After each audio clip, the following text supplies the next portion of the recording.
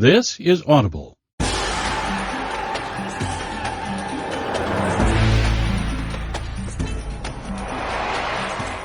Audible Inc. presents The Toyota Way to Lean Leadership, Achieving and Sustaining Excellence Through Leadership Development. Written by Jeffrey Liker and Gary L. Convis. Narrated by Jim Meskimen.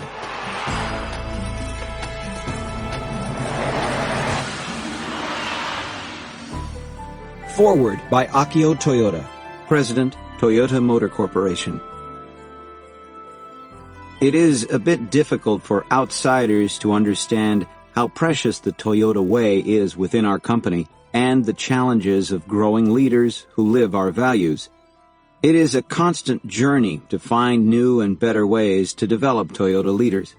For this reason, I am pleased that Gary Convis and Dr. Jeffrey Liker chose to write this book. I knew Gary well when he was a great leader at NUMMI, and I had the opportunity to work with him. This was a period of intense learning for Toyota about how to teach our culture to others brought in from the outside. Dr. Liker has devoted himself to deeply understanding our way from the outside.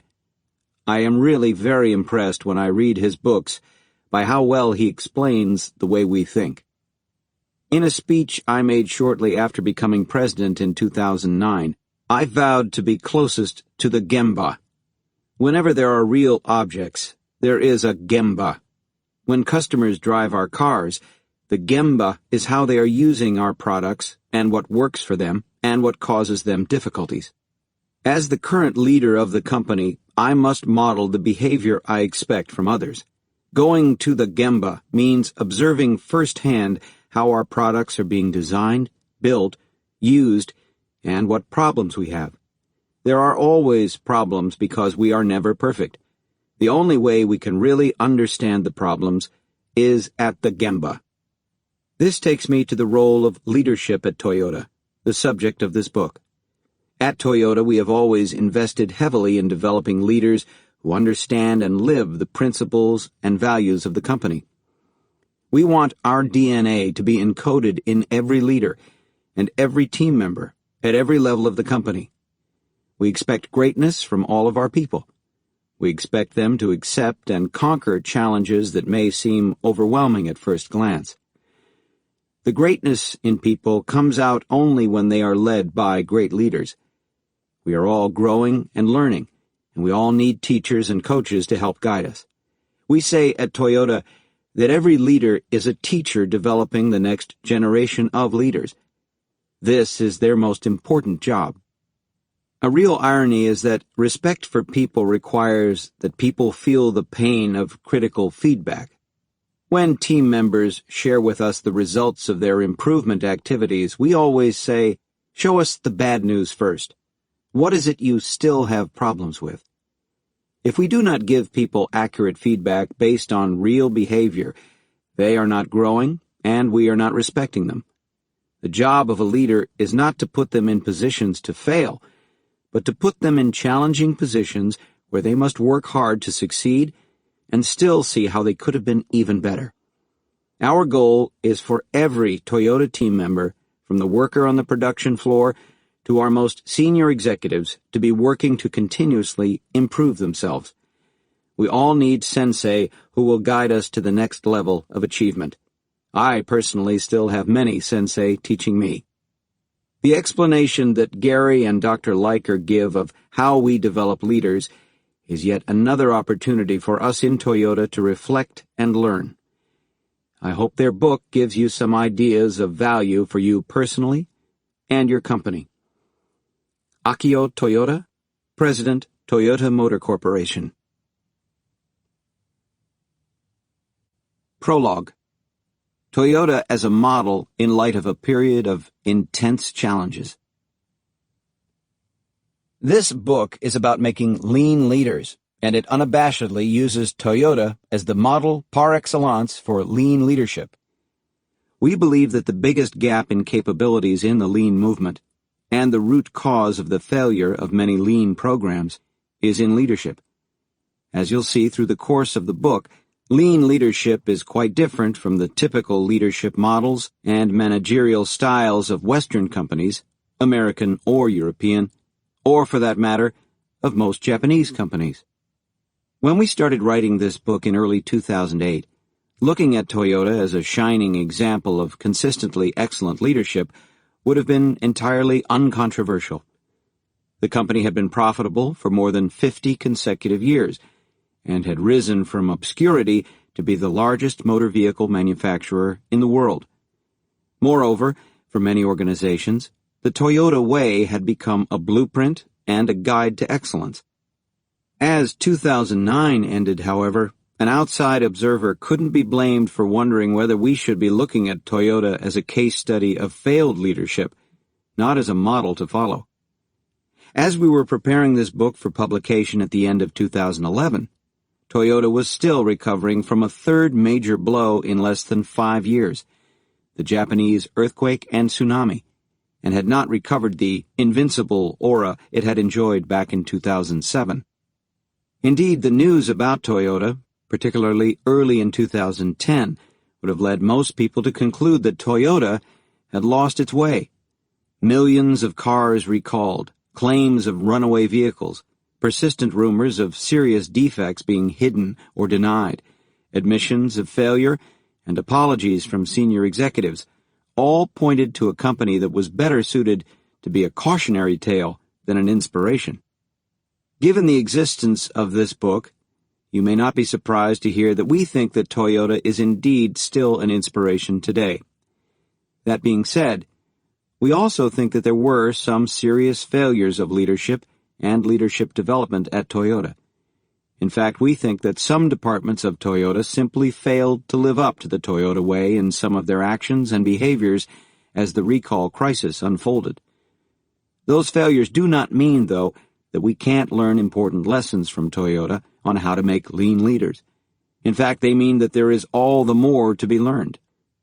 The conclusion of Toyota's efforts to reflect and learn from the various crises, efforts led by Akio Toyoda, was not that there were flaws in the Toyota Way, but rather that there were failures in following the Toyota Way. The recommended solution to these problems wasn't fundamental change, but increased attention to fundamentals. In other words, the company needed, as always, to return to the basics of the Toyota Way.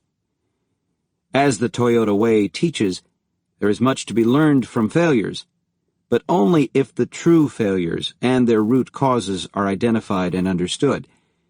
And based on our combined more than 50 years of history working for or studying Toyota, our extensive contacts within the company, and other research that we've pursued, we've found that the real problems that Toyota encountered in the triple crises from 2007 to 2011 were quite different from the general perceptions of those problems in the media.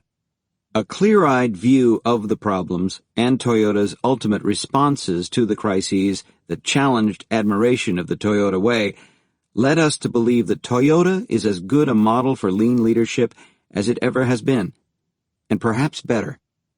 So before we launch into the book itself, let's take that clear-eyed view. The Great Recession.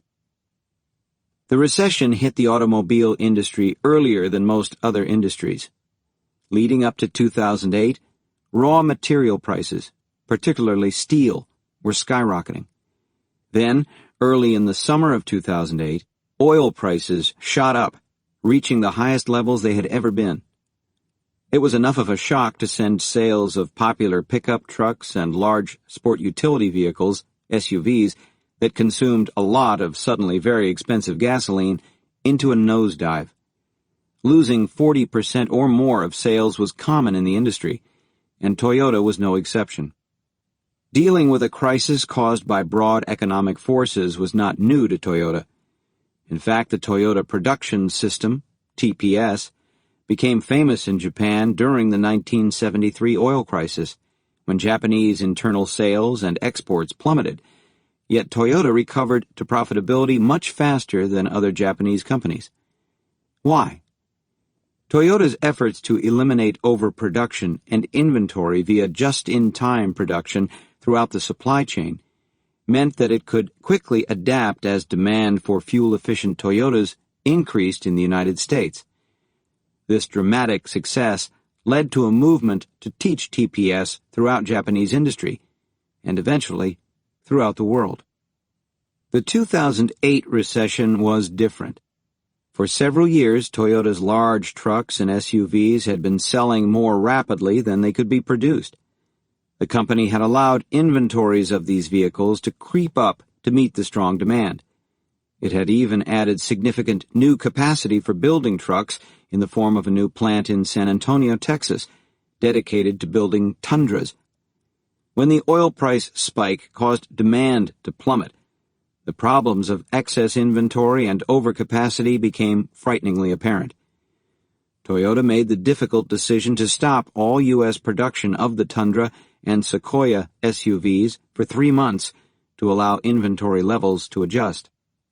While overproduction leading to this shutdown revealed some weaknesses in following the Toyota way, in the response to the recession, the company showed that it had not abandoned Toyota way principles. Even though the plants were shut down for 3 months, team members were not laid off during the downtime. Rather, the company invested in developing its people via training and Kaizen activities. The great need for this training revealed that during the years of breakneck growth, the company had not been investing enough in developing team members. The training and Kaizen in Toyota continued for many more months throughout the world as the global recession kicked in and demand plummeted for all vehicles. Toyota's ability to invest in team members rather than laying off massive numbers of workers, as every other global automotive firm did during the recession, was based on another Toyota way principle: self-reliance. Anticipating a phase of rapid growth after World War II, Toyota had allowed itself to become deeply indebted to finance investments. When growth was not as fast as planned, the company nearly went bankrupt. As a result, the founder, Kiichiro Toyoda, was forced by the lenders to lay off workers, and then he resigned. The danger of relying on others for financing could not have been clearer.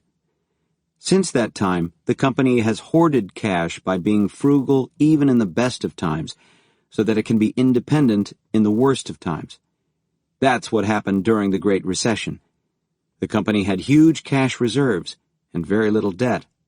As a result, it could invest in team members and absorb large short-term losses. It could continue to build for the future, while most other companies were focused simply on surviving the present. That doesn't mean that there wasn't cost-cutting, but the cost-cutting was distinctly different from the common stories during the recession. Executives cut their own compensation first, salary as well as bonuses, and reduced their own perks before asking workers to share the pain.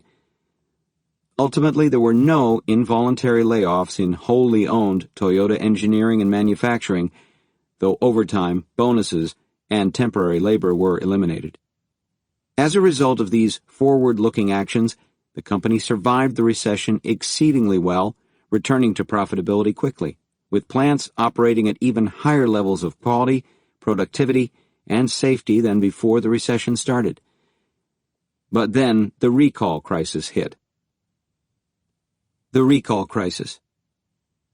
The natural place to begin the story is with the horrific crash of a Lexus driven by an off-duty California Highway Patrol officer in San Diego in August 2009. Unlike the vast majority of crashes, what happened during this tragic accident, which cost 4 people their lives, was recorded via a telephone call to a 911 operator. The car in question was a loaner from a Lexus dealer. The family had dropped off its car for routine maintenance. While driving down a suburban highway, the driver lost control of the speed of the vehicle. The car would not slow down, but instead accelerated until it topped 110 miles per hour no matter what the driver tried to do. A passenger in the car called 911 seeking help as the car sped along out of control. Before a solution that would stop the vehicle could be found, it collided with a sports utility vehicle, shot over an embankment, and crashed, killing all 4 passengers and catching fire. Rampant speculation then began in the media that this was caused by electromagnetic interference, that made the car's computer controls go haywire and accelerate the car out of control. This set off investigations by newspapers, the National Highway Traffic Safety Administration, NHTSA, the government body that regulates highway safety, the U.S. Congress, and eventually NASA, which was contracted by NHTSA. The Los Angeles Times set up a special investigative team, presumably aiming for a Pulitzer Prize, to focus on Toyota and expose serious electronic problems leading to sudden unintended acceleration, SUA, by Toyota vehicles, problems that Toyota was purportedly covering up. The situation illustrates how facts can be confused, leading to snowballing rumors and even vicious attacks to satisfy the interests of individuals and organizations. By now, at least a few people have read the San Diego police report, or summaries of the report, which was completed in October 2009 and posted on the Internet 2 months after the accident and 3 months before the crisis reached its most fevered pitch, but which did not get a great deal of media attention until much later. The thorough police investigation demonstrated beyond doubt that the real cause was human error in the dealership that loaned out the car. The dealership put the wrong all-weather floor mat, a too large one from an SUV that barely fit into the driver compartment of the loaner passenger car, and failed to secure it to the clips designed to hold the mat in place, completely violating clear standard operating procedures. The result, predictably, was an entrapped accelerator pedal. There was no defect in the original vehicle. Instead, a defect was created by the dealer who prepared the car. NHTSA, Toyota, and Toyota contractor Exponent ultimately investigated case after case of purported SUA, and none had been the result of electronics problems. In almost all cases, the cause was human error, the driver pushing down on the accelerator pedal when he or she thought that it was the brake pedal. To prove to a doubting Congress that this was true, NHTSA even contracted NASA to do an independent investigation, the results of which were reported 1 year after the most heated period of the crisis. In February 2011, 1 year after the frenzy, Secretary of Transportation Ray LaHood summarized the results of the investigation in a press conference. The verdict is in. There is no electronic-based cause for unintended high-speed acceleration in Toyotas. Period. So everyone can walk away, go home, and forget that this misinformed attack on Toyota ever happened, right? Certainly, Toyota could not do that. Errors made by Toyota were revealed. For example, a sticky pedal that was slow to return on a small number of cars. 12 confirmed cases in the United States out of more than 2 million sold. Prius brakes with software adjusted so that the ABS system kicked in at unusual times, creating a strange sensation and possibly leading the driver to apply too little pressure, and a Lexus SUV's traction control not being sensitive enough for a Consumer Reports test of driving into a sharp turn at 60 miles per hour and suddenly taking your foot off the accelerator without applying the brakes. Fortunately, none of these issues caused any known accidents, but they were errors nonetheless. Recall after recall made Toyota appear to be suffering from sudden quality and safety issues galore. Most of this was caused by Toyota's reaction. After it became clear how deep the crisis was, Toyota began recalling anything and everything, often before it had the time to investigate. For example, the Lexus that was criticized by Consumer Reports was recalled the same day the CR article came out. A closer look showed that this epidemic of recalls occurred only in the United States, and that all other auto companies caught the disease in 2010, when 600 separate recalls and service campaigns were reported by NHTSA, the most since 2004. Toyota was a small percentage of those in terms of the number of different recalls, although it was a large percentage in terms of the number of vehicles recalled, mainly because of the 2.3 million vehicles using the particular accelerator pedal that in rare circumstances could get sticky. Arguably, Toyota did not have an unusual number of actual technical problems leading to these massive recalls, but got caught in a political tsunami caused by a multiplicity of interests. Congressional representatives pursuing re-election, the media desperate to reverse shrinking revenue during the Great Recession, trial lawyers whose American targets were at or near bankruptcy, and expert witnesses paid by trial lawyers. Yet with all these speculations about rising quality problems as a result of focusing too much on growth and profitability over the decade from 2000 to 2010, in the fall of 2009, Toyota had won more quality and safety awards than any other automaker. The quality surveys dipped significantly in the spring of 2010 when Toyota was in the news non-stop for recalls. Then suddenly, by the fall of 2010, when the media had calmed down, Toyota had the leading vehicles in 10 of 17 Consumer Reports categories and led all automakers in J.D. Power Awards for 3-year durability and for vehicles lasting more than 200,000 miles. Toyota topped all automakers in awards, including those from Polk, Kiplinger's, the Insurance Institute for Highway Safety, and Motorist Choice. By halfway through 2010, it had regained its lead as number 1 in the United States in retail sales, with the Camry once again being the best-selling passenger car. Obviously, if its cars got diseased, the recovery was remarkable, a matter of months.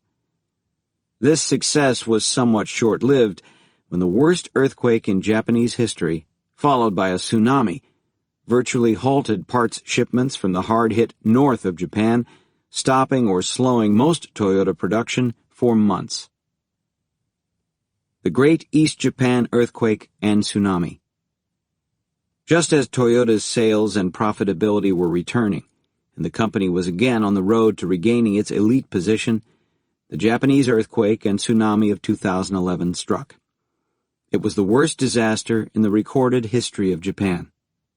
Toyota and its direct suppliers were relatively unaffected, since the bulk of its operations are near Nagoya, inland in central Japan. They did have one new plant up north producing Yaris, a compact vehicle sold around the world, but the damage was minor and the plant was back online quickly. Another northern plant producing batteries for hybrid vehicles was also affected, but it too came back online quickly. Toyota engineers made quick work of realigning and revalidating equipment. Production of hybrids resumed within 2 weeks of the disaster.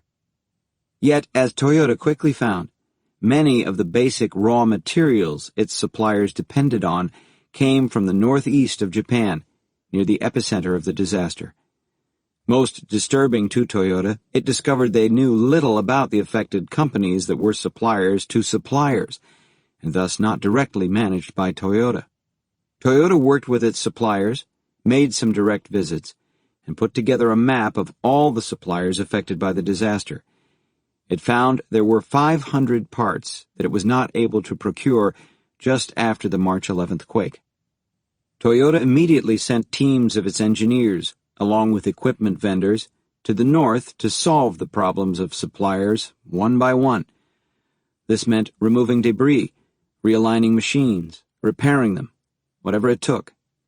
By April, the list of unavailable parts had been cut to 150. By early May, it was down to 30 parts that Toyota could not procure.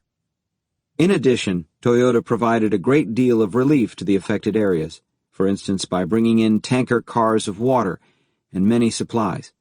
American Toyota employees, dealers, and suppliers collectively donated more than $7 million to support the tsunami victims in Japan. After the recession, the recall crisis, and now this natural disaster, one might think Toyota's coffers were empty and it would need to turn to the old Western recipe of layoffs. But with Toyota's deep pockets, it continued to bring regular team members to work, even at plants that did not have the parts to make any cars, and continued the intensive Kaizen and training, all while investing in one of the biggest overhauls of its product lineup ever through intensive R&D. In addition, team members at Toyota's U.S. plants also used paid production downtime that resulted from the disaster in Japan to help support communities across America. Team members at the engine factory in Alabama, for example, devoted more than 10,000 volunteer hours to support relief efforts in communities that were devastated by recent tornadoes, volunteering for 73 projects across 8 Alabama counties. Then Japanese team members returned the favor, contributing over $300,000 to the U.S. tornado relief effort. With the disciplined and heroic efforts of Toyota and its dedicated suppliers, the company was able to get most cars back to full production by early June, and full production was back by September, in about half the time of the original forecasts. With a spate of new models, about 80% of all models would be renewed in the next few years, it was preparing to roll again. The renewed financial crisis in August 2011 did not help the cause, but it seemed inevitable that in the next few years, the economy would recover enough to support a sales level sufficient to return Toyota to significant profitability and refill the coffers. Were there leadership failures? In many ways, we can view these 3 crises as demonstrations of the incredible resilience of Toyota and an affirmation of the strength of the Toyota way. But the Toyota way itself dictates seeing any problems as opportunities to reflect and strengthen the company. There were deep reflections and an enormous amount of Kaizen in the company. In the case of the Great Recession, Toyota was unhappy with the amount of inventory it had built up. Overproduction, the most fundamental of what Toyota defined as the 7 wastes in processes. It had seen signs of oil prices increasing, and believed that it should have recognized that sales of large vehicles were threatened, but it kept building until the crisis hit, and it was left holding far too much inventory and capacity. The recall crisis was another case where Toyota could have simply written it off as many special interests simultaneously going on the attack over small problems, and creating the myth of a large problem in the electronic systems of vehicles. The NHTSA and NASA reports had absolved the company of any serious safety problems. Yet, when Toyota did its usual deep reflection on the crisis, it was able to uncover some serious problems.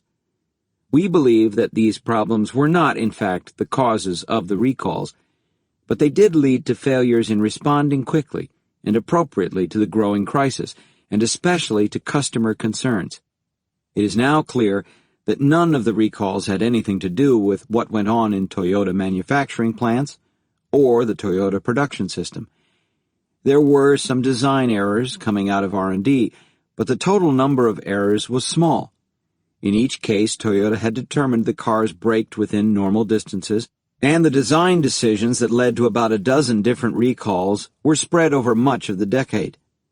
A couple of errors per year in a product with more than 30,000 parts and hundreds of models globally is far from an epidemic of quality errors. But Toyota still wanted to seize this opportunity to reflect and improve. Various executives we interviewed concluded, 1. The time between when a customer called with a concern and when Toyota responded with a design change or a recall decision was too long. 2. The time taken to respond to NHTSA complaints and media attacks was also too long. 3. Most important, Toyota failed to seriously listen to customers' perceptions of features, such as concerns that adaptive cruise control accelerated their cars. One of the foundations of the Toyota way, and therefore of lean practice, is Genchi Genbutsu, or go and see. The principle is that decisions should be made, whenever possible, by those at the work site who have an intimate knowledge of what is happening, and what potential solutions to any problem will work. As leaders move up the ladder from the shop floor to executive positions, there is still extreme emphasis on spending time at the Gemba, the work site, or shop floor, so that the leaders have a grasp of the actual situation. One of Toyota's clear failures during the crisis was that critical decisions were being made by leaders who were not at the Gemba. The leaders who were closest to the situation and had the best grasp of the problem of perceived failures of quality and safety were North American executives in engineering, sales, communications, and government relations. Yet critical decisions about such things as what information to release about sudden unintended acceleration claims were being made by Japanese executives and Japanese engineers who were very far removed from the problems. The Toyota way emphasizes that the farther from the Gemba decisions are made, the poorer the decisions will be, and that proposition was proved in this case. Another core tenet of the Toyota way is always driving to the root cause of a problem. In the cases of sticky pedals and all-weather carpets, it can be argued that Toyota did a fine job of finding the root cause of the technical problems. But the bigger problems were in communications and decision-making. Following the Toyota way, it is not enough to say that the wrong people were making critical decisions. We have to ask why the wrong people were making these decisions. This is where the failures of leadership development come in. While Toyota had long pursued a goal of making its regional operations more self-reliant and less dependent on expertise, personnel, and support from Japan, the company consistently fell short of this goal. Thus, when the crisis struck, the engineering research and decisions were still being handled primarily in Japan. The engineers there were largely isolated from what was happening in the North American news media and public sentiment. As you'll see later in the book, this sort of behavior is not in accord with the principles and practices that Toyota attempts to imbue in its leaders. What it all adds up to is that Toyota did not develop enough leaders, or did not develop leaders that it trusted sufficiently in the North American operation to allow decision-making and problem-solving to be as close to the Gemba as they should have been. Some have argued that the root of the problem was that Toyota had grown too fast in the 1990s. But in a personal interview with President Akio Toyoda, he refined that diagnosis. The problem was that the pace of growth was faster than the pace of human resource development. It is not the growth pace itself, but it is the relation between the pace of growth and the pace of people development. Akio Toyoda used all of his powers as president to turn the energy of the recall crisis toward continuous improvement rather than finger-pointing and blame. As he put it in an interview with Liker, "When I appeared in front of the U.S. media in February for the first time because of the recall, I was very harshly attacked. I was almost like a sandbag. I decided I would never point fingers at somebody else. And during the congressional hearings, I was not so much worried about explaining to or convincing the representatives of Congress. I was thinking about the dealers and customers and suppliers and our U.S. colleagues in Toyota. So rather than trying to be too aggressive or seeming to be arrogant, I tried to talk to those people." Akio Toyoda and those in external affairs sent the message to Toyota team members around the world that the company would accept blame for inconvenience to its customers and focus on what it could do to improve as an enterprise. That continuous improvement had to be more than in product design and key processes. It had to include improved human resource development. It was Toyota's culture of quality and safety that generated the brand insulation that kept customers loyal through the recall crisis, and that focus needed to be redoubled. While there were some failures in Toyota's adherence to its own principles that exacerbated the recall crisis, we believe that in the long run the company's response to the crisis illustrated the Toyota way at its best. Toyota's response to the recall crisis. We believe that after failing to recognize and respond to the problems in the early stages of the recall crisis, by February 2010, the company had started down a true Toyota way path under Akio Toyoda's leadership. Rather than going on the offensive, the company admitted that it had to improve and promised to reform itself. From a public relations perspective, the company adopted the following principles. Never blame customers the government, or partners such as dealers or suppliers. Apologize to customers for any pain or inconvenience that they suffered. Do not give responses to the public that appear defensive. Work diligently to identify and solve any real problems. Admit openly and immediately to whatever problems are uncovered and verified. Emphasize positive steps that the company is taking to improve. While these principles guided Toyota's public communications, there were obviously deeper issues related to how quickly and effectively the company responded to customers who were reporting problems, and even internal issues concerning the way the engineering organization communicated with North American team members and the different regions shared problems. The steps that Toyota took in response to the recall crisis seem well suited to address these problems. The main focus was on streamlining responsiveness to customer complaints. In organization design terms, Toyota needed linking mechanisms to get information to the right parts of the organization quickly and more local authority so that problems could surface and be resolved within the region where they occurred. Toyota took steps to make sure that any quality and safety issues could be quickly handled in their respective regions, close to the problem, ensuring that Genbutsu is possible. The company created the new roles of Chief Quality Officer and Regional Product Safety Executive for each region of the world. The Chief Quality Officers are at the Managing Officer level, one step down from the Board of Directors, so they have a great deal of power.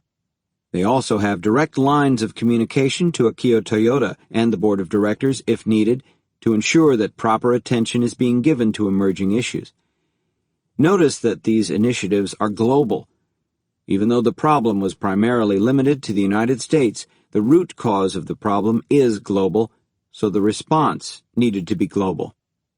Since most customer complaints need to be resolved through engineering design, Toyota established a new Design Quality Innovation Division, reporting to the Executive Vice President of R&D. This division would focus on streamlining the process of responding to customer complaints with design changes. Many other changes were made in engineering, such as increasing the number of assistant managers to act as mentors and develop young engineers, adding 4 weeks to the development process to focus on quality from the customer's viewpoint, increasing engineering trips to dealerships to understand customer problems, and so on. To help address quick response, Toyota North America created Swift Market Analysis Response Teams, SMART, reporting to the Chief Quality Officer. In the United States, these teams include about 200 highly trained engineers and technicians across the country whose target is to go out within 24 hours to investigate actual customer complaints. Their first task was to focus on SUA complaints, but their mandate grew to any safety-related concerns. During 2010, they investigated more than 6,000 cases in detail, studying the car and interviewing the driver, with no technical problems revealed other than errors that led to the recall repair of carpets or pedals. They did determine that customers misunderstood some aspects of vehicles that had grown more complex over time. For example, a high-end option on some vehicles is adaptive cruise control, which will automatically slow the car down if the vehicle in front of it slows down.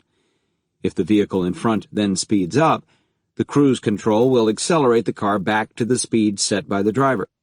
This appears to some people to be SUA. Simply explaining to customers how the system works resolved the complaints.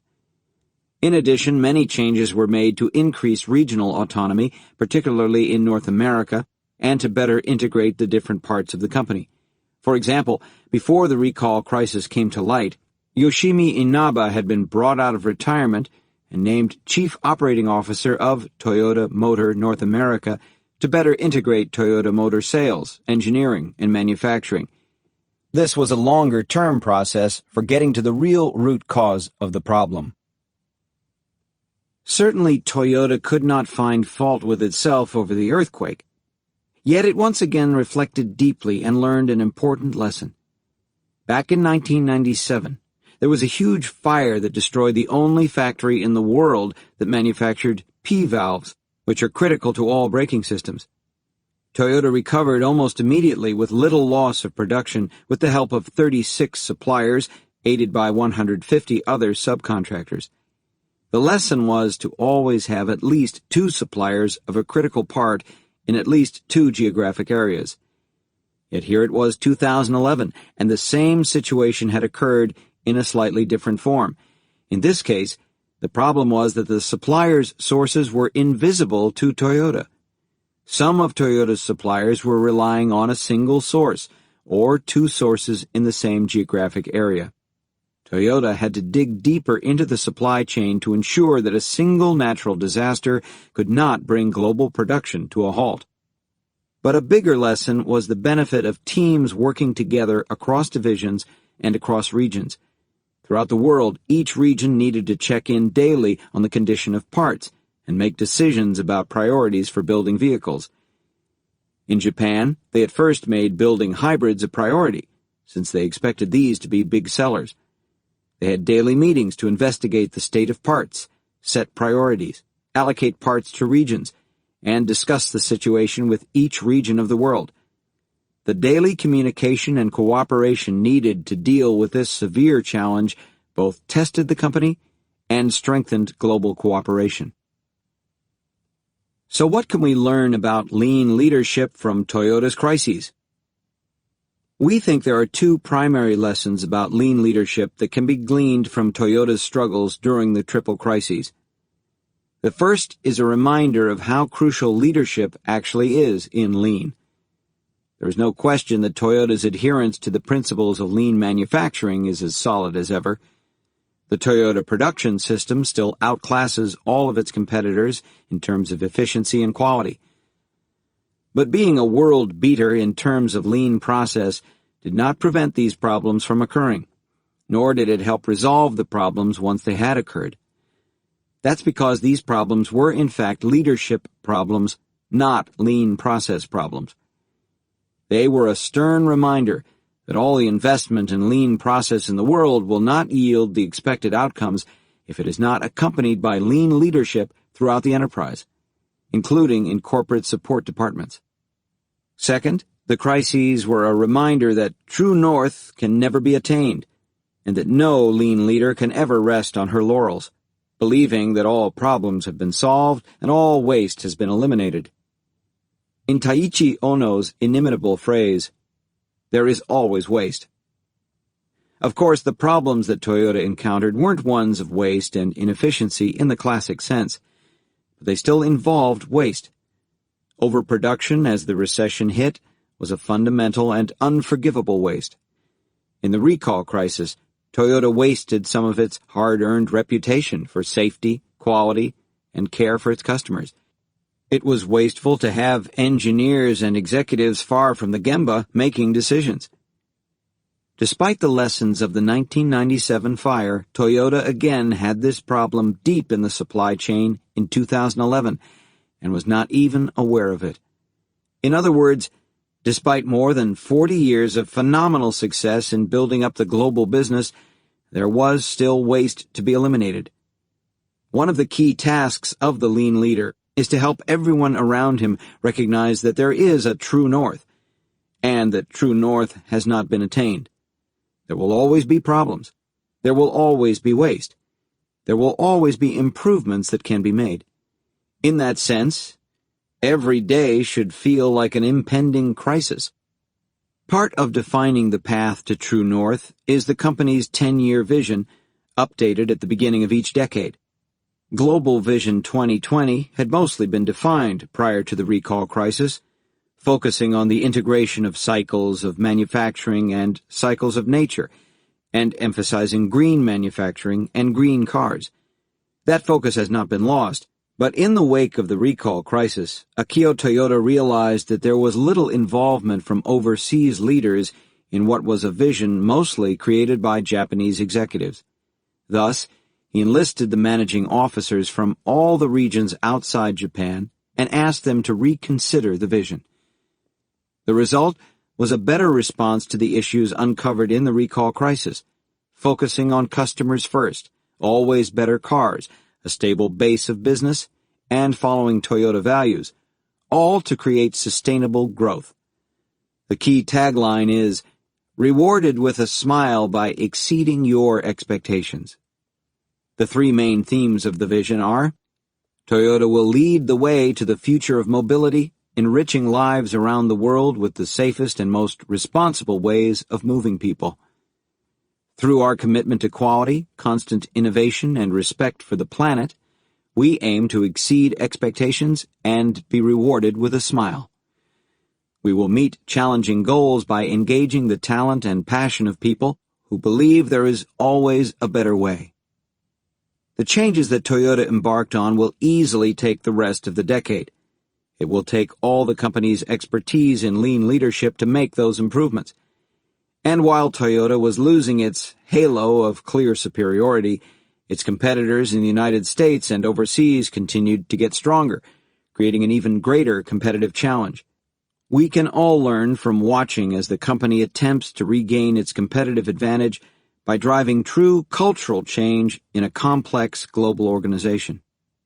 In the meantime, for companies on their own journey that are struggling to define lean leadership or how to attain it, we have Toyota as a model.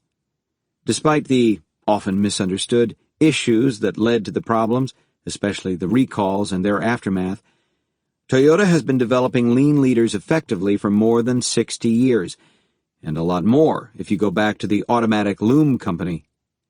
Most of Toyota, including all of manufacturing, was not implicated in the recall crisis, and just prior to this crisis of reputation, it was operating at a very high level in Toyota history. There is much to learn from this excellent company that has developed exceptional leaders at all levels. There is even more to be learned from the true north principles that Toyota has evolved, whether or not every individual leader in Toyota has lived up to them. For those who are seriously on the lean journey, we believe we have some important insights to offer on what your leadership should look like and what you can do to develop true lean leaders. Introduction. The roots of Toyota's global business leadership.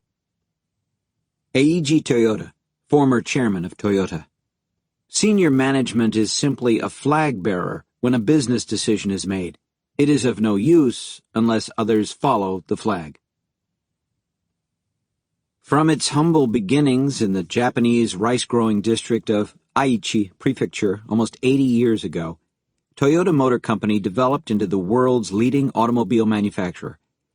Toyota's story is remarkable by any measure, but it is particularly remarkable given the volatility that has shaken global manufacturing and the auto industry in particular over the last 30 years, plus the daunting challenges of the Great Recession, the recall crisis, and the East Japan earthquake. Perhaps the most telling statistic is the simplest. Toyota was profitable every year from 1950 until 2008, with the record being broken only when the company was hit by the combination of the global recession and the oil price spike of 2008. Then, after 1 year, in the wake of the recall crisis, Toyota was again profitable. Such consistent profitability is unheard of at the top ranks of the global automotive industry, where cyclical profits and losses, with major layoffs that are followed later by massive new hiring, are the accepted norm. If you dig a little deeper, the data just get more impressive. For instance, Toyota's per-vehicle profit in 2007 was more than 80% higher than that of second-place Honda, and negative per-vehicle earners GM and Ford were not even on the same chart. In 2008, the Camry was the best-selling vehicle in the United States, the 11th time in 12 years that the car had won the sales crown. Lexus has also been the best-selling luxury brand more years than not since it was first introduced in 1989. And within months of the U.S. recall crisis, the biggest challenge to Toyota's reputation in its history, it was again #1 in U.S. retail sales. Even more important to Toyota is its track record for quality, even at the end of the decade from 2000 to 2010, when critics spoke of Toyota's decline in quality.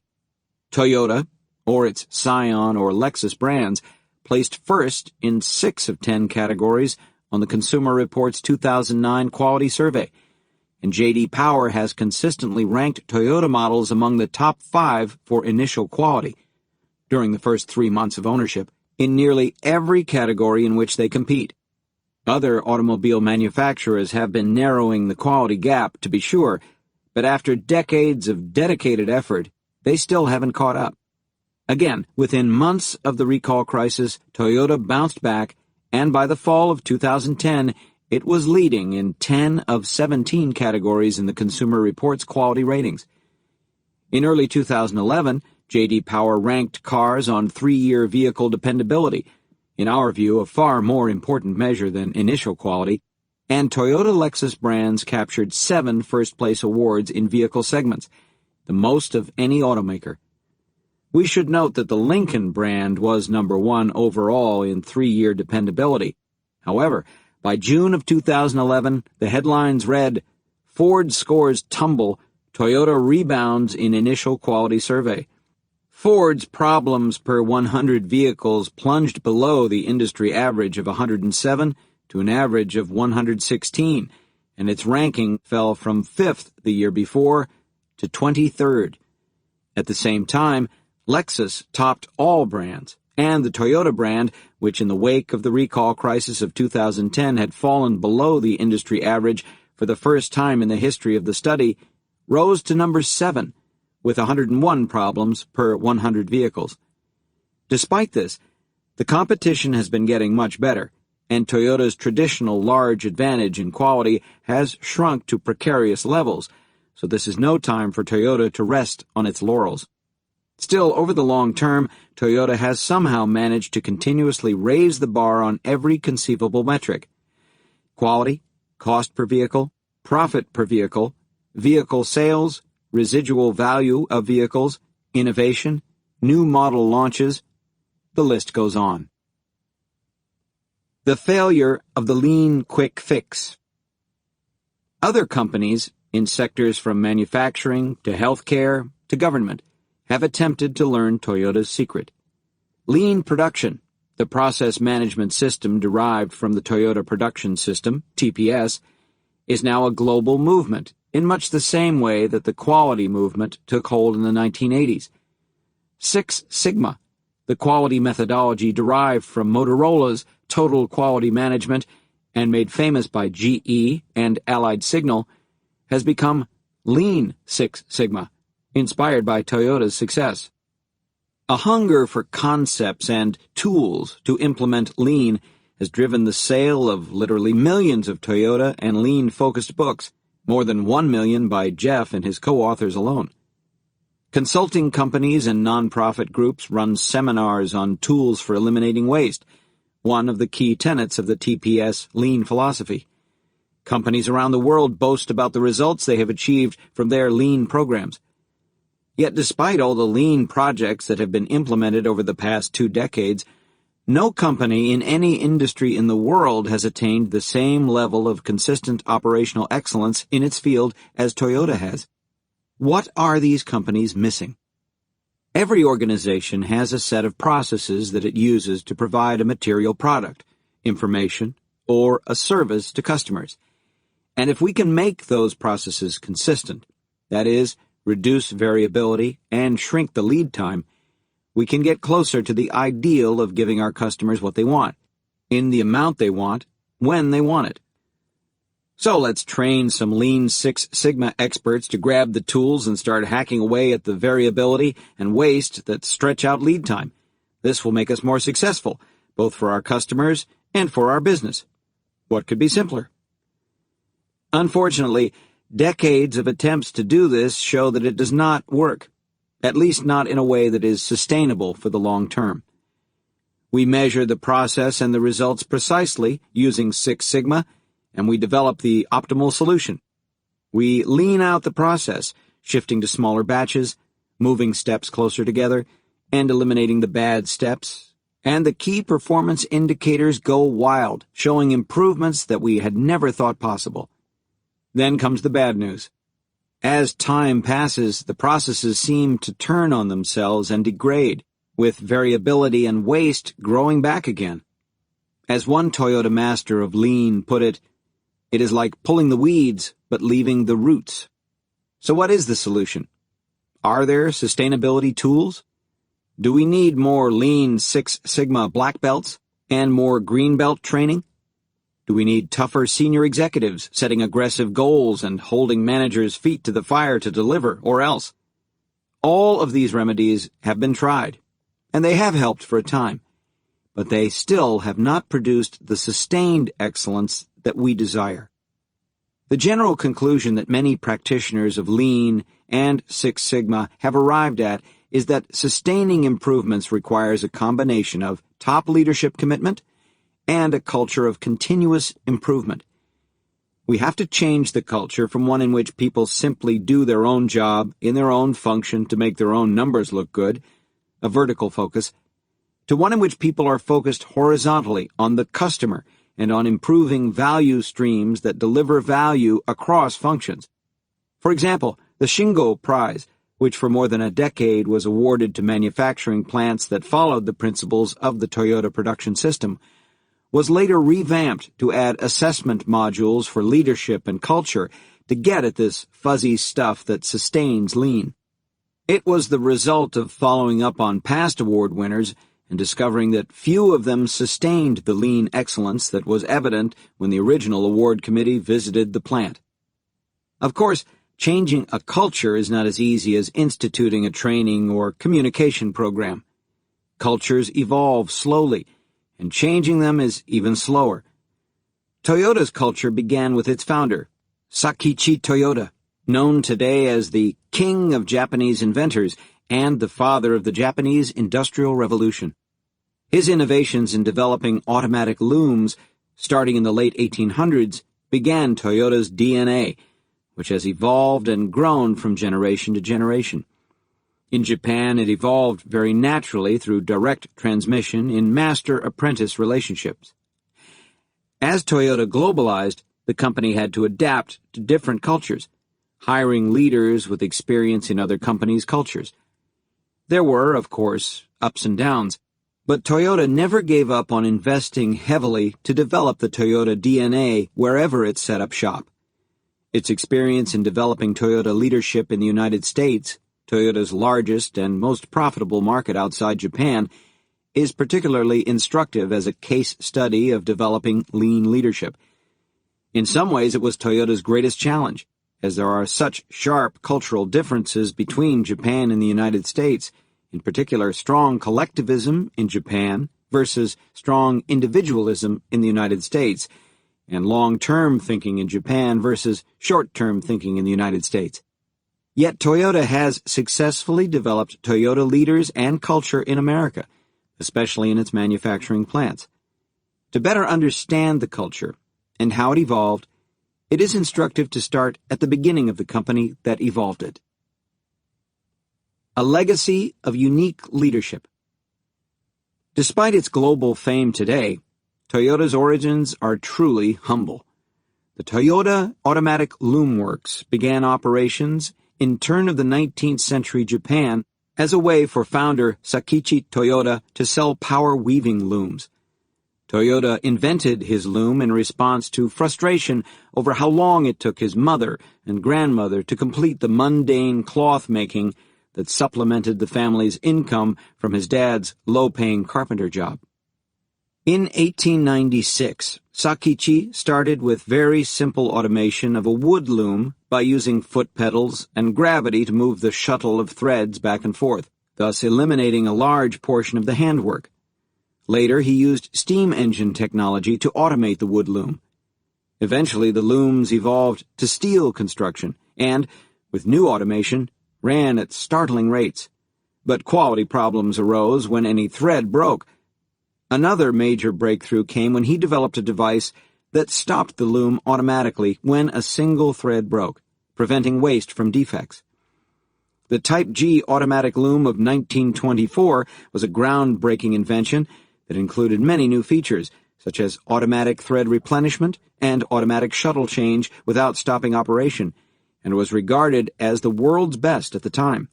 In fact, the Platt brothers of England, a world leader in the loom industry, paid 1 million yen for the rights to the Type G loom. This was later used as seed money to found Toyota Motor Company. Two fundamental principles of the Toyota production system were created in the process of Sakichi's continual improvement of the loom: stopping when there is a problem, and highlighting out-of-standard conditions so that errors are not carried to the next stage of production. But it wasn't just the Toyota production system that began in the rural rice fields of Japan. The Toyota approach to leadership was also born there. Toyota was a big fan of Samuel Smiles' book Self-Help, which documented how highly successful people, including great inventors, made breakthroughs not simply through a single brilliant inspiration, but through hard work, intensive focus, trial and error, perseverance, and getting their hands dirty. More than anything else, Toyota valued hands-on knowledge and stepping up to challenges. Though the scale was obviously different, Toyota has never faced challenges more extreme than those that were dealt with during Sakichi's tenure, be it developing the first looms from scratch with no capital, or surviving World War II. More than 100 loom models and dozens of patents later, Sakichi placed his son Kiichiro in charge of a new division of the company dedicated to developing technologies for the emerging automotive industry. Kiichiro started the automotive company in the 1930s under severe resource constraints. He had to find ways to eliminate all unnecessary inputs and movements just to stay in business. His efforts resulted in the development of the key concept of just-in-time production: eliminate waste from all work processes. In practice, this meant that parts and materials were to be made available in the exact amounts needed when they were needed. The fledgling company simply couldn't afford anything else. Kiichiro's insight allowed Toyota Motor Company to become a major producer of commercial vehicles in Japan and capitalize on the growing demand for trucks and vehicles during the Pacific War, World War II. How Toyota went from being a local player that was unknown outside Japan to being a world leader in just a few decades is rooted in this story. In the textile industry, Sakichi Toyoda was not an outsider. He was an insider who had learned by watching the members of his family weaving himself, and understanding intimately where the opportunities for efficiency could be found. Kiichiro developed Toyota Motor Corporation by traveling to the United States and Europe to research automobile manufacturing, and then improve on what he had learned, initially to develop his own gasoline-powered engine. Toyota's success, in short, is not rooted in its application of a standard lean methodology to manufacturing, nor can it be found in any internally implemented equivalent of Six Sigma. Instead, it is rooted in its leaders. More specifically, it can be found in the approach that a Toyota leader takes, seeing self-development and training others as the only possible path, not only for finding the right solution for the problem at hand, but for constantly and consistently improving performance day after day. Silos of lean. Few companies see this connection between Toyota leadership and the company's exceptional results. They see Toyota's methodical approach to everything it does and quickly leap to the conclusion that the technical system is the solution. But replicating Toyota's technical systems without understanding their source, the engine that drives the system, you might say, has largely proved futile. While impressive gains from adopting some version of TPS or lean are common, they are almost never sustained. Why? Because tools and blitz events don't ingrain the leadership needed to coach and sustain a large process change within the existing company culture. This is not to say that lean doesn't work. On the contrary, thousands of companies have derived benefits from lean projects. Those benefits can be significant, as when one of the largest banks in Belgium embarked on a lean program and documented a 1/3 reduction in labor in one of its largest divisions. Yet these successes can most accurately be described as point improvements, unconnected to a broader set of business goals. The standard point approach is to implement a process experimentally in a silo of the company. In the case of lean, the silo may see production lead time decrease from 5 days to 3, or production costs be reduced by 20%. Everyone cheers these improvements and then turns to the next lean project. Over time, it becomes evident that these point improvements cannot easily be transferred to other parts of the organization. Worse, they are not even self-sustaining. Without the constant vigilance and dedication of managers and workers alike, without leadership, backsliding is common and rapid, with 3 days stretching to 4, and then 4.5. Backsliding is analogous to the months of discipline, dieting, and self-denial required for a person to lose 20 pounds, only to gain it back in piña coladas and desserts during a 1-week resort holiday. Like most people who go on diets, most companies that go lean fool themselves into thinking that the change effort is a time-bounded exercise. The company just needs to eat less and exercise more for now. It doesn't understand that if it is to stay lean, a company, like a person, has to live lean forever. It is literally about resetting the corporate metabolism, even restructuring its DNA. That cannot be done just by shifting a process, implementing a methodology, or running a change program. Real systemic change has to happen at a company's core, with its people. Most critically, it needs to be embodied in the company's leaders. Adopting Toyota's leadership model and work style is analogous to a committed lifestyle change, not an aggressive diet. Leaders and the leadership model that the company cultivates are the root drivers of Toyota's successful engagement of team members throughout the company. The Toyota production system is the effect of this engagement, not the cause. Toyota leaders strive for continuous improvement in every aspect of the business, and achieving that improvement requires everyone, from top executives to the heads of small work groups on the shop floor, to work together. That requires consistent leadership over an extended period of time in every division and at every managerial position up and down the ladder.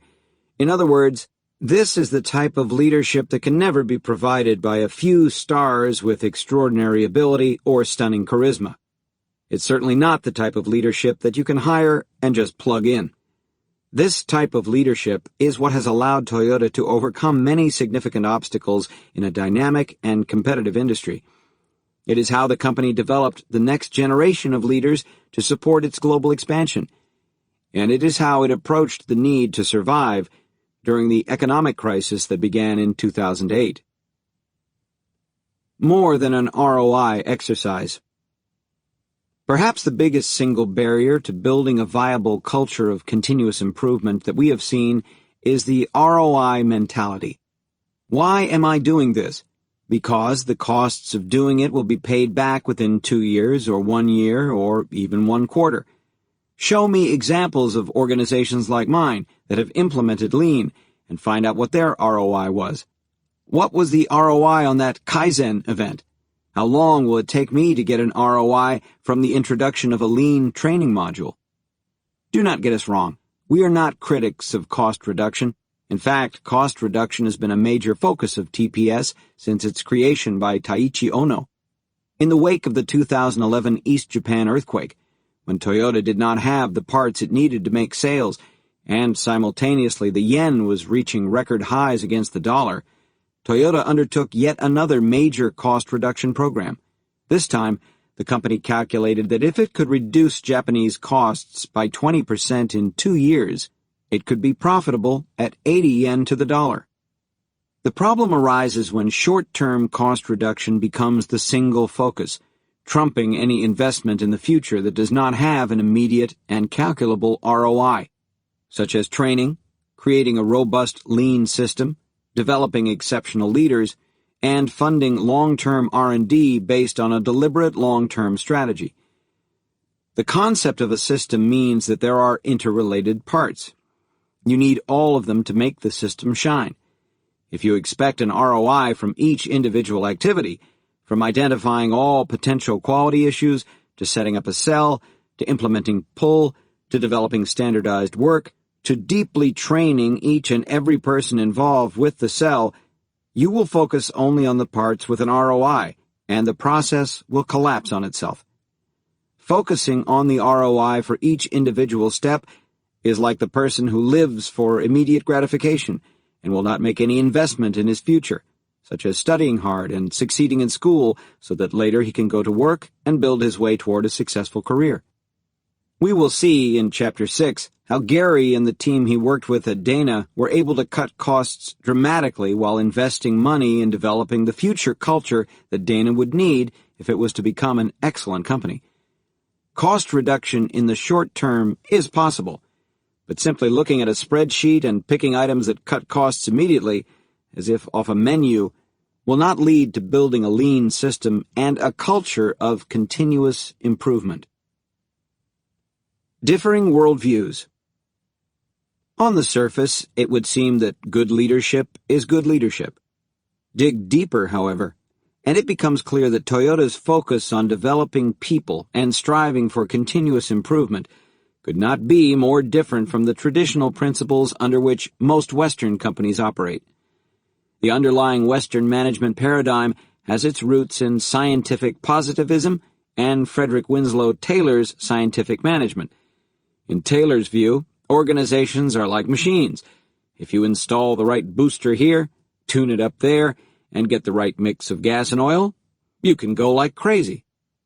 If your worldview involves seeing organizations as machines, then you are likely to view people in terms of the functions that they perform. In practice, this translates into a hierarchical structure in which educated specialists decide how the company should operate and how each process should be designed. Managers make sure that those designs are followed to the letter, guided by targets and metrics, and workers do the work, with no room to make suggestions for improvement. Within such a world, workers are viewed as mindless automatons, and managers as bureaucrats who enforce the rules without variation. The specialists, and the specialists only, are encouraged to think. This worldview is pervasive. It has become so completely the norm within business environments that people don't even see it, just as a fish cannot see water. It is now simply management, and it is consistently reflected in the 5 most common questions that conference and workshop participants inevitably ask whenever one of us is invited to speak publicly about Toyota. These questions immediately signal that the inquirer is trying to fit Toyota into a traditional management framework, in which processes are owned and controlled by one person and executed by someone else. For anyone who wants to learn from Toyota, viewing the company through this traditional lens is a mistake. Simply put, Toyota is not a traditional company. It does not do things the way most other companies, even other Japanese companies, do them. To understand more of what we mean, look at these 5 most common questions about Toyota, their underlying assumptions, and how Toyota really sees things. Question 1. Lean metrics and reward systems. What does Toyota measure to ensure that people follow the right processes and get the right results? Traditional assumption. The only way for managers to motivate people is to externally control them. Using metrics, along with reward systems based on those metrics, allows you to control workers. Therefore, any company that uses the same metrics and rewards that Toyota does will get the same results. Toyota's view. Toyota actually avoids tying specific rewards to specific metrics, fearing that people will focus narrowly on what is measured and ignore other parts of the job. The company is as concerned about the thinking behind the group's plans for achieving the objectives as it is about whether the results are achieved. There is also concern that metrics-based incentives drive individualistic behavior rather than a team orientation. Toyota's philosophy is actually backed up by social science. Psychology experiments show that paying people to do something that they already want to do, either because they enjoy it or because they want to get good at it, can kill the intrinsic motivation. Once that intrinsic motivation is gone, the company will have to continually provide rewards if it wants to continue to see good behavior. This is not to say that Toyota never uses metrics and has no reward system. It has both. But the metrics that Toyota uses should be viewed more as tools that help workers measure themselves against a goal than as tools that help managers control the workers. The metrics must be understood and owned by the people who are doing the work, and those people must be supported by a leader who can inspire them not just to make the numbers, but to take the next step toward perfection, called True North by Toyota. Incentives, in turn, are mostly tied to overall plant and company performance, with only a small portion being based on goals set with the individual. Question 2. Failure of American automotive companies to copy Toyota. If GM, Ford, and Chrysler were all invited into Toyota's factories and saw for themselves exactly what Toyota does, why couldn't they successfully copy Toyota's approach and get the same results? Traditional assumption. Toyota's success is based on a set of replicable actions that are transferable one-to-one to other environments. Toyota's view. The American automotive industry, at least in the past, was characterized by fragmented organizations with each part working independently to maximize its silo goals and preserve past gains. Toyota views a company as a total system, or an organism with two modes. It either grows through daily improvement, or it deteriorates. There is no middle ground. For example, Toyota sees a fundamental disconnect between labor and management in the American companies, something that Gary, at least, has first-hand experience with. Implementing some of Toyota's methods in such a fragmented environment would have limited benefit. The proof is in the practice. GM had a 50-50 joint venture with Toyota in California called NUMI, New United Motor Manufacturing Incorporated. Toyota ran the plant, so GM had the opportunity to study the Toyota way up close for years. Visitors from GM even took photographs of every square inch of NUMI, with the intention of copying everything. But we all know how that story ended. The root cause of the disconnect between labor and management is, again, management's adherence to Frederick Taylor's philosophy. Management tried to maximize workers' output by using imposed rules and control systems, and the union tried to use rigid rules and policies to limit management's power. Unless labor-management relations are built on trust and cooperation toward common goals, attempts to copy Toyota will be fruitless. Question 3. Application of lean methodology anywhere. I make chartreuse double-bound gaseous substrates with inspection done by electron microscopes, for example. Do you have lean benchmarks for a company or process like mine? Traditional assumption. Lean implementation involves finding a best practice model to copy. If we can find an organization just like ours that has gone lean and is getting results, then we too can get those results if we go see it and just copy what we see. Toyota's view. Every organization must identify and solve its own challenges based on the variables of its process, place, people, and any other unique factors. This is as true from one plant to another within Toyota as it is between Toyota and any other company. Not only does Toyota not think that others should copy its processes exactly, it doesn't even think that its own plants should copy processes from each other exactly. Seeing practices that work in other contexts can be useful as a way to stimulate ideas, but it will not produce commensurate results unless a practice solves a real problem and is adapted, or ideally improved on, by the work groups to fit a specific context. Question 4. Toyota Human Resource Management Practices. Can you tell us what Toyota's human resource policies, its performance appraisal system, the number of levels in the hierarchy, the size of its meeting rooms, its compensation policies, are, so that we can copy them? Traditional assumption. By now the theme should be clear. Traditional companies view HR practices as being context-independent and replicable. Toyota's view. There is no one effective way to align and motivate people within the same company, let alone across completely unlike organizations. Toyota's approach is to create human resource systems and policies that ensure fairness and trust among workers, so as to create an environment in which every team member is willing not only to see and report problems, but to actively engage in solving them. Question 5. The Japanese question. Is the Toyota way so specifically tied to Japanese culture that its lessons aren't really transferable outside Japan or Toyota? Traditional assumption.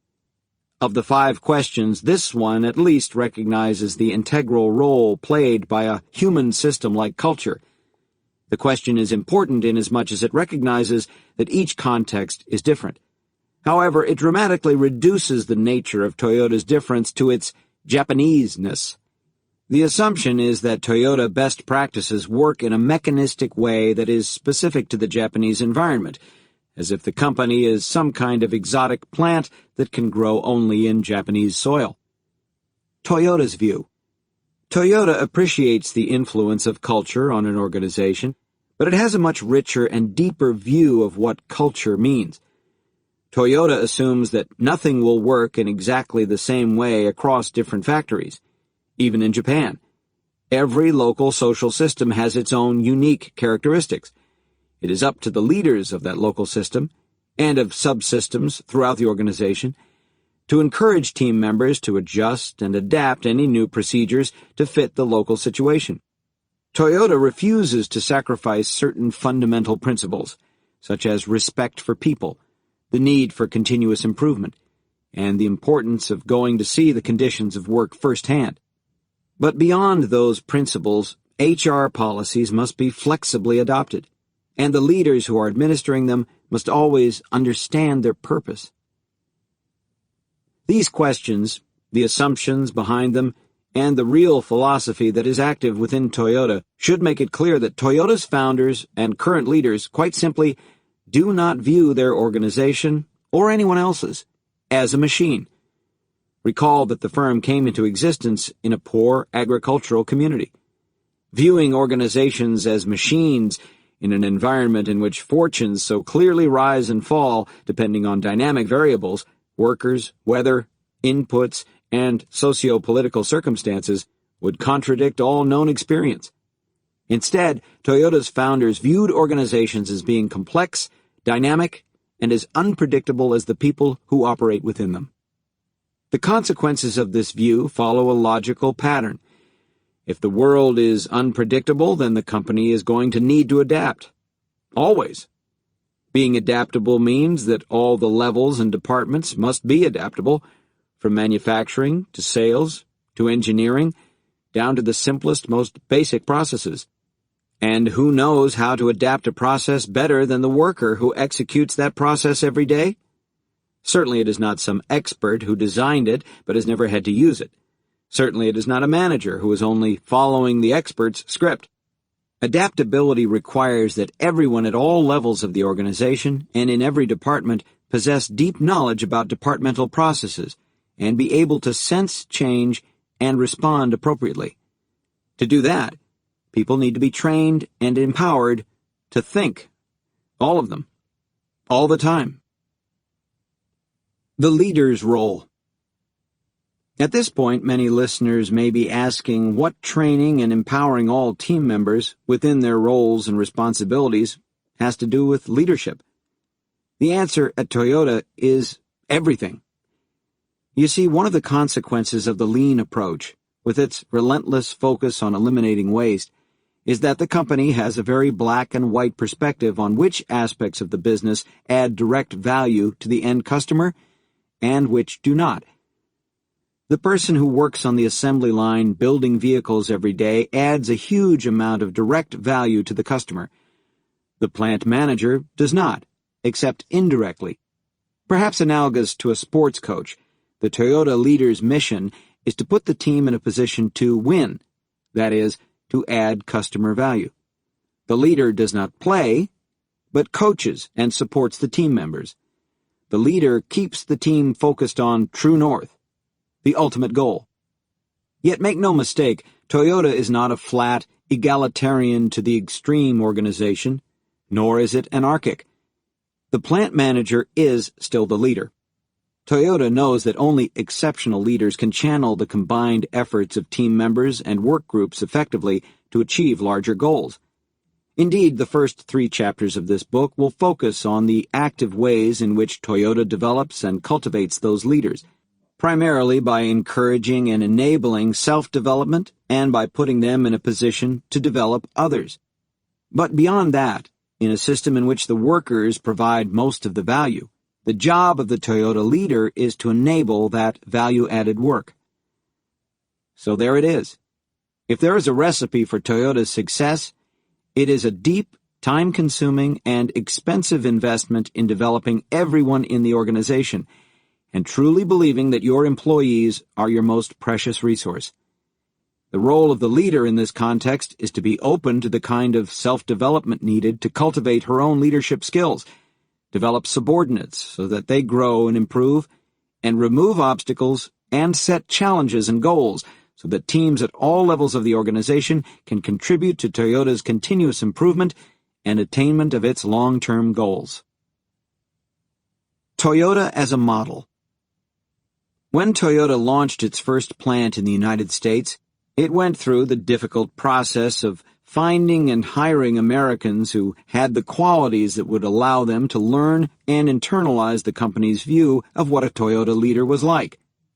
In Japan, Toyota developed leaders from within, identifying employees with leadership potential early in their careers and presenting them with challenges that would allow them to grow, develop new skills, and move up in the organization.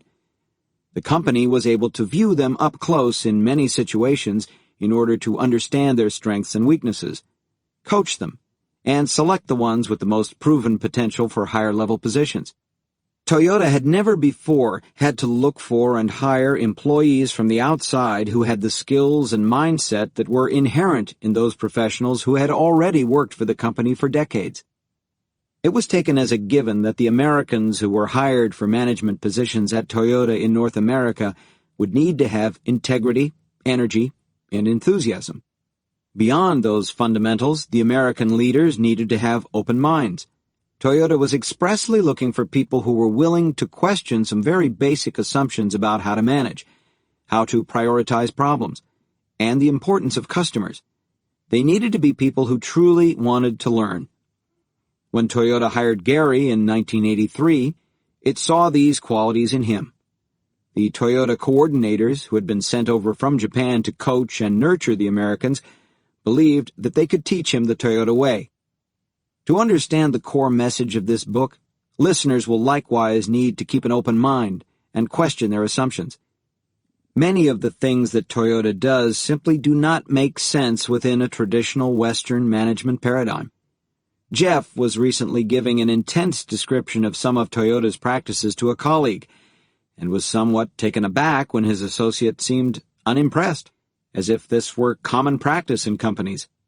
Jeff wondered aloud whether the colleague had ever worked at a large company, thinking that the lack of such experience might explain the lack of reaction. "Actually, I've worked at several large companies," came the response. "It's not that I'm not surprised, it's that I don't believe you. I cannot imagine that any large company really acts this way." The leadership and operations of Toyota often provoke disbelief and, to the cynical, sound like a fabricated mythology. Of course, this colleague wasn't the first person to suggest that Toyota's methods and approaches were mere window dressing. Both authors, despite the decades we have spent getting to know Toyota intimately, Gary by working in the company for 20 years, Jeff by studying it as an engineering professor and writing numerous books about it, have had doubts ourselves. But those decades have also given us the chance to see Toyota and its leaders, from the manufacturing line to the board of directors, live up to their values over and over again, not least by admitting that the company never hits the mark and must always strive to improve. This skepticism is one reason why we've approached this book the way we have, primarily through storytelling. The intent is not just to tell you how Toyota shapes leaders and how those leaders in turn shape Toyota, constantly pushing it toward perfection, toward true north, but to show you and increase your belief that it is indeed possible. The stories we'll relate in the book are isolated incidents, but they also are not. They really do reflect the way Toyota works on a day-to-day basis. None of this is to say that companies with more traditional approaches cannot make the same journey toward leadership development that Toyota has made. In Japan, Toyota was allowed to grow up in a greenfield environment where workers could be nurtured and developed, but it did not have that luxury in North America, nor in any other country in which it has established operations. When Toyota launched its joint venture with General Motors in California, it took on an employee base that was steeped in the antagonistic automotive environment of the 1970s and 1980s. It had to work to transform the traditional model of management and labor, leadership from afar, and all the other aspects of traditional leadership thinking, just as most listeners of this book who want to emulate Toyota's success will have to. But it managed to prosper nonetheless, and we believe that other companies can do so as well. However, they will have to start, as Toyota did, with a commitment to developing leaders, not just processes, and they must have patience. They will have to take a long-term view. Toyota has achieved the success it has by sticking with a leadership culture for nearly a century. When Toyota decides to start developing a leader, it is making a decades-long commitment, not putting the person through a 6-week training course or paying for a 2-year part-time executive MBA. The process of developing American leaders for Toyota began in 1957 with the founding of Toyota Motor Sales, which imported and sold Toyota vehicles in the United States, and is still not yet complete, in the company's view. The Toyota story in America can lend inspiration and help provide a roadmap for the journey to excellence. What exactly the destination might look like, of course, is up to the individual institution. No company should aim to become a clone of Toyota, as each firm has its internal strengths and cultural idiosyncrasies. However, Toyota's path and the development of the people who got it there serve as strong lessons for any company that seeks excellence. Toyota's challenges. There are always weaknesses. At this point, it may sound to you as if we are describing Toyota as the perfect company. It's critical to understand that, from Toyota's perspective, nothing could be further from the truth. Part of Toyota leadership is the ability to point toward true north, the ideal state of everything, from waste-free manufacturing processes to long-term corporate-wide goals, and find the gaps between that and the current situation, which implicitly recognizes that this ideal state can never be achieved. It is never possible to eliminate all waste from a process. Perfect quality can never be achieved, and Toyota's corporate performance can always be better. One of Gary's first memories once he joined Toyota was being taken with other new hires to one of the production lines at Toyota's flagship plant in Japan. There, he and the other trainees were asked to engage in Kaizen to improve a process at one of the best plants in the company. The most important lesson of this experience was that even a plant that set the standard for the company was not good enough. It could still be improved. It is common to hear statements from Toyota senior executives that would sound like admissions of complete failure if they came from another company. For instance, in early 2009, before the recall crisis, Akio Toyoda, soon after being named president of the company, announced a renewed focus on the basics, noting that rapid growth had caused the company to take its eye off the ball of high-quality production. In isolation, you might think this meant that there had been a surge of quality problems and that Toyota had tumbled down the quality rankings. In fact, a major quality initiative that Gary had started in the United States that reduced warranty claims for defects by more than 60% had just been completed. When we started writing this book in early 2008, Toyota was in the midst of the fastest growth spurt in its history and was forecasting another year of record profits. By the end of the year, Toyota was struggling to get through a global recession and recorded its first operating loss in 50 years. Immediately following this came the recall crisis, which threatened the halo effect of Toyota's reputation for having the best quality in the industry. How would Toyota respond to mounting losses and then a public attack on its core values? The answer to the question is that it responded in the way it has always responded, It stayed true to the values of the company.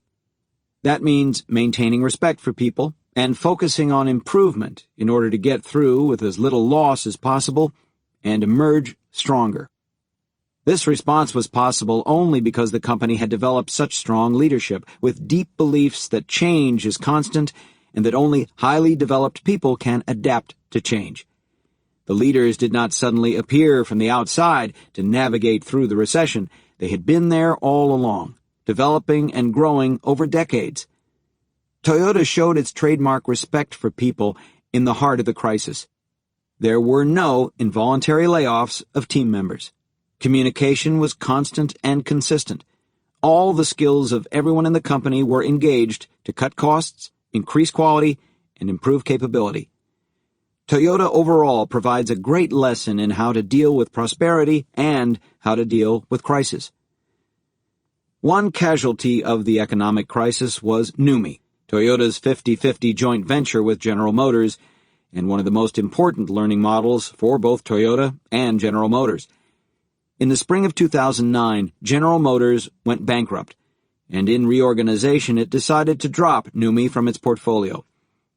Toyota tried to convince GM to continue with the venture, offering to build a version of the Tacoma truck as a GM vehicle. When it was turned down, it searched for another partner, even offering to build a version of its popular hybrid vehicle for another company. But the companies that it approached did not agree. Could Toyota afford to buy out GM's 50% interest at a time when it had too much capacity in North America, even without NUMMI? After agonizing debates within its board of directors, all finally agreed that Toyota had to pull out of the joint venture and let NUMMI close. In one sense, the company was not deciding to close a Toyota plant, but rather pulling out of a joint venture after GM had bailed out. In another sense, Toyota had failed many team members, and all suffered great loss. It was a human tragedy, and it reminds us that Toyota is far from perfect and far from immune to a punishing environment. What follows? Our purpose is to help companies that are serious about operational excellence understand the deep and patient process that is required to develop lean leaders. We will do that largely through telling stories about how Toyota developed American leaders.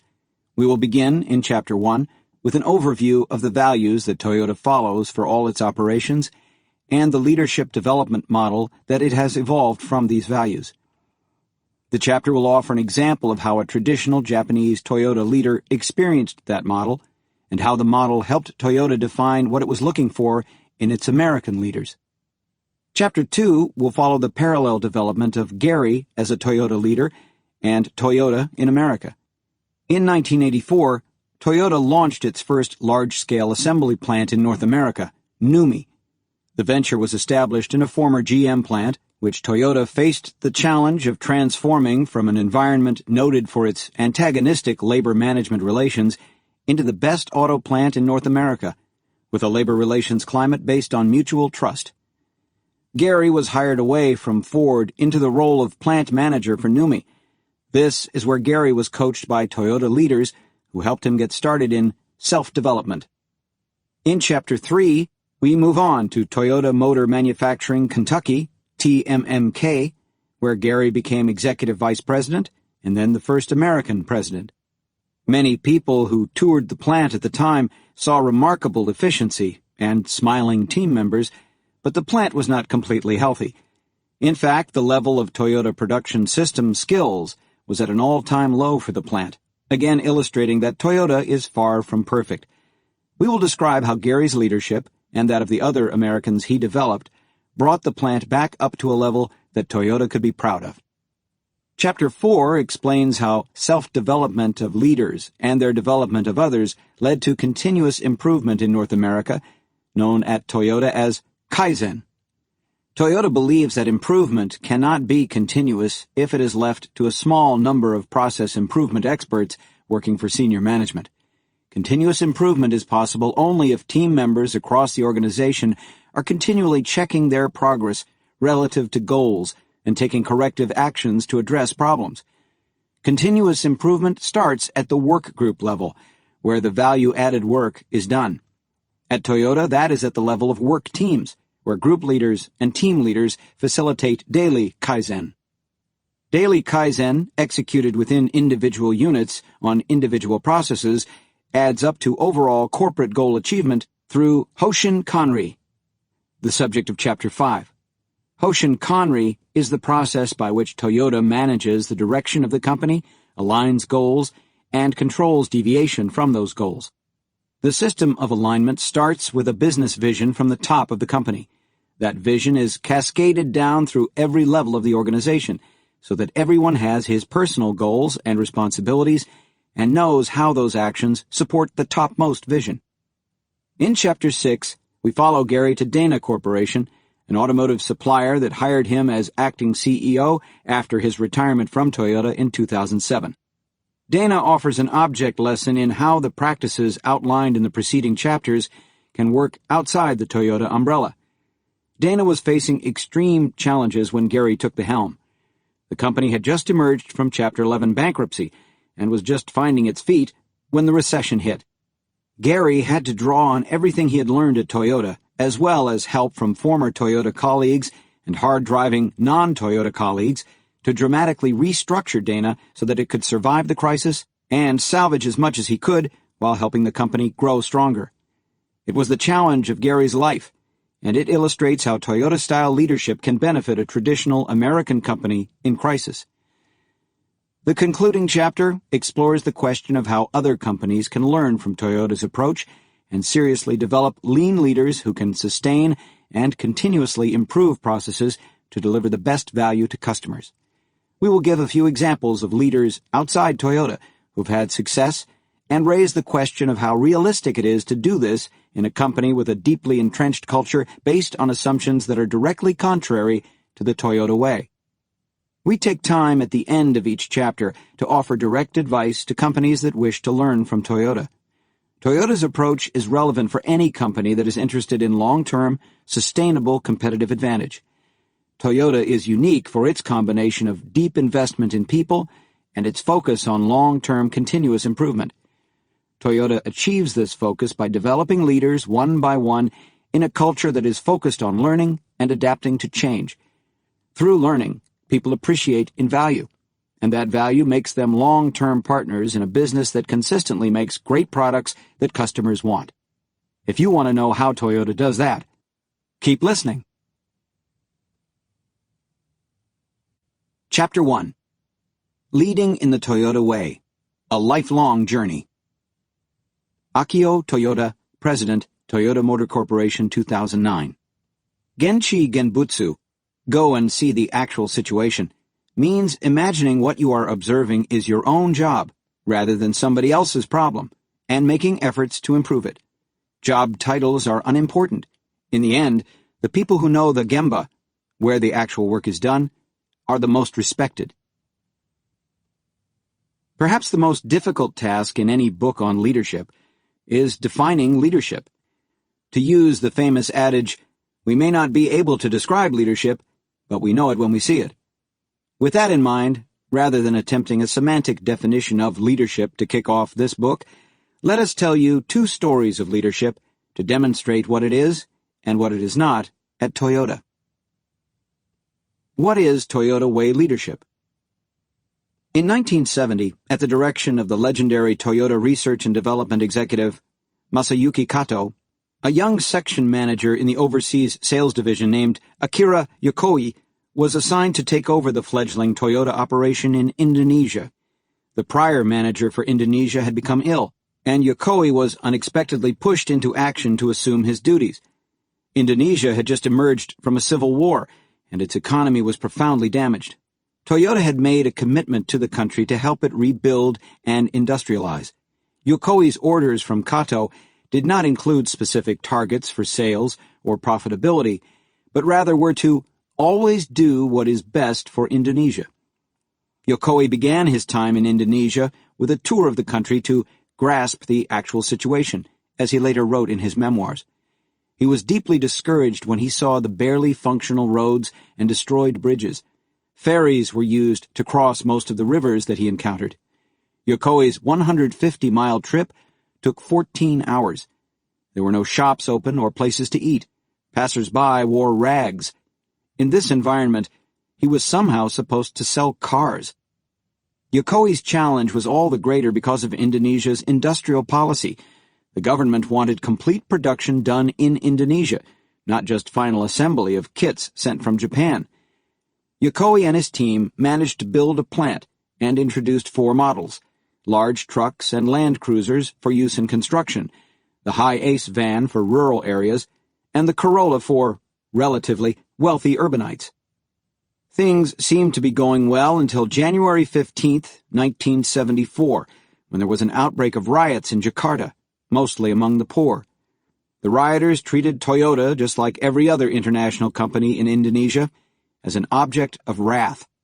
In fact, Toyota's Jakarta headquarters was set on fire. Yokoi thought deeply about this and concluded that the problem didn't lie with the nature of the Indonesian people or the failure of the government to contain the riots. It was that Toyota wasn't connected to the vast majority of the Indonesian population. Toyota needs to promote understanding about our activities among the poor, he wrote. More than understanding, the poor who were the majority of the country needed to see tangible benefits from Toyota if the perception was going to change. Yokoi became convinced that Toyota needed to build a product for the poor. Of course, there were huge challenges to such a plan, not least of which was how to design a car that Toyota could sell at a profit, but at a price low enough to appeal to, as we would say now, the base of the pyramid. Selling to the poor meant producing extremely low-cost cars, which was impossible given Indonesia's industrial policy. Indonesia, like most developing countries at the time, charged very high tariffs on imported industrial goods in the mistaken belief that this would help develop local industry. Corolla parts were taxed at 125%. Toyota could build the cars internally, but the tariffs made it impossible for Yokoi to get the parts and supplies from Japan that he would need at an affordable price. Yokoi realized he badly needed a lawmaker in Jakarta to act as Toyota's champion. Fortunately, from assignments in Thailand and Malaysia, he had learned the importance of developing direct ties with lawmakers, and early on he had worked hard to develop a relationship with the Minister of Industry, who was responsible for automobile policy. The minister wanted to help, and said he could win approval to waive the import tariffs if Toyota built a car with 70% local content that cost 1/3 the price of the Corolla. With this daunting vision, Yokoi returned to Japan to sell the idea and encountered great resistance, largely because of the small projected sales volumes. One sympathetic Toyota leader suggested that Yokoi pursue a multi-platform model, so that a car, a van, and a pickup truck could all be built on it, thus increasing the volume at a reasonable cost. This would make it far more likely that production could eventually be profitable. With this starting point, Yokoi looked for other cost reduction ideas. For example, he studied die making and learned that costs for boxy cars are lower than those for cars with curves, so Yokoi insisted on a boxy design. Even that was not enough, and he finally arrived at the radical idea of removing the glass from the rear doors and substituting clear vinyl covers instead. Based on all this, his final calculations showed that the project could be viable. He then had to sell his ideas within Toyota in Japan. Many executives objected to making what they perceived as a substandard vehicle. Afraid that it could damage the brand, Toyota Engineering refused to supply engines or transmissions. Yokoi turned for support to his executive sponsor, Kato, and got it. Kato, who had been closely following everything that Yokoi had been doing in Indonesia through regular calls and meetings in Tokyo, built consensus in Japan to supply the needed components. The Kaizen went on the market in 1977. Starting out at low volumes that were not profitable, over the years, it became the best-selling vehicle in Indonesia and paved the way for Toyota to become the dominant foreign player in that market. It was dubbed the People's Car, and 1 million were sold over 25 years. Around the same time as Yokoi's project in Indonesia, a young manufacturing manager at Ford Motor Company named Gary Convis was confronting the quality problems that were endemic in the U.S. automotive industry in the 1970s. quickly rising through the ranks of quality control, Convis had been assigned to iron out quality problems with a two-door Lincoln that was about to be launched. As one example, a large interior panel between the trunk and the back seats was connected to the car's steel exterior with a Velcro fastener that was not always in the right spot. The result of the mismatch was that the interior panel often came loose. To repair the problem after the cars had come off the line, the rear seats had to be removed, the panel trim cover removed, and the Velcro reinstalled in the proper location, which was quite difficult to get right after the car was built. In total, fixing the problem with the interior panel took about 1/2 hour per side. With hundreds of cars rolling off the line each day, many of them with interior panel problems, that wasn't a trivial amount of time or effort. Today it can be hard to remember what the U.S. automotive industry was like in the 1960s and 1970s. Quality was abysmal. Labor management relationships were characterized by mutual distrust. Well into the 1980s, the attitude of management toward workers at GM and Ford was that they were lazy and would cut corners every chance they got. Managers watched the line workers like hawks, always assumed the worst, and placed constant pressure on production lines to simply turn out parts. The workers, in turn, had no incentive to do their best for their bosses or their company. The punitive atmosphere killed any desire they might have had to put in a discretionary best effort based on personal motivation and commitment to high-quality work. Even the threat of punishment was baseless, since union rules built out of distrust made disciplining workers a daunting task. In any case, management wouldn't turn off a production line no matter how many mistakes were made or how poor the quality was, because the only metric that mattered was the number of vehicles produced. Convis traced the source of the problem with the Lincoln's interior panel to the trim shop. He reviewed the details of the Velcro installation and made sure that the workers were properly trained and that the right tools were available. He then announced that any more defects that came out of that area would lead to the line stopping, a threat that few people, if any, took seriously. About a week later, Convis made good on his threat, stopping the line because of more mistakes with the Velcro fasteners. When the head of production heard about it, he came to Convis's office, yelling, "Why'd you shut the line down?" Convis explained the situation and asserted that the line would stay down until the problem was fixed. The production head responded by kicking Convis's wastebasket through a plate glass window and storming out. It took 45 minutes to get the problem solved and the line running again. Ultimately, Convis won the battle with the production head, and almost all the repair work from this source was eliminated. As a result, the Quality Control Department gained more power in the plant. Both of these stories would seem to demonstrate leadership. Yokoi stepped up to a daunting challenge. Through innovation, building relationships, persuasion, and resolve, he overcame it. In the second example, Convis stood up for what was right and faced down tremendous institutional pressure. In fact, in lean terms, he pulled the Ando cord and stopped the line.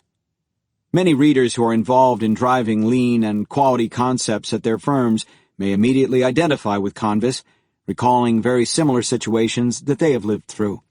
So it may come as a surprise that, within Toyota, these two stories would be viewed quite differently.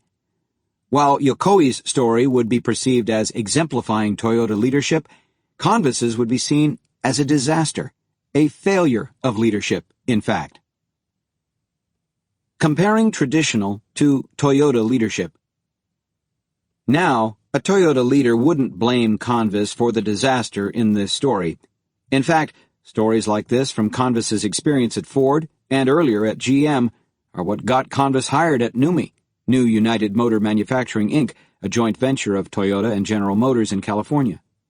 But Convis's leadership, in this instance, illustrates the chasm between what has been traditionally considered leadership in many Western companies and what is considered leadership at Toyota. We've summarized these differences in Table 1-1 based on the 4 stages of developing Toyota leaders explained later in this chapter. Leaders at Toyota must develop themselves to a certain level before they can take responsibility for developing others in the Toyota way and leading the organization to achieve challenging goals. In short, The traditional approach uses the sink or swim model to select or hire proven senior leaders who make the right decisions and who either get results through heroic actions or get out. Toyota's approach is to create a challenging yet nurturing environment that grows leaders from within, who follow Toyota values to drive continuous improvement at all levels. Americans tend to think of leadership as a solo endeavor. We use the word leader to refer to people who stand out from the crowd because of their personality, charisma, and sometimes megalomania. The examples of leaders in popular and business literature tend to be of a heroic man or woman who stands against the tide, the solo visionary, or the inspirational speechmaker, with thousands of people following him or her. Reflecting on our years of working at or studying Toyota, we have recognized that this bias toward the individual leader is in no small part responsible for the struggles and even outright failures that most companies encounter when they try to adopt Toyota practices or similar approaches to instituting a lean or high-quality approach to their work. In these companies, a senior executive typically decrees the adoption of a lean system, brings in a consulting team to help the company redesign a few processes and train some internal lean or Six Sigma black belts, and expects this to do the job. Many of the employees are probably left wondering, who was that masked lean Six Sigma man, as the consultants ride out of town? At Toyota, the perception of leadership is very different. Leadership is personal, but it also happens within a system. The failure of leadership that a Toyota leader would see in Convis's story at Ford is a failure both below and above Convis in the corporate structure. Toyota would expect leadership in fixing the problem to have come from the local leaders and workers in the trim shop below him. Toyota would assume that leadership from above would not only make quality the priority, but more important, expect all work groups to find and deal with the root causes of any quality issue without an individual manager needing to be a hero. It took Convis several years at Toyota to begin to move past the Lone Ranger model of leadership. At Toyota, the system requires every manager from the shop floor to the boardroom to take responsibility for driving the company toward perfection. Not only will leaders who thrive on individual action and accomplishment not succeed at Toyota, but they can actually damage the whole system by disrupting the deepening of the leadership bench. This is not to say that individuals must subsume themselves to communal action. Remember that the existence of the Kaizen car in Indonesia was largely the result of the individual leadership of Yokoi. No one at Toyota would suggest that leaders are interchangeable cogs. Leadership at Toyota is personal, but it is also institutional, and it extends from the group leader on the shop floor all the way to the president of the company. Both are expected to develop themselves and improve their personal skills while also leading in a way that builds consensus and develops those around them. Put another way, institutional leadership works only where there is strong individual leadership with a shared driving philosophy up and down the ranks of the company. Toyota leadership is continually developing.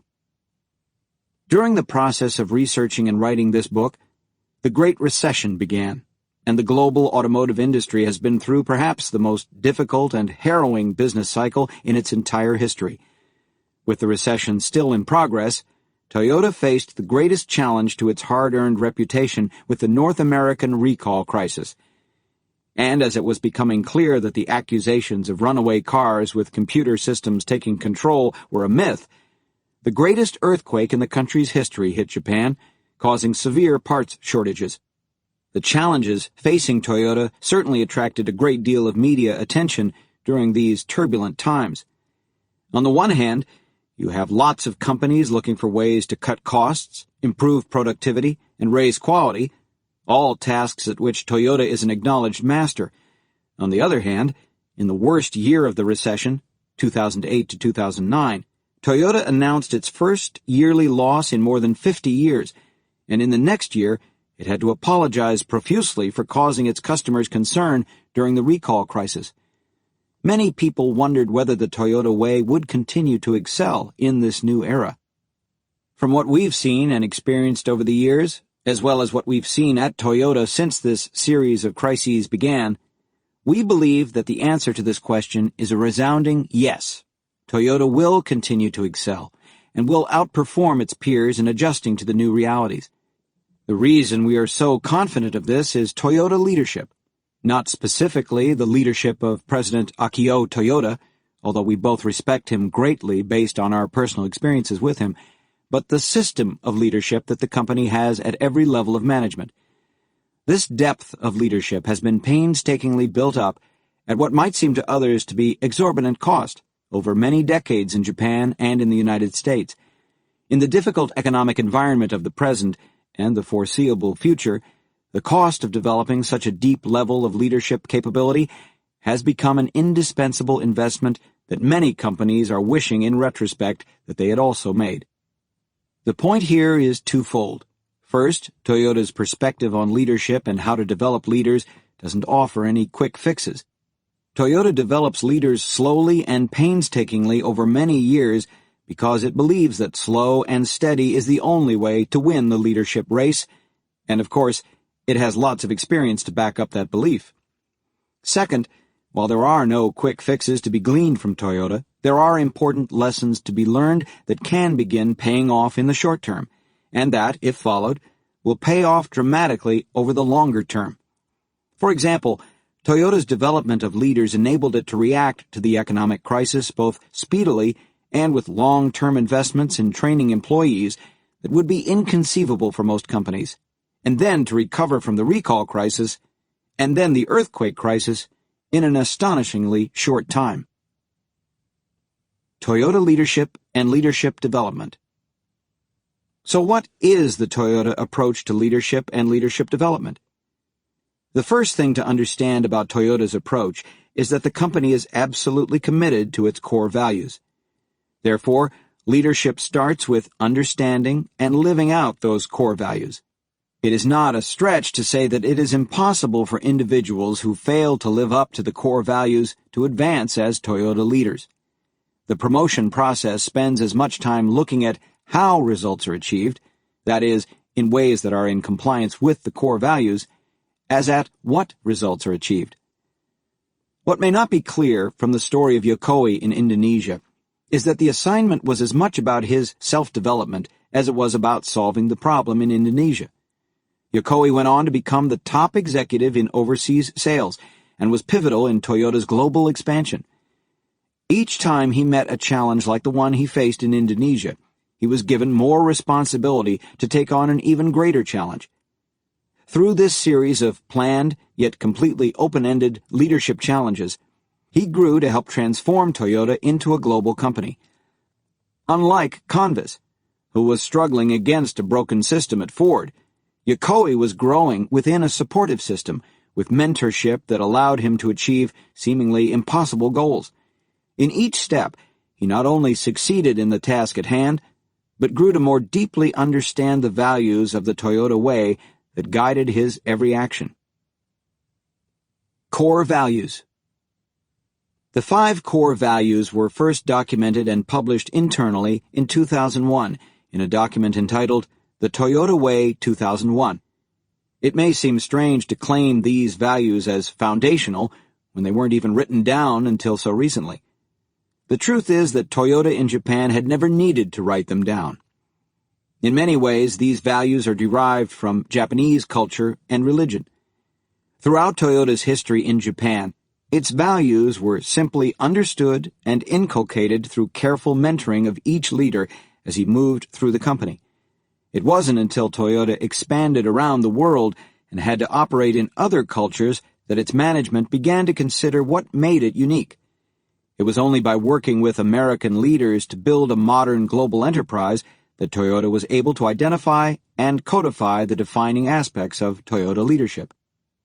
It would be inaccurate as well to infer that Toyota has rigidly imposed these Japanese values on its employees in the United States or in any other country. The values are consistent everywhere that Toyota operates, but the way those values are lived out is adapted to the local context. Teamwork, for instance, is consistent, but the way a team operates depends on the local culture and mores. For example, There are more individual incentives in Toyota in America than you would find in Japan, and there is far more emphasis in America on positive recognition for achieving goals for both individuals and groups. Just as important, Toyota learns from and integrates the best lessons from around the world and moves them throughout the company, even back into Japan.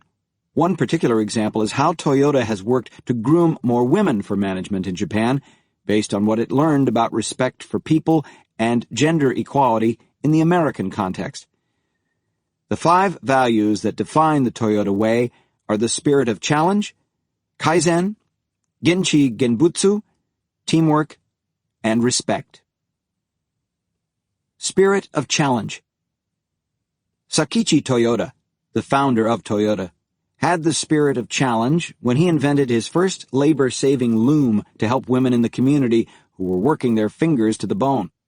His son, Kichiro, took a challenge from his father to do something that would benefit society and launched Toyota Motor Corporation. Like the 2 founding Toyota family members, every Toyota leader is expected not just to excel in his current role, but to take on the challenges to achieve a bold vision with energy and enthusiasm. As the Toyota Way 2001 puts it, we accept challenges with a creative spirit and the courage to realize our own dreams without losing drive or energy. One could argue that the spirit of challenge is the core value that energizes leaders and associates in Toyota to strive for perfection. As we will see, it is through taking on successively greater challenges and reflecting at each step that Toyota leaders develop themselves. Kaizen Mind. Now famous, the concept of Kaizen is a mandate to constantly improve performance. At the root of Kaizen is the idea that nothing is perfect and everything can be improved. This is critical to the company, as every leader is taught to remember that the process is never perfect and that the company has never achieved the perfect lean solution. No matter how many times it has been improved, every step in the production line is full of waste. Even if it could be perfect today, conditions will change tomorrow, and more waste will creep in. Similarly, every aspect of the company can be improved, from the way products are designed, to the way they are sold, to the way service parts are stored and shipped, to the performance of every team associate in the company. The recall crisis did not reveal any serious objective quality or safety issues, but upon reflection it did reveal weaknesses in responding to customer concerns in a timely and effective way. This value and this way of thinking often lead to a misunderstanding of Toyota in the popular media. You can frequently see statements from Toyota leaders in the press about the need to get back to basics, or the dire need to improve quality. These statements are usually interpreted, as they would be if they came from a traditional company, as admissions of failure and being on the wrong path. Having a Kaizen mind, though, means that these statements are as true immediately after a successful quality campaign that reduces errors by 50% as they are after a major quality problem is uncovered. In fact, throughout this book, you'll see stories about successful initiatives followed immediately by the launch of a deep reflection to identify weaknesses that lead to a program to further improve. Genchi Genbutsu, or Go and See to Deeply Understand. It would seem that going to see something firsthand is simply a practical matter, although infrequently practiced in most firms, rather than a value. The value of Genchi Genbutsu is less in the act of going and seeing, and more in the philosophy of how leaders make decisions. Toyota expects all leaders to have a first-hand personal knowledge of any issue that is in their charge. Otherwise, finding the root cause of the problem and identifying a solution based on facts is impossible. By first gathering facts, decision-makers can understand the real situation faster and avoid unproductive debates with peers over proposed solutions that do not target the real problem. As you can see from Akio Toyoda's opening quote, the meaning runs even deeper. Genchi Genbutsu reflects a philosophy of deep respect for the core value-added work of the enterprise. Those who understand the value-added work and contribute to it are the ones who are respected and who advance. Teamwork. Most great leaders would say that teamwork is critical to success, but saying this is much easier than living it. Dig a bit below the surface in most areas of human endeavor, whether it's a company or a sports team, and you'll find that people talk a lot about teamwork, but are interested first in their individual accomplishments.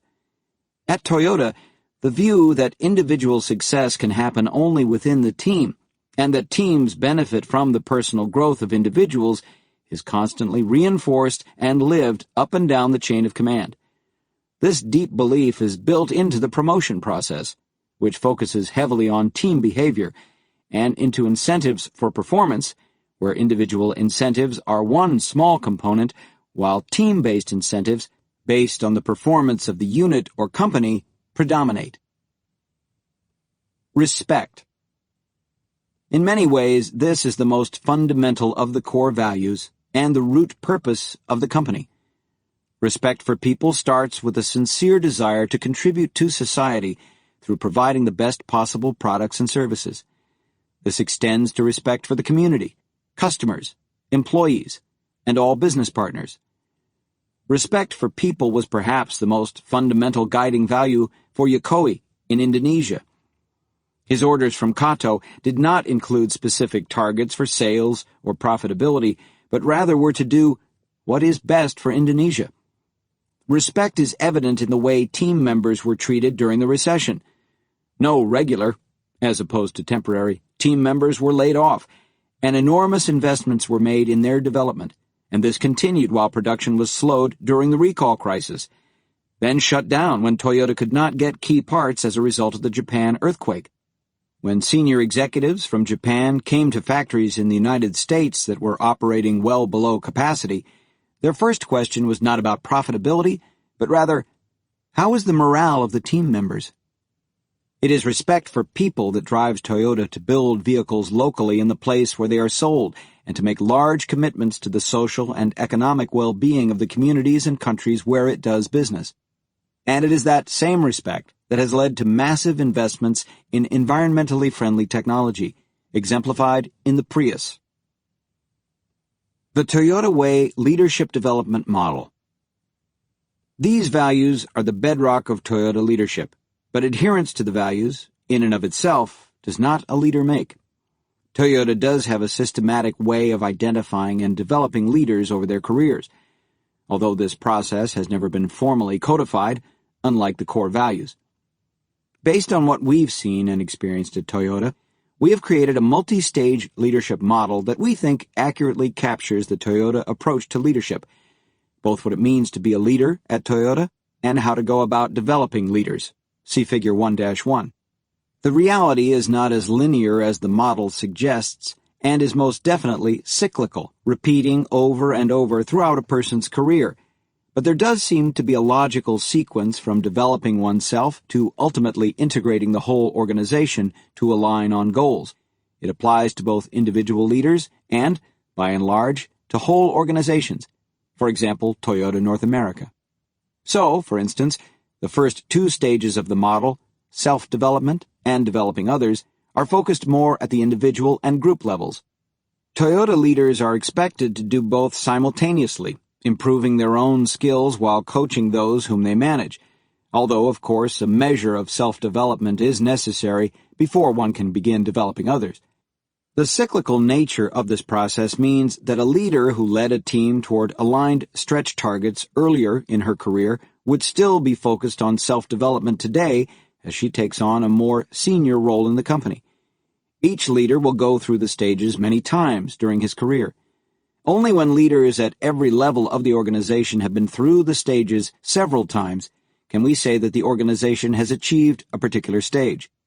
A degree of development of both self and others at the individual level is necessary before one can expect the organization to function as a cohesive whole with a common culture, and there is also a maturation process at the organizational level. For instance, a particular plant may have the leadership in place to be excellent at supporting daily Kaizen without yet having the leadership in place to fully self-integrate into the alignment of goals and means. Here we'll briefly describe each stage of the model. The subsequent chapters will fill in the details for each of these stages. Self-development. The first stage of leadership development at Toyota is self-development. Toyota believes that the key trait that distinguishes potential leaders from everyone else is self-development. Leaders actively seek to improve themselves and their skills.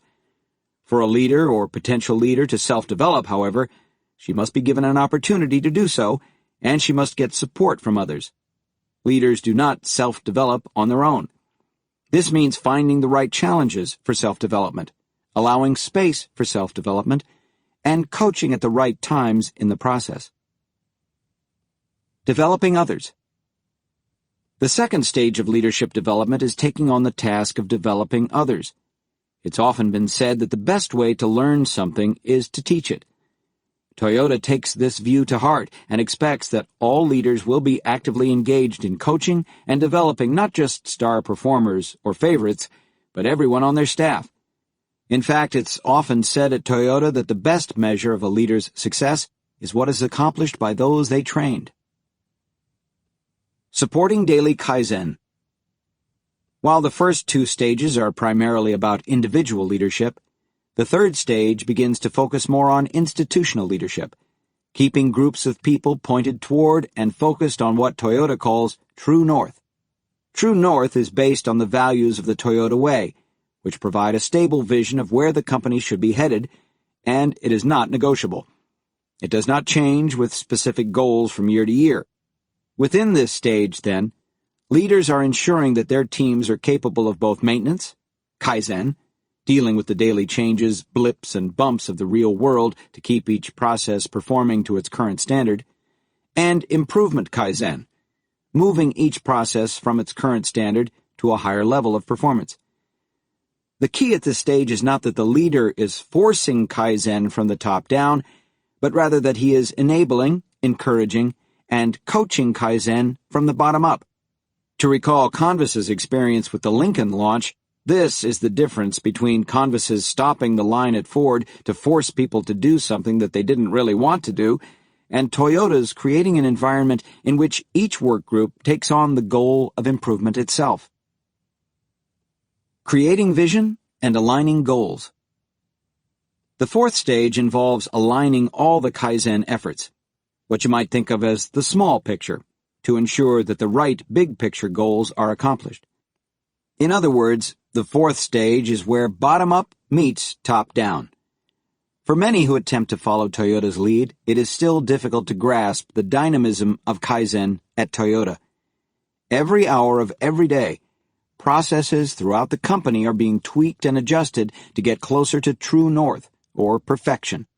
While this is at the heart of Toyota's ability to outclass its competition in quality and productivity, without guidance and channeling of efforts, Kaizen could lead to chaos.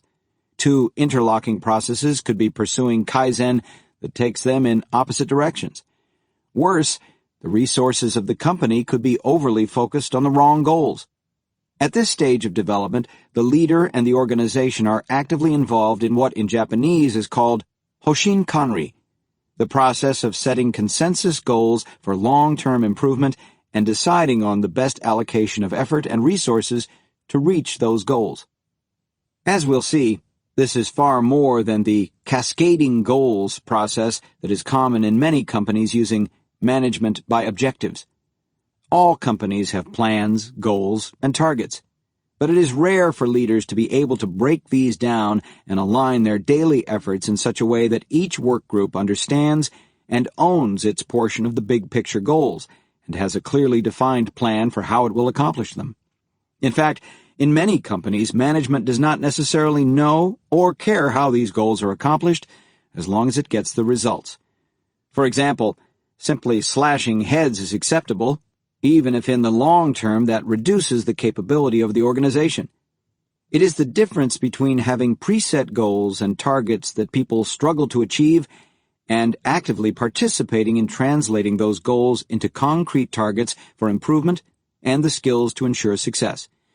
The latter is incredibly difficult and requires leaders and organizations that have mastered the first three stages. As we'll see in Chapter 5, Toyota had had aspects of Hoshin Kanri in place since launching its first plants in North America, but it did not have the maturity to extend this down to every work group on the shop floor throughout North America for 20 years.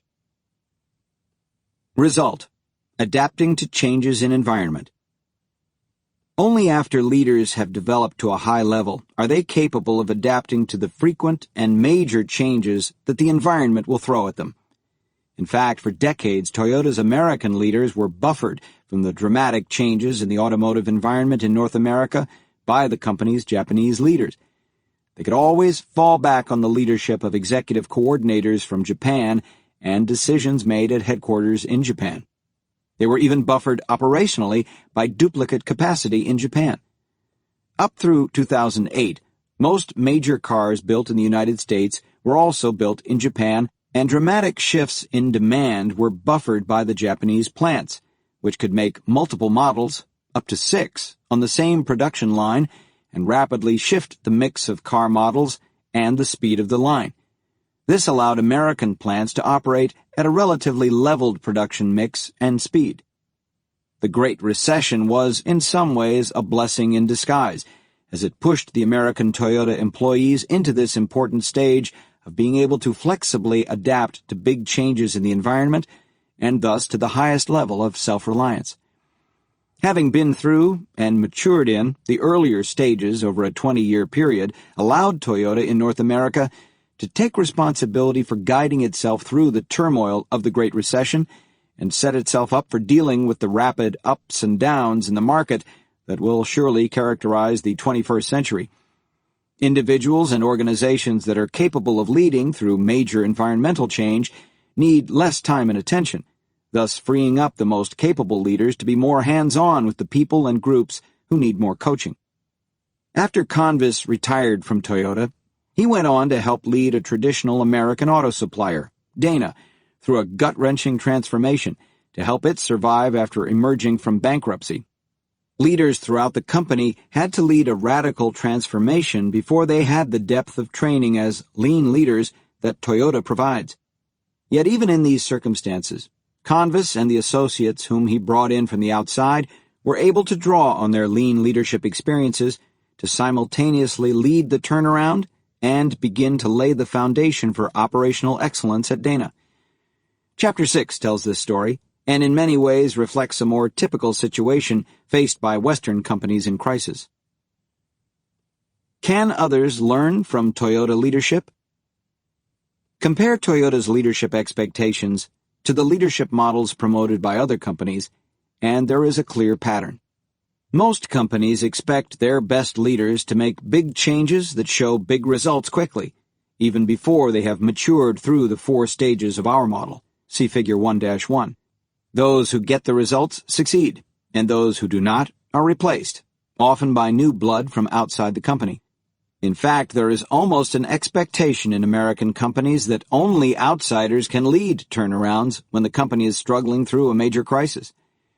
Toyota's success is built on adapting to every major challenge from the business environment, always led by someone with decades of experience at the company. Keep in mind that in its nearly 100-year history, Toyota has never had a president who hasn't spent his whole career at the company. During most of its history in Japan, Toyota had developed leaders through a process of nurturing employees over the course of their entire career, from novice to leader. Like almost all corporate cultures, Toyota's culture evolved naturally, starting with the influence of its early leaders and their immediate successors. The second generation of Toyota leaders was intimately familiar with the founders' principles, since they learned them directly from the founders. And because all engineering and manufacturing were focused in Japan, the company had not needed to formalize its leadership development approach or adjust it to account for cultural differences.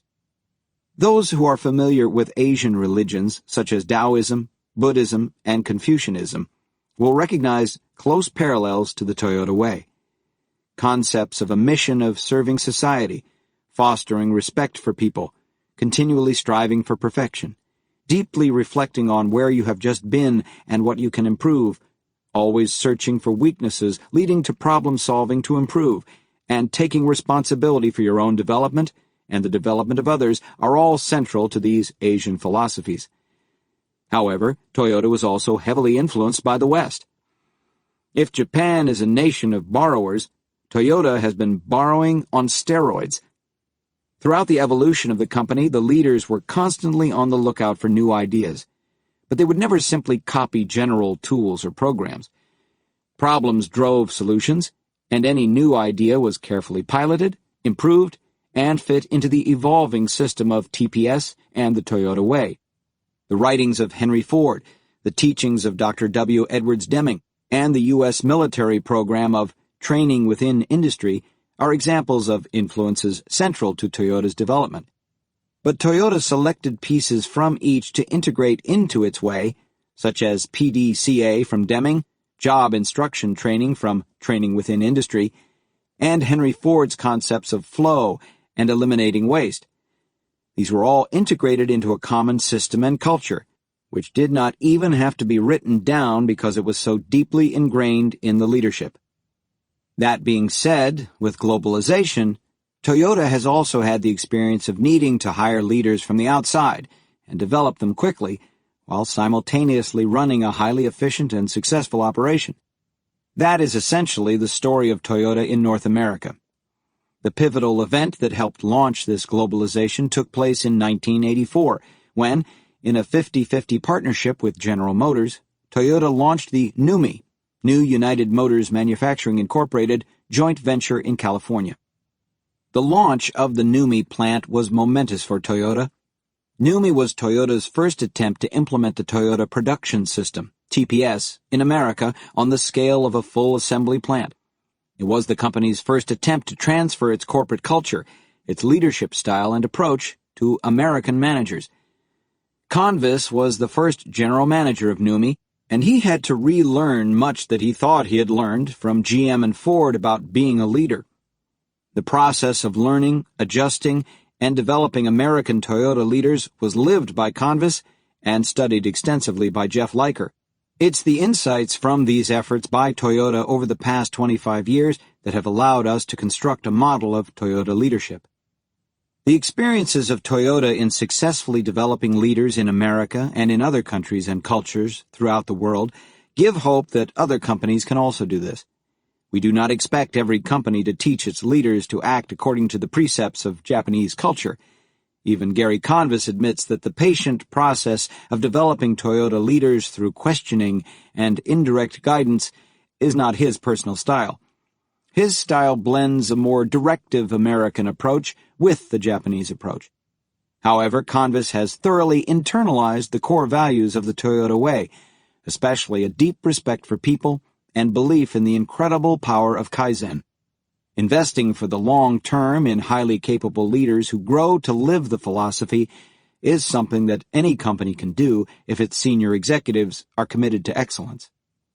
The next 4 chapters walk through each of the stages of the Toyota leadership model, primarily using stories of how Toyota developed leadership capability in the United States from NUMMI's launch in 1984 through the present.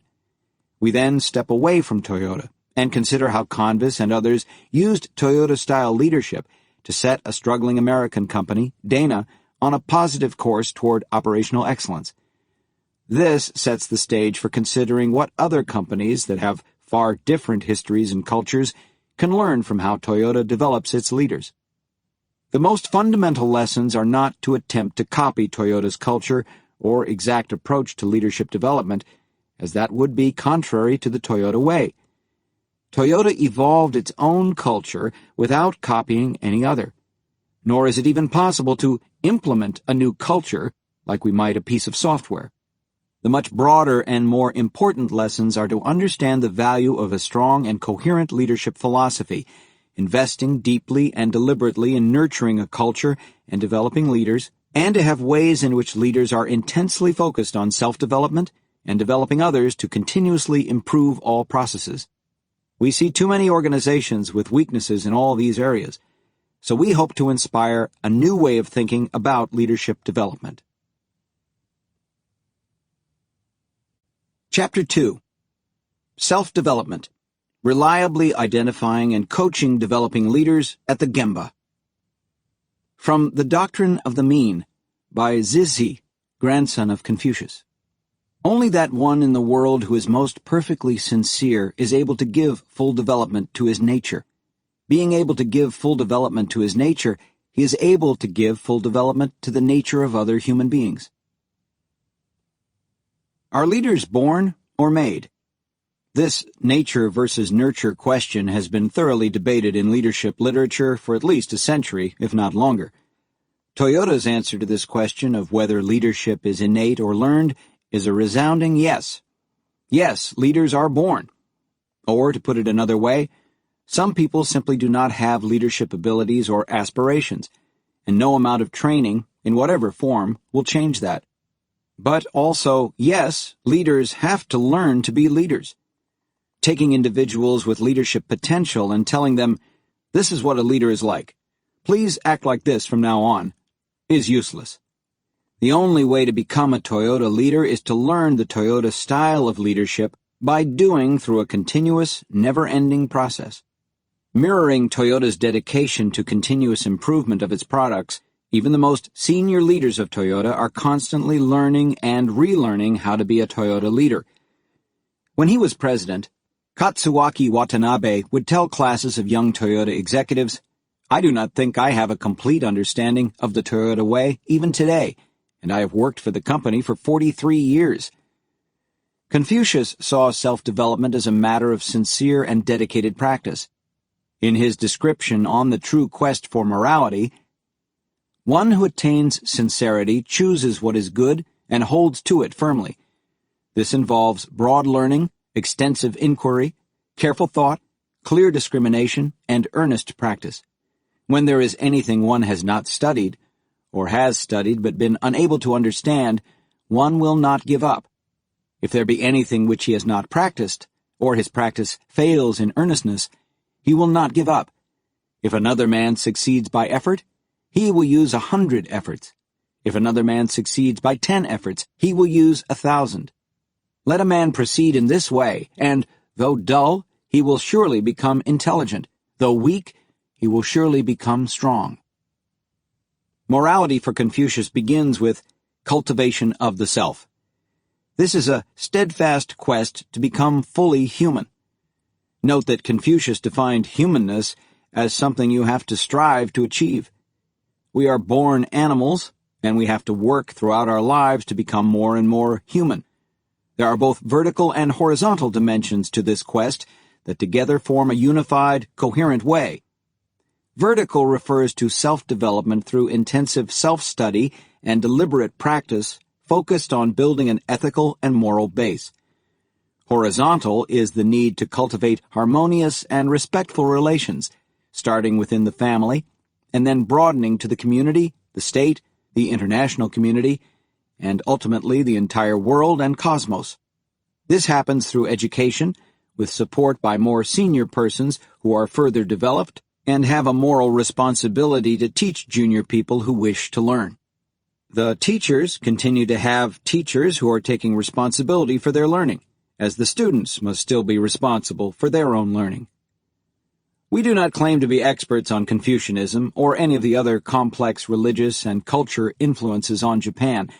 However, we do see striking similarities between the teachings of Confucius and the Toyota way, such as a lifelong pursuit of self-development so that you can serve society, striving for perfection, recognizing that humans are never perfect, openness to self-development and continuous learning, practice rooted in a deep understanding of reality, a self-critical attitude with reflections every day on your weaknesses and what you can improve, a deep respect for more senior people who have invested in developing themselves and have something to teach, the concept of responsibility, including responsibility for developing others as you develop yourself. Malcolm Gladwell's popular book, Outliers, also seeks to dispel the myth of the individual genius who, through sheer natural talent, rises to the top of her profession and becomes rich and famous. For example, he quotes a study by Stanford professor Louis Terman, who asked California school teachers to nominate the best and brightest students in their classes. He screened those 250,000 nominees with successive IQ testing and identified 1,470 children with IQs ranging from 140 to 200. He expected extraordinary things from this group simply because they had high IQs, and he followed them for many years. Unfortunately, he had to reject his hypothesis when he found that their success was no different from that in a random sample of the population. Gladwell has a different theory. Nature is part of the story, but it must be combined with circumstances that allow for deliberate practice, for at least 10,000 hours, hard work, and opportunity. He cites case after case of famous people, e.g. the Beatles, Bill Gates, Steve Jobs, who happen to have extraordinary opportunities to practice their craft for far more hours than their contemporaries, and then happen to be at the right place at the right time to exploit those skills. For example, Gates and Jobs happened to be born at a time when their extraordinary computer skills coincided with their becoming of working age at the time of the emergence of the personal computer. He agrees that there is such a thing as native talent and intelligence, but that it must be combined with being in the right environment to motivate hard work with a strong focus and support for learning. He also emphasizes the critical role of culture in shaping the way we approach opportunities for self-development and take the necessary risks to put ourselves in positions to be abnormally successful. In line with these principles, at Toyota, the first step in leadership development is identifying people who have the potential to become Toyota leaders. A desire, even passion for self-development, is the trait that Toyota uses to identify leadership potential. The focus on self-development as a marker for leadership extends from hourly team members all the way to the highest level of the organization. Only those who show the drive and capacity for self-development get promoted to the next level of leadership, and Toyota provides extraordinary opportunities for developing that talent in the individuals who show the inner drive. But Toyota does not rely on chance, that is, people by happenstance being at the right place at the right time. Toyota deliberately creates situations to challenge people and coach them to routinely produce extraordinary people and leaders. The extent to which Toyota allows self-development can't be emphasized enough, as it is extraordinarily different from the typical American practice, which emphasizes direct and controlled training and development. Nor is self-development at Toyota analogous to the sink or swim approach, where a company throws those with potential into the deep end of the pool and promotes those who manage to keep their heads above water. From our experience with many companies, the only thing you learn from the sink or swim approach is who is most willing to drown his peers and subordinates. While some companies boast about having such a competitive culture, the last 2 decades have repeatedly shown the dangers of corporate cultures that enable not just the talented, but also sociopaths to ride the fast track to the top of the company. For the system to work, Toyota has to balance the need to give leaders and prospective leaders the space to self-develop while staying close enough to reliably identify and coach them so that they self-develop in ways that are consistent with the Toyota values. Self-development begins with learning. So how does Toyota create the conditions that allow both self-development and close monitoring to identify the self-developers who will live out the Toyota values and become Toyota leaders? Toyota uses aptitude tests for a preliminary screening of new hires, but it does not believe that formal tests are useful for determining who has leadership potential. Coming from a farming culture, Toyota knows that you can tell whether a person is a hard worker only by seeing her work in many challenging conditions. It stands to reason that you can judge leadership only by directly observing how people lead in challenging situations. Of course, people can do only what they have learned to do, so they need teachers to develop them. Repeated learning cycles. The leadership identification process at Toyota begins with the most junior worker receiving training from a sensei, which means both master and teacher. By American standards, Toyota makes remarkable investments in employee development. All students are given the opportunity to take the initiative under the tutelage of a sensei. The role of the sensei is to provide challenges, structured opportunities, and coaching, so that the student has an opportunity to learn by doing. It is up to the student to rise to the challenges, however. In many cases, the sensei are the student's immediate supervisor, and a supervisor 2 levels up. To understand the Toyoda way of teaching and learning, it is more useful to think about learning a sport or a musical instrument than to think about learning leadership models in a conference room with PowerPoint or in an MBA program. Nobody would expect to become a virtuoso violinist or cellist by watching a video of Itzhak Perlman or Yo-Yo Ma. You must start at the beginning with an instructor who gives you carefully selected drills, and then you must have the initiative to practice and practice until you work your way up to performing entire pieces. The instructor will not follow you around and force you to practice. On the other hand, a master instructor who is trying to develop a protege feels responsible for the success or failure of his student. Thus, the student isn't left entirely to her own devices. Responsibility is an important word in the Toyoda vocabulary, both for the student and for the teacher. The student bears the responsibility for his own desire to succeed. He is responsible for delivering results in the right way, for genuinely reflecting on the feedback from his sensei, for taking failure personally, and for striving for self-improvement. The teacher, in turn, is responsible for the student's development, since ultimately, if the student fails, the teacher has failed, and the teacher is responsible for reflecting on the causes of her failure. It is truly collaborative learning between the teacher and the student, and there is joint responsibility. Too often, companies expect us to learn to be leaders through a short training class. The assumption is that if leaders in training understand the concepts intellectually, their actions will mirror their understanding. Unfortunately, there is often no direct connection between what we conceptualize and what we do. For example, all the intellectual understanding in the world will not automatically make one a great tennis player, a great musician, or a great cook. A set of basic skills has to be learned through repetition and what is now popularly known as deep practice. The often quoted number of 10,000 hours of practice gets us thinking in the right direction. One of the clearest instructions on how to practice a musical instrument comes from a summer camp for kids who are budding talents, the Meadowmount School in New York State. They have 3 simple logical rules that we believe apply to learning any skill. Practice more slowly, then still more slowly, then even more slowly. The rule of thumb: if a passerby can recognize the song, it's not being practiced properly. Skill circuits don't care how fast you go. What matters is firing it correctly. The same rule followed by tennis players at Spartak. Break the skill into chunks and then reconstruct it. Meadowmounters scissor their sheet music into strips, learn each strip, then rebuild the entire piece.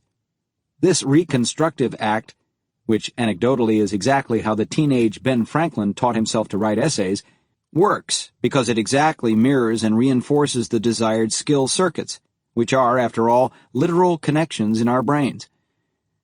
Locate errors. Meadowmounters practice what they call discernment, finding the mistake and using it to navigate toward the right notes, the basics of deep practice. Now, of course, to apply advice like this to leadership requires understanding of the fundamental skills required for leadership. Here is a selection of some of the most important skills for Toyota leadership: active and open-minded observing of the work of the organization, active listening to hear what people are really saying, systems thinking, understanding the actual strengths and weaknesses of each person, clearly defining problems and identifying the root cause, planning, creatively identifying countermeasures to the true root causes, translating plans into action with clear accountability, taking the time and energy for deep reflection to identify further opportunities for improvement, motivating and influencing people across the organization with no direct authority toward common objectives, being able to teach others all of the above. You can take any of these complex skills, break it into pieces, practice it slowly, get feedback on errors, take steps to correct the errors through further practice, and continue until you have reached some level of competency. As with any complex skill, you can continue to refine these skills for decades with a skilled teacher, rather than spending 1 or 2 weeks in a leadership seminar. A detailed explanation of how Toyota trains on relatively repetitive manual jobs using the Job Instruction Training method can be found in Toyota Talent, and the process fits remarkably well with the Meadowmount rules. Of course, leadership cannot be broken down into 2-second steps, with each step practiced repeatedly. The behaviors are far too complex. But think of the concept of learning over time, practicing, getting feedback, trying again, and repeating the cycle over and over. Certainly this can be applied to any of the leadership skills. The Shu-Ha-Ri cycle of learning. The basic principles of Toyota learning can be traced to the teachings of Zen Buddhism, but they are not unique to Toyota. Researcher and author Mike Rother finds parallels between Toyota's teaching methods and the Japanese concept of kata. Kata, which literally means form, is the basis for teaching many Japanese arts like karate, kabuki, or the tea ceremony, and it is the way people learn to perform a highly detailed and scripted task. In the early stages, the student learns the fundamentals through repetition of individual skills that are gradually linked together into the whole. At the beginning, the student must copy the teacher exactly, without questioning or variation. As these routines become second nature, the student can begin to find his own adaptations to improve on what he has been taught, his own interpretations. The core of kata is the layered learning cycle, which is called in Japanese Shu-Ha-Ri. These 3 terms refer to 3 stages of learning for the student and 3 levels of involvement for the teacher. Shu means to protect, Ha means to break away, and Ri means freedom to create. In the Shu phase, the student, under the watchful eye of the master, learns the fundamentals by repeatedly performing tasks to precise standards. At this stage, the student is watched carefully by the teacher, who is, in a sense, protecting him and the work product from failure. In the Ha stage, the student has more freedom to practice unsupervised, although the master checks on her. The student can apply the rules creatively, but still follows the standard form quite rigidly. In the Ri stage, the rules and behaviors have become so ingrained that the student no longer thinks about them consciously. The actions come naturally, and the student is then in a position to develop her own understanding and to improve on what she has learned. This cycle continues throughout the individual's life. It is a learning cycle because the student is going through Shu-Ha-Ri over and over, more and deeply, periodically returning to the basics. It's critically important to understand that in the Shu-Ha-Ri cycle, success hasn't been achieved when the student can emulate the master perfectly. That is only the Ha stage. This is the mistake that many who have superficially studied Japanese culture, or Toyota, make when they conclude that this approach produces automatons who are incapable of thinking for themselves. The real measure of success in the Toyota learning cycle is reaching the Ri stage, where the student isn't just mindlessly acting as a clone of the teacher, but has mastered the process so thoroughly that he can make changes that improve on what he has learned.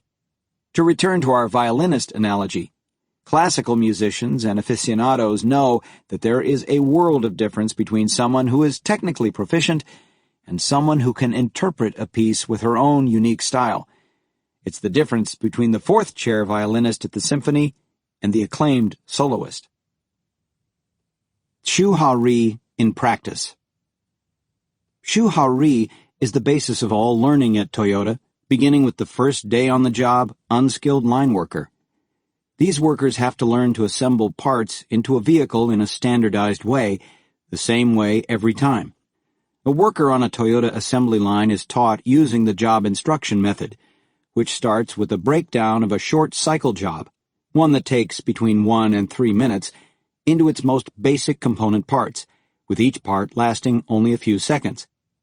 In the Shu stage, the worker is taught using a cycle of see, try, say, and practice. The worker sees the teacher do the step and then tries it himself. Next, the teacher repeats the step, this time saying aloud the name of the step and some key points about it, and then asks the student to do the same. The teacher then goes through the step yet again, naming the step and stating the key points, but now adding the reasons why these points are important, and asks the student to repeat all this. Through repetition, the worker learns the step and can move on to the next step. As the student masters each step, he begins to string the steps together, ultimately learning the whole job. During the ha stage, the teacher will still stay around, checking on the student. The teacher continues to bear the primary responsibility for the trainees performing the job in the specified time with good quality. The trainee is expected to do the job exactly as specified with fine detail until he reaches the point of re, at which he can do the job without thinking. At this stage, when the actions needed to complete the job are habitual, the worker can focus on observing the overall work procedure and take the responsibility for improving it, and for teaching others. The execution of each assembly line job with precision, absolute consistency, and accuracy is called standardized work in Toyota. Standardized work is a fundamental requirement of the Toyota Production System, TPS, and enables the identification of self-developers. Standardized work is not static, though. As improvements are made to the job by re-stage workers who are doing it, they are incorporated into the standardized work. Toyota considers every job important enough to teach in this detailed, meticulous way and views it as the job of everyone in the company to become a master of her craft. A 1-minute job of installing a seatbelt is critical for the safety of the driver, and precision is needed for quality purposes as well as to achieve the highest level of productivity and efficiency. But it's not just assembly line jobs that follow this pattern. For example, Kazuhiko Miyadera, former executive vice president for research and development for Europe, told Jeff that his most intensive period of learning as a young professional in Japan was when he was assigned to work under a master designer, really drawer, of instrument panels for 1 year. By the time the design gets to this person, the look of the instrument panel in general has been set, and this person does the full-sized drawing, filling in the details. In many Western companies, people who draw such things as instrument panels, meaning the layout, dimensions, and detailed design of the locations of items on the panel, as opposed to the mechanical or electrical engineering behind the scenes, are hourly employees, and their work is supervised by a degreed engineer. However, even though Miyadera already had an engineering degree, and the master designer did not, he was still required to spend 1 year on what was, from a non-Toyota perspective, a menial task. In the Toyota culture, however, spending a year as the student of one of the company's top designers was a high honor. Miyadera's job during that year was, like an apprentice, to draw a small portion of an instrument panel in excruciating detail under careful scrutiny. The master designer he worked under drew the rest. Each day, Miyadera went to the drawing board, pencil in hand. Occasionally, the master would critique something that Miyadera had drawn, but would leave the future VP to consider how to correct the weakness. In other words, the master designer pointed out deficiencies, but never told Miyadera how to fix them. Over time, Miyadera gained a master's understanding of the form and function of an instrument panel. He realized that the designer was doing fundamental engineering work. From the perspective of Toyota's learning culture, if Miyadera was going to lead engineers, he needed to master the basic skills of engineering. He was following the shu-ha-ri cycle, starting from the most basic task of an engineer. In fact, Miyadera told Jeff that he learned more about real engineering in that year than in any other year in his life. Shu-ha-ri beyond Toyota. Some observers of Toyota question whether these practices, built as they are on Japanese culture, can work at other companies. Certainly, Toyota's success in designing and building cars in the United States is a powerful argument for the general applicability of this model. Of course, naysayers argue that, although the practices are used in the United States, the overall corporate culture remains Japanese, and this accounts for its success. We certainly agree that Toyota's culture is unique, and that it is the basis of the company's success. Yet the Shu-Ha-Ri approach is as deeply embedded in Western culture as it is in Japanese culture, and was the dominant approach to learning until the early part of the 20th century. The Shu-Ha-Ri approach has important parallels to the Socratic method and is essentially identical to the apprenticeship model of instruction. Until the Industrial Revolution, when mass production was developed, most skills were taught to apprentices by masters, beginning with the guild system of the Middle Ages. In some trades, like plumbing, this practice continues to the present day. It is certainly highly visible in the sports world. How often do you hear professional coaches or players at the highest level of their sport talk about getting back to basics or focusing on the fundamentals? Even at the height of his success, Tiger Woods would return to the fundamentals of his swing, reworking it and starting over again to, in a sense, relearn golf at a deeper level, sometimes going backward in order to move forward. That's the Shu-Ha-Ri cycle, and it never ends. This approach is also making a comeback, completely independent of Toyoda, among those who study educational methods, where it goes by the name of learning by doing. Recent scholars have been finding that learning by doing with a coach is a very natural way for adults to learn any new skill.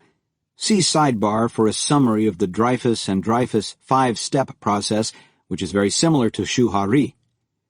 Unfortunately, Western education has largely abandoned this method in favor of a lecture-oriented model in which teaching is defined as showing or telling the student what to think or do, then providing shortcuts that will speed up the pupil's route to proficiency.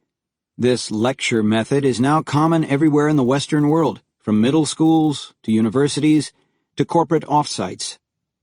Before we move on to discuss how Shu-Ha-Ri sets the stage for self-development and the identification of leaders, we have to emphasize one final aspect of the Toyoda cycle of learning. The role of the sensei at Toyoda is utterly different from that of the modern Western trainer or leadership expert delivering lectures. The lecture-based approach to learning carries the implicit assumption that the lecturer or trainer knows the answers and that her value is in providing shortcuts to the mastery of a skill. Essentially, the message is that if the trainees pay attention to how the master does it, they can bypass the long, arduous process of learning by practice themselves. In contrast, the value of the sensei is in making sure that the student doesn't take shortcuts. The implicit assumption here is that shortcuts may produce a short-term gain in efficiency, but they prevent the student from truly understanding and mastering the skill, ultimately resulting in systemic failure.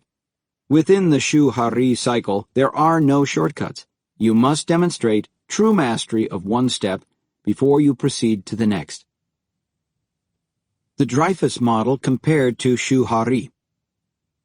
Dreyfus and Dreyfus found that in learning skills that require a good deal of judgment, such as playing chess, people advance through 5 stages.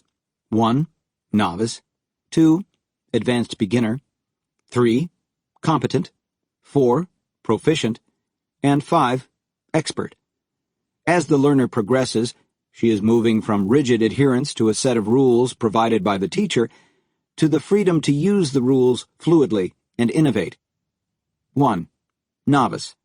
A novice must rigidly adhere to the teacher's rules without deviation. The teacher breaks down the task into individual basic elements that are taught one at a time. 2. Advanced beginner. Someone at this level can begin to string together the elements into combinations of steps that make up a routine, but each element is still treated separately.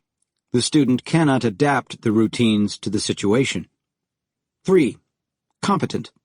This person can perform routines comfortably without focusing intensively on them and can begin to see longer-term goals as well as adapt routines to different situations. 4. Proficient.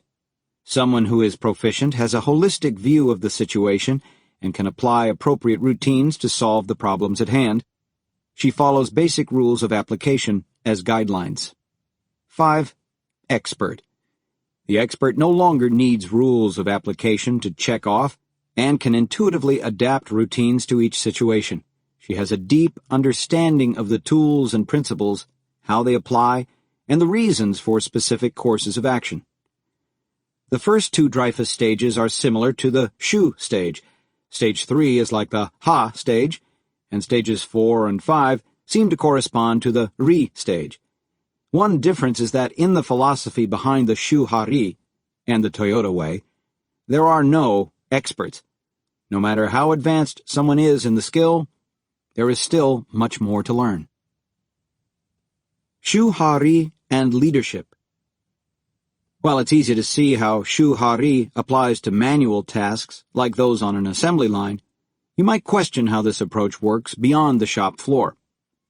Learning to be a leader is, of course, very different from learning to attach a bumper on a Corolla. Leadership can't be broken down into 1-minute tasks, no matter how many copies of the 1-Minute Manager are in circulation. But at Toyota, Shu Ha-ri is the basic premise for the training and development of all workers, including leaders. We saw how Miyadera went through this learning cycle in engineering, and it is common for first-year engineers to work in production jobs for months, and later to spend up to a year learning the computer-aided design, CAD, system, going through the cycle of Shu Ha-ri. A typical Toyota leader in manufacturing began as a line worker, going through Shu Ha-ri cycles to perform each job on the team until she reached the point where she could teach those jobs. Once she reached the Ri stage for every job, she was assigned to perform some of the individual tasks of a team leader, taking on the team leader role while the actual team leader was on vacation. Eventually, she earned the right to lead the team full-time under the careful supervision of her supervisor, called the group leader. This cycle is repeated as team leaders become group leaders and group leaders become assistant managers. Even plant managers typically start their careers building automobiles. When a successful leader is promoted into a position of broader responsibility and challenge, she goes back to first principles and starts over through a version of Shu Ha-ri. First, she learns the individual jobs in the area to standard. Then she practices to the point at which leading the area becomes comfortable. And finally, she leads a major improvement initiative in the area, all the while developing her subordinates. This model has been followed since the early days of Toyota, when it was laid down by Taiichi Ohno. Taiichi Ohno is the archetypal Toyota sensei. In the 1950s and 1960s, with the executive sponsorship of then-President A.G. Toyoda, Ohno created the Toyota production system on the shop floor through trial and error. Ohno was also responsible for training the next generation of Toyota senior leaders. He was a harsh but compassionate teacher, and many of his students, like former chairman Fujio Cho, went on to become top leaders in the company. Ohno was not particularly interested in presenting specific terminology and theories to his students. Instead, he aimed to shape the way they thought about problems and how they acted. He did this without doing much teaching in a way that Western audiences would recognize. Instead, Ohno believed that the most important development came from daily experiences at the Gemba, where the work is done. One of Ohno's most famous teaching techniques involved the use of the Ohno circle. While working with a particular pupil, Ohno would draw a circle on the shop floor and ask the student to stand in it. Then Ohno would go away, sometimes for hours. Intermittently, Ohno would check in and ask questions. What did you see? Why did that happen? What have you learned? Ohno never provided much in the way of feedback to the students' responses. He simply asked challenging questions and grunted disapprovingly when he did not like the answer. There was tremendous pressure, but it came from within the student as he struggled to please the respected teacher. By the end of the day, Ohno usually was satisfied that the student had learned to observe more deeply and simply said, "Please go home." The most unfortunate students had to come back for more the next day. What Ohno was teaching in his unique style was only the first stage of one specific leadership skill, the ability to observe and analyze the actual situation in depth and without preconceived ideas. This is one of Toyota's central values and a critical aspect of Toyota leadership. A Shu Ha-ri story of developing a young leader at the Gemba. A Toyota leader cannot teach what he cannot do himself, and one of the most basic skills is the problem-solving method that Ohno insisted all of his students master. It may help make this more real to consider an actual example. The sensei in this case was a 30-year Toyota veteran and a disciple of Ono, Rikyo Itaka. The student was Yuri Rodriguez, an employee who had been hired by Gary Convis because of his tremendous leadership potential. At the time Yuri was hired, he had been working for a BMW Chrysler joint venture that built engines in Brazil and was a fast-track employee. He had an industrial engineering degree from a top university, and he had become a standout in the joint venture, rising to higher and higher levels of responsibility. This plant was viewed by the parent companies as a model of lean manufacturing, and he was viewed as a growing expert in lean methods. In fact, his next opportunity was to come to Chrysler full-time as an assistant plant manager. Gary offered him a job working for Toyota Motor Manufacturing Kentucky, TMMK, but explained that he would have to take a position a few levels below what Chrysler was offering and work his way up the ladder by demonstrating his understanding of TPS. Surprisingly, Yuri had the self-awareness to realize that he was not as much of an expert as Chrysler thought and would develop to a higher level if he worked for Toyota. Yuri had some visa issues, so Gary arranged for him to work in a Toyota factory in Brazil for the year, with his salary coming out of the Kentucky plant's budget, in essence paying for a year of education. Yuri was made assistant manager in assembly in the Brazil plant, with responsibility for the trim, chassis, and final lines, despite his having no experience in an assembly plant. In Yuri's first humbling experience with his new mentor, Rikyo Itaka used the famous Ono circle, asking Yuri to stand in one place, within the circle on the floor, and come up with Kaizen ideas for the chassis department of the assembly line. His sensei then left. Yuri at first resisted. After all, he was a professional industrial engineer, and he did not need such an elementary assignment. After 20 minutes, when the sensei came back, he looked at Yuri's paper and saw 5 ideas written down. The coordinator looked at Yuri, shook his head back and forth, and said, "Bad, bad, bad. Write 25 ideas in the next 10 minutes. Realizing how hard it was made Yuri reflect on whether he was really the big shot he thought he was. The next big challenge was solving a real quality problem. About 55 defective cars were sitting outside in the yard waiting for repair. Using his engineering expertise, Yuri figured out that the defects were coming out of the trim department as a result of inconsistent torque in attaching bolts. The team members were using relatively primitive impact wrenches that required judgment in tightening the bolts, something that he had not expected, since in his previous job the workers had always used more sophisticated torque wrenches that would automatically shut off when the torque reached the precise level required. Yuri presented to upper management his proposed countermeasure, which was to buy new torque wrenches, expecting that his sensei would be proud of his problem-solving prowess. Instead, the sensei interrupted Yuri's presentation to say, "Okay, so I see you contained the problem, but do you want me to buy new $400 wrenches for everyone in the whole plant? Because if you are telling me that's your solution for that problem, that's what I'm going to have to do. I suggest you go back and observe the team members to really understand the problem." This sent Yuri back to the drawing board. The result was a painful odyssey of solutions and negative reactions. For example, Yuri discovered that some of the guns were too old and could not hold the torque, and asked if he could replace those. His sensei's response, "No. Think some more." Finally, Yuri thought back to his early training in problem-solving and remembered the 5 whys method. Ask why 5 times to get to the root cause. He came up with 2 causes. First, the team members were not well trained. When a team member was shooting the bolts using the more primitive impact wrenches, he should be able to hear a different sound when he reached the right level of torque. The team members did not know that. Yuri spot-checked team members throughout the entire line, and about 40% did not know how to feel and hear when the correct torque was achieved. The second cause was that the maintenance system for the impact guns was deficient. The guns were getting weak, but no one was maintaining them or changing them out before they got to that stage. There was no preventative maintenance. Yuri also checked the maintenance of other tools and saw that preventative maintenance was poor throughout the line. Yuri developed a training program, revised the standardized work to make clear the key point about listening for the sound, and worked with maintenance to develop a preventative maintenance program. After 5 months, the faulty cars had disappeared from the yard, and the low torque problems were reduced to almost zero.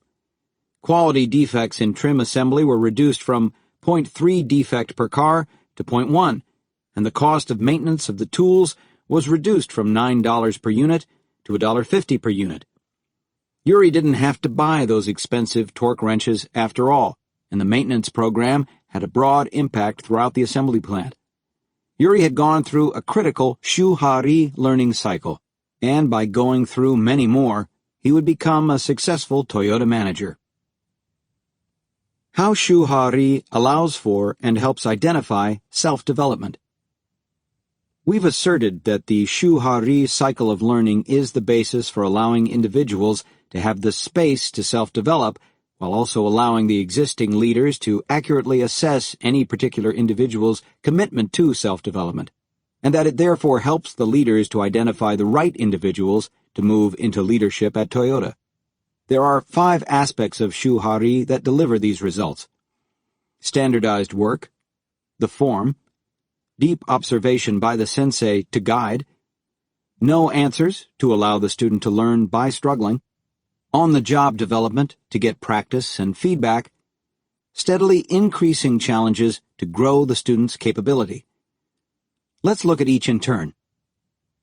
Standardized work as a foundation for learning. Both of us can still clearly remember the first time we visited a Toyota plant operating at the height of efficiency.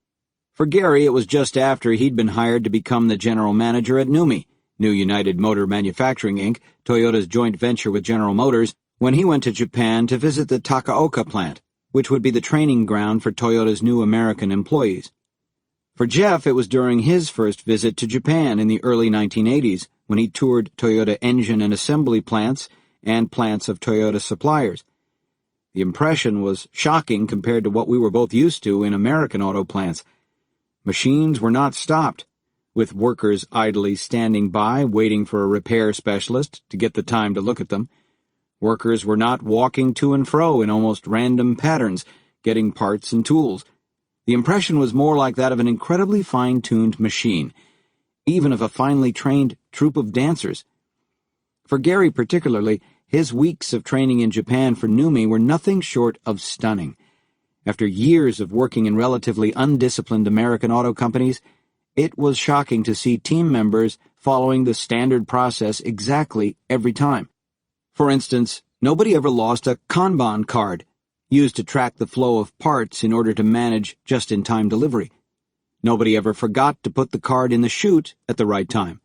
Nobody ever prematurely pulled a Kanban from containers to advance order parts. And he could see almost no wasted motions in the workers' carefully choreographed routines. In Japan, allusions are frequently made to the traditional tea ceremony, where the actions of servers are carefully choreographed to create the most aesthetically pleasing experience for the guest. In fact, years later, on a trip to Japan, Akio Toyoda, now the president of Toyota, took Gary to a tea ceremony. He casually asked Gary what he saw. It turns out that it was a favorite way for Akio to teach the power of standardized work. Yet the system wasn't rigid. On the contrary, as with the tea servers, the precision and exactitude with which team members performed their jobs was a result of a focus on how to get closer and closer to perfection. The standardized approach enhances quality and productivity in manufacturing and provides the basis for individual team members to improve on the standardized approach. We've found that for many Americans, the concept of standardized work is somewhat frightening, perhaps bringing to mind either Charlie Chaplin's comic version of depersonalized industrial production, Modern Times, 1936, or the more recent Stepford Wives. Even those who accept the concept for the assembly line are very resistant to the idea that it applies elsewhere in a company. While these doubts are understandable, they are the result of missing a fundamental part of standardized work. It creates as much freedom as it sacrifices, if not more. The absolute dedication to standardized work at Toyota grew out of necessity. The company created the just-in-time approach to manufacturing because it could not afford to carry inventory. Just-in-time kept Toyota's limited working capital working, rather than sitting in warehouses or in boxes along the assembly line. Of course, there's a huge risk in just-in-time production. If something goes wrong, there is no slack in the system. If you run out of a part, the whole assembly line shuts down. Therefore, it was imperative that Toyota not just reduce mistakes, but eliminate them. Standardized work is, first of all, a tool for eliminating mistakes. However, many people misunderstand exactly how it is a tool for eliminating mistakes. If you think of standardized work simply as repetitively following a script, then all it will do is limit mistakes. Human beings are fallible. Circumstances are uncontrollable, and therefore no matter how precisely you script the behavior you want, you will still have a large number of mistakes. To understand how standardized work is really applied at Toyota, first you have to realize that human beings have a limited capacity for paying attention. Without standardized work, all of the workers' attention has to be directed toward the minute details of the job. Where is the tool? Where is the part? How tight does this fastener need to be? With standardized work, as the worker moves from shu to ha and on to ri, these minute details can become routine enough that she no longer has to devote attention to them. Those who stop there, thinking that these jobs must be unbearably boring if they are so rote that no thought is required, completely miss the point.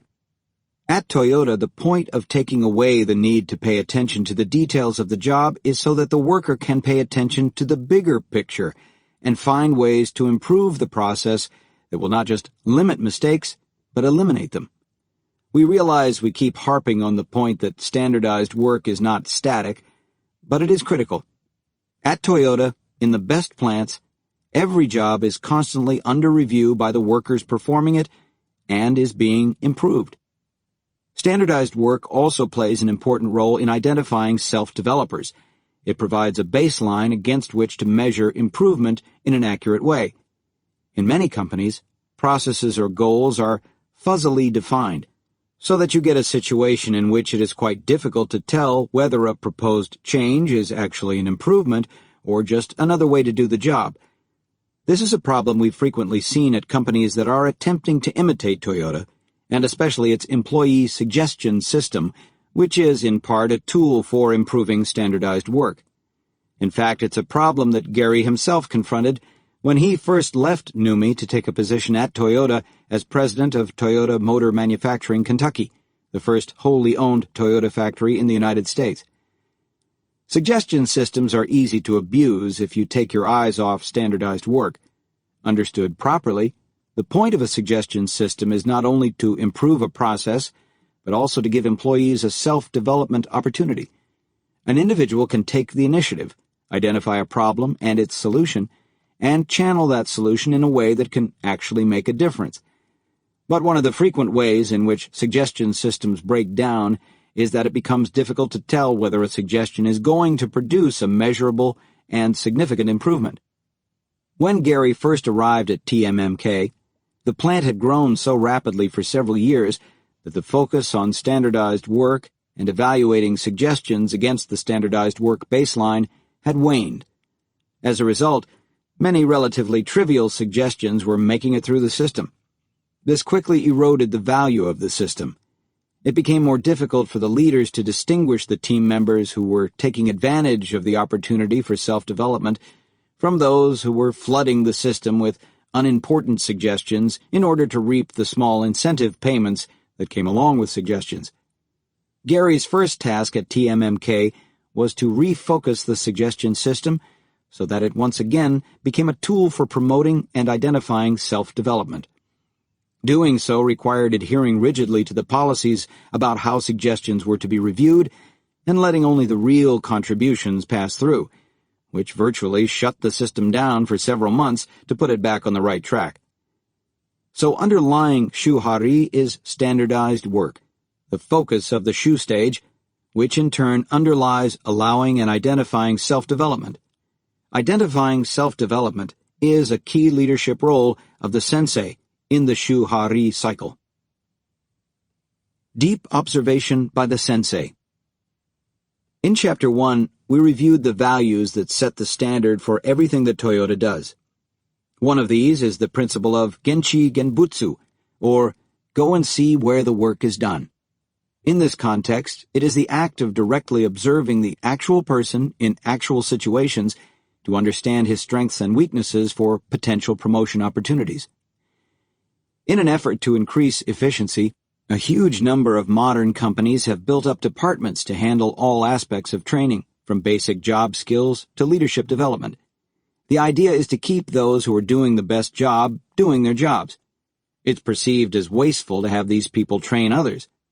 Thinking about this construct for a moment reveals that while at first it may seem to be common sense, it's based on highly dubious logic.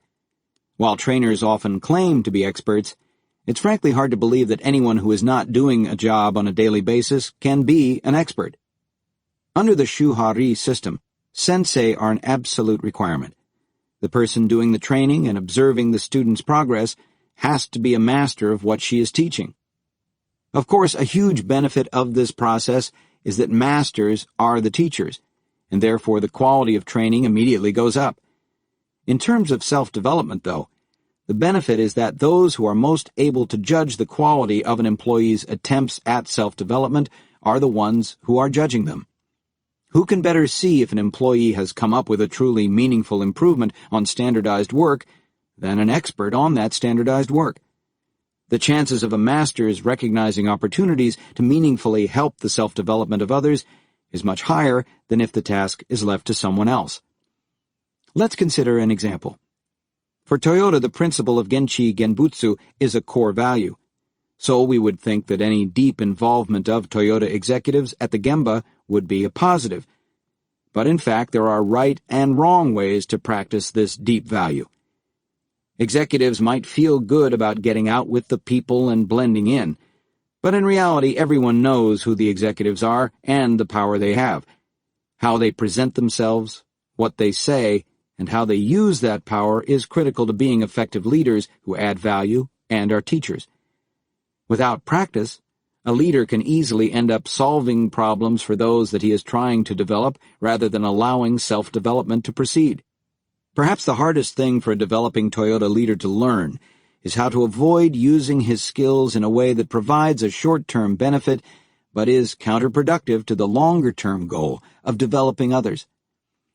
A good example of good intentions potentially leading to bad outcomes is one of Gary's missteps during his early years at Numi. Just like the body shop, the paint shop at Numi had outdated equipment from the GM days. Even with the best paint booth, every car needs some minor repairs of small imperfections or problems with the surface coating. At Numi, the inspection and repair of these defects was all done on a moving line. The paint crew had to meet the tact time. Because of the equipment, some days there were so many repairs that the regular team couldn't keep up with the tact. On one such day, Gary decided to act like a Toyota leader and get his hands dirty by personally getting on the line and repairing cars. The problems with each car were identified by inspectors who filled out a ticket for the repair personnel to follow.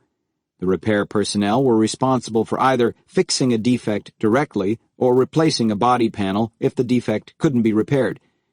Gary leaped right in to make the repairs, helping to carry body panels or buff out paint defects. He was doing well at the repairs, although occasionally he had to call over the inspector to ask him to interpret a particular scribbled note about what needed to be fixed. He was feeling pretty good about himself, thinking he was acting exactly as a Toyota leader should.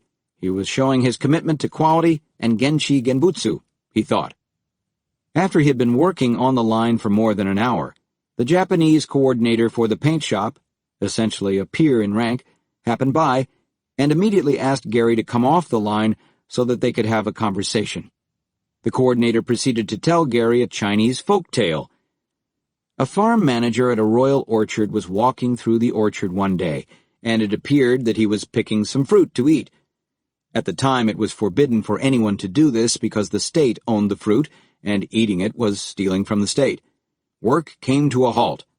It turned out, however, that the manager was not picking the fruit, but was innocently pointing at a rare bird in the tree. Then the coordinator thanked Gary for his time and walked away. Gary was more than a little confused.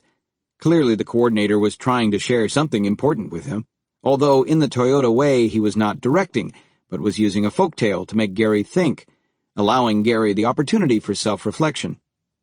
Suddenly Gary realized the point. The workers in the apple orchard did not understand what the manager was doing and could easily misinterpret his innocent actions. Worse, the manager drew the attention of all the workers to himself, distracting them from doing their jobs. Gary's participation in making repairs in the paint shop, while motivated by good intentions, was actually disrupting the development of the team members there and distracting them from fixing the problem. Everyone was focused on Gary, not on countermeasures or on finding the root cause of the problem. In addition, when he was asking the inspector to explain the repairs needed, others interpreted that as Gary's questioning the need for these repairs. Gary's responsibility was not repairing cars, but developing the team members, group leaders, and managers' ability to solve the real problem. By being too hands-on, he was abdicating responsibility for the development of his staff. The coordinator, conversely, had assumed responsibility for Gary's development by calling him away from what he was doing, but did not interfere with his self-development, since he used a folktale rather than a directive to give Gary the opportunity to reach a conclusion on his own. The more subtle approach created a learning experience that Gary still recalls vividly over 25 years later. In Chapter 3, we'll continue to explore the role of the sensei in developing their pupils and the incredible investment that Toyota makes in ensuring the presence of sensei. No answers from sensei. The student must deeply reflect. The concept of hansei, reflection, is key to self-development at Toyota. Hansei is the conscious process of looking back at oneself, picking apart what went well and what did not go well, and vowing to be better next time. All Toyota leaders are expected to demonstrate hansei in their learning process. We've mentioned before how different the role of a sensei is from that of a traditional Western teacher or lecturer. In the Western model of training, each lesson includes a summary of the key points that the student is supposed to learn. The role of the student is simply to memorize these key points. In the Shuhari cycle, there are, of course, moments when the sensei shares the answers. This may occur, depending on the style of the sensei, but only at the Shu stage, when the sensei is guiding the student in following the standard key points. Once the student is past the Shu stage, the job of the sensei changes from providing answers to asking questions, again, similar to the Socratic method. The student is expected not to memorize key points, but to engage in reflection, thinking about the question in terms of the core knowledge that he acquired during the Shu stage and how it should be applied to future situations. When Gary's sensei stopped his work in the paint inspection process and told him the story of the bird in the tree, he was asking Gary to reflect on what was happening. He could have simply pulled Gary aside and explained to him why it was not a good idea for him to be doing what he was doing. If he had done so, Gary would not have been so confused at first, but he also would not have struggled to figure out what his sensei was trying to communicate. It was a key moment of self-discovery for Gary, because of his own deep reflection. Hansei pervades operations at Toyota at both the personal and the group level. Many companies put together lessons learned workshops when a project encounters difficulties. At Toyota, hansei is expected from every leader on every project. For instance, after each new model is launched, a hansei process is kicked off in which the team reflects on how performance can be improved. A program manager for the Toyota Avalon, which launched a new model in 2004 that was widely considered to be a huge success in the market, describes it this way. We had come in on time and under budget, and the Avalon was selling really well. But right away, we had a 2-day hansei to figure out what we could have done better. It was a bit morbid, like we'd failed instead of succeeded. But as we thought through the process, we found a lot of things we could have done better. The team members then summarized what they'd learned and shared the few most critical learnings with program managers for other vehicles, so that they could benefit from the reflection and learning of the Avalon team. But Hansei works in terms of self-development only if the prospective leader isn't given answers by the sensei. The approach of the sensei varies with the situation. Feedback can be as direct as asking some pointed questions about how a subordinate arrived at her conclusion, and a mandate to look harder for root causes, or as indirect as telling a story. Gary, of course, has many examples of both from his decades of learning TPS. An early example that showed him the power of the approach occurred when he was plant manager during an equipment breakdown in the body shop at Numi. When Gary was at Ford, any time a serious breakdown occurred, all the higher-level managers would come to watch the maintenance technician do his job. Newly inducted into the Toyoda way, Gary was impressed by the value of Genchi Genbutsu, or go and see. So when a serious breakdown occurred in the body shop one day, Gary went running from his desk to go and see the problem. On his arrival at the scene, a group of managers was already there, including Seizo Okamoto, who went on to become president of Toyota's plant in Indiana, a Japanese welding expert who had been sent to the United States to be the coordinator for the body shop. Gary, displaying his best problem-solving skills, immediately began asking questions about the situation. Okamoto motioned Gary aside and said, "Gary, I can't fix the machine. You can't fix the machine." Then he pointed to all the other managers who were standing around trying to use their problem-solving skills. This is another example of waste. Think about how you avoid waste and how you can add value. In his role as sensei for the body shop, Okamoto belonged there to coach the managers who were most directly responsible. Gary did not. Upon reflection, Gary understood that the body shop manager needed to solve the problem or call for help if he needed it. What the higher-level managers should have been doing while that interruption was happening was looking at the whole plant and asking what could be done to minimize the impact of this problem if it lasted for 1 hour or 2 hours or more. Did they need to shut down some of the preceding processes and look for volunteers to go home? Could they make sure they had some training prepared so that they had a productive way to use people's time if the assembly line needed to be shut down? There's nothing magical about this approach or the insight that it delivered for Gary. But the approach of not providing answers and allowing the learner to engage in Hansei and come to conclusions for himself is both more effective, that is, the lesson is far more likely to be really learned and become a part of the learner's future toolkit, and a vital part of enabling and identifying self-development. What Okamoto was hinting at could have been explained to Gary in a lecture about what to do when walking the floor, but he would not really have comprehended what it meant in action. He would not have deeply felt it. Self-development has a huge impact in the learner's actual patterns of thinking and behavior. On-the-job development. By now, it should be clear from the anecdotes that we've shared that relatively little of the training and development of team members or leaders at Toyota happens in a classroom. There's a certain amount of basic information that has to be imparted at the shu stage of learning. Beyond that, the best learning environment, particularly for allowing self-development, is on the job. On-the-job development also plays an important role in reliably identifying self-developers. Accurately assessing learning and development in a classroom environment is incredibly difficult. Countless education experts spend their entire lives tweaking tests to try to make them valid reflections of student learning. The fact that this tweaking continues unabated decade after decade shows how unsuccessful they have been. On-the-job development is much better for assessing what a student has learned and whether she can apply her learning, because she is applying the learning. The only assessment of leadership that matters happens in real-world situations. When confronted with a challenge, does the leader step up, behave as expected, and get results in the right way? Once the target is achieved, does the leader take steps to ensure that the problem doesn't occur again and that others learn from the situation? Does the leader engage in Hansei to reflect on his own performance and improve that performance when the next challenge arises? None of this can be judged in a classroom environment, nor can it be faked when it happens on the job.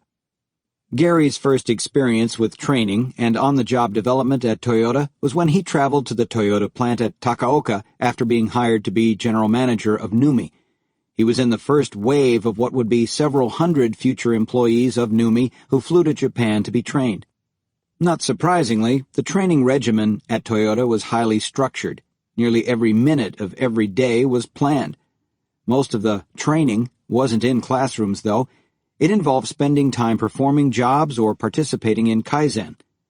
Gary spent time in each of the major shops. For example, stamping, body weld, paint, and assembly, while the department managers spent time in the particular shop they would manage, and the team members spent time learning line jobs, like those they would ultimately do. Even as a general manager, Gary was expected to actually perform production jobs to experience the system firsthand. In addition to performing the jobs, the Americans were asked to study the jobs and find opportunities for Kaizen, to eliminate waste. They had learned in the classroom about standardized work and other elements of the Toyota production system.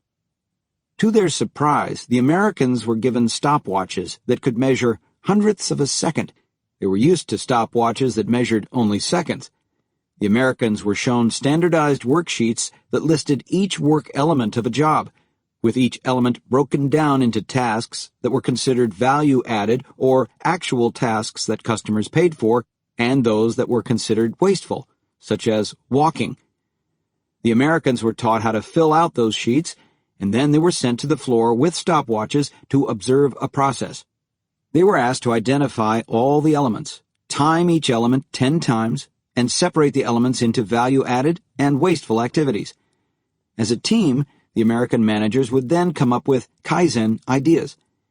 The act of looking for opportunities for Kaizen was important training, but everyone was amazed at how many of the ideas were actually implemented on the spot by Japanese team members. The Americans experienced a level of learning by doing that was unlike any training they'd ever had in the United States. In another training exercise, after a morning spent in the classroom, each American trainee was asked to spend 45 minutes in one place in one section of the shop floor, observing. No one walked around with a piece of white chalk drawing Ono circles, but the idea was the same.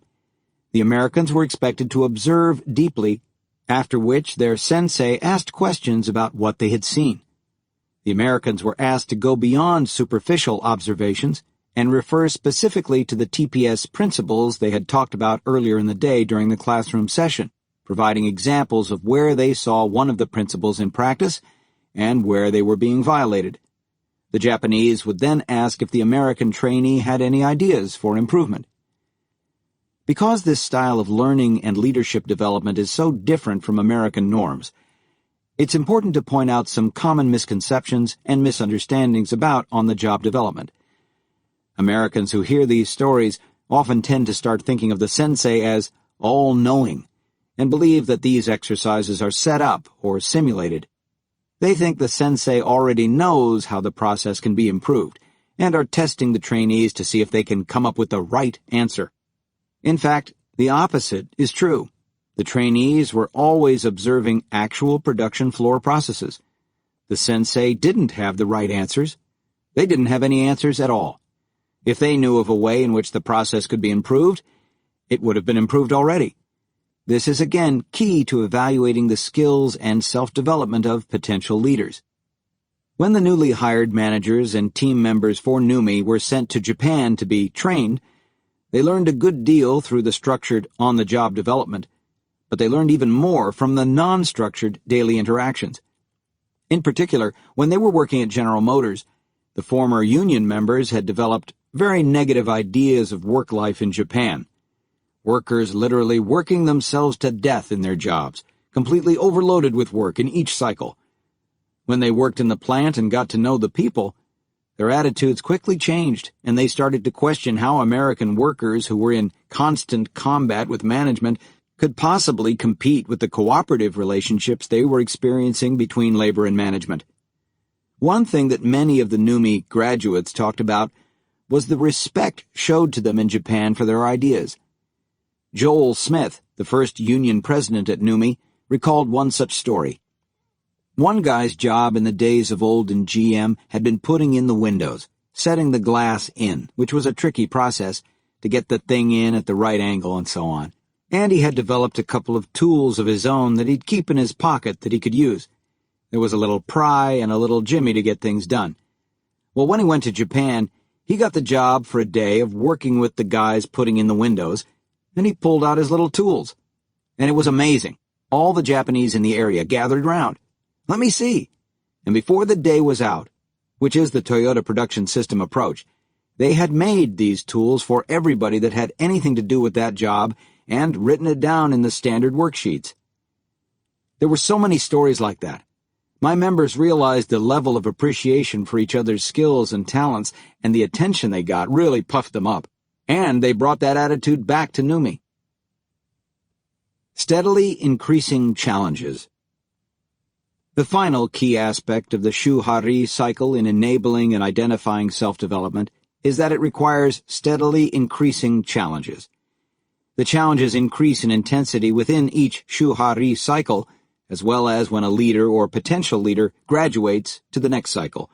From our experience with Toyota, we have seen that potential can be nurtured by putting students in challenging situations that accelerate and shape growth. Figure 2.1 summarizes these learning cycles that are embedded within the Shuhari cycle. We characterize these as plan, do, check, act, PDCA, learning loops. When he is assigned a new task, the leader must first understand the current situation in detail and the gaps between it and the ideal condition. This allows the leader to understand the problems and formulate challenging targets for improvement. Plan. The do stage involves leading others to work as a team to achieve the challenging objectives. The check is done with the help and feedback of the sensei and is a reflection on the results and, more important, on the process of achieving the results. And finally, the student leader is ready for the next challenging assignment, the act stage. For a successful Toyota leader, one full cycle, for example from being promoted to assistant manager to being considered for promotion to manager, would typically take at least 3 years, and probably longer. When the leader has gone through one revolution, she is judged based on the level of her performance and how she achieved her results. Those who succeed while following Toyota values are then selected to be moved to the next challenging assignment. Success breeds increasingly challenging assignments and eventually moving up the ladder. Those who show greater mastery and demonstrate leadership will progress to a higher level than those who simply do the job as expected. The leader who moves up is taking on a greater scope of responsibility for more people and functions, and also a longer planning horizon. In Japan, Toyota has a time-tested method of selecting and developing leaders based on the principle of grow from within. Up until the 2008 to 2009 recession, where hiring was frozen for some time, Toyota consistently hired about 1,500 to 2,000 people annually. Those individuals generally stay with the company until retirement at about age 60. Only senior executives stay longer. New hires are carefully observed during the first 3 years by their immediate supervisors, co-workers, customers, human resource professionals, and managers 2 levels up in the organization to find those with the most leadership potential. Human resource professionals and direct supervisors spend an enormous amount of time at the Gemba getting to know potential leaders in action, discussing them, putting them in challenging positions to see how they react, and dissecting their strengths and weaknesses. Sometimes a person is moved laterally to see how he reacts in a new situation where he lacks deep experience and technical expertise. Moving upward means learning to manage a broader span of control across departments than the manager has ever experienced firsthand, as well as managing horizontally by influencing others in a different chain of command. Managers are judged not only by their results, but more important, by their leadership process. As their careers evolve, they settle in at a level that suits their unique strengths and weaknesses. In Figure 2.2, Leader A has a good deal of work to do on self-development before he can be given significant responsibility for leading and developing others. Cycles, he has not established the maturity to develop others. Perhaps this person has superior technical skills, but his social skills are not as strong, so he might have a small group within his technical area assigned to him to mentor, eventually becoming responsible for the group's achieving Hoshin Kanri objectives. By contrast, Leader B is on a faster track, taking on increasing responsibility and more severe challenges. She has been given broader responsibility for leading vertically the people who report up to her, but she also has Hoshin objectives that involve coordinating with other departments horizontally. Eventually, when there is a need for a major change in the organization, perhaps with a planning horizon of achieving a 3 to 5 year vision, she might be promoted to general manager or even vice president to lead a large portion of the organization. As we already noted, these challenging situations are not scripted. They are based on real circumstances that are taking place in the plant, circumstances for which the teacher himself does not have an immediate answer.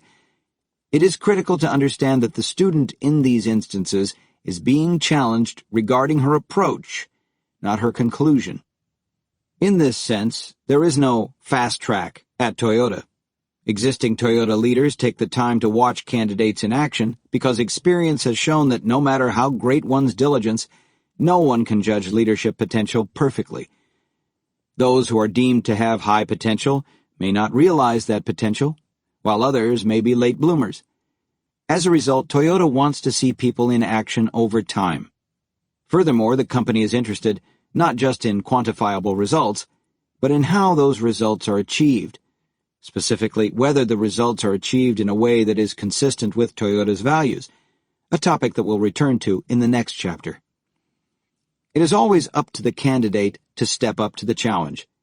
Taiichi Ohno, for instance, would send a student into a parts supplier and give him a severe challenge, such as to eliminate 6 jobs on a 10-job production line.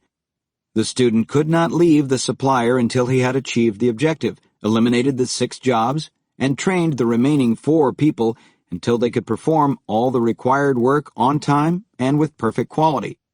Ohno was physically present only for short periods of time, but the student knew he was watching, and Ohno would check in regularly for a progress report. Individuals who failed to meet the challenge did not get fired, but their career progression slowed compared to those who achieved their goals. The key point here is that self-development is expected throughout the career of a Toyota leader. The challenges steadily increase as a leader takes on more responsibility, and the leader must continually self-develop in order to rise to each challenge and deliver results within the Toyota way.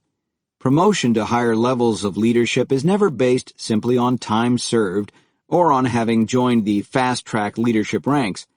A loyal employee who works hard but lacks leadership capability will eventually get promoted, but he may have few people, if any, reporting to him.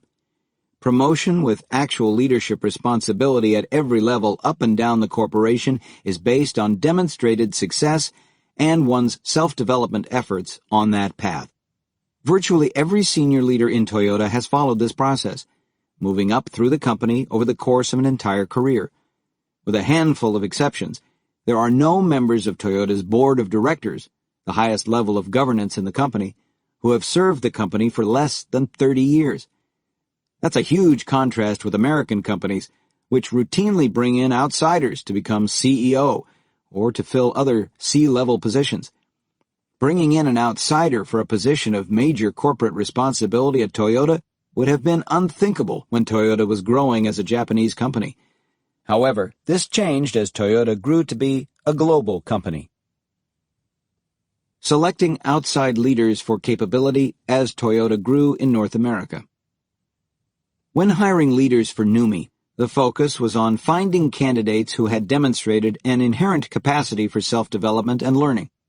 Unbeknownst to Gary, NUMI conducted background interviews with colleagues to assess his character and openness to learning. As we discussed in Chapter 1, Gary's approach to leadership while he was at Ford and GM was admirable, but it was still flawed from a Toyota perspective. You can say that he was getting good results in the wrong way. But according to people involved in the recruiting process, Toyota was most interested in his excitement for self-development. At NUMI, The most important recruit was the first general manager who would run the plant.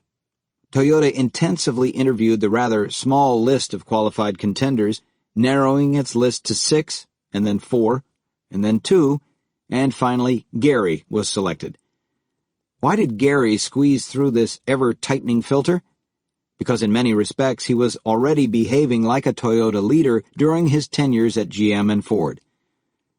Conrad Prusak, the executive recruiter hired by Toyota to find its NUMMI general manager, recalled that the Toyota leaders involved in NUMMI at the time emphasized to him that their ideal candidate is going to have an understanding of the automotive manufacturing process, but they're going to put their biases aside and with an open mind learn about the Toyota manufacturing method. And then they're going to help us apply this Toyota manufacturing method to the American worker profile and help us bridge the culture gap. That lack of bias was Gary's key strength, and it was why the field narrowed to him. He was obviously a talented guy, said Joel Smith, NUMMI's UAW president, about his impressions of Gary during the recruitment process.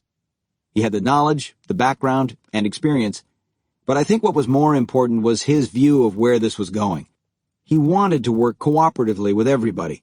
He had an openness to learning new stuff and being excited about it. Joel himself was one of the first people brought into NUMMI. Brought back, actually, as he had been the union president at the closed-down GM plant. The fact that a union leader was part of the search process to select the plant general manager was itself a culture shock for Joel. As part of the process of investigating Gary, Joel tapped into his network of union leaders at Ford to find out what kind of leader Gary was. Joel wanted to be sure that he was the kind of leader who would build the culture that they had envisioned in the letter of intent. All the feedback he got supported Gary as the right choice. The letter of intent really spelled out in detail how we'd have to work together, and that really fit him to a T. It's the way he liked to do things. I had talked to some folks at Ford about him and got back positive vibes, very positive. Despite all his experience and his presence on the fast track at Ford, NUMMI didn't just hire Gary and install him as a leader. We've already discussed the extensive training process that Gary and other leaders went through at the Takaoka plant. But Gary was also assigned an executive coordinator from Toyota. At Toyota, an executive coordinator is not a personal assistant. It is a sensei, a well-regarded and successful leader who can mentor growing leaders. The executive coordinator's job is far from hands-off and far from temporary. The executive coordinator assigned to Gary, and an executive coordinator for every other executive at NUMMI, moved to the United States from Japan. Another example of Genchi Genbutsu, an executive coordinator cannot be effective if he is not at the Gemba with a first-hand view of the performance of the leader he is mentoring. In fact, Gary worked with various executive coordinators for the entire 20 years he served, first at NUMMI and then at Toyota. One can view this as distrustful, but at Toyota the role is to teach and to communicate with Toyota in Japan. 16 years after being hired as general manager at NUMMI, Gary was asked to join TMMK and soon became president. He quickly confronted a challenge similar to the one that NUMMI had faced when it hired him. The plant had been running very successfully for almost a decade, doubling in capacity since it was opened. However, this rapid growth and Toyota's growing reputation presented a leadership challenge. The combination of very fast growth and a large number of middle managers being hired away by other companies that were eager to learn from Toyota's now famous ability to generate high quality and high efficiency left TMMK with a gaping leadership hole. There were not enough potential leaders internally with enough experience to fill the leadership vacuum. Through an extensive period of Genchi Genbutsu, Gary was appalled to find that a number of key positions were held by internal Toyota managers who had been promoted before they were ready in order to fill an opening. Gary knew that this was damaging to the Toyota system, and he could not perpetuate this any further. Gary and his team at TMMK had to look outside of Toyota to hire leaders who could become Toyota leaders quickly. Again, the search was for potential, but this time Gary had a bit of an inside track. During his time at NUMMI, he had met and worked with a good number of GM managers who had done rotations at NUMMI. The idea was that GM managers would spend some time at NUMMI seeing TPS in action firsthand, and then take that learning back to the GM plants. In practice, many of the GM managers did not use NUMMI as an opportunity for major reflection and self-development. In some ways, they can hardly be faulted for this, since the existing structures at GM would have made it difficult for them to apply what they had learned at their own plants even if they had wanted to. However, there were some GM managers who behaved very differently during their rotations at NUMMI, taking self-development seriously. Using this and other channels to find potential leaders at Ford and GM, Gary was able to hire to fill the gaps. Thus far, the story might not seem to be particularly unique, and up to this point, it isn't. What distinguishes the Toyota approach is that all of these external hires were brought into Toyota several levels below where they had been at their prior companies. In the typical American model, many managers take jobs at other companies in order to get a promotion. Signing on at Toyota, in many ways, meant a demotion. For example, Barry Sharp was hired from Ford, where he was on the verge of becoming general manager of a plant. His first role at TMMK was as a manager in the paint shop, 2 to 3 steps below where he had been within a typical automotive plant hierarchy. In 2005, as Gary was planning for retirement, he actually had to reach outside of Toyota to find the next president of TMMK. He chose Stephen St. Angelo, whom he had worked with at NUMMI. Even Stephen St. Angelo, a high-level GM executive who had spent 2 years as acting vice president of manufacturing at NUMMI after Gary had moved to TMMK, was asked to spend a year as an executive vice president when he followed in Gary's footsteps. Gary continued in the president's role, freeing Steve to go and see the plant, learn jobs on the floor, and grasp the situation in the plant. In all these cases, the new hires were expected to follow the Shuhari process and demonstrate self-development to prove their leadership potential within the Toyota way. Conclusion.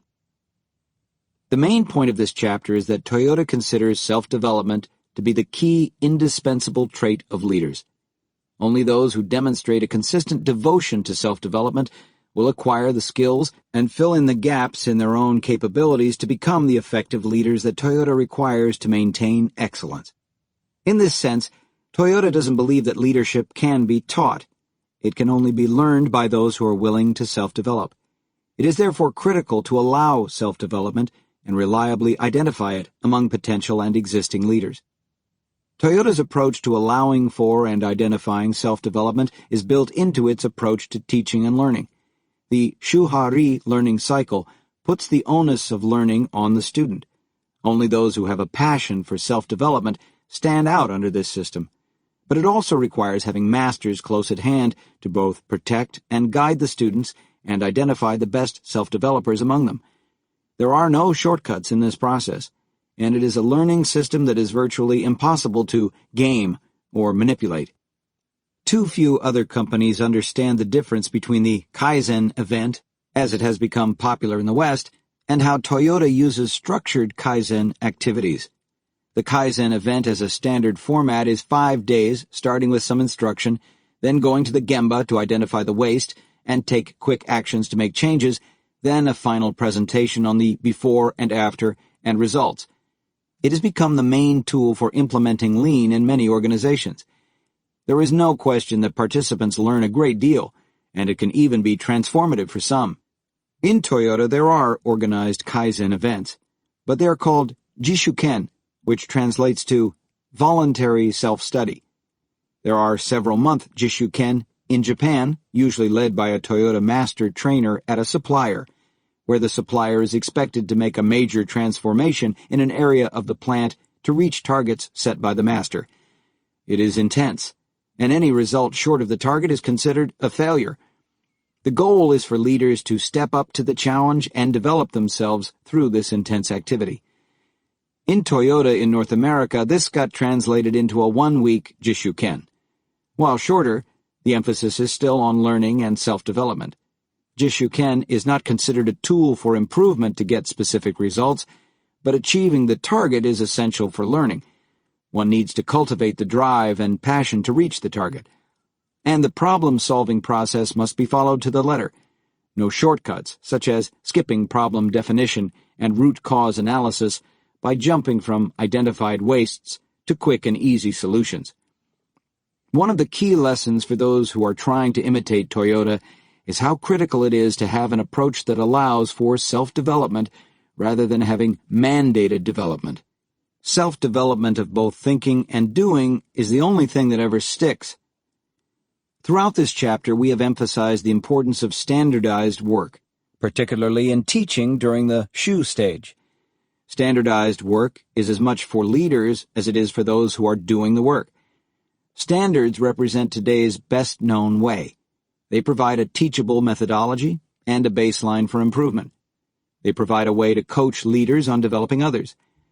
What should companies do that have not invested in standardized work? The answer is that it needs to be developed.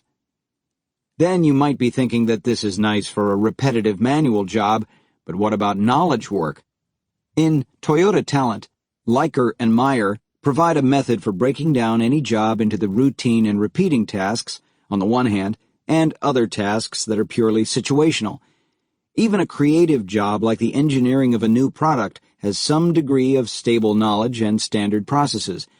It would not make sense to write out a minute-by-minute script for an engineer, but Toyota does effectively use tools like engineering checklists that specify component-by-component stable knowledge and standard steps that should be part of any good design. There are testing protocols, methods to evaluate a design to meet certain standards, cost tables to estimate the costs of a design, and countless standard tools and processes that are taught to engineers and audited by Toyota leaders. One of the popular ideas in Lean is the notion of standardized work for leaders. Many consultants sell packages for this, and many companies have been developing their own version. For example, there are standards for the frequency of doing a Gemba walk and checklists for what to look for while walking through the plant. This would fall into the shu stage of shuhari. It is necessary to start by practicing some basic drills precisely as instructed. Think of this standardized work as one of those basic drills. The problem we have seen is that managers who have had a few successful tours through the plant, all the time pointing out to others the waste that they see and giving orders for fixing these problems, too quickly feel that they are in the re stage and masters of lean leadership. This is a bit like the kid who is first learning to ride a bicycle with training wheels saying, "Look, Mom, no hands." Take off the training wheels and the kid will fall helplessly, possibly doing serious damage to himself and others. It is critical that these early Gemba walks be supervised by a true sensei, and that the manager doing the learning is clear that this is just a starting point, and that the idea is to learn to ask questions, not shout out solutions to problems. It will take years of repeated practice with a strong sensei for the manager to begin to master even the basic skill of the Gemba walk. Few, if any, companies can wait decades to develop a true bench of leaders who grow up in the operation living something like the Toyota way. There is a sense of urgency, as we saw there was at NUMMI. What NUMMI did was to carefully select leaders who fit the philosophy, immerse them in understanding the basic principles of TPS, and in studying the current situation on the shop floor, give them a stretch challenge with support, and help them reflect on what they had learned. Any company can do this. Few companies will have the resources of skilled and knowledgeable leaders like the Japanese coordinators, but this means that the expert, lean resources that the company does have are at a premium. In Chapter 6, we will showcase the journey, under Gary's leadership after he retired, of Dana Corporation, an American company that, in a crisis, had to grow lean leaders fast. It discovered that it actually had some untapped talent inside, and it was able to supplement this with talent brought from outside. In most situations, there are people around who have a deep understanding of the work, and in many cases, they have not been challenged to teach and develop others. They can be very valuable if they learn to coach and develop others rather than doing all the thinking for themselves. Toyota's approach to developing others is the topic of the next chapter. Chapter 3. Coach and Develop Others. Ralph Nader, Consumer Advocate. I start with the premise that the function of leadership is to produce more leaders, not more followers. When they began launching plants in North America, Toyota executives knew that they must not fail. Their insurance policy was to send over as many Japanese as possible to teach the Americans to lead in the Toyota way, and if it was necessary, the Japanese could jump in to avoid any major catastrophes. Of course, that was only the first step, seeding the initial group of American leaders. Toyota was growing rapidly globally and could not send armies of Japanese sensei to America indefinitely. The long-term vision was self-reliance. To attain this, the top American leaders would have to learn to become sensei, and every level of leadership below them would have to achieve a degree of mastery of living the values, leading improvement, and coaching others to improve processes toward clear targets. As discussed in the previous chapter, self-development as a concept may give the impression of a sink-or-swim mentality. Throw out the challenges, and whoever finds a way to succeed gets rewarded, and those who do not are let go. The most ruthless American companies use this model explicitly, but this is not the Toyota way. Toyota strives for the perfect balance between teachers being held accountable for the success of their students and the students taking responsibility for their own development. In this chapter, we'll look at the flip side of self-development, delving more deeply into how Toyota actively encourages the leadership potential and growth of those who are identified as self-developers. In Toyota, the terms sensei, teacher, and leader are almost synonymous. Leaders are responsible for creating an environment in which future leaders can blossom. This environment must simultaneously nurture and severely challenge the potential leader, which seems contradictory, but is seen as complementary within Toyota. In manufacturing, a big part of these challenges are naturally generated by the Toyota Production System, TPS. TPS creates challenges to force employees' development. The Toyota Production System itself is largely designed to create continual challenges for leaders and team members. Taiichi Ohno illustrated the fundamental principles of TPS with a picture of a boat traveling on a river that was flowing over rocks. He explained that the water was like inventory. With more water, the rocks are hidden below the surface and become invisible to the boaters. As the water level falls, however, the rocks will break the surface, and the boat must stop until the rocks are eliminated or crash. The rocks signify problems: equipment downtime, quality problems, communication problems, and on and on. And in traditional mass production, they are covered up by inventory. It seems to be smooth sailing despite all the problems. Product is built, and inventory is simply pushed to the next process without regard to the actual use of the material. In a just-in-time system, each process builds at a steady pace to meet the customer demand, called TACT. The true north vision is to have zero inventory between processes, although there often needs to be some strategically placed inventory buffers. With so little inventory, problems are painfully visible, and they must be solved or production stops. If one machine breaks down, the whole production process soon comes to a halt. Jobs downstream can't be performed when the flow stops. Jobs upstream have to stop because there is no place to store what is being produced. As problems are solved, rocks are chipped away at, and flow is restored, the inventory is further reduced, lowering the water level, so more problems surface. This dynamic forces continuous improvement. In a non-manufacturing process, this would be the equivalent of having frequent, tightly timed deadlines for small batches of deliverables. For example, lab test results for one patient at a time, so that each person cannot proceed until she gets what she needs from the upstream process. As we squeeze this linked chain, the problems surface, and we must solve them or stop the project. Tact time.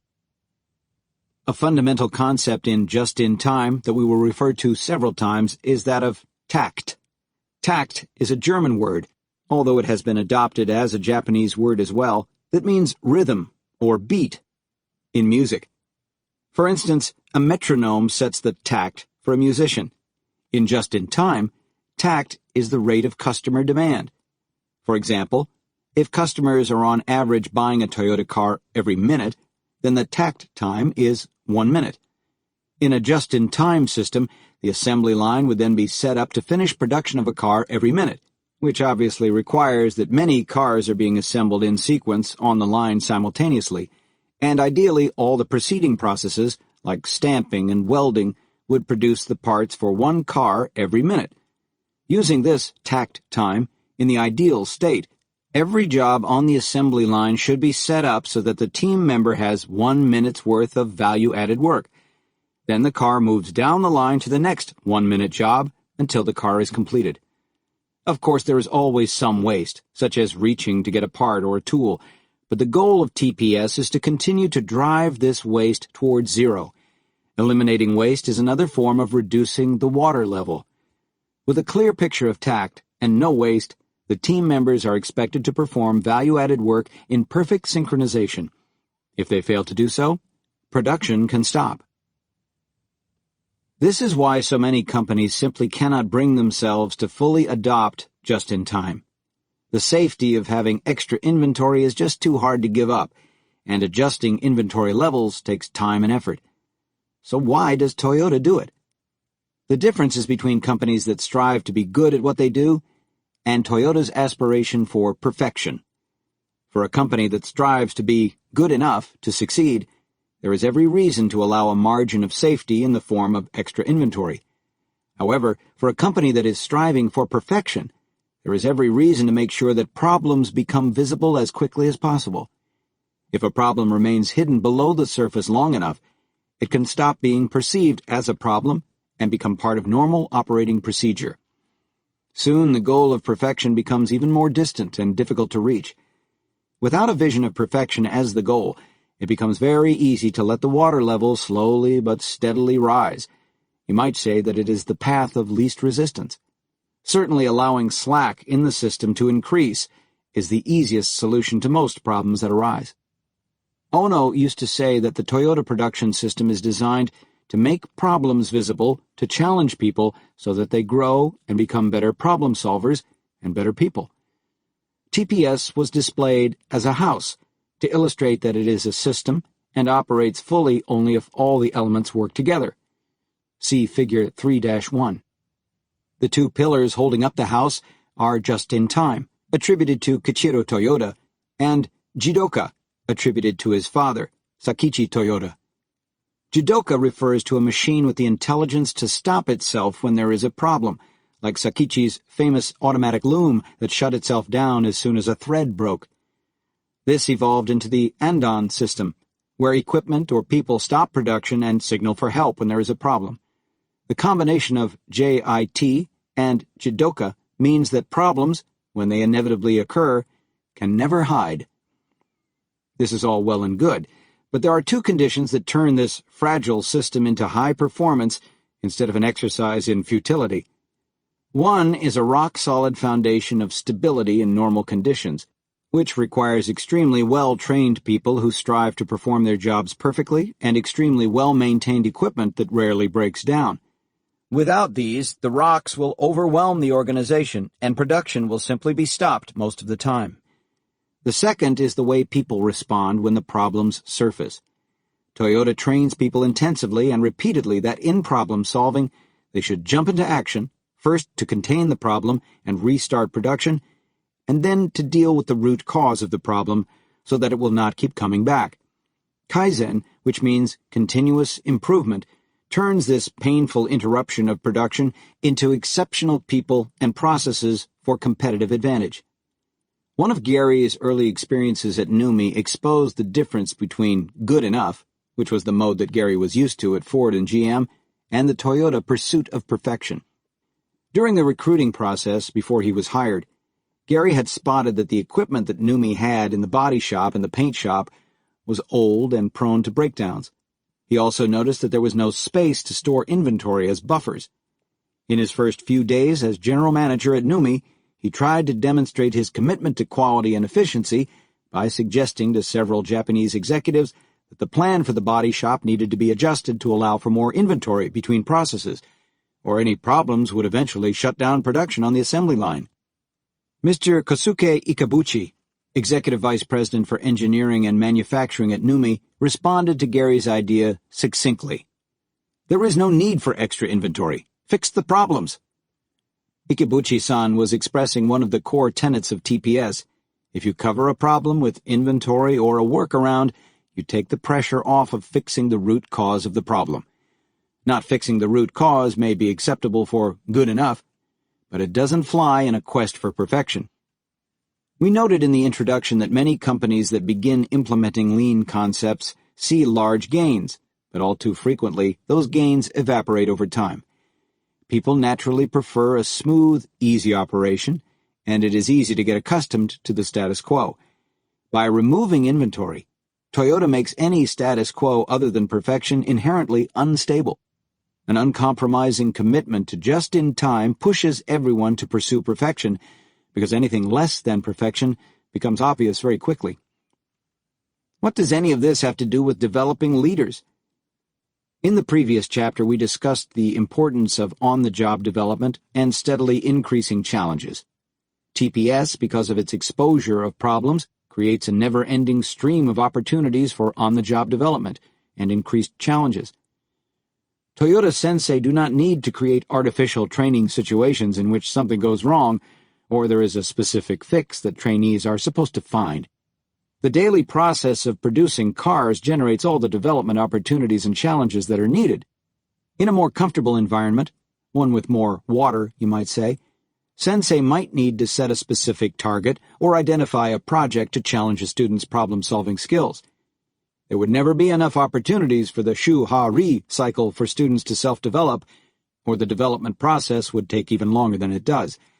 So TPS not only drives the company toward perfection, but also creates the opportunities for leadership development, both self-development and developing others, that are necessary to fill the leadership pipeline. A3 problem-solving makes the thinking process visible. In his early days at NUMI, Gary's worst fears became a daily reality.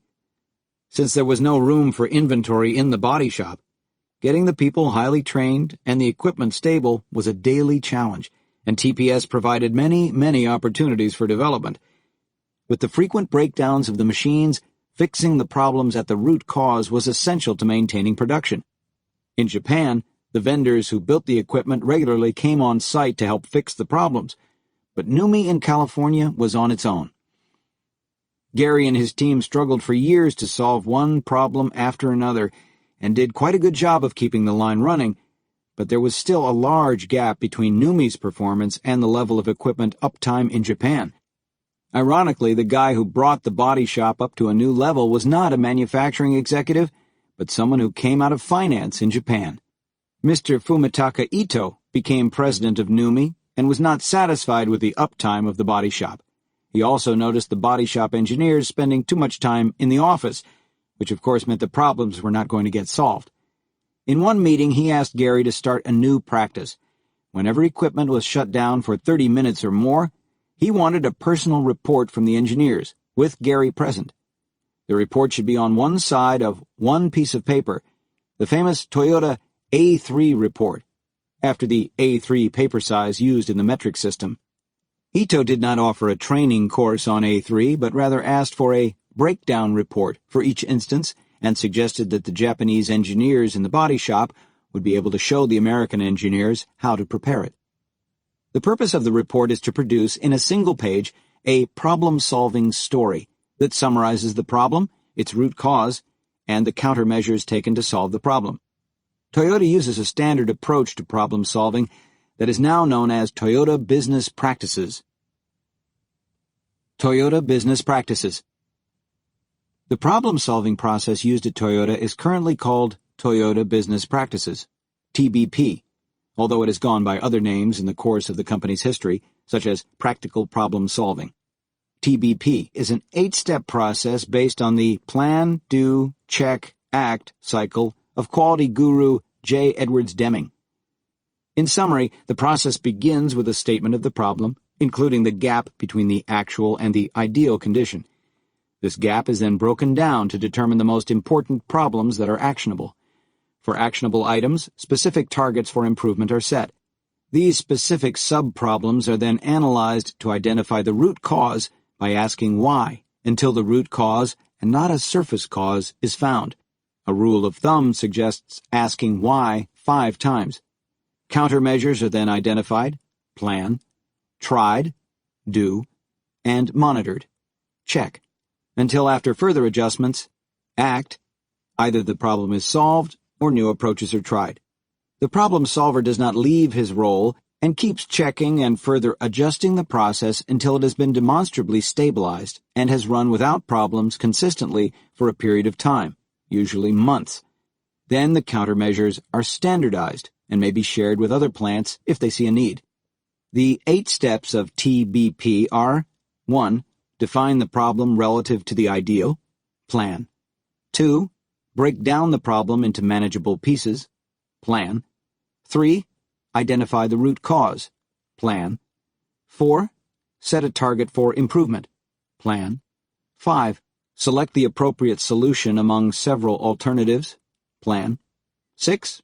Implement the solution. Do. 7. Check impact. Check. 8. Adjust, standardize, and spread. Act. Notice that in the Toyota implementation, the first 5 steps are in the plan phase of Deming's process. This reflects the company's focus on ensuring that the right problem is being worked on, and thus the problem will be truly solved. It also reflects the emphasis that Toyota puts on gathering information and building consensus for a solution. The target setting is also critical, as it presents the challenge. Toyota believes that this problem-solving process is essential to leadership. Every leader is expected to be a master of TBP, no matter what her role or department. Mastering this process allows a leader with a background in finance or human resources, for instance, to contribute meaningfully on the shop floor, and vice versa. True mastery of TBP means being able to ask the right questions of the domain experts who are doing the hands-on work to ensure that they are truly solving problems and moving the company toward perfection. The single-page report details the problem, the gap between the current and ideal states, the root causes of the problem, possible countermeasures, the countermeasures tried, the results, and further actions required. The engineer's job was not only to fix the breakdown, but to identify why the breakdown happened. For example, improper maintenance, user error, or defective inputs, and to address the root causes so that the breakdown would not be repeated. The engineers were to present the report personally to Ito and Gary within a week of the breakdown. By approaching the situation this way, Ito was addressing several needs at once. First, he was addressing the production problems that NUMMI was having in a sustainable way, rather than putting production goals first and just letting the Japanese engineers solve the problems. Second, he was creating a development opportunity for the American engineers to practice their problem-solving skills. By instituting the policy of having the American engineers take the lead and be responsible for the A3 reports, Ito-san was forcing them to learn problem-solving and learn the value of Genchi Genbutsu. Third, he was giving Gary an opportunity to be engaged in the problem-solving process and creating an opportunity to coach Gary in his responsibility to develop the engineers.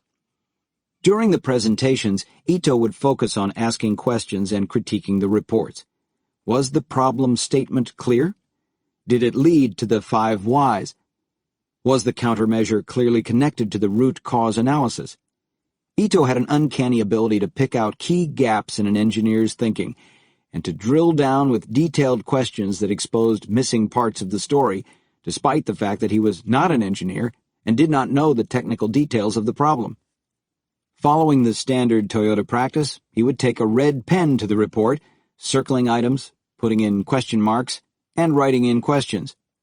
The goal of filling out the A3 report, of course, is not to fill out the form perfectly, but to serve as an aid to clear thinking and learning in the problem-solving process. By listening to the presentations and reviewing the reports, Ito could assess the capability of the engineers, how they thought, how they reasoned, and how deeply they thought about sustaining improvements. As every developing leader at Toyota learns, the reports are a powerful technique for developing problem-solving ability. Despite observing Ito-san coaching this process several times, Gary was not picking up on his responsibility in the process. While Ito was critiquing the presentations and reports, Gary simply stood to the side, marveling at Ito's insight and amused at the struggles of the engineers' efforts to learn this way of thinking. After a few sessions, Ito asked Gary how he was coaching the engineers through the process before the presentations. Ito pointed out there was still a lot of red on the reports, and if Gary had been teaching the engineers properly, there would be less red ink. He was pointing out Gary's responsibility for the engineers' development. The problems with the reports were a reflection of Gary's leadership, and he was more responsible for any failures than the engineers were. Quickly, Gary got more directly involved, and soon both Gary and the engineers were sharpening their skills and developing much more rapidly. Eventually, Gary became quite skilled at seeing the holes in an engineer's process and thinking, and asking questions to expose these holes. He began to understand the reviews as a way to measure both the capability of the worker and his capability as a teacher and coach. Quickly, the A3s got much better, and equipment uptime moved steadily up toward the levels in Japan.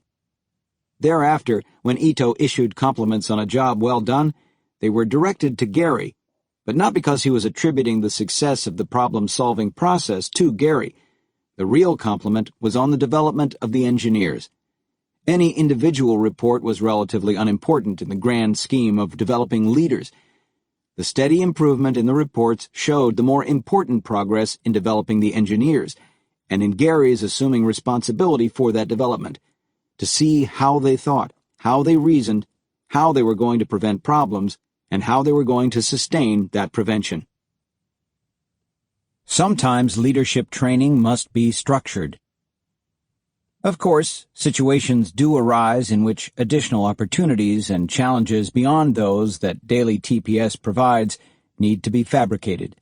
Even in these cases, however, leadership training should be hands-on, not simply exercises in a classroom. In the previous chapter, we noted that when Gary arrived at TMMK, the leadership bench was underdeveloped because of a combination of growth and the poaching of leaders by other companies. As president, Gary addressed part of this problem by bringing in a few exceptional leaders from outside Toyota, but clearly that wasn't enough. The capabilities of the existing team needed to be developed as well. Developing the staff was, of course, one of Gary's key responsibilities. Gary felt that there were several impediments to the normal development process that would take place day to day on the job. First, development needed to happen even more rapidly than it did normally to rebuild leadership and TPS skills at the rate that TMMK needed. Second, the limited experience of the staff at TMMK meant that even the most senior leaders needed to have their skills refreshed. They weren't in a position to be sensei for those they were leading. Gary chose to conduct the training outside of TMMK because leaders might be embarrassed to struggle in front of their staff. Moreover, TMMK was still running full tilt, and Gary was concerned that the leaders who were going through refresher training would be too distracted by the daily demands of their jobs if the exercises were conducted in the plant.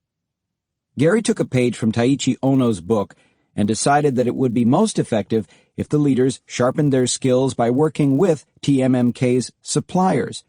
This would allow true on-the-job development and also meet a need to improve the capabilities of TMMK's suppliers. He knew he needed help from Sensei, so he contracted with the Toyota Supplier Support Center, TSSC, a Toyota subsidiary that was training suppliers in TPS, to provide experts to serve as sensei for the TMMK leaders during their time at the suppliers.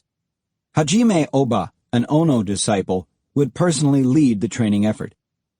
The TMMK managers were given a very short refresher course on TPS, standardized work, problem solving, and Kaizen, and then about 3 managers a week went to a supplier to practice their skills at identifying waste, solving problems, and improving performance under the guidance of experts from TSSC and a certified trainer from TMMK.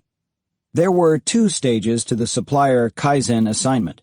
The first stage focused on process Kaizen. One bottleneck process was selected, for example, a machining process. The managers were assigned to work with a team to evaluate the process, identify non-value-added activity, find the root causes, and implement Kaizen ideas within 1 week. A few weeks later, they would go back to the plant and lead a 1-week System Kaizen. System Kaizen is at a bigger picture level and employs a tool called the Material and Information Flow Diagram, more commonly known outside Toyota as Value Stream Mapping, to diagram how material and information flows through the plant. The information indicates what parts to make and move, when, and in what quantities. Every Friday of every week, Gary went out to the supplier with a department head to see what the managers had learned, what they had done, and what they thought. To encourage the managers to develop the personal hands-on approach, no computer reports were allowed. Gary wanted the managers to explain from handwritten documents the key points of the week, what opportunities they saw, how they thought they could reduce extraneous work, and what they actually did. When the managers came back to TMMK, Gary sat down with them and communicated his expectation that they would continue to utilize the tools they had refreshed and sharpened at the supplier to lead Kaizen in their own shop. His minimum expectation was that each department would schedule a review with Gary on the floor 4 times per year.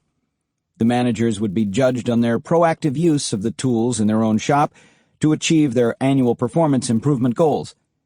All 115 managers and general managers at TMMK went through these opportunities for development over the course of about 18 months. TPS provides leaders with lots of opportunities to develop the next level of leaders. When needed, a leader can also create opportunities, as Gary did. This is something we'll see more of in Chapter 6. But taking advantage of either the opportunities that arise naturally as a result of TPS or opportunities that have been specifically created to supplement daily experiences also means that you need many sensei on the spot to provide either the modeling at the shu stage or the coaching and mentoring at the ha and ri stages of learning. Learning to manage vertically and horizontally. T-type leaders. The point of shu ha ri at Toyota is to develop deep knowledge like that developed by the original apprenticeship system. The master is the expert and is teaching the craft to the apprentice.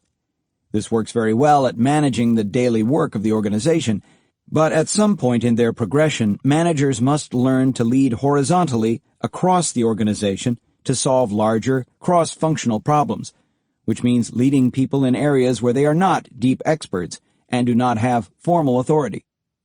The progression of leaders at Toyota starts very deep within a specialty, managing vertically. Then those with high potential begin branching out to broaden their responsibility. Top leaders at Toyota must be T-type leaders, a term used by former President Katsuaki Watanabe to describe the ideal Toyota leader. The concept is simple. A T-type leader gains depth of understanding and experience in a particular technical area, the long stem of the T, and then broadens out to gain exposure across the organization, the top horizontal part of the T. This is sometimes referred to in Toyota as growing deep roots before the tree branches out. See Figure 3-2. To develop T-type leaders, Toyota emphasizes moving high-potential leaders first up the chain of command in their specialty, then horizontally to often different specialties. The leadership track at Toyota means moving sideways as much as, or more than, moving up. Leaders also get assignments to manage a project that involves a group of peers from other parts of Toyota, where they do not have formal authority. In Chapter 5, we will work through a detailed example of how Gary further developed his leadership abilities by working across the entire company to reduce warranty costs. The leaders who advance the furthest in the company have gone beyond their specialty to take on horizontal roles and to manage across departments. Moving horizontally works so well at Toyota because of the emphasis on Toyota business practices as the core competency of leaders. As a leader moves up the ladder, the technical details become less important than the approach to identifying waste, improving operations, and solving problems, which is learned in tandem by leaders in all parts of the organization. In developing others, the role of a leader, especially those at higher levels, is twofold: to coach high-potential leaders as they develop the roots of a technical specialty, and to find the right mix of opportunities that will enable a select group of high-potential leaders to develop into T-type leaders who can make a positive impact anywhere in the company. Of course, some leaders are most effective staying within their home function and continually developing depth, which is highly valuable to the company. Many companies frequently move high-potential employees from department to department for brief periods to give them breadth of exposure as they rapidly ascend the management ladder. Toyota does move leaders horizontally to areas where they do not have deep expertise, but only after 5 to 10 years, when they have learned a job from the ground up. This early, deep knowledge teaches leaders how important it is that they really understand the processes and become experts on the work. Putting people into situations outside their areas of expertise as they advance forces them to draw on their skills at motivating people and building teams. They have no choice but to lead by listening and coaching, as they are not the experts. Two examples of the T-type leadership development process from TMMK are Cheryl Jones and Don Jackson. T-type development of Cheryl Jones. Cheryl Jones was one of the first employees at TMMK. She had no technical background prior to coming to Toyota. She'd been a customer service manager at a grocery store. It was, in fact, her people skills that made her stand out during the recruiting process. Cheryl became a group leader in assembly, managing 4 team leaders, who in turn had a total of about 20 team members. Cheryl went through the usual Toyota training on the shop floor in Japan and continued with a personal Japanese trainer in Kentucky. She showed particular aptitude for building a high-performing team and was moved to the pilot team organization as an assistant manager. The pilot team consists mostly of hourly production team members who are on loan from their work groups for about 2 years and are responsible for the launch of new models. She then moved laterally as an assistant manager on the team, managing the expansion of TMMK to a second assembly line. By this time, Cheryl had spent nearly 15 years as part of assembly. She was making a natural progression up the hierarchy toward general manager of assembly, but she was shocked when then-President Kitano asked her to move over to paint as an assistant general manager. When she agreed to this move, she had never even been to the paint department before. Paint had gone through a serious trauma with allegations of sexual harassment, and it needed a supportive, team-oriented leader to help the department move beyond that. There were a good number of experienced engineers and managers who understood the technical side of paint, so the department didn't necessarily need a technical leader. Cheryl was well-equipped to play the team-building role, and if she was to become a T-type leader, she needed to broaden her experience beyond assembly. During her first 6 months in paint, Cheryl decided that she needed to spend part of her time working on every type of job, on both shifts, to understand the jobs. She struggled, and team members often were concerned about whether she could perform the job, but Cheryl persevered. This experience gave her a way to learn about the paint shop and at the same time to assess the skill level and capability of the team leaders. One problem she discovered was some weaknesses in how they trained her to do the various jobs. With this knowledge, she began coaching them and putting challenges in place to help them develop further. For example, she was responsible for the paint departments in both of the 2 plants on site at TMMK, and she realized that the assistant managers were content with leading their own group in their own department. To push them to self-develop, she asked each assistant manager to lead improvement initiatives, such as safety, across the 2 paint departments, so that they would have experience building teams and leading people who didn't report directly to them. One indicator of Cheryl's success in leading people in the paint department was the proportion of those she led who were promoted. Of the team leaders, senior engineers, group leaders, and assistant managers reporting to Cheryl in the paint department, all but one were promoted. Based on her success in the paint shop, Cheryl was assigned to be a special advisor, to help lead the launch of a new small truck facility in Baja, Mexico. When she returned to TMMK, she made yet another move upward to Vice President for Manufacturing Support and Powertrain, which included responsibility for the engine plant, another very different set of technologies. She also was given responsibility for production control, facilities engineering, and the TPS group. During 15 years in assembly, Cheryl had developed the trunk of the T. Now, with experience in paint, launching a new plant from scratch, and her new responsibilities, she had made great progress in developing the cross of the T. T-type development of Don Jackson. Don was hired into TMMK as a quality control engineer responsible for supplier parts. Initially, his Japanese coordinator focused on developing him as an expert within his specialty of quality control, but in a more rigorous way than he had ever experienced. Under the coordinator's guidance, Don had to memorize all the part numbers for the hundreds of parts that he was responsible for, and commit to memory the supplier and the name and the location of the plant that produced each part. He also spent time on the assembly line to gain experience in installing each of the parts, to meet the team members who installed each part, and to become familiar with the standardized work process for each part. The depth of knowledge expected of Don and his accountability for the quality of the part was worlds away from what he had experienced in quality control at his former employer, and what we would see in most companies. When Don moved up the ladder to become general manager of quality, he insisted on following the same approach as he developed another generation of engineering leaders.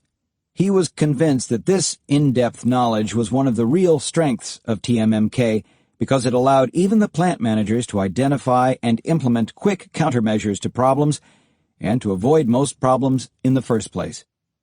After about 10 years in quality control, Don was moved horizontally when a role emerged that could take advantage of his skills: the body shop. The major challenge he was expected to take on was managing the transition to an entirely new technology for body welding, the global body line.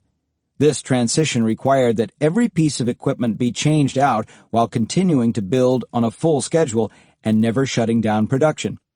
He divided the body shop into segments and implemented the transition segment by segment. The first area was the most challenging, but since the new body shop took half the floor space of what it replaced, space was quickly freed up, making the task easier. Don had become an exceptional project manager and problem solver during his time in quality control, skill sets he would need in the body shop. The move also gave him the challenge of learning a whole new set of skills managing a completely different process. After succeeding in the body shop, Don eventually went on to become Senior Vice President of Quality Planning and Production at a new Toyota truck plant in San Antonio, Texas, where, under his watch, the plant became the youngest North American facility to win the J.D. Power & Associates Silver Award for production quality. He then left Toyota to become president of a new Volkswagen plant in Tennessee. Was this a big loss for Toyota after all those years of investment? Certainly it was a loss, and more than one Toyota manager has felt despair over the great effort spent on developing leaders to be exceptional so that they can do exceptional things at other companies, even competitors. But senior executives always respond in a similar positive way. A general paraphrase: we cannot control what people decide to do, but we know we must develop exceptional leaders, and we will continue to live our values and work even harder to retain dedicated and loyal employees. In the meantime, we benefited from years of service and contribution, and we are sending a fine leader to go out into the world and contribute to society. If our competitors get more competitive, it will force us to get even better. A massive commitment to developing leaders. The basic organizational structure at Toyota is consistent around the world, though there may be more or fewer levels in different locations. For example, assistant general manager may exist in an American plant, but is more unusual in Japan. A summary of TMMK's structure is shown in Figure 3-3. The first impression of this structure might be that there appears to be a lot of waste. We've frequently encountered executives trying to emulate Toyota who are surprised that a lean organization doesn't have a flat structure, with few managers relative to direct labor. Toyota doesn't believe that flat structures actually save anything. In fact, it believes that they are ultimately more costly than the more hierarchical structure that Toyota uses. In a flat structure, you often see managers who are responsible for 15, 20, even 40 people. Toyota's goal is to have a ratio of about 1 leader for every 5 people, with some variation depending on the level and department. The aim is to provide enough leaders and coaches to support each employee so that actual development of employees and leaders can take place. The large span of control that is typical of American organizations is in some ways more wasteful than a more hierarchical structure. In such an environment, opportunities to guide people's development and coach potential leaders are inevitably missed. The best performers can leave the company without being noticed, taking valuable skills and knowledge with them. Worst of all, without close attention, relatively untrained employees and managers are likely to find an easy or simple solution, miss the root causes of problems, and thereby contribute to greater problems in the future. When NUMMI and TMMK were founded, development wasn't likely to happen very effectively, despite the organizational structure, because too many of the leaders and managers needed to be developed themselves. They were not yet experienced enough to develop others. So Toyota devoted massive amounts of resources to developing the employees of NUMMI and TMMK, just as it does whenever a new plant starts up. As we described in Chapter 2, when starting at NUMMI, Gary was sent to Japan, along with 8 other unit managers. They spent 2 weeks training on TPS at Toyota City. This is not an unusual step for Toyota. In fact, once NUMMI hired its production line workers, a total of more than 700 were also sent to Japan in smaller groups to learn their jobs firsthand from their Japanese counterparts. After Gary and his fellow Americans underwent training in Japan, Toyota sent hundreds of Japanese engineers and leaders from the Takaoka plant to get the plant at NUMMI up and running and to continue the training of the American leaders on site. The executive coordinators were sent over for a few years at a time and taught the upper management level Americans one-on-one. Even managers and assistant managers had one-on-one coordinators to mentor them day by day. The trainers rotated through for stays of up to 6 months to train. Through one-on-one on-the-job development, the first-line supervisors, called group leaders, to lead, and the hourly team members to build cars. They also taught people in an additional role, hourly team leaders who built cars part of the time and had leadership roles the rest of the time. Most companies have some type of training program and then send people off to the workplace trained. But how many would invest in a personal, daily coach for each leader for years? Similarly, for the first few years of TMMK, hundreds of Japanese swarmed the factory. Every American leader on the shop floor had a personal Japanese trainer, and every executive had a personal Japanese executive coordinator. The sheer number of trainers that Toyota dedicated to the establishment of TMMK is perhaps the best single example of the company's commitment to developing leaders.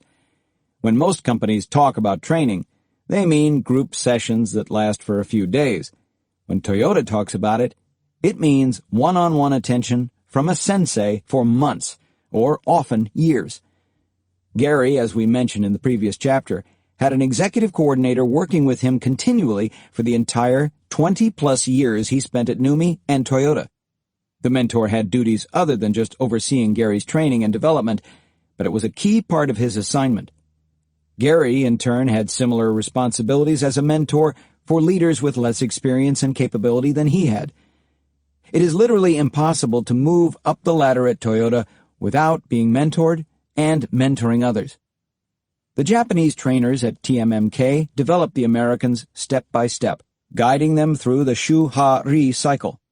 Reflecting back on this period, most of the American leaders are amazed at how the Japanese coordinators remained calm in a crisis and refused to take over and direct the Americans for fear of short-circuiting their learning. The trainers, working within the Toyota learning system, understood how important it was for the trainees to struggle through issues themselves so that they would truly learn what they needed. The Americans were allowed to face challenges, struggle to meet those challenges, and develop on the job. The role of the trainer wasn't to take over when a problem occurred, but rather to ask questions and provide guidance through the process of solving problems, and, of course, to prevent any irrevocable disasters that would hurt either Toyota or the trainees' long-term development. Only when there was a severe problem on the floor would the Japanese engineers take a more active role. The long-term goal was American self-reliance. TMMK needed to be run by Americans who could develop themselves and others and could improve through Kaizen without the oversight of their Japanese trainers. But reaching that goal, of essentially turning the Americans into sensei for their groups, required years of investment in training and development. One leader who may have appeared to take a shortcut to a high executive level at Toyota was Steve St. Angelo, who within 1 year of being hired became president of TMMK. However, a closer look reveals the many years of intensive training that got Steve there. Steve and Gary first met up at NUMMI. Steve was a fast-rising executive at GM and was sent to NUMMI on a 2-year stint from 1995 to 1996 to learn TPS. Steve's title was Senior Advisor, and he was eager to jump in and get started. He met with Gary and asked what he could manage. Gary said, "Nothing. You can attend classes and go to meetings, but you cannot manage anything." Steve was nothing if not determined and explained that he could not learn unless he was actively involved in the plant. After persistent pressure, Gary said that he could get involved, but only if he did it in the Toyota way, like other Toyota leaders. Steve said, "Fine." Gary explained that Steve would have to work on the line. Since Steve had been an hourly production worker on a line at GM for almost 3 years, he said, "No problem." Gary clarified that Steve would have to work on the line for 8 weeks. Steve said, "Okay, I'll do it for 8 weeks." Then Gary added that he would have to work both the first shift and the second shift. Steve was willing to do anything to get out of the office and agreed, "Okay, I'll do it." Then Gary brought in the kicker. Every day Steve had to do a different job. He would be rotated throughout the entire plant. By that time, Steve realized that Gary was trying to discourage him. But what Gary did not know was that early in his career at GM, as an hourly person, Steve's job had been as a relief replacement. So he already knew what it was like to do a different job each day and quickly learned to survive. Steve took Gary's challenge of working a different job every day, both shifts. Though he did it to appease Gary, he found that he was learning more than he had expected. For example, the first time Steve pulled the andon cord, he felt, just as Gary had the first time he did it, as if he had done something wrong. But when he saw everyone rushing to help him, he realized the power of a system that gave each worker the right to stop the line if something went wrong. I realized at that moment that you can read about andon and read about the Toyota production system, but you don't really know lean manufacturing until you actually pull Kanban cards, stop the line, or participate in a quality circle, and then try to get consensus on an idea you think is absolutely the right thing to do. And you know, it's not as easy as people think it is to get total agreement or identify the root cause of the problem. Steve had great success working all the jobs, to the amazement of Gary and all the team members he worked alongside. He eventually got promoted to group leader and turned one of the worst operations in the plant into one of the best. After working his way up to manager, he returned to GM and applied what he had learned. It was a great surprise and honor when NUMMI asked GM to allow him to return to NUMMI as vice president of manufacturing to run the operation temporarily from 2001 to 2003, since Gary had accepted the job at TMMK. Even this was not enough development when he retired from GM and first came to TMMK.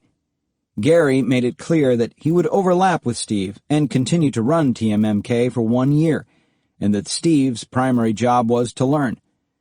Steve spent his first year at TMMK essentially in an extended, hands-on training session. This included, for instance, spending 20 days in basic TPS floor training with group leaders and hourly workers. Table 3-1 shows a summary of St. Angelo's training plan. Developing leaders the Toyota way. When we step back and look at how Toyota develops leaders, there is a common set of expectations for leaders who are developing their staff. The key job of the leader-teacher is to teach the student to take responsibility for her self-development, yet remain accountable for the results. The results should be achieved by developing highly capable individuals to work effectively as teams. Learning to take responsibility for development. Leadership development at Toyota is a shared responsibility. As we documented in the previous chapter, Toyota puts great emphasis on selecting people who are highly motivated to pursue self-development. However, this does not absolve the teacher of responsibility. If people fail to develop, the blame lies primarily on the teacher or leader for not enabling, encouraging, and inspiring the development of his staff. One reason for this emphasis on holding teachers or leaders accountable for the development of those under their care is related to the point we made at the beginning of the chapter about Toyota's pursuit of perfection. To pursue this goal, Toyota needs capable, highly developed leaders and problem solvers at every level of the company. Therefore, people's development cannot be left to chance or happenstance, and it cannot be the responsibility of anyone other than the leader or manager who is closest to the Gemba and directly responsible for the people who need developing. Leaders adding value by serving team members. Toyota places so much value on the customers and the value-adding team members who serve the customers that it often seems that the hierarchy is turned upside down. The value-adding team members are at the top and are the most important, and the lowly leaders must prove their worth by demonstrating how they are helping the team members better perform their jobs. This may seem like an alien concept to Westerners, but as we have discussed several times, the Toyota approach is not unique to Japanese culture. The core tenets and approaches are found in almost every culture around the world. One example of that is the concept of servant leadership, a distinctly Judeo-Christian leadership model. Servant leadership emphasizes the leader's responsibility to those who work for her, just as the Toyota way does. In fact, the concept of servant leadership has been incorporated into leadership development at TMMK in the United States. How that happened is another example of a leader taking responsibility for the development of those he leads. In Chapter 2, we mentioned Barry Sharp, who came to TMMK from Ford and, in the Toyota way, entered the company several levels below where he had been at Ford. One of the challenges facing Barry that quickly became apparent during his adjustment to Toyota was a cultural one. While he hadn't been considered abrasive when he was a manager at Ford, he did bring with him to TMMK a belief that managers direct and staff members obey. In the collaborative and learning culture that Toyota had fostered at TMMK, Barry came off as pushy and disrespectful. Gary was watching Barry very closely, since he personally had brought him in from the outside. He received some negative feedback on Barry's approach and set up a program to help him through this, including a 360-degree feedback process and hiring a professional leadership coach. Meanwhile, an HR executive informally slipped Barry a copy of the book, The Power of Servant Leadership. A servant leader supports the people who are doing the work by providing a clear vision of where the company is headed, but focuses primarily on removing obstacles to success and providing each worker with ample opportunities to develop himself. Barry found other books on the topic and began to work on adopting the principles of servant leadership as his guide for self-development. He began to get more positive feedback, but even this did not satisfy him. He saw the power of this approach not just for himself, but for everyone on his staff, many of whom were leading others. First, he created a short training course on servant leadership and taught it himself in shifts to all of the hundreds of people who reported up to him, learning by teaching and further reinforcing his ability to live out the principles. He revised the course based on feedback from each session. He also worked with the people on his staff to practice the principles on the job, mentoring them just as he was being mentored. The insights that Barry developed caught on, and eventually the servant leadership course that he created spread throughout TMMK and became a standard part of the leadership development toolkit. Clarifying expectations and accountability through visual management. Throughout this book, we have emphasized the subtle approach that Toyota takes to supporting self-development by placing leaders in challenging situations and asking questions rather than giving answers and directives. However, this works only in an environment where the trainee has a clear sense of what success looks like. That's the other key foundation for developing others at Toyota. Leaders and teachers must set clear expectations for those they lead and be able to clearly judge their progress so that the trainees can measure their progress and be accountable for their self-development. It's impossible to overstate the importance that Toyota gives to visual management. Every metric that matters throughout the company, especially on the shop floor, is presented visually for everyone who is involved in meeting the goal to see. The A3 reports are often posted on visual display boards. They are standardized and designed to follow a pattern that can be understood and digested at a glance. It is hard to imagine a problem-solving exercise that does not involve creating diagrams and charts of a system or process to help people clarify their thinking and make sure that nothing has been missed. Many of the tools of the Toyota production system are mistakenly viewed only as methods for improving the process.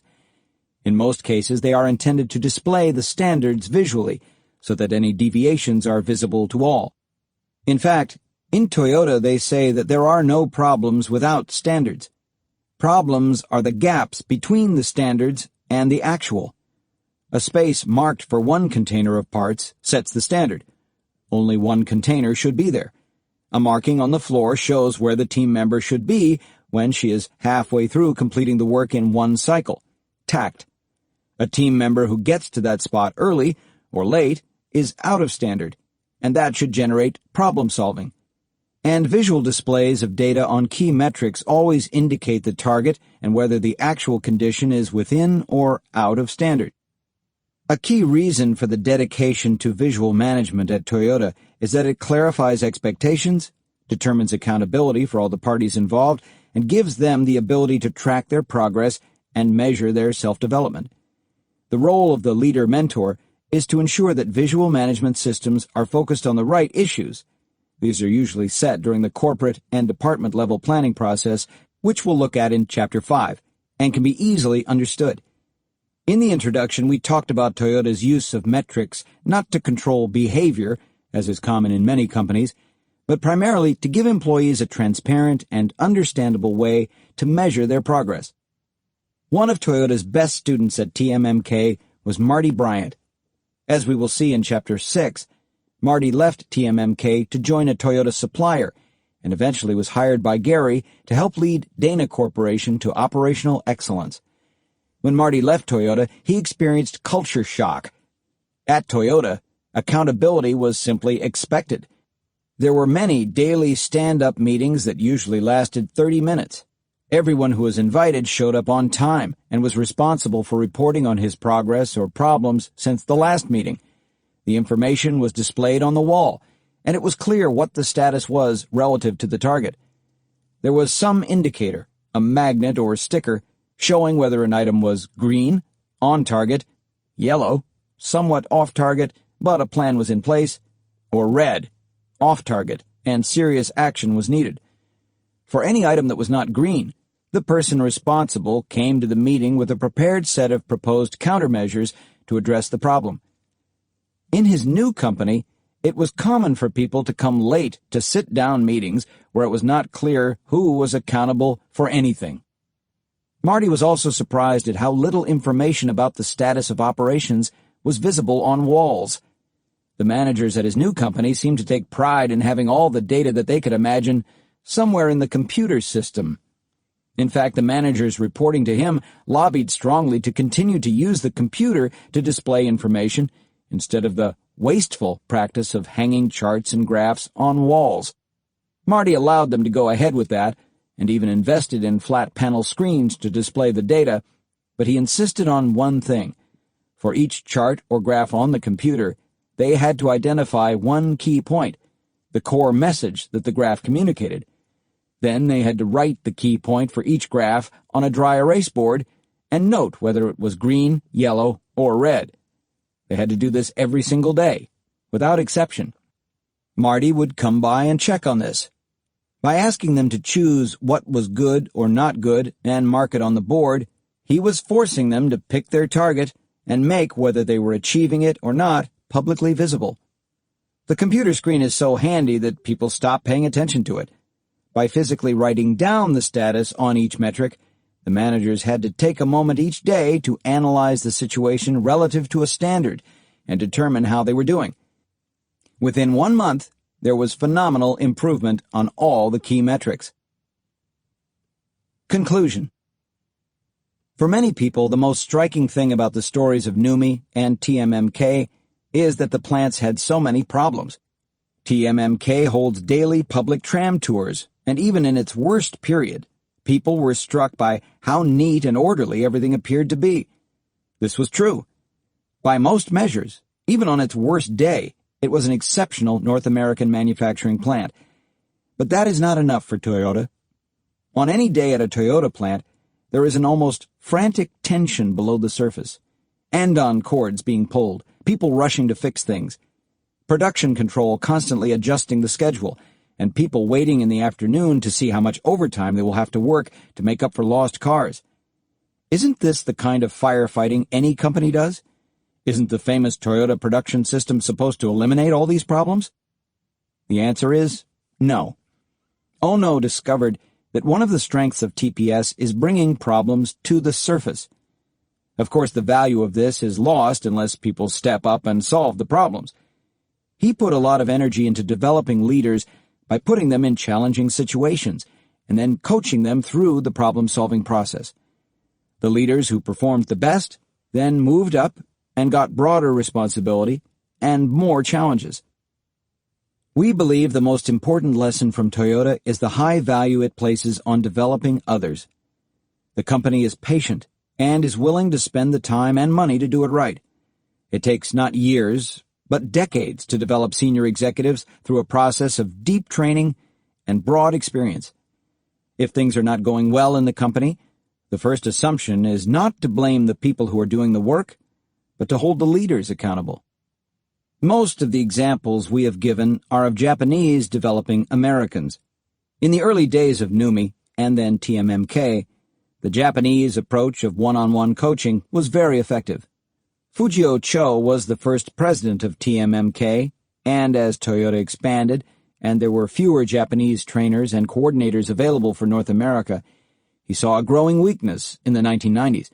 The intensity of training and development was reduced, and more recent hires were lacking the depth of understanding of the Toyota way.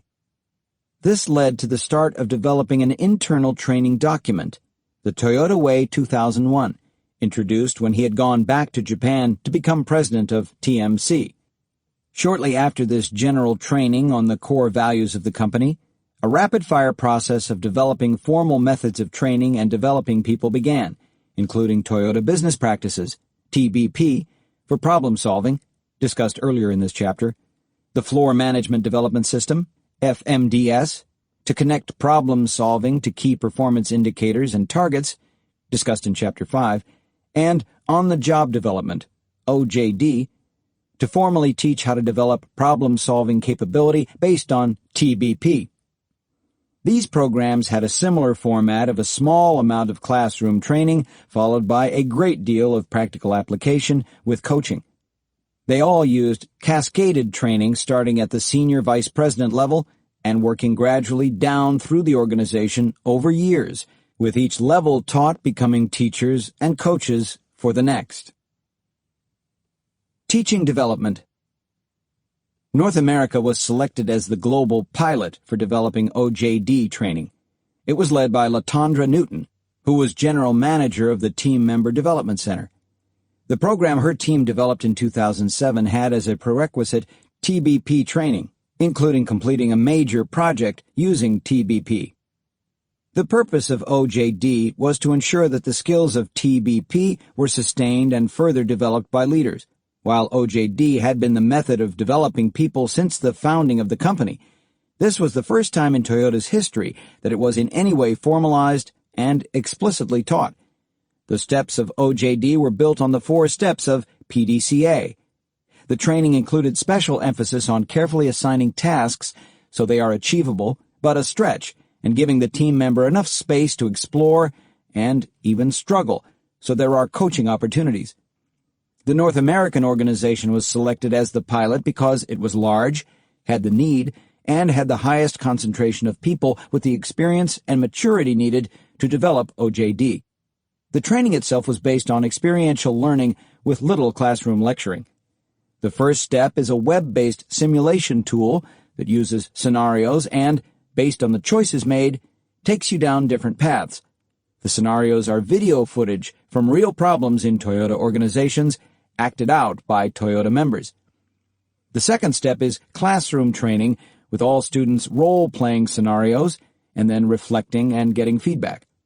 The classroom training includes a module on emotional intelligence and emphasizes understanding the background and perspective of the person coached. The final assignment for each trainee is picking someone in their group and coaching the person through solving an actual problem. The trainee gets feedback and coaching from their supervisor, who already has completed the training, and from a member of Newton's team assigned to their region rotating among organizations. A final evaluation of whether students have passed is based on their reflection, input by the person they coached, and input by their supervisor. The training started in 2008. Since there were a lot of layers and functions involved, it was a slow process and was not yet complete in 2011. The formal OJD approach quickly began to spread to other regions, including to Japan, but it was modified by each region. At the point of this writing, there was not yet a formal evaluation of the effects of the program, but the training got the highest evaluations of any training program done throughout North America. Many companies that pursue lean programs experience short-lived success in project areas, but that success often dissipates quickly. After that, the question comes, how can we sustain lean improvements? The only answer is to work harder at developing leaders. The first person who needs development, of course, is you. Leaders who bring in lean consultants often make the mistake of assuming that they can buy someone to manage the lean effort. They do not see that they must develop themselves if they want to have any hope of succeeding. We have been in companies where it is a big win to get senior leaders to spend most of a week as part of the Kaizen team. But after the week, the senior leaders go back to their offices, armed with war stories they can tell for years about their experience in TPS. It is hard to imagine many of these executives participating in a 20-day TPS floor training course the way Steve St. Angelo did. It is even harder to imagine them spending weeks personally doing hourly jobs, yet they are expected to lead a lean transformation of something that they do not deeply understand. There is also far too little time spent on socializing leaders from the outside into the organizational culture. Toyota has shown that this can be done successfully, even though growing from within is closer to the ideal approach. It takes 6 months to 1 year, and intense attention to the transition to move even exceptional leaders properly into the culture. The most fundamental lesson from Toyota is to take leadership seriously. It is worth investing in. It is worth having a strong vision of the true north of leadership. What type of leader do you want? What do you need to do to ensure zero defects in leadership capability? Remember as well that the key point of leadership development at Toyota is to help potential leaders get to the right way of thinking about problems. The teacher must have faith that the student has the potential to think deeply about the problem and come up with creative ideas for improvement. This is the only way in which potential leaders can self-develop and learn to provide the space for others to self-develop and thereby generate the raw materials for never-ending Kaizen improvements, something we'll look at in practice in the next chapter. Chapter 4. Daily Kaizen. Continually developing leadership from the bottom up. Peter Drucker, pioneering management author. No institution can possibly survive if it needs geniuses or supermen to manage it. It must be organized in such a way as to be able to get along under a leadership composed of average human beings. In Chapter 1, we made a distinction between Toyota's view of leadership and the standard American view, which focuses on Lone Ranger-type senior executives.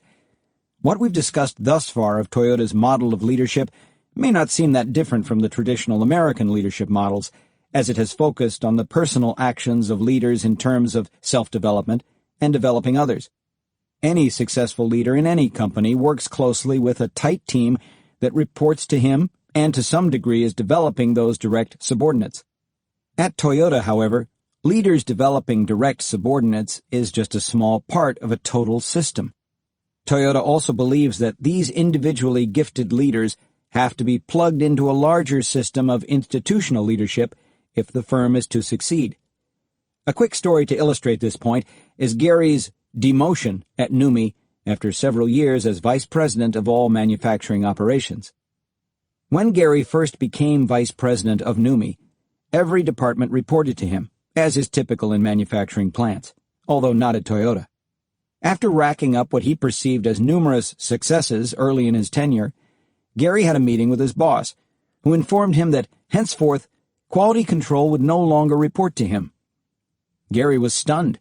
Not only did this seem an unexpected reprimand, but it hit him at an even more personal level, since quality control was the core of his background and was part of what he thought distinguished him most as an executive. When he pressed for reasons for the change, he was told, "You won't always be at NUMMI." Gary learned that it was not Toyota's practice for quality control to report to the president of a plant because of the inevitable conflict of interest that arises when a single leader is faced with choosing between meeting quality goals and meeting production goals. Gary had been trusted for a limited time with managing this conflict of interest while NUMMI was developing, and quality control needed a great deal of attention from someone on site with Gary's level of experience. But that time had passed. What appeared to be a demotion was actually a commendation. Through the processes of self-development and developing others, NUMMI now had the leaders in place to work the way the rest of Toyota did. The general manager of quality control would henceforth report directly to the president of NUMMI, independent of Gary, who was responsible for manufacturing. This subordination of individual leadership to institutional leadership, via limits on any individual's power and influence, is characteristic of Toyota's different view of leadership. The phrase, roles and responsibilities, is often used within Toyota. To many people, this may seem like a call for individuals to assume responsibility and be held accountable. This is true. At the same time, though, it provides constraints and limits on the power of individual leaders. The leadership approach, despite its reliance on hierarchy, expects leadership from, and grants authority to, individuals at much lower levels of the hierarchy than is typical in Western companies. This approach produces three key outcomes in terms of leadership. First, the dispersal of power and the expectation that leadership will come from the base of the hierarchy ensures that there is a constantly growing roster of potential future senior leaders who are gaining experience on a daily basis. Second, it ensures that change is driven by the people closest to the problem, which results in better problem-solving, more sustainable solutions, and the possibility of continuous improvement. Third, it ensures that the true north that is being pursued is Toyota's goal, not the goals of an individual leader. We'll look more closely at this third benefit in Chapter 5. In this chapter, we'll look at how Toyota disperses power and authority all the way to the work group level of the company, and how that dispersal leads to better, more effective leadership that drives significant change and improvement at Toyota on a daily basis. A better understanding of Kaizen. To those in the manufacturing or engineering world, and to many outside of it, the concept of Kaizen has become so ubiquitous that it may hardly seem to be a foreign word anymore, much less to require definition. Unfortunately, our experience is that the vast majority of firms and senior executive leaders at those firms misunderstand Kaizen. Too often it has come to mean assembling a special team for a project using Lean or Six Sigma methods, or perhaps organizing a Kaizen event for a week to make a burst of changes. We sometimes hear the phrase, doing a Kaizen, as if it were a one-off activity.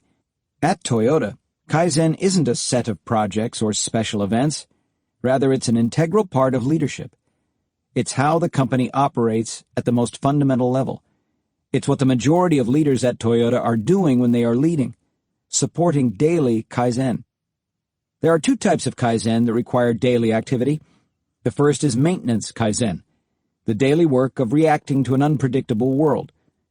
No matter what you do, you cannot prevent the unexpected from happening. Maintenance Kaizen is the process of reacting to the inevitable. Some might call it Murphy's Law, mistakes, breakdowns, changes, or variations that occur in everyday life in order to meet the standard, productivity, quality, safety, that is expected. The goal is to bring the system back to the standard, just as a thermostat signals the furnace to bring the temperature back to the standard setting. Visitors to Toyota plants are often surprised by the frenetic level of activity, including end-on calls, that characterizes a working plant. This frenetic activity is largely maintenance Kaizen. The system is designed to bring problems to the surface quickly, potentially shutting down the line, so maintenance Kaizen is urgent and immediate. After the heat of the moment, when the problem has been contained, work groups are expected to select the most frequent or serious problems and, through root cause analysis, prevent them from recurring. Those same problems are present in other companies, but they are often allowed to accumulate until a Lean Six Sigma event can be organized. The second type of Kaizen is improvement Kaizen, though this is simply called Kaizen because this is the real goal. This is the work of not just maintaining standards, but raising the bar. Again, Toyota inculcates the idea in all employees that the goal is perfection, and therefore that every process can be improved. Put more harshly, no matter how many improvements have been made, every process is still full of waste and ripe with opportunity to improve. One of the core misunderstandings of Kaizen is how daily it is. Many people with a superficial understanding of Kaizen expect Toyota to have perfected most of its processes. After decades of Kaizen, there can't be much room left for improvement, they reason. It's easy to think this way, and fighting this perception is perhaps one of the reasons that Kaizen mind is a core value of Toyota. You can't even maintain the gains from a lean approach unless you focus relentlessly on continuous maintenance Kaizen. We've already made the point that many companies have found that the gains from lean projects are hard to maintain, but they failed to connect their struggles to maintain their gains with what would happen at Toyota if it did not practice daily Kaizen so rigorously. Human activity seems to be just as subject to the law of entropy as chemical reactions are. Unless you add new energy to the system, it slows down and halts. Daily Kaizen can't happen without adding new energy to the system. This is the role of the leader in supporting daily Kaizen, making sure that the new energy is added, not doing the work directly. This last point is critical. Contrary to popular belief in management circles, when a senior executive is the change agent, often jumping in to direct and supervise, her actions tend to steal energy from the system rather than add to it. The people closest to the process lose ownership and incentives. They aren't revitalized by a leader who tells them what to do and how to do it. They are paralyzed. This is the scenario we see play out over and over again in companies that hire lean consultants and train a few lean black belts, then set those people loose to redesign processes. Their presence brings energy only so long as they remain in the room. When they leave, all the energy is sucked out of the room, and the improvements, following the law of entropy, quickly decay back to the original steady state. This definitely goes against the grain of the dominant models for driving change in American companies.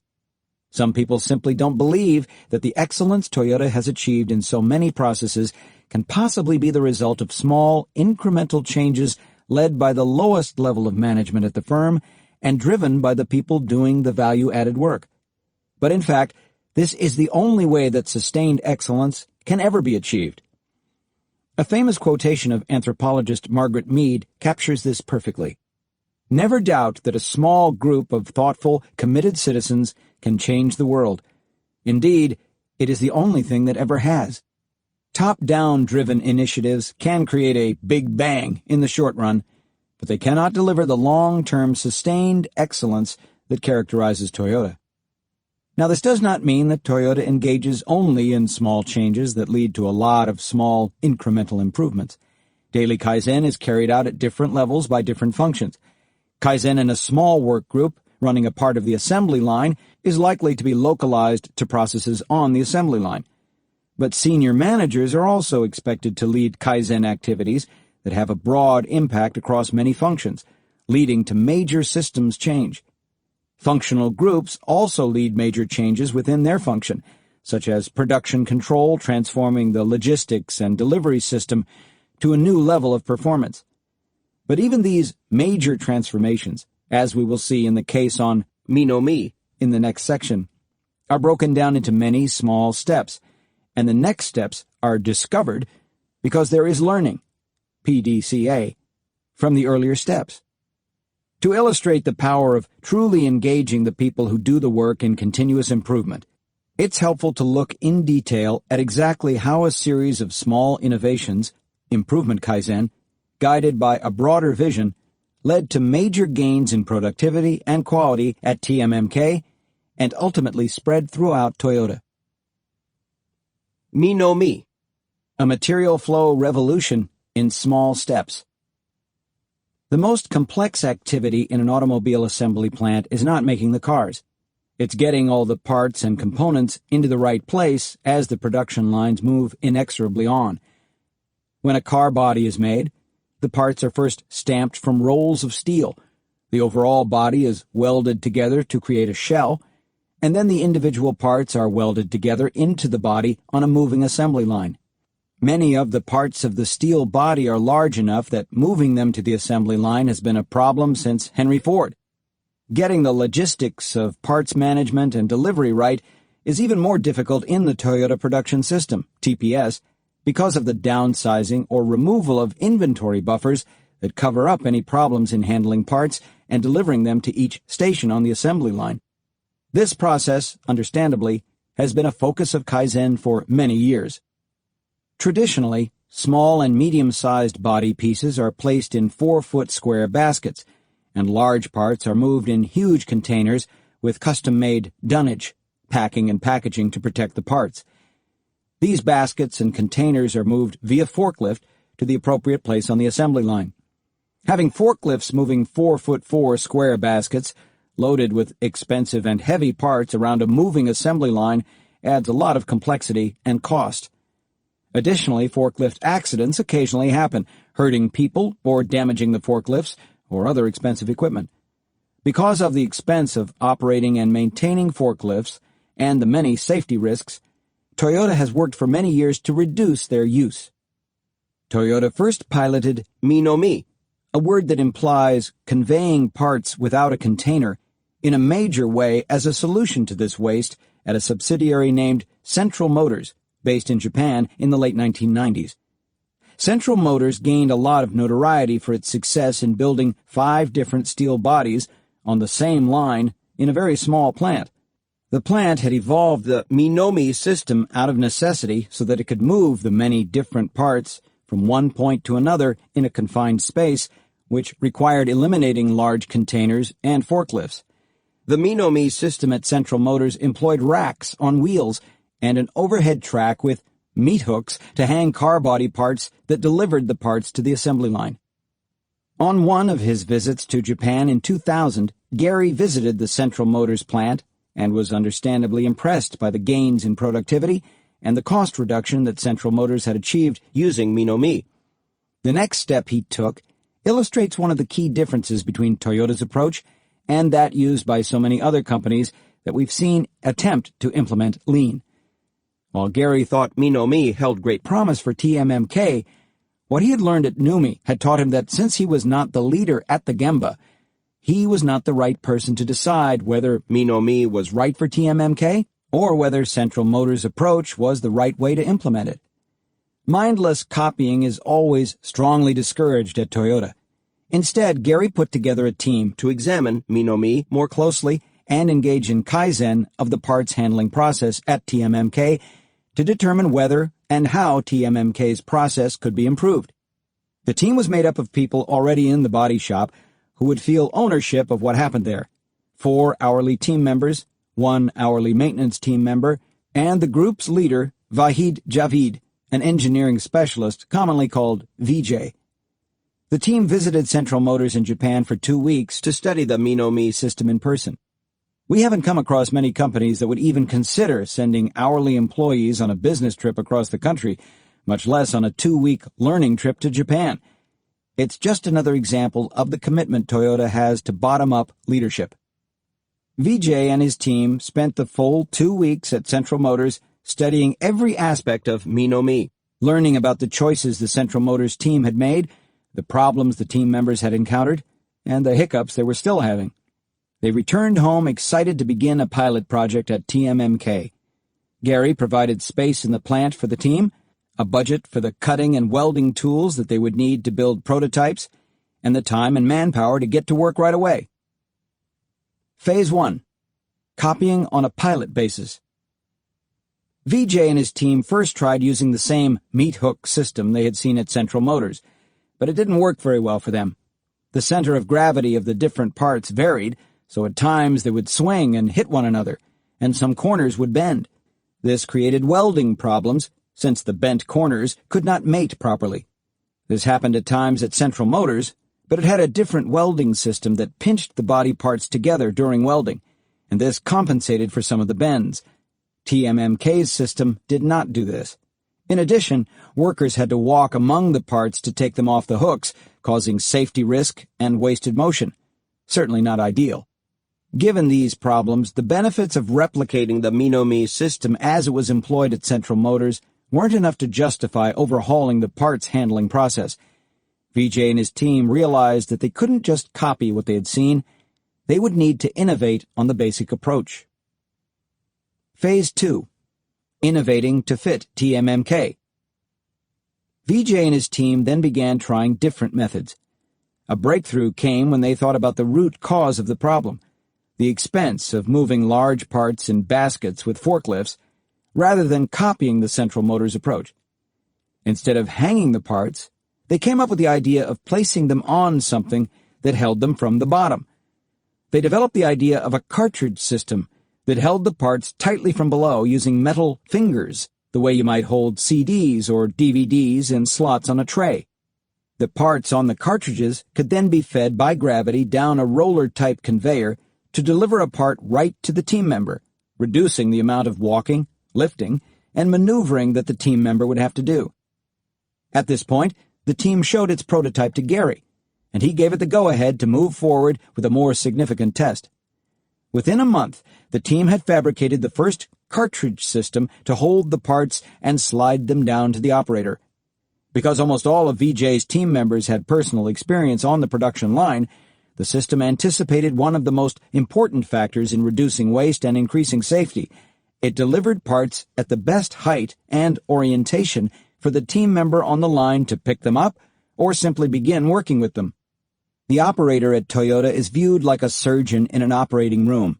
He needs to have his tools and materials handed to him in exactly the right orientation. The result was that a great deal of wasted walking and handling was eliminated, without any damage to the parts. In the new process, parts from the stamping press were hand-loaded onto the cartridges. The cartridges were placed on a rolling cart by a material handler and placed in a storage buffer, a supermarket in Toyota terminology. When a welder needed a part, the appropriate cartridge was pulled from the supermarket and delivered in the orientation that allowed him to put the part in place with little extraneous motion and effort. The time needed for a welder to unload a basket had been measured in minutes. The time needed to unload a cartridge was measured in seconds. In addition to the benefit to the team members, the cartridges reduced the required space for parts in the welding area by half. In the old system, there were always 2 baskets side by side, one to work out of and one waiting when the first ran out. This required walking to one or the other basket to get parts. In the new system, a team member had each cartridge of parts fed to her in one location, reducing walking and creating a more standardized rhythm for the work. Once the team members had proved the concept on the working line, Me implementation proceeded on a part-by-part basis based on an analysis of cost reduction opportunities. Common sense at first suggested that this system would work only for small and medium-sized parts, not very big parts like major body panels. But Vijay's team members now had the bit in their teeth. They had figured out how to make Central Motors' concept work at TMMK, and they weren't going to let a simple detail like the size of the part stop them. Each month, through continued experimentation and innovation, they figured out how to handle taller and wider parts. Phase 3. Automating the loading and unloading. Soon, the team from Central Motors that had originally invented Me was paying a visit to TMMK to see what VJ and his team had done. Central Motors quickly adopted the cartridge system, seeing that it was superior to the overhead system that they had developed. But they also took the process another step further, working out how to automate, using robots, the process of loading parts into the cartridges. VJ's team soon copied Central Motors' automation and added some automation of its own. The team members built new carts for the cartridges that could be pulled by an automated guided vehicle, AGV, that could follow magnetic tape on the floor of the assembly line. In essence, they automated the cartridge delivery process. Phase 4. Extending automation to the stamping department. VJ's team members had all come from the body shop, since the original focus had been on the process of moving body parts from the stamping process to the welding area in the body shop. Gary created a new Me team from stamping team members and put them under the leadership of a group leader from stamping. The stamping Minami team was very impressed with the automation that VJ's team had achieved and wanted to automate the process of moving parts from the stamping presses directly into the Me cartridges. Prior to this, the body parts had been manually moved from the stamping press to a rack where a robot could load the cartridges. In their early experiments, the stamping Kaizen team found a problem. Unless the parts were perfectly spaced side by side on the Me cartridges, they could be damaged. The main innovation the team members developed to solve this problem was the use of a machine vision system, based on a camera, to judge whether the parts were lined up correctly with proper spacing between parts. If they were not, the robot could adjust for the part location and pick it up properly. The new automation system allowed one person running a sequence of stamping machines to do what before had taken 3 people. Rather than being a burden on the one person, it actually increased job satisfaction because the team member now could see the process from start to finish and got a much greater sense of accomplishment from single-handedly turning raw materials into ready-to-use parts. Additionally, the time savings allowed the stamping teams to devote more time to preventive maintenance, which allowed them to increase the productivity of the stamping machines by almost 50%. It's worth pausing here to contemplate the huge difference between manually loading 4-foot square baskets of parts, driving them via forklift, and manually unloading them, and an automated system that loads parts onto cartridges, moves the cartridges onto carts, and then delivers the parts to the right location on the body welding line. And all of this change was driven by 2 small groups of hourly team members led by engineering specialists through a series of many small discoveries and occasional breakthroughs. Phase 5. Delivering parts in sequence just in time. VJ and his team, meanwhile, had turned to another challenge, delivering more than one type of part on each cartridge. Each team on the welding line typically was installing more than one part. Under the first iteration of the Me system, the welding team was moving among the cartridges to select the right part to put on next. The next generation of cartridges allowed the delivery of, for example, the hood, luggage rack, and fender together on one cartridge, so that the operator could get all the needed parts from one place. Once they were able to deliver multiple parts on the same cartridge, VJ and his team evolved the system even further to a form of kitting that had a full set of parts needed for one car body. They figured out how to put together full kits of parts for one car and deliver them on a single AGV in the same sequence as the car bodies coming down the line, then traveling alongside the car body, further reducing wasted effort and mistakes. Phase 6. Connect to supplier, then sequence. Even after all of these evolutionary steps, there were some parts that hadn't benefited from the Me approach. Some steel parts were being manufactured by outside suppliers, and these suppliers were still delivering parts to TMMK in the large 4-foot square baskets. So the team members designed special pallets for selected suppliers to use, where cost justified, that would make it easy to move the parts to a cell where a person loaded them onto the Me cartridge. The suppliers shipped the parts on these specially designed pallets, which were removed from the truck by forklift and placed onto flow racks in a sequencing cell.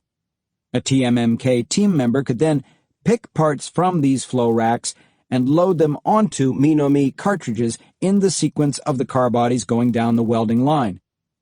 By December 2008, the progressive Kaizen to implement and expand Me in the body shop had eliminated about 40 forklifts and freed up about 100 line jobs, and these savings were based on the implementation of Me on just 154 of the 326 stamped parts used in the production of the vehicle.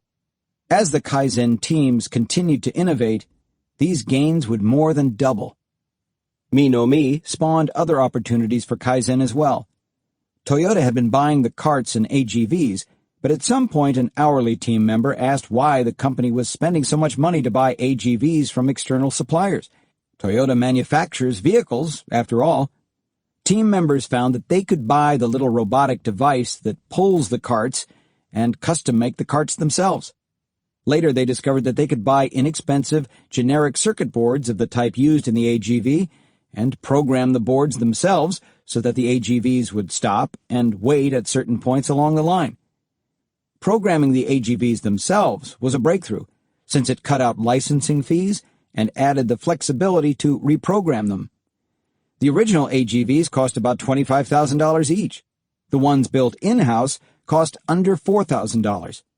With more than 100 AGVs in use, the team members' Kaizen initiative saved TMMK more than $2 million. Kaizen and leadership. Traditional American leadership models focus on an executive as a visionary, or change agent, who then drives change through an organization by force of will. Even enlightened leadership theory focuses on how to convince employees to sign on to the leader's vision. What happens in Toyota leadership is radically different, and is the only way to generate the kind of continuous improvement that is necessary for lean. Gary didn't have a complete vision for Me at TMMK that he wanted to convince VJ and his team to get excited about. He saw possibilities, but from there, he turned over leadership to the group, those at the Gemba, and asked them to figure out the vision that was right for TMMK and evolve it through planning, doing, checking, and acting, PDCA. As a result, VJ and his team didn't slavishly follow Central Motors.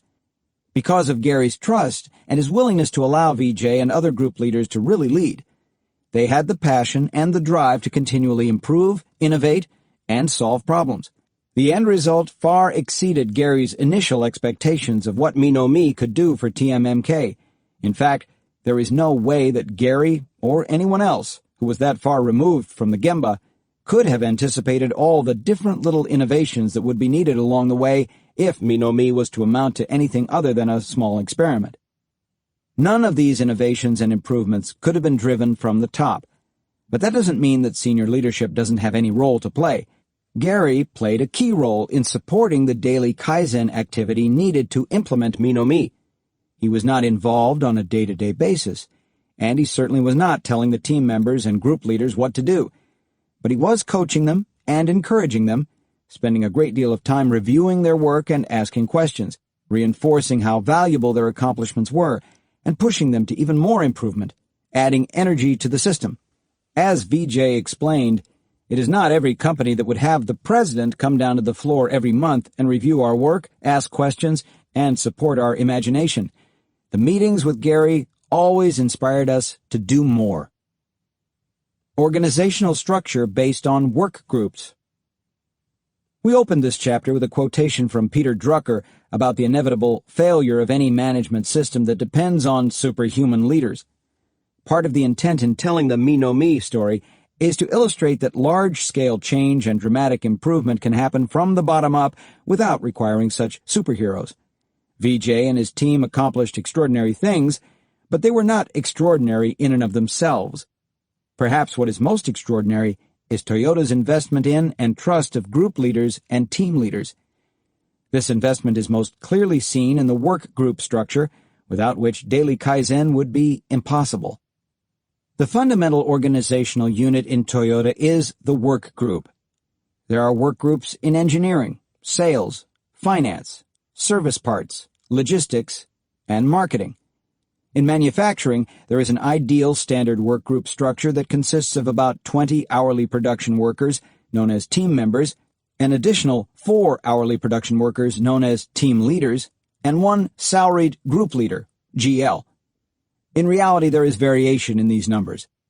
Team leaders begin as team members and rise by performing all the production jobs in the team at a high level, working on Kaizen projects, and going through voluntary team leader skills training. They split their time between full-time production work some days and full-time team leader functions other days, responding to and-on calls, for example, or doing quality checks, solving production problems that come up through the day, or working on Kaizen projects to improve the group's processes. See Figure 4-1. At any time, 2 team leaders might be working a line job, and 2 might be fulfilling team leader functions offline. The group leader, in relation to the team leaders, is the first level of management, the point at which Toyota begins to think of its employees as having the formal authority to manage a major process. In many ways, Toyota views its group leaders as its most important leaders. They are members of the work group, and thus have the greatest amount of direct influence over team members, and they are the part of the management team that is most responsible for delivering business results to the company. In the Toyota mindset, team members, by building the cars, deliver the greatest direct value to customers. Therefore, it is hugely important to cultivate strong group leaders and allow them and their teams to have ownership of their area and its strengths and problems. Many who have taken an organizational behavior course will recognize the model in Figure 4-1 as Rensis Leichert's linking pin model of management. The manager in Leichert's model is more than a daily controller of disturbances to the system. She is a linking pin that connects the team she leads to the leadership team that she is part of. The linking pin role includes aligning goals, communicating policies and operating status, developing team members, and providing the resources that team members need if they are to perform and improve their work. When leaders develop the ability to play a linking pin role effectively, then the organization is positioned to mature from a controlling, authoritative system to a consultative management system and ultimately to the highest levels of a true participative management system. The reason for focusing on work group leadership is simple. Senior leaders do not build cars. More explicitly, senior leaders are not in the best position to properly identify problems and sources of waste at the Gemba and develop plans to eliminate them. The group leader is in the best position to do that. Indeed, the group leader leads through daily Kaizen. Continuous improvements made through Kaizen are critical to the evolutionary and sustainable implementation of lean concepts in manufacturing or anywhere else. Lean cannot be achieved without Kaizen, and Kaizen cannot be achieved without the explicit participation of the hourly team members. Therefore, real leadership at the group level is absolutely critical. If the capability at the group leader level is weak, then even the most brilliant idea from the top of the organization will fail. At Toyota, group leaders teach and coach the team leaders, who support the team members who do the work, and together those people own, operate, and continually improve their processes. Real Kaizen happens only when group leaders lead, and their teams truly own their processes. No motivational speaker, classroom training, quality initiative, or lean consultant can replace fundamental investment in training the people who do the work to lead Kaizen. As we've seen in the last few chapters, at Toyota, the role of the outside expert, from the staff or from outside the company, anyone who is not the leader closest to the Gemba, is to ask questions, to coach without commanding, and to encourage, not to take over. There is a role for a technical specialist who has a deep understanding of technology, for example, VJ's engineering of material handling systems, or technical approaches to improvement, for example, Six Sigma, but that role is to pull together a team of group leaders, and team members, and, by coaching them through transformative Kaizen projects, further develop their capabilities for leadership and Kaizen. These skills of leading Kaizen and coaching Kaizen can never be taught in a certification class. Classes teach the tools at a superficial level, but not real Kaizen. Toyota leaders grow their understanding of daily Kaizen first by developing themselves, and then by coaching and developing others. It's what makes Kaizen a leadership development process. The act of deeply thinking through problems, energizing people, and aligning them toward a common goal is the only way to practice and develop real leadership ability. At the end of a Kaizen project, there is a report with the results of the process improvement. But a Toyota leader is also looking at how the people involved were transformed. If the business results were achieved, but the people involved have not developed, the Kaizen is considered a failure. If we return to the case of VJ and Me no Mi, there is a story behind the story. When Gary first selected VJ to lead the team, others had some concern about how he would lead the team. VJ was known as an exceptional engineer, technically, but some people felt that he had not self-developed sufficient people skills to lead such a high-profile team. However, VJ turned out to be a dynamo, not only in getting the job done, but in developing team members and their Kaizen capability. In fact, VJ's team became a sort of training ground for those hourly employees who wanted to deeply learn Kaizen. His success at developing others earned him the right to select the people who would join his team. Applicants had to prove that they were serious about learning. VJ grew tremendously over this period and earned a promotion, and those who learned from him went on to become recognized Kaizen experts throughout TMMK. B labor and Kaizen. When hourly team members are doing their production jobs as part of a work group, they are known as A labor.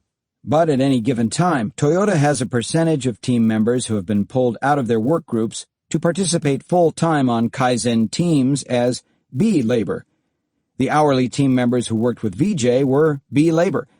Many companies would call the B labor indirect labor, or overhead. Barry Sharp recalls that at Ford, getting maintenance to make improvements to equipment or build something required a bureaucratic request to maintenance or engineering, followed by a long wait. Once someone arrived, the problem was almost never handled on the spot.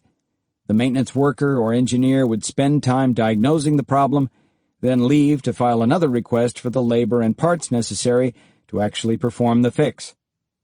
At Toyota, because of the B labor system, there is always a ready pool of knowledgeable team members and team leaders ready to take on any project immediately. Daily Kaizen at Toyota doesn't just mean a daily process of identifying problems and opportunities for improvement. It means daily action to implement changes and improvements immediately. If the change requires effort beyond what the A labor team members can take on, the B labor team can be scheduled to handle it. When a new product is launched and production must be prepared job by job to build the new product, it is B labor in a pilot team that does the detailed preparation work of setting up the jobs and training team members. The pilot team becomes a full-time job, usually for 2 to 3 years for these hourly employees. The team has representatives from all relevant areas of the plant. Kaizen is part of the way the company is run, and Toyota makes it easy by having B labor teams available all the time. Keep in mind that the B labor teams are not Kaizen specialists or lean black belts in the way that most companies conceive of them. A B labor team is generally led by a manager or engineer, but the members of the team are hourly employees. The B labor teams come from the same people who are working on the line day in and day out. The whole system would break down otherwise. Supporting Kaizen, adding energy, and developing leaders. So how do you add energy without taking over Kaizen and develop others' ability to engage in Kaizen when they don't have the requisite experience? That's the challenge that Will James, a general manager at TMMK who preceded Gary's arrival in Kentucky, faced during the renewal of Toyota leadership and TPS at TMMK. Will was in charge of assembly, the part of the line that takes a chassis and installs all of its inner workings, from the radiator to the carpeting. When Will took over, it might be described as a classic example of a group where entropy had pulled performance down.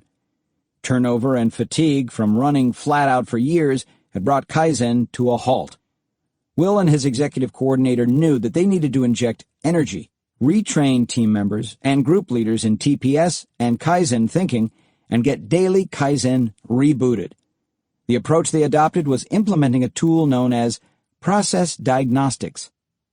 Gary had seen process diagnostics used at several Toyota plants in Japan, mainly as a tool for engineering specialists developing work processes when launching a new vehicle. They used it like a pilot's pre-flight checklist. Did we forget anything? When setting up a new process. The checklist included items like the range of cycle times for different car models or different options, orientation of parts and tools to limit walking, ergonomic considerations, and so on. Gary was amazed by how the tool focused attention on all aspects of the work process as a system. Will and Gary saw in process diagnostics a tool that could provide training, guidance, and energy for Kaizen in the assembly shop. Will and his team, supported by TBS master trainer Hideshi Yokoi, simplified the checklist and added a few items. Most important, to aid in the training process and to add energy to the effort, they converted it into a score sheet. Each item, such as distance walked by the team member, had a score range, with the total score from 0 to 100%, where 100% meant that there was nothing to improve. The score sheet provided a defined process for evaluating each job on the assembly line, which would help identify Kaizen opportunities. An example of several of the factors in an actual process diagnostics case, installing a radiator, is presented in Table 4-1. It shows the scores before and after some focused Kaizen activities, along with a description of the changes. Note that this is not an actual process diagnostics form, just excerpts from one. With the draft of the process diagnostics score sheet in hand, Will selected a group leader and 24 team leaders from assembly to be the first trainees in the scoring system. They became known as the Smooth Motion Team. The training, including a TPS refresher, was conducted in the standard Shu-Ha-Ri fashion we discussed in Chapter 2.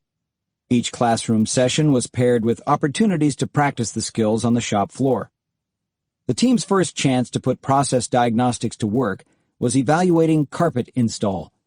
Carpet install was a manually challenging process involving several team members. Managers in assembly nearly unanimously agreed that it was the job that needed the most improvement. Using process diagnostics, the team in training spent a week evaluating the process and brainstorming and testing improvements. The initial score for the process was 19 out of 100. The Smooth Motion team used the process diagnostics approach to eliminate 5 miles of walk distance on an 8-hour shift, fix numerous ergonomic concerns, and cut the people required per shift from 5 to 4. Within a week, the process diagnostics score went from 19 to 89. Through trial and improvement, which of course the score sheet was subject to as well, process diagnostics evolved into a system of 30 or more checkpoints summarized on one side of one sheet of paper, 11 by 17 inch or A3 size paper. The back side of the sheet describes how to score each metric and the ideal state of the item. Now the challenge was training everyone in assembly on the tool so that the whole team could be involved in daily Kaizen. Will split the 24 team leaders on the Smooth Motion team into 2 groups of 12, one for each assembly line. These 12 trainees turned trainers were responsible for teaching the tool to all the group leaders, even though the leaders were at a higher rank. Will and the Smooth Motion team prioritized the jobs and processes, there are more than 1,000 in assembly, based on those with the greatest opportunities for improvement. To address a problem process, the Smooth Motion team would work with the group leader and one of the team leaders to train them on using process diagnostics to evaluate the job. Once the group leaders had finished training in their own group by working on a problem process with the Smooth Motion team, they were then assigned to a different group, where they had to use the tool for a problem process in an area that was not so familiar to them. Finally, they had to pass a test to be certified on process diagnostics. Following this process, eventually every manager, assistant manager, group leader, and team leader in assembly was trained in process diagnostics. To continue adding energy to the system, Will would add more items to the score sheet as soon as every process had achieved high scores on all of the existing items. But it wasn't just Will who was improving the tool. One of the things that surprised the team members was the way in which process diagnostics could be applied to reduce not only physical waste in the process, but mental waste as well. The initial tool focused on physical waste, such as unnecessary walking and difficult-to-reach parts, but it didn't take into account another source of problems: mental errors. While performing process diagnostics on all the jobs in the assembly shop, the smooth motion team found a key pattern in the data. The more decisions team members had to make, for example between two different models of the same part or among several colors of seatbelt, the more mistakes were made, which led in turn to time spent correcting mistakes, falling behind on the takt time, and eventually an end-on call. They concluded that it was just as important to make the job cognitively simple as it was to make it physically efficient. Based on this breakthrough by the team members, the smooth motion team ran some experiments. In one, they put colored ping-pong balls into a box and asked a team member to pick up balls according to colors that were called out. For example, pink, then green, then yellow, within a time limit. The experiment showed that when there were 6 colors, an average team member would make a mistake on the 5th cycle. With 5 colors, the team members on average made a mistake on the 10th cycle. Ultimately, they concluded that only when they got down to 2 colors were mistakes all but eliminated. This experiment led the assembly team to establish as a standard that the number of decisions had to be 2 or less for a job to qualify as simple. So, for example, if a team member had to select the 2 right color seatbelts for the front seat, and then the 2 right color seatbelts for the rear seat, and then the right color cup holder, that was 5 decisions. 3 decisions too many, and out of standard. The item was added to the process diagnostics sheet as simple job, requiring 2 or fewer decisions. The use of process diagnostics led to many small improvements that added up to major gains, but entropy always remains a danger. With a scoring system like process diagnostics, the way entropy enters the system is typically via grade inflation. Team members can easily slip into a process of raising scores for relatively insignificant improvements. The role of the group leaders is to ensure that energy doesn't slip out of the system via such processes. In terms of process diagnostics, the smooth motion team decided that it was important to take 2 steps to keep the energy going. First, the team members created a certification for process diagnostics. To become certified, a team member had to be able to apply process diagnostics to a series of processes and score the processes correctly within 90% accuracy based on the scoring of a process diagnostics expert. The requirement is at 90% because process diagnostics is not entirely objective. There is some judgment involved, and there will not be a perfect agreement between people, so 90% accuracy seemed a realistic expectation. Second, they set up an audit process so that every job was regularly audited by a team member who was certified in the use of the tool. These 2 initiatives kept the tool useful for continuous improvement. A process diagnostic audit can still add energy to the daily Kaizen process. Conclusion. In conclusion, we have to make one point absolutely clear. It's not about the tools. Toyota's success is not the result of TPS, Toyota business practices, process diagnostics, or any other tool. For example, process diagnostics evolved as a method for supporting daily Kaizen. In fact, when the San Antonio plant was initially set up, the leaders there considered and rejected process diagnostics as a tool, deciding that it was too complex for the typical team member. They chose a simpler tool that also allowed them to analyze waste and opportunities for Kaizen of the work process. Gary was the head of North American operations and past president of TMMK, but he still allowed San Antonio to go in its own direction. As long as the people there had a reason and an alternative tool that they were seriously using, he was content to let them learn in their own way. Interestingly, several years after Will left TMMK, in the midst of the recall crisis, when there was an intensified focus on quality, Yuri Rodriguez became quality manager and, with a pilot work group, developed an alternative to process diagnostics. The plant had also concluded that process diagnostics was more of an engineering tool and was too complex for the typical team member, so it developed a simpler version.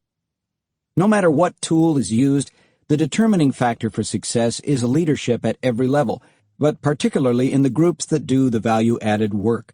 Does the organization have group leaders who are committed to self-development and who invest in developing team members? Does the organization have senior leaders who are willing to let group leaders lead and are committed to doing what it takes to inject energy into daily Kaizen?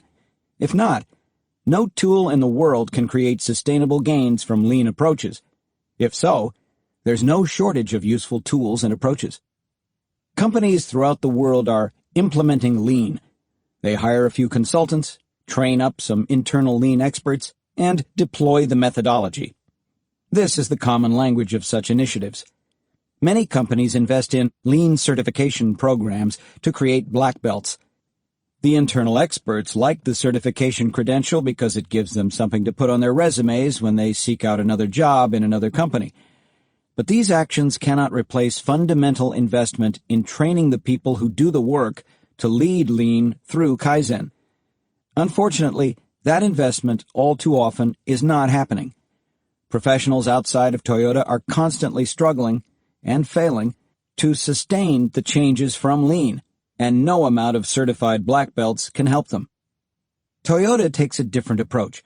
The people who manage the work day by day, the group leaders, teach and coach the team members who do the work, and together those people own, operate, and continually improve their processes. The role of the outside expert is to ask questions, to shake his head when things are not being done right, and to smile a little and say, "Please continue," when the student is learning. The outside expert needs to understand Kaizen deeply enough so that he knows when to nod, when to disapprove, and when to jump in with a suggestion. This skill can never be taught in a certification class. Classes teach the tools at a superficial level, but not real Kaizen. And for Kaizen, that cannot be handled by the work groups. A manager or engineer and B-labor works across groups.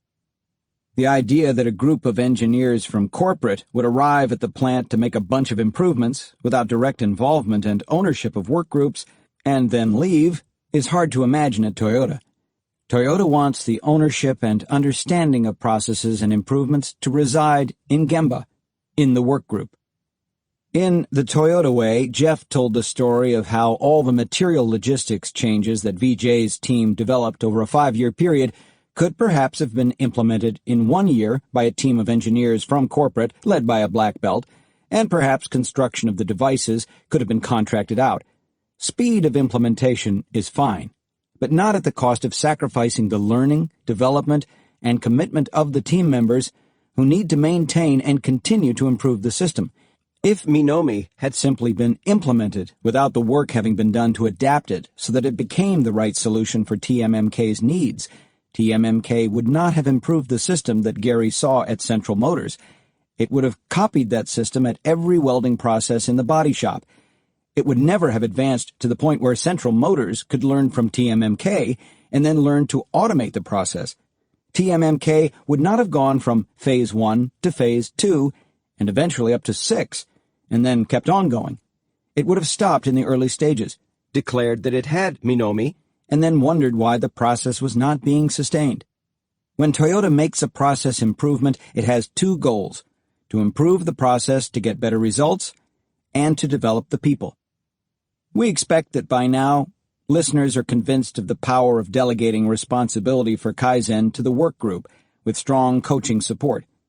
In a traditional company, there are supervisors, and most large companies have at some point tried to empower teams by giving them targets and getting out of the way. Often autonomy is granted by flattening the organizational structure, eliminating layers of management, and increasing the supervisor's span of control from, say, 20 people to 50 team members per supervisor. A different trend creeping into lean practice is companies attempting to deploy work groups wall-to-wall in a year. They set up the HR definition of the team leader role and put group leaders through a short classroom training course. Unfortunately, both options are doomed to failure. Reducing management does grant autonomy, but it is undirected autonomy without leadership. Where are the teachers? Where are the people with the natural ability to inspire others? Deploying teams wall-to-wall is no more effective than deploying a tool like Kanban end-to-end. You can have the formal structure, and it can look good on paper, but in reality you do not have the capability.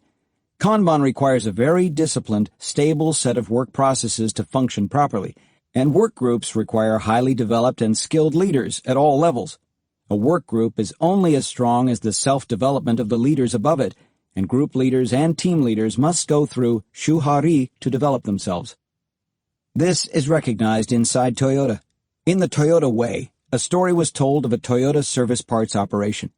The executives of Toyota Motor Sales and the warehouse manager agreed to phase in work groups with team leaders over a 3 to 5 year period. At first, the group leaders were supervisors who were deeply trained in TPS methods, and they had to self-develop as leaders before they were allowed to appoint team leaders. In this early stage of self-development, they were told that they needed to be directive until their teams experienced TPS and matured to a given point. A report card for judging the performance of the work groups was put together, and the score needed to be achieved before group leaders could designate individuals as team leaders was determined. It took 3 years for the first work groups to achieve the maturity needed to appoint team leaders and make the transition to a more bottom-up style of management. Can other companies meet the long-term challenge of developing true Kaizen capability in their people year after year? It requires a level of patience and a level of financial investment, for example, in B labor, that is not characteristic of many companies, whose cowboy-style leaders have a short period of time to get results or move out of the way. The alternative is to give up on developing daily Kaizen, give up on sustaining improvement, and give up on establishing a true lean enterprise. Chapter 5. Hoshin Kanri. Align vision, goals, and plans for continuous improvement. Joel A. Barker, futurist. Vision without action is merely a dream. Action without vision just passes the time. Vision with action can change the world. In Chapter 4, we looked at the grassroots nature of Toyota leadership. Leadership of daily Kaizen by group leaders and the support of leadership coming from the base of the organizational pyramid is responsible for much of Toyota's success. The development of continuous improvement isn't restricted to technological visionaries and executive-level change agents. While there certainly are breakthrough innovations coming out of engineering, most day-to-day improvements in processes are driven from below by committed group leaders and team members who are given both the latitude to constantly improve their domain and the responsibility for doing so. It doesn't take a leadership expert, though, to point out the limitations of a solely bottom-up approach for a global company. For one thing, in a system in which each work group operates semi-autonomously, owning its own process, Kaizen projects do not necessarily complement one another. Every organization, Toyota included, needs to prioritize its initiatives and to adjudicate and resolve the differences between competing or conflicting efforts. In the Minomi example that we looked at in Chapter 4, for instance, there were times where increasing productivity in one area required adding personnel in another. At first, both stamping and the materials handling department had to add people so that the body shop could use Minomi to save resources. Not until the stamping department joined in to automate the loading of the Minomi cartridges and suppliers moved in to send parts in on Minomi cartridges was overall waste reduced. While several of the steps seemed to add as much waste as was being eliminated, when all the pieces were in place, the system was far more productive.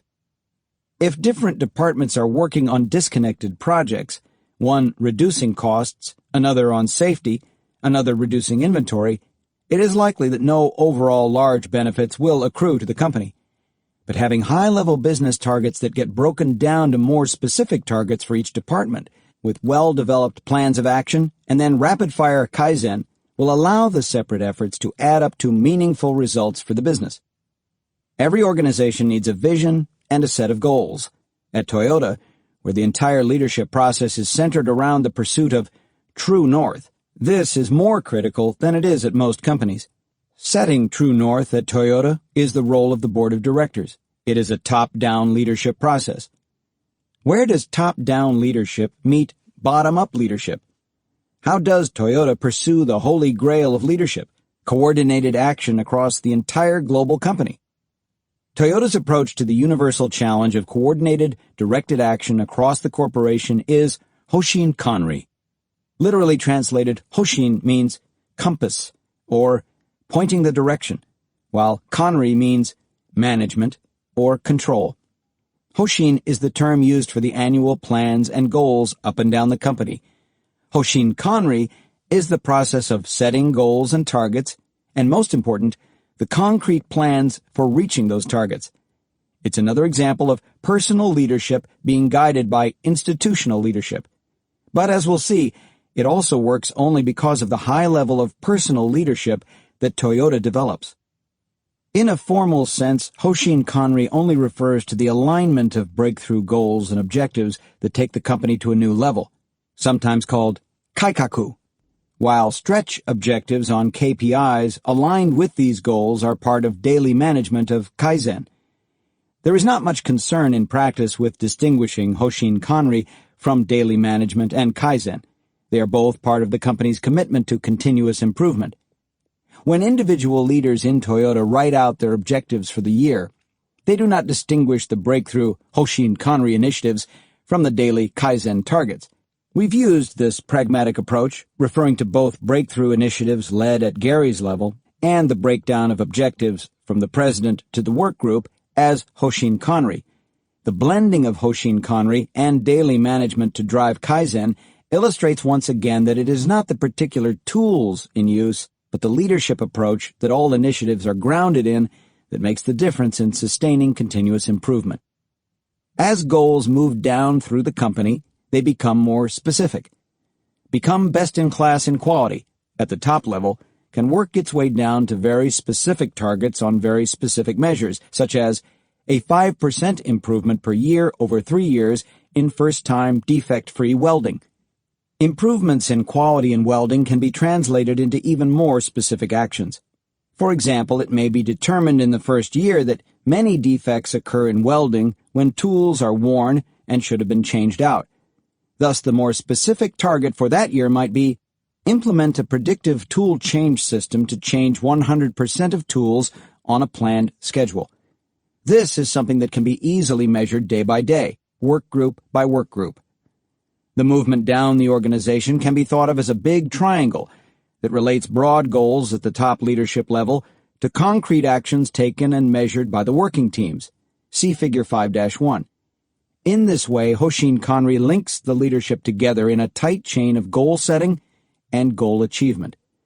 Vertically, goals cascade down the organization and are turned into innovative thinking about how to achieve the goals. Horizontally, different functions coordinate their plans to achieve the broader goals. Vertically and horizontally, however, this chain is only as strong as the weakest link in the leadership chain, which is why Toyota works so hard at leadership development. Unfortunately, too many companies adopt something that they think of as Hoshin Kanri, but they lack the leadership and the engaged work groups to work effectively to translate the high-level goals into concrete changes. Or worse, middle management cuts corners to meet metrics, endangering the future of the company. Hoshin Kanri, management by objectives by another name?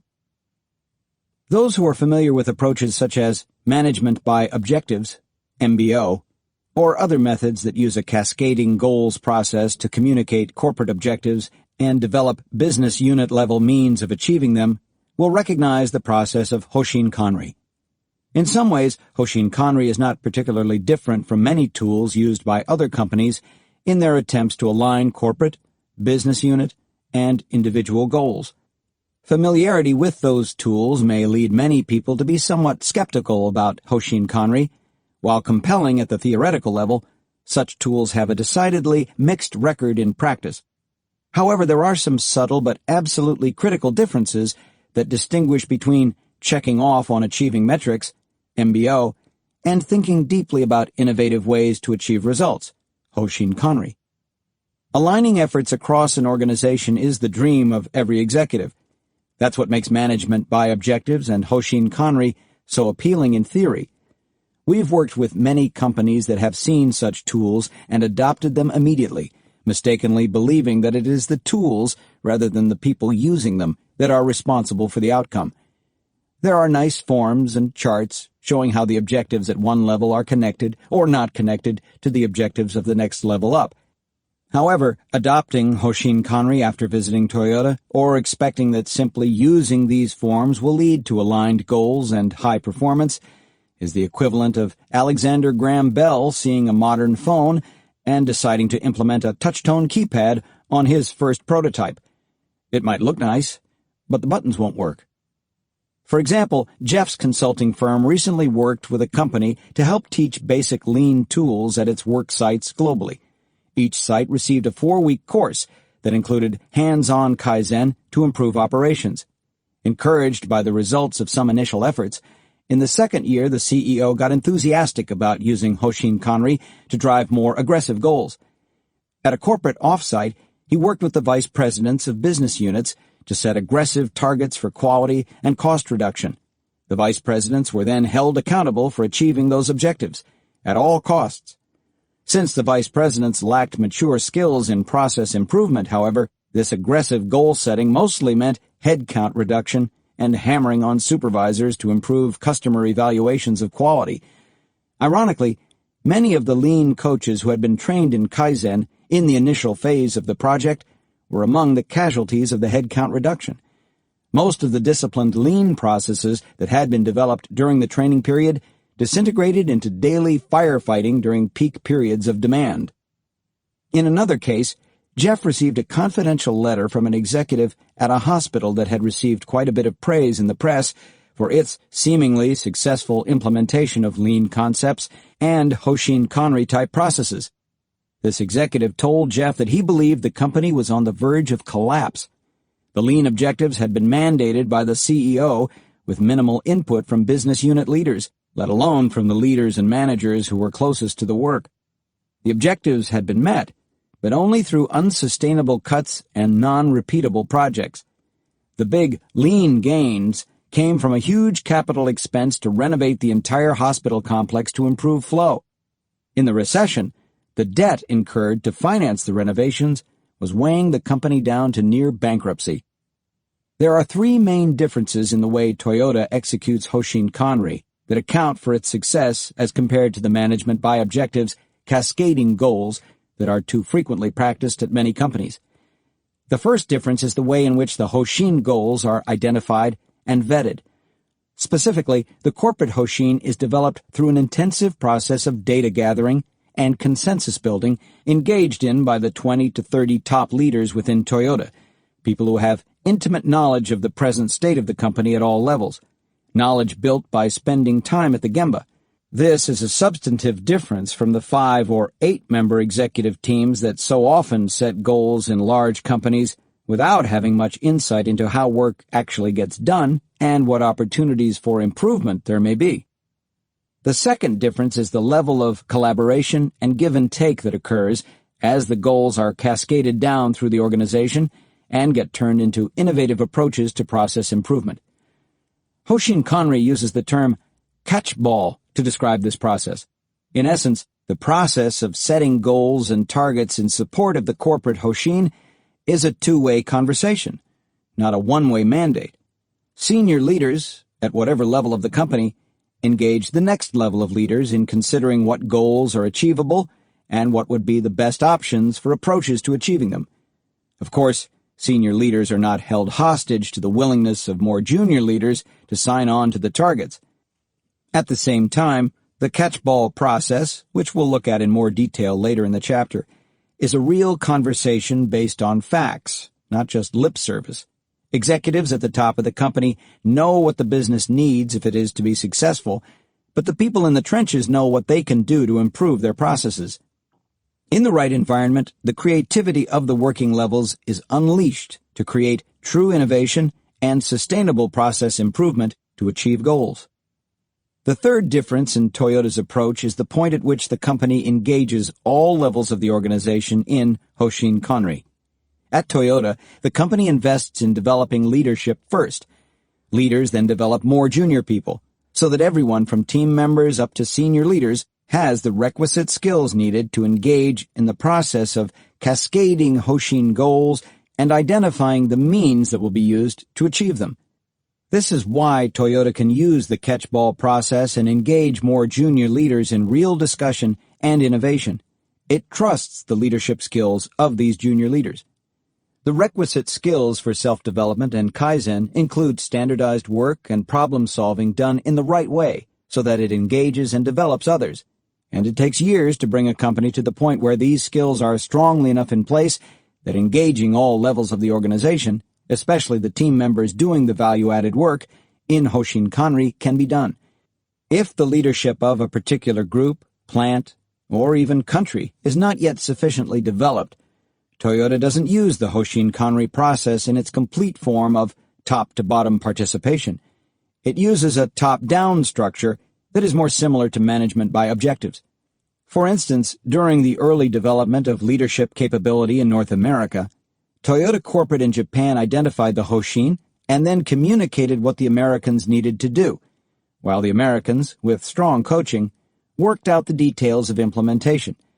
There wasn't a great deal of catch-ball down through the American organization. Similarly, we will see in the next chapter that when Gary ran Dana, he was using a modified version of Hoshin Kanri that included top-down objectives and plant managers developing the plans for attainment. Most firms that try to transform to lean have the process backward.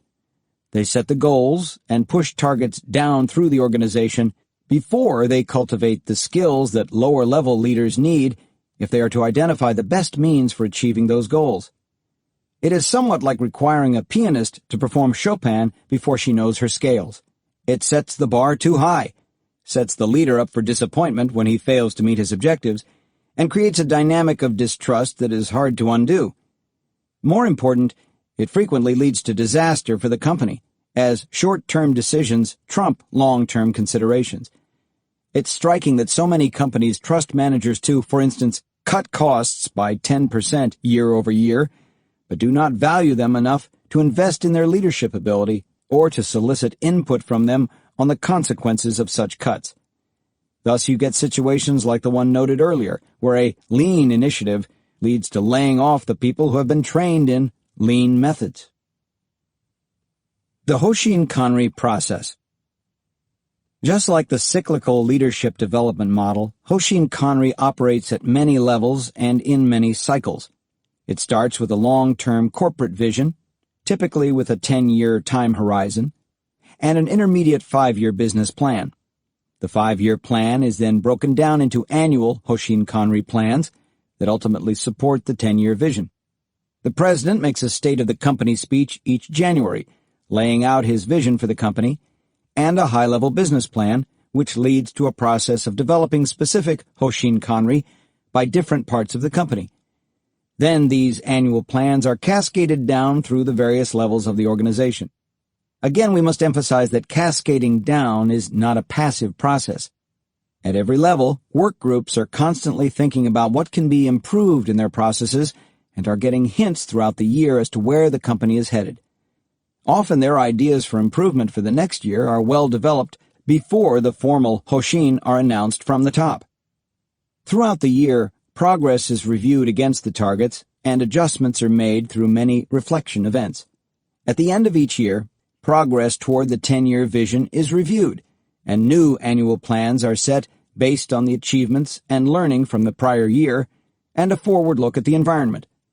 Thus, as with so much else at Toyota, the Hoshin Kanri process can be thought of in terms of W. Edwards Deming's Plan, Do, Check, Act, PDCA, problem-solving process.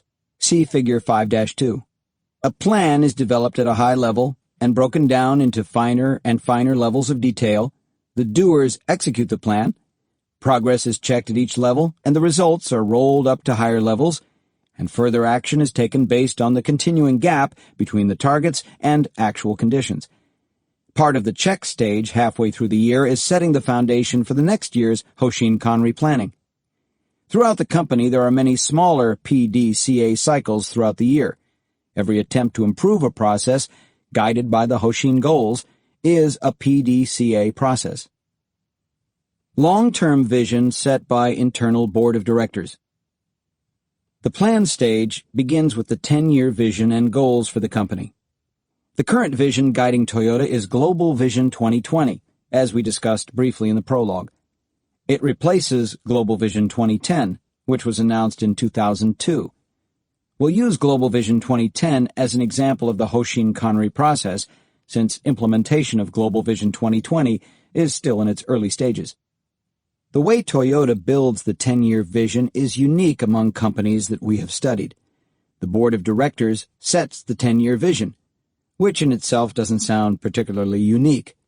It is the makeup of the board, which violates the commonly accepted best practices for corporate governance and its decision-making process that stand out. Toyota is one of the holdout companies in Japan that still relies on an internal board of directors made up of the company's senior executives, with no external board. Having only an internal board used to be common in Japan, but during the 1980s and 1990s, many Japanese companies switched to the Western practice of having an external board of directors. The theoretical benefit of the external board is that it creates a system of checks and balances to offset the internal executives' potentially self-reinforcing methods and blind spots. The last decade has yielded plenty of examples of this theory not working particularly well in practice, as outsiders with a very superficial understanding of the business can drive it in ways that destroy its internal competencies. Yet Toyota's rejection of an external board has little to do with the failures of American-style boards. Its stance is based on a set of risks that are less recognized, particularly for a company like Toyota that is built around a strong culture. External board members, while bringing an outside perspective, are only part-time decision-makers and, as such, are less able to communicate with the company's leaders beyond the executive team in order to deeply understand the current state of the firm. Outsiders are also less likely to be committed to the company as an institution with a distinctive culture. At Toyota, having an external board would mean that key decisions were being made by people who are not governed by the Toyota way or deeply trained in the rigorous, highly disciplined Toyota business practices process. Toyota is risk-averse enough that it would hate to leave so much to chance when making key strategic decisions for the company. However, Toyota understands the dangers of blind spots, particularly since the board of directors is almost exclusively made up of long-term Toyota executives. To counteract this, Toyota has put countermeasures in place that bring data and divergent viewpoints to the board. In fact, Toyota leaders go out of their way to get dissonant data, usually through first-hand visits to Toyota sites around the world, including manufacturing, engineering, sales, and dealerships. Toyota board members travel around the world and spend time at actual work sites to an extent that would be inconceivable even in many international firms. To supplement these direct observations and the data presented to them in meetings, Toyota board members rely on the opinions of experts. The first expert opinions come from leaders within the company. In preparing for his presidency in 2009, Akio Toyoda developed a hotline network of leaders at all levels, from executive vice presidents to managers on the shop floor. He gave these people a special cell phone number and instructed them to call him regularly with any observations or thoughts. He cannot be in touch with hundreds of thousands of people all the time, but he does not want to be insulated from the reality of daily life on the shop floor. And of course, internal experts from functional areas, quality, finance, human resources, purchasing, business planning, put together detailed reports based on data in their areas. Outside experts also have a role to play. At many board meetings, Toyota invites a world expert to report on some topic. Topics are selected based on trends that Toyota believes are important to its future, such as world fossil fuel supplies or global demographic trends. With their finely honed skills in listening, sorting through information to identify key points, and openness to good and bad news, Toyota leaders are able to put together a comprehensive yet focused picture of an issue. In the past, Toyota board meetings were led by the current president of the company, and the board included the former president, vice chairman, and chairman. Other former executives were often on the board as senior advisors. For example, Hiroshi Okuda, who was chairman between 1995 and 1999, was still on the board as a senior advisor in 2009, as was Dr. Shoichiro Toyoda, who ended his term as chairman in 1999 and became honorary chairman. All of the executive vice presidents who run global operations, for example global manufacturing, R&D, sales, and human resources, were also on the board. This group had already been shrunk over time from a peak of 60 members, which was unwieldy to manage. By 2009, there were 25 members of the board of directors and 13 managing officers from the local regions. The managing officers obviously have a detailed understanding of their respective domains and report in at each board meeting. They also take the high-level Hoshin goals to their area of responsibility and begin to cascade them to more specific plans. Gary recalls that soon after he was made a managing officer, when he participated in his first board video conference, he was amazed at the intensity of interest in everything he had to say when he was asked for input based on manufacturing conditions in North America. In 2011, Akio Toyoda and the executive team made the radical move, by Toyota standards, of reducing the board from 27 to 11 members. This was part of the planning, actually replanning, for Global Vision 2020 in the aftermath of the recall crisis discussed in the prologue to this book. In the deep reflection on the recall crisis, one issue that emerged was the slow speed of decision-making in response to the crisis. Faster decision-making and giving more power to those for whom the problem was local might have at least dampened the crisis. The 11 members consist of a chairman, president, 5 executive vice presidents, and 4 officers who are responsible for business development, accounting, finance, and external affairs. While shrinking the board of directors, Toyota increased the regional managing officers group from 13 to 15 as part of a process of regional autonomy, giving more power to the regions to make local decisions, decision-making closer to the source of a problem. In the old and the new systems, all of the board members have been through the leadership learning cycle many times and have achieved success at every level of the company. For example, board member Takeshi Uchiyamada led a major reorganization of global R&D into vehicle centers, was the father of the first Prius hybrid vehicle, led production engineering and then production control and logistics, and then became chief officer of global vehicle engineering. It would be very unusual in any other company for a senior executive to have such a wide range of experience, but the Toyota board members are examples of T-type leaders who can quickly understand a function, build winning teams, prioritize activities, and lead in very different environments and specialties. In fact, at Toyota, the only way to become a member of the board is to be a phenomenally successful T-type leader. It is the board of directors and the managing officers who establish Toyota's top-level Hoshin, not just the CEO and a handful of his closest associates. The deep involvement of the board in personally investigating the state of the company and its various operations is another reason why Toyota's process is unique. In keeping with the value of Genchi Genbutsu, each member of the board spends time at the Gemba regularly. The actual planning for next year's Hoshin starts in the check process for this year's Hoshin. When Americans in plants, engineering offices, and dealers see Japanese executives coming to visit, they know that a key reason that the Japanese are coming is to see things firsthand, to confirm actual progress, and prepare for the next Hoshin. In the months leading up to Akio Toyoda's appointment as president in June 2009, Americans were often surprised to see him popping up in unexpected places. He would show up in Toyota sales offices, at plants, and at individual dealerships. These were not ceremonial visits. He was asking detailed questions and checking processes. He was doing the same thing in Europe, China, and other parts of the globe. The meetings, formal and informal, between members of the board of directors are important, but what goes on outside the boardroom is far more important. Because all the board members are deeply steeped in the Toyota way, the board operates quite differently outside the boardroom from the way most American managers would expect. At Toyota, individual board members or managing officers take responsibility for a particular issue, work on it outside the meeting, gather many opinions and work to build consensus, and then report back at the next meeting. This is all part of the process of testing and evolving ideas through nemawashi, translated literally as digging around the roots of the tree to prepare for transplant. In Japanese culture, nemawashi is an informal process that goes on in the background to lay the foundation for some proposed change or project. Meetings in Japan are very formal and public, and it would be embarrassing for a well-vetted proposal to be rejected in this setting.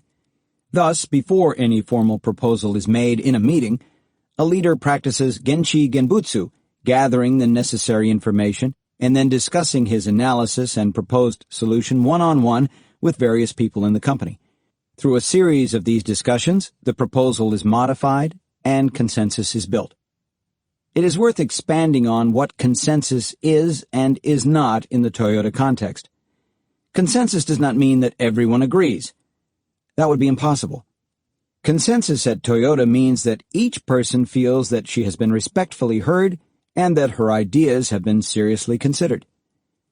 Through nemawashi, a leader tests, modifies, and improves a board proposal at all levels of the organization before it gets to the board. This helps the idea get board approval, and it helps prevent any unpleasant surprises at different levels of the company. Leaders have had their chance to share their thoughts, and so any proposal adopted by the board will be familiar to those who are given the task of implementing it. The corporate Hoshin is therefore created not by a small group of insiders or by a group of knowledgeable but distant external board members, but by a collection of the most knowledgeable and experienced people in the company. This process of developing the plan and gaining agreement is critical to the success of Hoshin Kanri. It is often said in Toyota that when there is a good plan, at least 60% of the work has been done. The developmental process of getting agreement and getting people to think deeply about what is possible and challenge themselves is as important as the specific goals that are set. As a result, the phrase cascading of goals is something of a misnomer. Through nemawashi, ideas are tested down within the organization before they are sent back up for final approval. While the 10-year vision and 5-year goals is definitely set at the top, it is so thoroughly based on input and information from throughout the company that it can be said to be bottom-up as well. This is another example where top-down meets bottom-up at Toyota. Then the annual detailed plans are like stepping stones to ensure that methods are implemented and actions executed to achieve the overall targets. This process at the turn of the millennium is what created Global Vision 2010. In the media, the announcement of Global Vision 2010 was grossly oversimplified, focusing almost exclusively on President Fujio Cho's statement that Toyota would seek to achieve a 15% global market share. The real vision was much broader, to become the most respected and admired firm in the automotive business while following the guiding principles of the company. The guiding principles, adopted formally in 1992 and modified in 1997, were based on the 5 main principles first set out by founder Sakichi Toyoda. They spoke of being honorable, contributing to society, pursuing growth through innovative management, creating a corporate culture that enhanced individual creativity and teamwork, and working with all partners for mutual growth and benefits. Global Vision 2010 reflected these principles with a focus on 3 main elements. 1. Demonstrate responsibility as a world leader. 2. Benefit society through monozukuri, or the art of making value-added products, and technological innovation. 3. Share prosperity with employees. From long-term vision to intermediate plans. The core of Global Vision 2010, becoming the most respected and admired company in the automobile industry, is a fairly vague goal. The next phase of Hoshin Kanri is turning that vague goal into more concrete terms, and from there creating a mid-range plan covering 4 to 5 years that is clearly actionable. The 15% market share target announced by Fujio Cho was a way of making the goal of being the most respected and admired company into something tangible that everyone in the company could grasp. It was also a forecast, since demand for Toyota products was already growing at a sufficient rate to justify doubling the size of the company by the end of the decade. The goal wasn't truly a 15% market share. That's not the metric that the board was focused on. Achieving a 15% market share would be an indicator that Toyota was succeeding at the important tasks necessary to become the most respected and admired automotive company. However, when you put a numerical target out there, it does become a focus. So you have to be prepared to coach leaders to do it in the right way. This is another example of why the success of the Hoshin Kanri process depends on having developed leaders throughout the company. There are plenty of examples of companies that have been thoroughly derailed by the pursuit of market share at all costs. One need look no further than GM for an example. Pursuing market share could have led Toyota to cut costs by sacrificing quality, cutting back its investment in people, or pricing cars below the cost of manufacturing them. For example, American auto companies typically sell at cost to rental car companies, called fleet sales, to boost volume, a practice that is not profitable and can tarnish their reputation. Of course, such actions would have been counterproductive in achieving the real goal of Global Vision 2010, but, more important, they would have violated the principles of the Toyota Way. The board could set a goal of 15% market share because it was confident that throughout the company, the goal would be pursued in the right way. Outsiders have frequently misinterpreted this goal and Toyota's actions since it was announced. When it leaked out early in 2009 that Akio Toyoda would replace Katsuaki Watanabe as president of Toyota, the immediate reaction from the newspapers was that Watanabe was being replaced as a consequence of the fact that his pursuit of this goal had left Toyota overextended when the global recession hit. In fiscal 2009, the company posted its first annual loss in 50 years. Inside of Toyota, the board of directors recognized that under Watanabe's leadership, the company had achieved its growth targets and had the 4 most profitable years in its history. As the earlier explanation of how goals are set in the company should make clear, no one person at Toyota makes major decisions. Watanabe, as president at the time, would certainly assume responsibility for the major financial loss in the recession, but the reality was that in many ways he was no more or less culpable than the rest of the board for any mistakes that were made. For example, when Fujio Cho announced the 15% goal, actually carrying on the push for growth under his predecessor, Hiroshi Okuda, Watanabe was a member of the board that built consensus on that goal. While Watanabe was president, Akio Toyoda was a member of the board.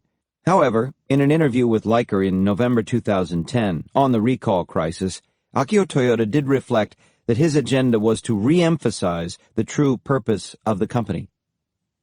I realized that sometimes our people were mixing the goals and the means. For Toyota, the goal is to contribute to society through the automotive business. As a means to get to that goal, we need to sell more so that we have resources to reinvest. But if you put more sales and profit in front of the goal, we are going to make a big mistake. The 15% market share goal was one of many goals and metrics created in the process of turning Global Vision 2010 into actionable plans. One consequence of crystallizing this vision of a larger global company was to communicate the urgency for each regional operation to become self-reliant. Essentially, the board concluded that the continued commitment of resources from Japan to support, for instance, the North American operation by providing trainers, technology, engineering, and manufacturing capacity put a limit on the company's ability to grow elsewhere. North America, Europe, and other regions would have to take major steps towards self-reliance so that resources at global headquarters could be deployed to support growth in other, less mature markets. Figure 5-3 shows the overall cascading from the broad vision based on the guiding principles to a 5-year medium-term plan to the annual Hoshin Kanri for all team members. Translating Global Vision 2010 for North America. A specific example of this process is how the North American organization took Global Vision 2010 and converted it to an actionable plan for the decade. This plan would then be broken down into annual plans based on the annual corporate Hoshin. In North America, the president of the North American organization, Atsushi Niimi, took the entire North American leadership group off-site to discuss what North America would do to achieve Global Vision 2010, including, but not limited to, achieving its part of the goal of a 15% market share. The group developed its own visual image to reflect what the 2010 vision should look like in North America, as shown in Figure 5-4. It was designed to look like the bird's-eye view of a car. At the center was the vision of One Toyota, with each regional operation of Toyota being capable of self-reliance. The difference between the current and ideal states in that respect was large. At the time, Toyota's North American operations were fragmented into many different parts, many of which were highly dependent on technology and leadership from Japan. Engineering, each manufacturing plant, and the sales organization were set up and run as separate companies. As one of the most mature overseas branches of Toyota, the Americans were going to have to take the lead and become self-reliant, and to do this, they needed one integrated Toyota for North America. The North American leadership team examined Global Vision 2010 and identified the 4 areas it would need to focus on if it was to achieve its part of the corporate vision: customer satisfaction, supplier enhancement, cost reduction, and further development of team members. For Toyota in North America to grow, it had to make even higher quality and more cost-effective products and develop the current leaders so that they could develop new members as the company grew. For Toyota to grow globally, the North American organization had to mature to self-reliance so that the headquarters in Japan could focus on developing Toyota leadership in other regions of the world. The most striking thing about how Global Vision 2010 was translated is that nothing in the North American vision specifically mentioned a 15% market share. In fact, as time went on, it was rare for the leaders in North America to even talk about a 15% market share. If they did all the right things for the customer, developed team members, made a profit to fund growth, and developed the supply base, the result would be increased demand for products and the capability to support that demand with high-quality products. Toyota's Hoshin Kanri calendar. Each January, the president of Toyota Motor Corporation, TMC, makes a speech in which he reviews the prior year, summarizes the business environment and trends, and paints a picture of the future and what the challenges facing the company are for the year to come. This is an integral part of Hoshin Kanri target setting. January through the end of March is the window for detailed Hoshin planning, starting with global headquarters in Japan and cascading to the countries and divisions and down through the plants to the work group level. By the beginning of April, the start of Toyota's fiscal year, the Hoshin Kanri plans are in place around the world.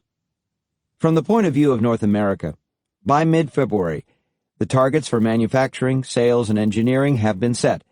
By the end of February, the North American targets for manufacturing have been broken down by plant. The plants then start an internal process to allocate the targets across departments. Agreements are reached at each level, both on what the department targets are and on the methods to achieve those targets. It is critical to agree on both target and method, or there is no real plan, just a wish. Managers and executives at all levels take on initiatives they are responsible for. The higher the level, the broader the initiative. There is a great deal of catch-ball at the level of breaking down the North American targets across the various plants, as well as when deciding how the targets will be allocated across departments. By the time a target comes to a work group, the main issue is the methods by which that work group will achieve the targets and how the targets are broken down to specific key performance indicators at the process level. In many ways, this is the most creative part of the process, understanding the current problems deeply and the methods by which processes can be improved to achieve the breakthrough targets. By the end of March, in time for the new fiscal year starting April 1st, the Hoshin Kanri at all levels globally has been set. So it is about a 3-month process, although in reality much of it started in the preceding fall. We have seen companies try to do the whole thing in a single off-site. Obviously, there is no catch-ball, and in fact, they are missing the most important part, the creative thinking involved in breaking down the broad targets to specific metrics and detailed plans for action that apply to each specific work group. True Hoshin Kanri is a process of innovation and of developing people at all levels, and it takes time and commitment. Catch-ball to agree on actual targets at every level. The catch-ball process that we discussed earlier has an important role not only in refining the corporate and regional Hoshin, but also as a check on the whole Hoshin Kanri process. While the spirit of challenge is one of Toyota's core values, and Toyota expects each team member and leader to push himself, it also recognizes the futility of stretch goals that are impossible to achieve. Thus, the catch-ball process provides feedback through the ranks about whether annual and medium-term goals are achievable and whether priorities need to be reshuffled or resources reallocated to meet the specified goals.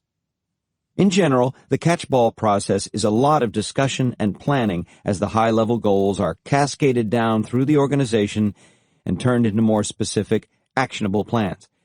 At each level where the Hoshin Kanri process is active, and as we've noted, it cascades only down to levels where Toyota is confident that the leaders have sufficient skill and experience to manage it properly, a senior leader works with the leaders beneath her to create a plan for achieving a specified goal.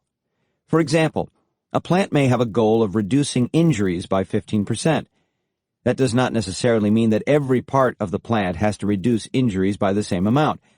Some areas of the plant may already have made major gains, so that a further 15% reduction is unrealistic, while others may be behind and have the opportunity to reduce injuries by much more than 15%. During catchball, the senior leader negotiates this allocation of responsibility for achieving the plant's target.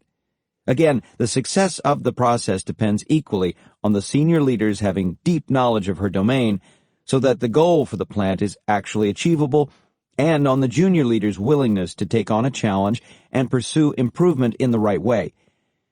In an organization with a zero-sum culture, where each junior leader was simply trying to set his target as low as possible, catchball would never work. To clarify how it does work, consider an example of catchball in action. Negotiations over productivity goals at TMMI, the Toyota plant in Indiana, in 2005. The productivity targets for the North American region, set during a catchball process between the North American leadership and headquarters, were initially divided up among the different manufacturing sites by the functional group responsible for productivity at North American headquarters. The North American Functional Group had developed the targets for each plant based on what its members knew about each plant's condition. That information had led them to assign TMMI a higher-than-average goal for 2005. TMMI had launched a new model of the Sienna minivan the previous year. When a new model is launched, there is, understandably, a lot of waste. The new jobs have yet to go through much Kaizen. In the second year after a new model launch, there are usually major productivity gains to be had, and the functional group expected TMMI to make such gains. The leaders at TMMI, however, had set a relatively low 2005 productivity improvement target. They felt that because of the popularity of the vehicles being manufactured at TMMI, the team members were working overtime each day and were simply too busy to deliver the kind of Kaizen that would be necessary for a major leap in productivity. As the executive vice president for manufacturing, Gary's role was to engage in catchball to reach an acceptable target, one that was achievable by TMMI and that contributed sufficiently for him to achieve his North American goals. On the surface, this sounds very traditional. Corporate demands extreme improvement, and the plants hold back, so the executive charges in to negotiate a compromise or simply make the decision. But the situation, in fact, was not traditional.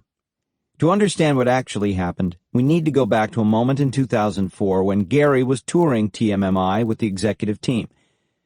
During the tour, he stopped to watch team members assembling the Sienna. He knew that the plant was struggling to meet its Hoshin productivity target for that year, and he saw many opportunities for waste reduction. He pointed out some of what he saw to Norm Buffano, the senior vice president of TMMI, and estimated that they could easily take 50 or more positions off the line. Gary proposed that TMMI use a Yamazumi chart to find opportunities to take processes off the line. The Yamazumi chart is a visual method of showing the amount of work involved in each job compared to the line speed, or tact. Basically, it is a bar chart, with each bar representing all of the work elements that are either value-added or extraneous for a given process. For example, the work of one assembly line job. Value-added work has a direct positive impact on the customer. Extraneous work includes elements that are wasteful, such as reaching and walking. The height of any given bar is determined by the number of seconds it takes to perform all of the work elements for that process. Toyoda uses a magnetic strip for each work element that is proportional in height to the number of seconds, so that workers can physically put the work elements on a whiteboard and see which bars are over, too much work, or under, too little work, the line speed.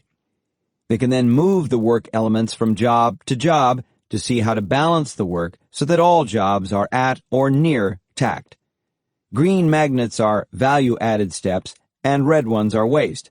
So at the same time, the team works to eliminate waste and thereby often eliminates a process. This is a great tool for getting a group of people, team members, team leaders, and the group leader, to look at how the individual work elements are allocated to jobs and to figure out how to eliminate waste.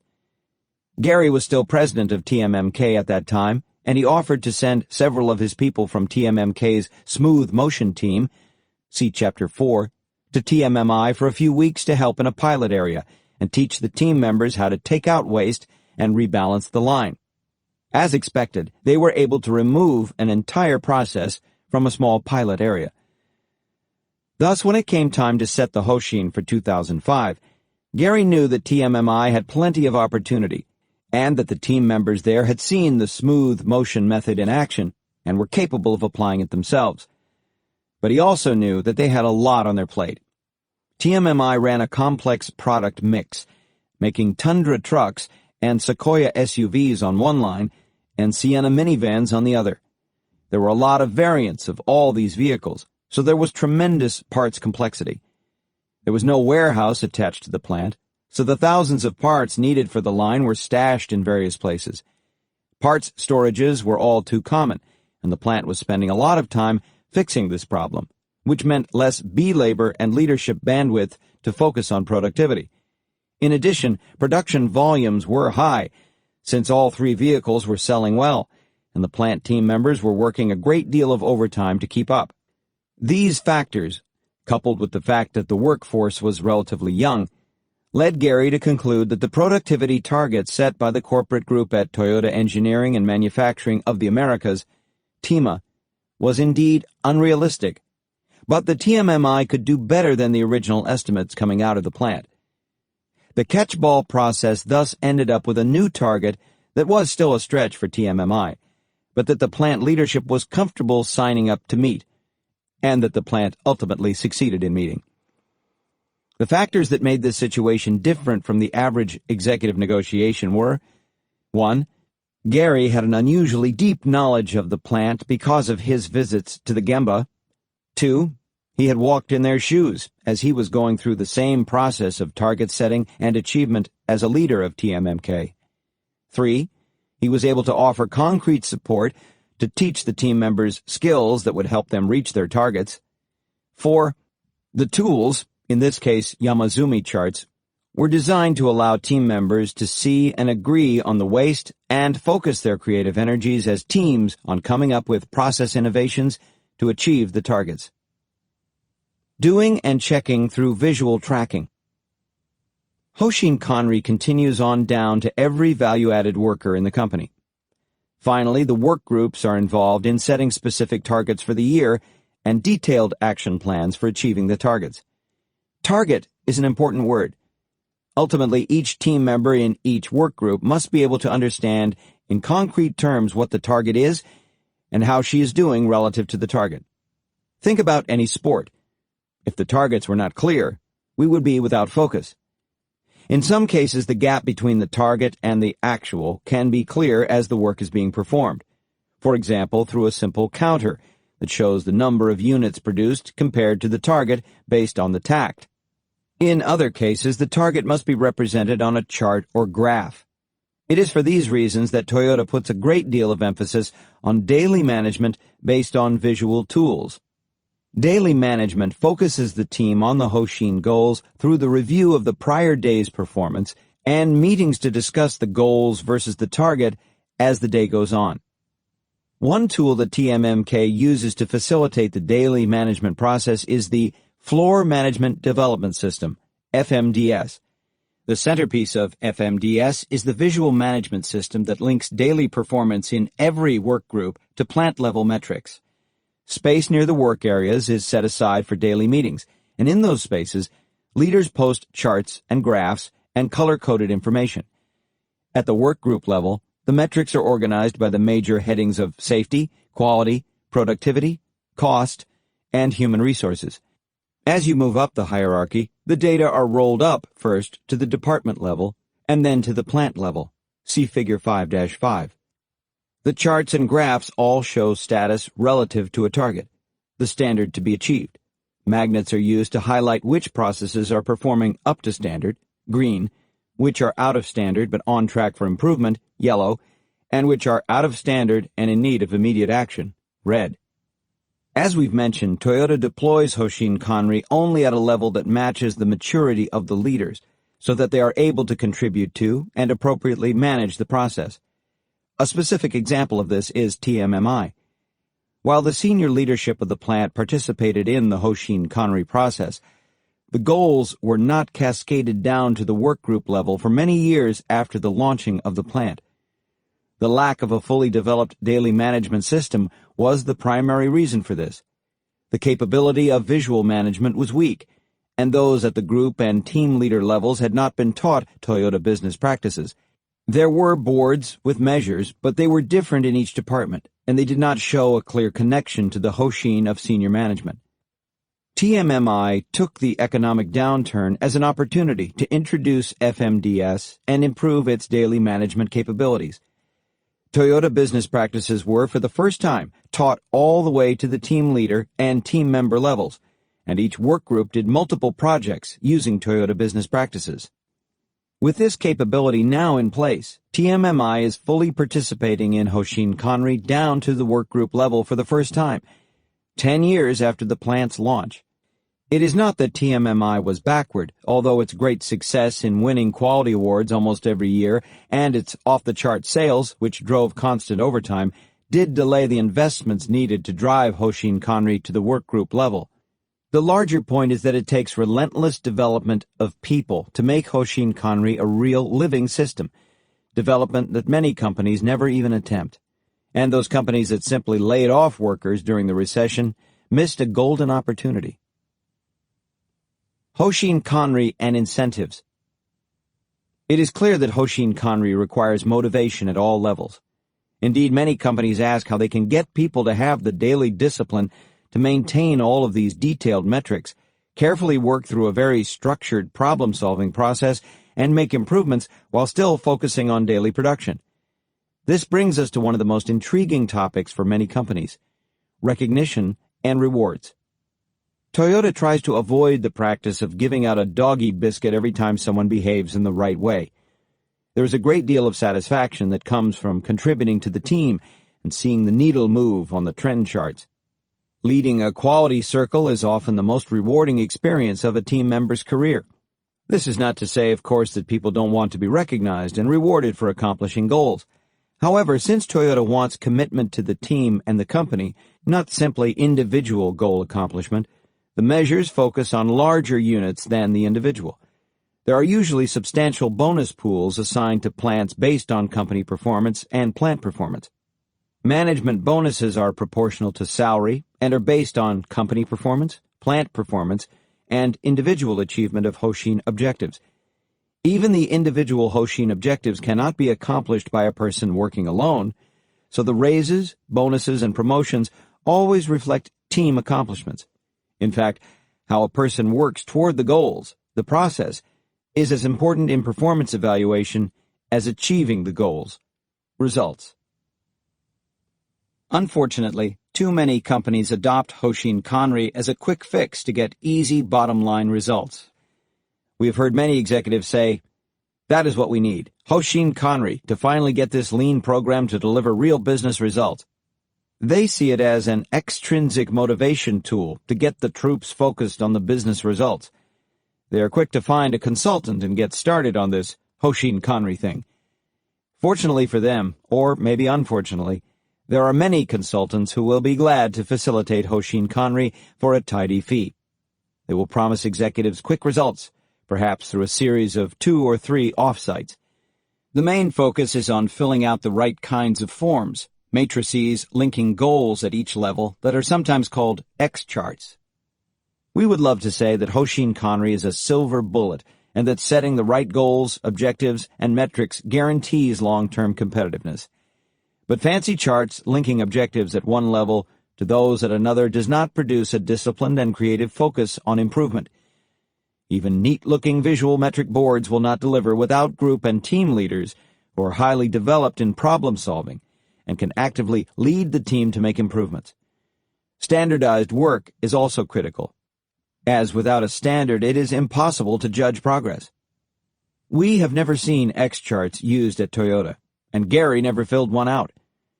To check to see if this has changed, we spoke to Mark Reich, who had managed the Hoshin Kanri process while he was in the planning department at TEMA. His answer was predictable. This is not used at Toyota. This sounds like another consultant-generated method that maybe looks good but isn't necessary. In Toyota, first and foremost, Hoshin is a tool of vertical and horizontal collaboration and people development through problem-solving. So linkage is not achieved through a matrix, but through face-to-face discussions, vertically manager to team member, and horizontally across functions in order to break down and achieve corporate goals. The X matrix could become a check-a-box type approach. Hoshin Kanri is not about the format of the paper, but the management structure and culture. Without that, X's or any type of matrix is a waste of time. What it boils down to is that without an effective system of daily management and Kaizen, any Hoshin improvements will be short-lived and unsustainable. Daily management is the process of checking actual versus target results and engaging the team in creative problem-solving. The goal is as much to develop people as to get the results. We illustrate this in the hypothetical graph in Figure 5-6. From our experience, Hoshin Kanri plus daily management with Kaizen can lead an organization toward continuous improvement and competitive advantage. Even without Hoshin Kanri, a company that has taught Kaizen and established a good daily management system will make continuing progress, but at a lower level. The worst case is a company that introduces Hoshin Kanri with no daily management system and weak leadership of Kaizen at the workgroup level. Such a company may, through sheer force of will, achieve big Hoshin objectives, but as soon as senior management and the process improvement specialists look the other way, the systems will collapse and performance will move backward. We commonly see that there is a weak link in the leadership chain at the middle management and first-line supervisor level. Often companies have leaned out these layers to an anemic level, and those who are left can barely keep up with the daily firefighting needed to keep production running. These companies experience starts and stops in lean deployment that matches the ups and downs of the business cycle. During the down times, they lay off people, and in the up times, they bring in raw talent, so that development has to start from zero. Unfortunately, they want the quick results, and they lack the patience to invest in people who are capable of delivering the results.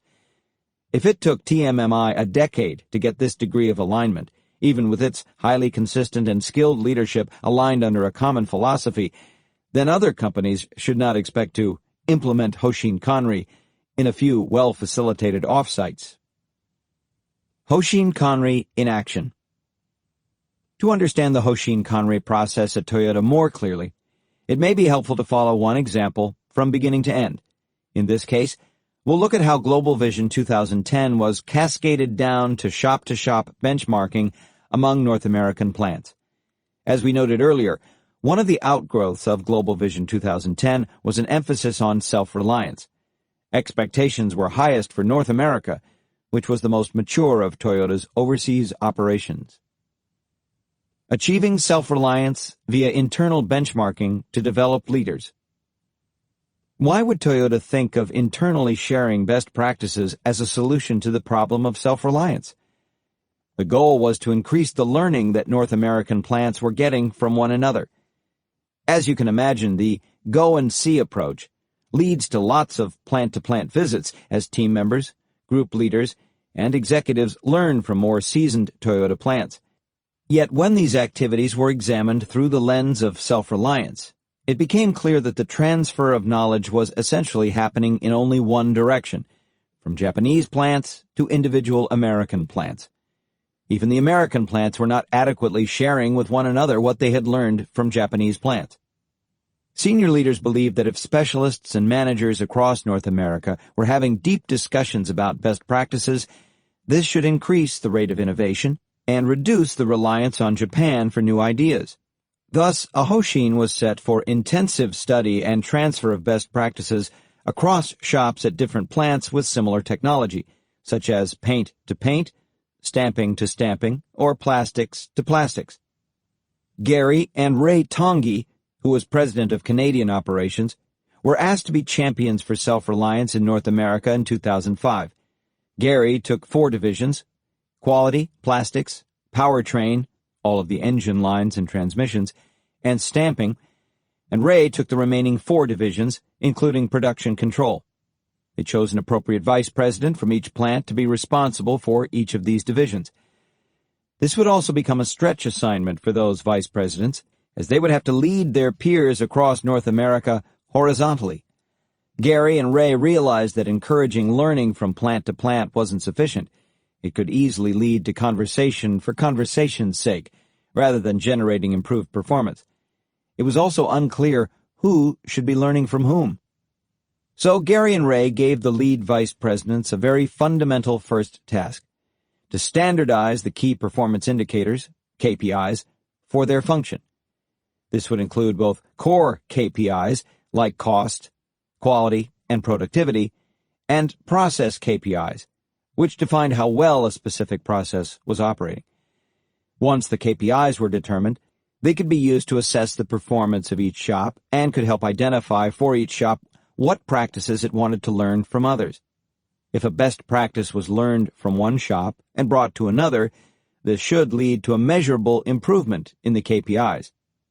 The processes were broken down into 2 categories: daily management and new model preparation and launch. For new model launches, whoever was launching a product would include new model representatives as part of the team. Those people could focus on the tools, the methods, and the visual management approach for the launch. In Toyota, the name given to spreading best practices is Yokoten, which means across everywhere. Yokoten is done through direct person-to-person transfer of knowledge, but that does not mean that the adopter of the practice should simply copy a best practice exactly. For those who are thoroughly practiced in Kaizen, it is easy to think in terms of how a particular best practice can be improved and adjusted for better performance in a different context. Within Yokoten, the responsibility lies with the adopter to understand her own situation and where a practice may be useful, and also how that practice can be improved. The adoption process itself follows the PDCA process, which prevents blind copying, or even worse, blind mandates from the top of the company. A good example of how Yokoten works is the process of adopting Me no Mi that we discussed in Chapter 4. The Americans experimented and found a better way, which led to the Japanese learning from the Americans and finding a still better way, which spurred more Kaizen by the Americans. The process kept getting better and better as Yokoten went back and forth. This process wouldn't have happened if VJ and his team had simply implemented the best practice of Central Motors uncritically. Unfortunately, traditional best practice sharing guided by the corporate office views an innovation as something that is static and fixed and must be copied exactly. It is often audited to be sure that it is copied correctly. This greatly limits Kaizen. In fact, Intel used to use the phrase, copy exactly, until it realized the limitations of that process and switched to copy intelligently. A comparison of the more traditional corporate best practice sharing process and the Yokoten process at Toyota is summarized in Table 5-1. Setting KPIs, which allowed comparison of the various shops across plants, quickly spurred a lot of learning and positive competition.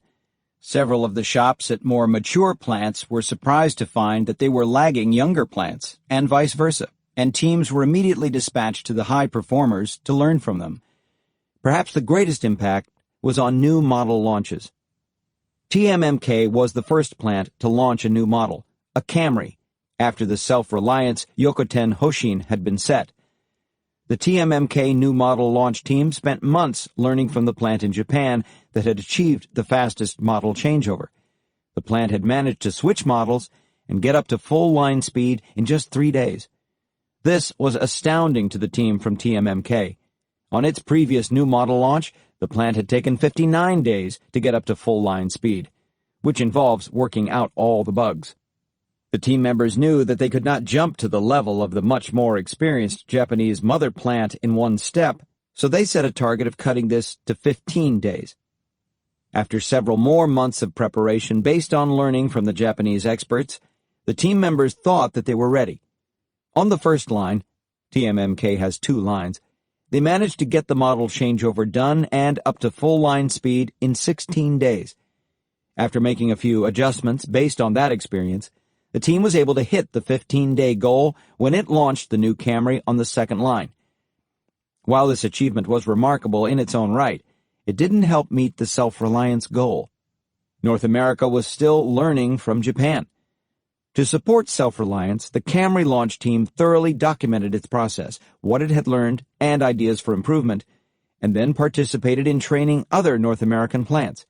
The next new model launch was a new Corolla at Numi. Based on what the Numi team had learned from TMMK, it was able to better the TMMK mark.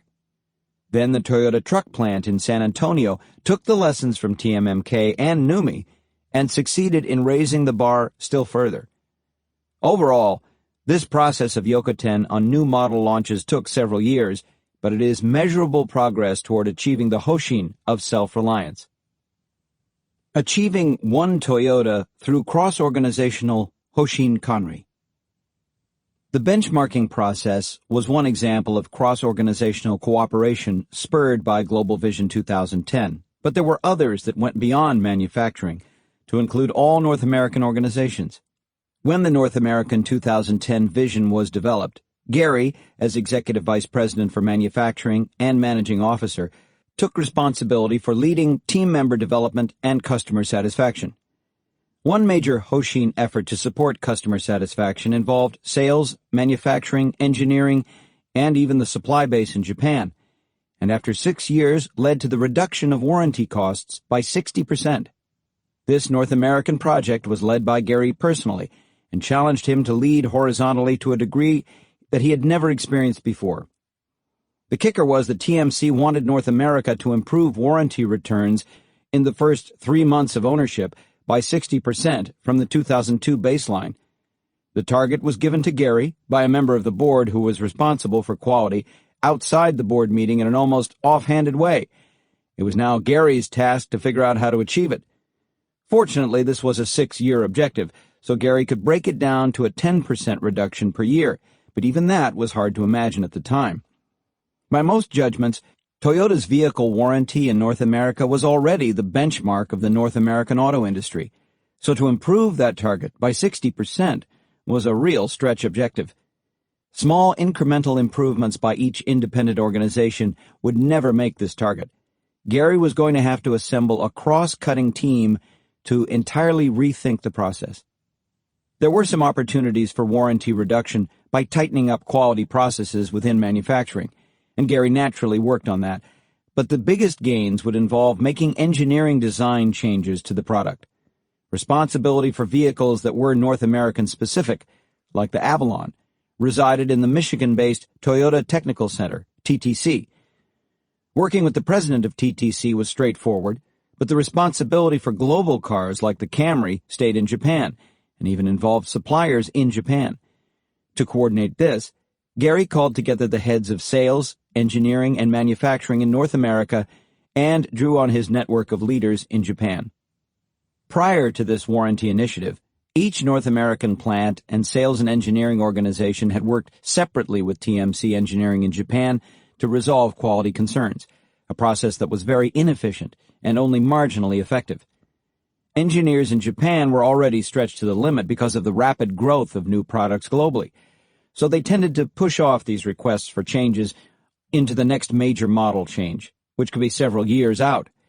Gary and his team realized that they needed to have one Toyota voice in America with one point of contact for engineering change requests. They also needed a way to clearly identify the root causes of problems and prioritize those problems before sending them to Japan. In Japan, they needed a single point of contact for receiving those requests, who would take responsibility for getting them to the right party, internal or in the supply base, and following up on progress. They also needed enough data to get to the root cause. Data from dealers were based on checking a box describing the problem in broad terms and some often cryptic descriptions. For a North American point of contact, they established a new Customer Satisfaction Center at Toyota Motor Sales, TMS, headquarters in Torrance, California, where there were more than 1,200 TMS employees, all of whom drove Toyota cars and trucks under Toyota's vehicle lease program. They communicated the quality initiative to TMS employees and said that they needed help to find the root cause of any and all quality issues they had on their vehicles. Employees agreed that if they had any warranty work done, they would bring in the defective parts that had been replaced for an investigation. Since warranty work was done on-site at TMS using its own garage, engineers could speak directly with the mechanics about the problems with specific parts. This allowed the engineers to get reliable, hands-on information with enough detail to determine the root cause of the problem. A team of TMC engineers in Japan became the key connection there, and the team set up a daily video conference to cover the detailed issues that the North American team had found. Parts were sent overnight to engineers in Japan, who got them to the right people, including suppliers.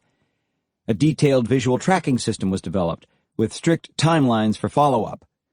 TMC top management in Japan was aware of these programs, and in typical Toyota fashion, the managers personally visited the TMS Customer Satisfaction Center in California to understand the status, recognize people's efforts, and see how TMC might support them further. To see legendary members of the board of directors of TMC visit on a regular basis was inspiring to the entire team, and it sent a strong message that perfect quality and customer satisfaction was the most important focus of the company. Of course, the warranty reduction efforts became a key annual Hoshin Kanri item for all those who were directly involved.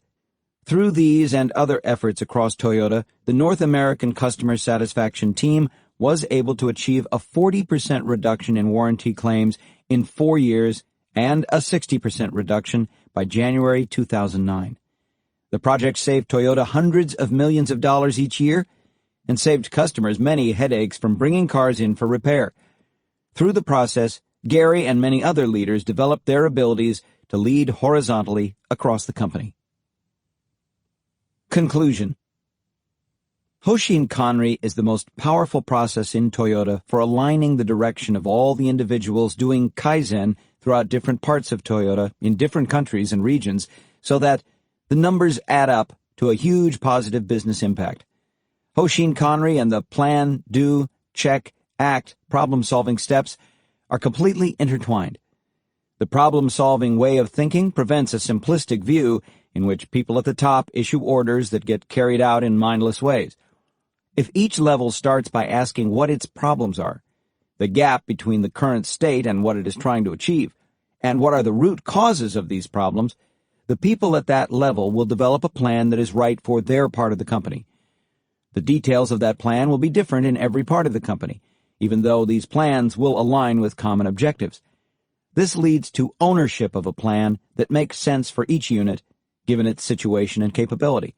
It unleashes the creativity of people throughout the company to develop truly innovative solutions to problems. Hoshin Kanri and developing people are also intimately intertwined at Toyota. It is through the Hoshin Kanri system that challenging goals are set for leaders and progress in achieving those goals is reviewed. The performance appraisal process focuses on both the what and the how. As leaders are watched by their mentors regularly throughout the year, they are judged and coached on how they approach the challenges. The use of brute force to look good on the metrics is not rewarded at Toyota. The use of a good process that engages people is much more desirable, even if it does not initially achieve all the results. There is an important lesson for others in the way in which Toyota approaches Hoshin Kanri in America. The company uses it as a tool for leadership development. Management by objectives is mostly used by companies as a business tool to drive results from the top. Get me a 10% cost reduction because the business environment demands it. The lieutenants then charge off to get the 10%, which often means across-the-board budget cuts, regardless of how critical a given activity is. To those who are trying to implement Hoshin Kanri, the most important advice we can give is to slow down. Use Hoshin Kanri very selectively and carry out the process more fully as leaders mature. Hoshin Kanri cannot be forced by ordering everyone to fill out forms. In the early stages, it may well look more like management by objectives, and it may be more top-down. Much of the catch ball may be limited to the top 3 levels of the company. As Kaizen capability within work groups matures, the plans will become more sophisticated, connecting the top-down goals to the group leaders and then the team leaders. This brings us to the most important point about Hoshin Kanri at Toyota. It is intimately connected to the company's culture. Hoshin Kanri by itself does not align people to work collaboratively toward a common goal. That is what a strong culture does. The culture has focused first and foremost on satisfying customers. Leaders at NUMI and TMMK spent the early years emphasizing that quality is never sacrificed for cost or expediency. Hoshin Kanri reinforces the cultural view that Toyota is one company that is working to satisfy customers with high quality, low cost, and on-time delivery. Unfortunately, a company that has a weak culture, with individuals out only for themselves, will not solve that problem with the tools of Hoshin Kanri. Chapter 6. Toyota Leadership Turning Around Dana Corporation. Swedish proverb. Rough waters are truer tests of leadership. In calm water, every ship has a good captain. We believe that it is too easy for other companies to take away the wrong lessons from Toyota by focusing on tools rather than on culture, or on metrics rather than on leadership, for instance. But it's also easy to simply reject the Toyota approach on the grounds that it would never work here. It's no doubt true that the Toyota culture is distinct from, and even foreign to, the standards and practices that have become the norm in most global companies. Taking the long view, patiently developing people and leaders, and treating employees as appreciating assets is not always within the power of even the most senior executives of a company, who must answer to shareholders and the board of directors. So is there really anything that other companies can learn from Toyota? Clearly, we believe that the answer is yes, or we wouldn't have written this book. Our answer is built on more than just the hope of selling a few more books, though. We've seen lots of real-world examples of companies that have learned from Toyota and succeeded, in some cases for a few years, and in other cases for more than 15 years. This process can never be broken down into a simple checklist of steps. That's the recipe for failure that characterizes too much of the lean movement. We think it's far more helpful to provide a window into a company that is learning from the Toyota way and Toyota's leadership model. Dana Holding Corporation, a major vehicular parts manufacturing company. We believe that other companies can learn from Toyota leadership because Dana has done so, and it has done so in the worst possible scenario, while emerging from bankruptcy just as the Great Recession was starting. We can give you a front-row seat for the process of an existing company with its own culture and practices, laying the groundwork for following in Toyota's footsteps, because Gary has been a big part of the process at Dana, serving as CEO, then as vice chairman, and, as we write this, as a sensei on retainer to advise the firm's current leaders. The process is not limited to Yamazumi charts and TPS training, nor is it a linear, step-by-step walk through the 4-point Toyota leadership model. It also doesn't mean that a company can avoid painful choices and dramatic changes. It starts by building a stable financial and management foundation and a culture in which Toyota leadership can develop and thrive. At Dana, the introduction of true lean leadership involved both layoffs and management shakeups, but it also involved long-term investment. The first steps, understandably, did not involve deep investments throughout the company, but neither did anyone think that the first steps were sufficient or worth celebrating. Introducing Toyota leadership will always take years of investment, and even as we finalize this book, 3.5 years after the process began, the team at Dana believes that it is just getting started. Dana's situation and setting priorities. Dana Holding Corporation, a global supplier of components for the vehicular market, has a long and proud heritage dating back to 1904. Like Toyota, Dana was founded on technical innovation. Engineering student Clarence Spicer developed the first practical universal joint to power an automobile. He left Cornell University to start a company to produce his invention. Dana grew into a large automotive supplier, building chassis and drivetrain components for trucks and other large vehicles in several distinct markets: light vehicles like pickup trucks and sport utility vehicles for automotive companies, heavy commercial trucks, and construction equipment. By 2011, Dana was selling to every major vehicle manufacturer in the world through 100 facilities in 26 countries. Like most American parts suppliers, Dana was buffeted by the rapid change and increased competition in the automotive industry during the 1990s and 2000s. It also made some ill-advised acquisitions, and, as for many of its cohorts, the result was insolvency. In March 2006, Dana filed for Chapter 11 bankruptcy protection, emerging from Chapter 11 in February 2008. After 20 years with GM and Ford, and then almost 25 years with NUMMI and Toyota, Gary decided to retire in 2007. He used the usual Toyota approach of phasing out his retirement over 3 years as a half-time senior advisor. Phasing into retirement at Toyota, Gary joined the board of several companies. He was invited to join the Dana board by John Devine, the acting CEO and chairman of the board. Devine was a former CFO at Ford and GM, and, given the industry's increasingly high standards for efficiency, quality, innovation, and on-time delivery, he recognized that in order for Dana to emerge from bankruptcy successfully, it needed a board member who had a track record in delivering operational excellence. One of Gary's roles as a board member was serving on the committee to select a permanent CEO. Gary, thinking about the next phase of his post-Toyota career, suggested himself as a short-term option. He became CEO in April 2008, shortly after the company emerged from bankruptcy protection. As if emerging from bankruptcy was not enough of a challenge, Dana was soon hit by a triple whammy. Steel prices more than doubled. Steel is the main raw material for Dana's products. Fuel prices doubled, leading to plummeting sales of trucks, and then the Great Recession essentially shut down every segment of Dana's core markets, from construction equipment to passenger vehicles. Dana's carefully planned strategies, which had been approved by creditors and the bankruptcy court, essentially became works of fiction. Even the most pessimistic forecast in the company's pre-emergence planning had not allowed for this economic disaster.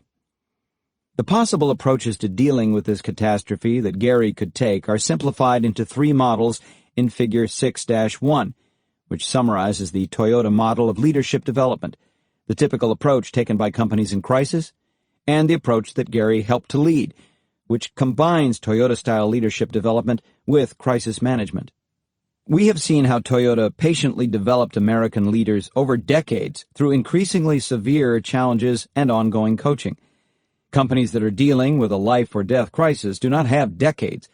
They must act immediately and decisively to keep the company afloat. They typically shake up the executive level, bringing in new leaders from the outside who have no emotional connections to the people in the firm. Their job is to restructure, which usually means that a lot of people lose their jobs. Through aggressive cost reduction, they may achieve a measure of financial stability, but all too often this is at the cost of the long-term stability of the business.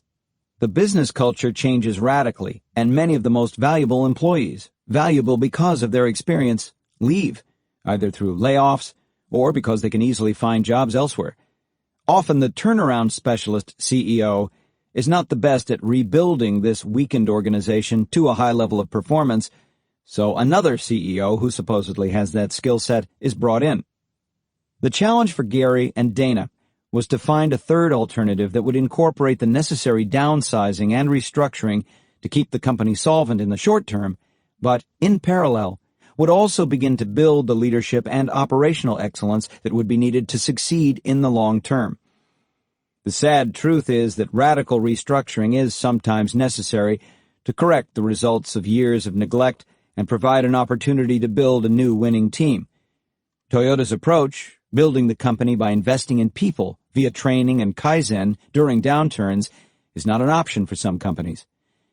Gary had neither the business analysis knowledge nor the experience to be comfortable leading a major company through the actions needed for radical restructuring, such as closing plants, renegotiating contracts, and making massive reductions in force. In fact, being CEO was a new challenge in and of itself, and required fast self-development on Gary's part. Fortunately, he was working with John Devine, who had decades of experience as a CFO in the automotive industry and plenty of experience in restructuring. Devine had also brought in a strong team to lead the traditional side of the restructuring of Dana. In fact, ultimately 11 of the 12 top Dana executives were replaced. For example, Devine brought in longtime Ford associate Bob Marson as Executive Vice President and Chief Administration Officer. Bob had many years of experience working with the United Auto Workers at Ford and took responsibility for renegotiating contracts, restructuring benefit plans, and making the hard decisions that Devine did not feel the existing Dana executives could make. James Yost was brought in as Chief Financial Officer. He analyzed the major opportunities for cost reduction and managed new stock offerings when the company's situation had improved.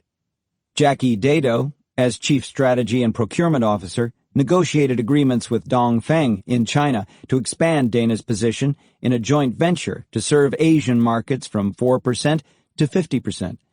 Mark Levine, as head of legal, was involved in every major business transaction and was the only long-term Dana senior executive who survived the bankruptcy and the transition to new leadership.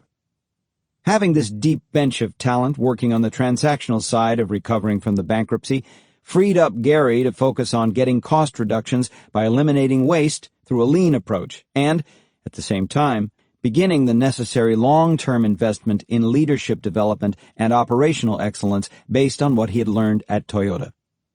Together, Gary and John set 3 priorities for Dana: survival, building a new culture of accountability, and building a foundation for future excellence. Obviously, these were not linear steps. Actions had to be taken on all 3 fronts simultaneously. Gary understood the need for restructuring and radical cost reduction so that the company could survive, but his main skill set and passion was in building operational excellence. To begin this process, Gary knew that he needed 2 things. 1, leaders who had the passion, knowledge, and capability to lead team members to eliminate waste and develop the capacity for continuous improvement, and 2, common metrics so that he and other leaders could see where they were going, what progress they were making, and where they needed to focus their attention. The company needed daily Kaizen, but of an aggressive variety in the near term. A vastly simplified version of Hoshin Kanri had to be started so that everyone at the company had an understanding of both the challenges that confronted Dana and their role in facing those challenges in concrete and specific terms. But the need for rapid action just highlighted the need for capable leaders up and down the management chain. Identifying those leaders was a key part of Gary's agenda. He was looking for the same qualities that Toyota had seen in him when he was hired at Numi: a commitment to excellence, and a willingness and desire to learn a new way of thinking and a new way of leading. There were some outstanding leaders at Dana who were open to learning and willing to adapt to a new culture, but unfortunately there were also several leaders who weren't willing or able to change their perspective and approach and step up to the challenge of self-development. To jumpstart the process of eliminating waste and improving productivity and quality, Gary needed leaders with knowledge and experience who could get quick wins the right way, without harming long-term prospects, and could act as internal sensei and coaches to bring others along. Priority 1. Survival. As would any leader who had been well-trained at Toyota, Gary focused right away on getting a first-hand view of Dana by going and seeing. The company had decades of history of continuous improvement programs, so lean was not a foreign concept to the management team. But as Gary would learn, these programs had decayed during the bankruptcy because of a lack of senior management commitment, and the passion to achieve challenging business objectives that he had experienced at Toyota was lacking. It quickly became apparent to Gary that the company, as it existed now, could not survive. There were 4 major problems that had to be addressed immediately. 1. Chimney organization. Dana had several product divisions that were run completely independently from one another under presidents with profit and loss accountability. As long as the presidents made the numbers, they were left alone to manage as they chose. Gary's experience working toward the vision of one Toyota showed him that such an approach severely hampered operational excellence and productivity. Plants couldn't learn from one another, capacity couldn't be dynamically balanced, and different parts of the organization could easily be working at cross purposes. 2. Redundant functions. Each division had its own staff support, engineering staff, offices, labs, and test facilities, leading to high fixed overhead, and also limiting learning across the company. 3. Excess capacity, too many small plants. Dana had 113 plants in 26 countries. Many of these plants were operating far below capacity, but excess capacity couldn't be reallocated to other product lines. Additionally, the fixed costs of plant operation made it virtually impossible to make many of the plants profitable with the reduced volume that was likely to continue for quite some time. 4. No standard operating philosophy or key performance indicators. Essentially, plant managers were operating without any clear vision, and there was no line of sight on performance visible to Gary at the top of the company. There were plenty of numbers, but they did not give Gary the picture he needed in order to know where to focus effort to achieve higher performance in terms of cost, quality, and delivery. Even the plant managers lacked insight into the daily performance of individual departments within their own plants because aggregated results obscured their understanding of the processes leading to those results. The rapidly deteriorating financial situation meant that there wasn't time to patiently assess capabilities or to evaluate people, plants, and product lines one by one. Dana had to ratchet costs down as quickly as sales were falling. That meant layoffs in the hourly and salary ranks and plant closings, though this itself is very expensive. This traditional restructuring had started under the leadership of John Devine and his team before Gary became CEO, and they continued to take the lead, with Gary participating in decisions. One could say that the complementary strengths of John Devine and Gary made one super CEO to get Dana through the crisis and prepare for the future. Gary's primary contribution to the rapid cost reduction process was leading radical Kaizen, finding and eliminating waste in large chunks, while still building the leadership and lean processes needed for operational excellence. That included improving quality and safety, for instance. Every cost, from energy to real estate to scrapped parts and inventory, was scrutinized, not just via spreadsheet, but by careful analysis for opportunities to cut costs quickly. Even existing sales contracts were examined. In many cases, it became clear that Dana couldn't make a profit under the existing terms of the deal. In each of these cases, Dana attempted to renegotiate or cancel the contract. The plant managers were put in a situation that was entirely new to most of them: zero-based budgeting.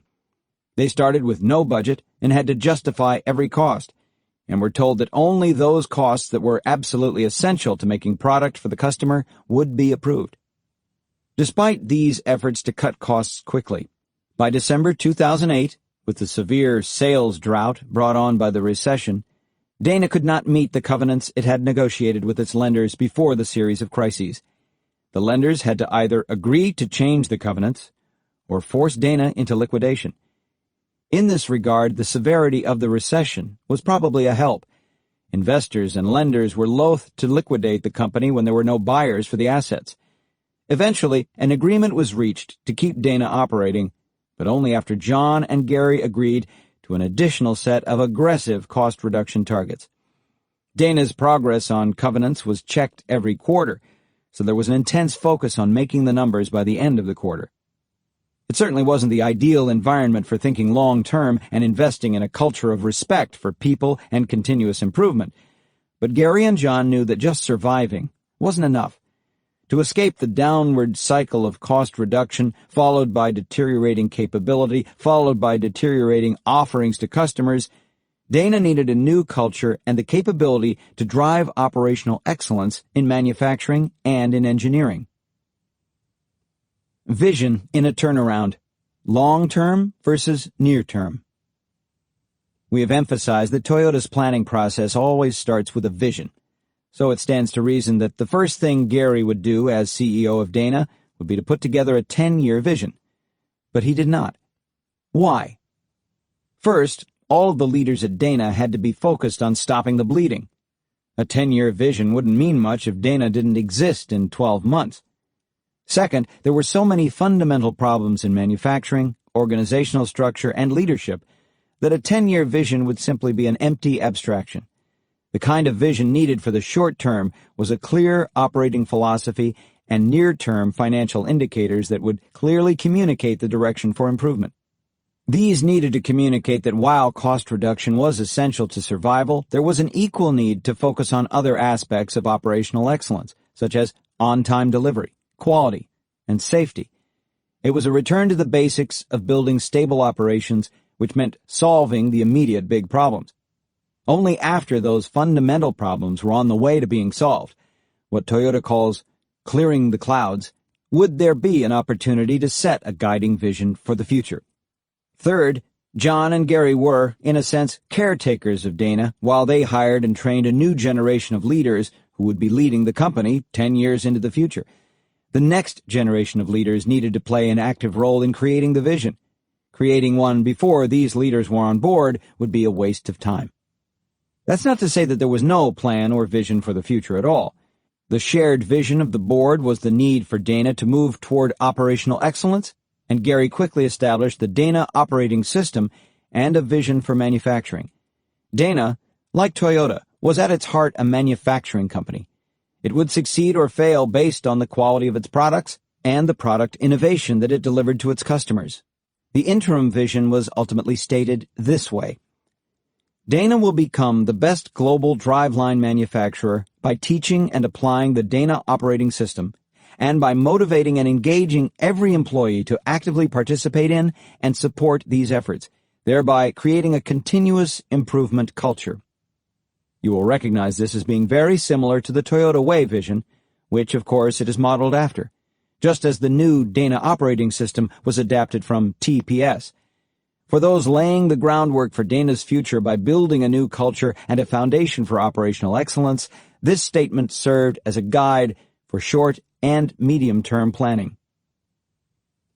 Priority 2. Build a new culture of accountability. The ultimate source of many of the problems that Dana had to solve if it were to survive was the corporate culture. It was the existing corporate culture that tolerated a chimney organization.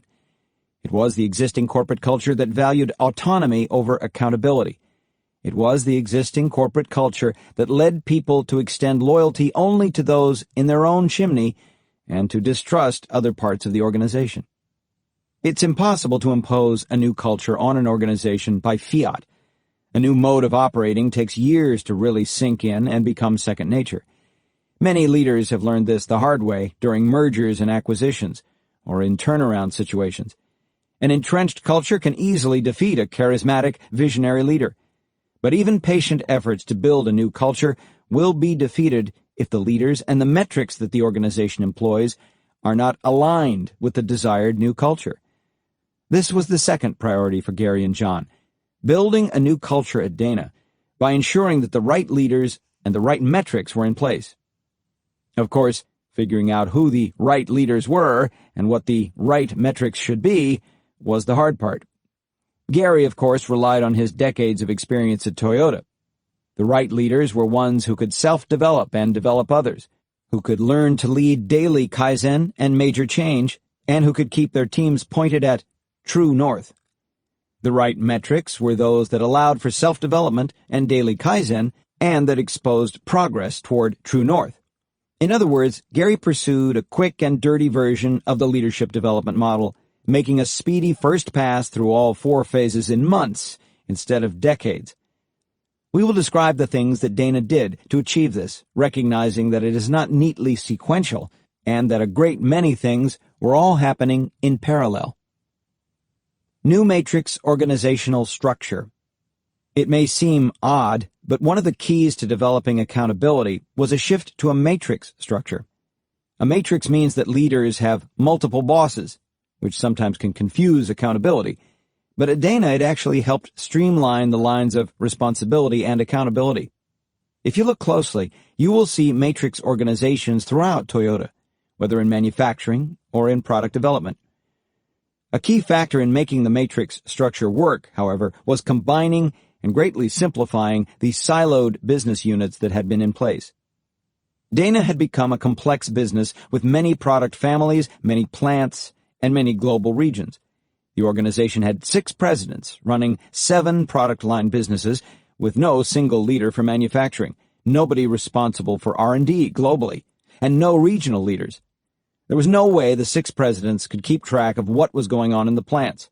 Historically, the presidents had been focused not on manufacturing operations but on financials, and this focus was reflected in the skill sets of the existing presidents, which leaned heavily toward financial rather than operational management.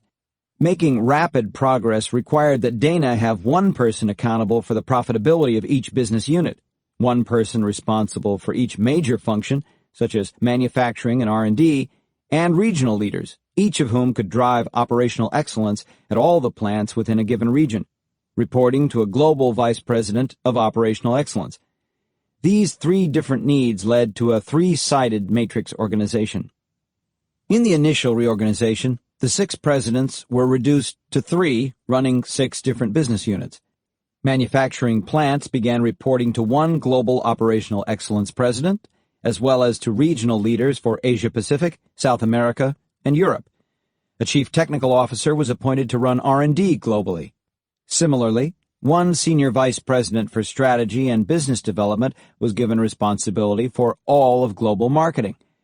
Some additional executive positions had to be created at first, but with the elimination of duplicated positions in plants and business units, there was a huge net savings to Dana. In addition, as time went on, some of the positions were collapsed. The 3 business unit presidents became 2, one responsible for light vehicles and the other for heavy vehicles. One of these retained responsibility for global operational excellence in all the plants. Hard driving to results through key performance indicators. As we've stressed, metrics are not a solution, but they are a tool, particularly in a life-or-death struggle for survival like the one that Dana faced. John and Gary needed to drive rapid cost reduction while increasing productivity. They also needed to set the tone for a new culture and find a way to evaluate quickly which leaders at Dana could and would adapt to the new culture. New metrics were a tool for accomplishing all of these goals simultaneously. The first step was to create common key performance indicators, KPIs, across the company's manufacturing operations. Gary put together a team that came up with a set of metrics that emphasized operational excellence and piloted them in 2 plants in each of the business units. The team members then reflected and revised the metrics based on input from all involved, which helped in getting buy-in from all the regions. These KPIs clearly showed what mattered to the new Dana. Cost reduction, quality, and safety were chief among them. In the short term, there was a lot of low-hanging fruit. For example, under the old regime, the 2 greatest sins were stockouts and shipping delays.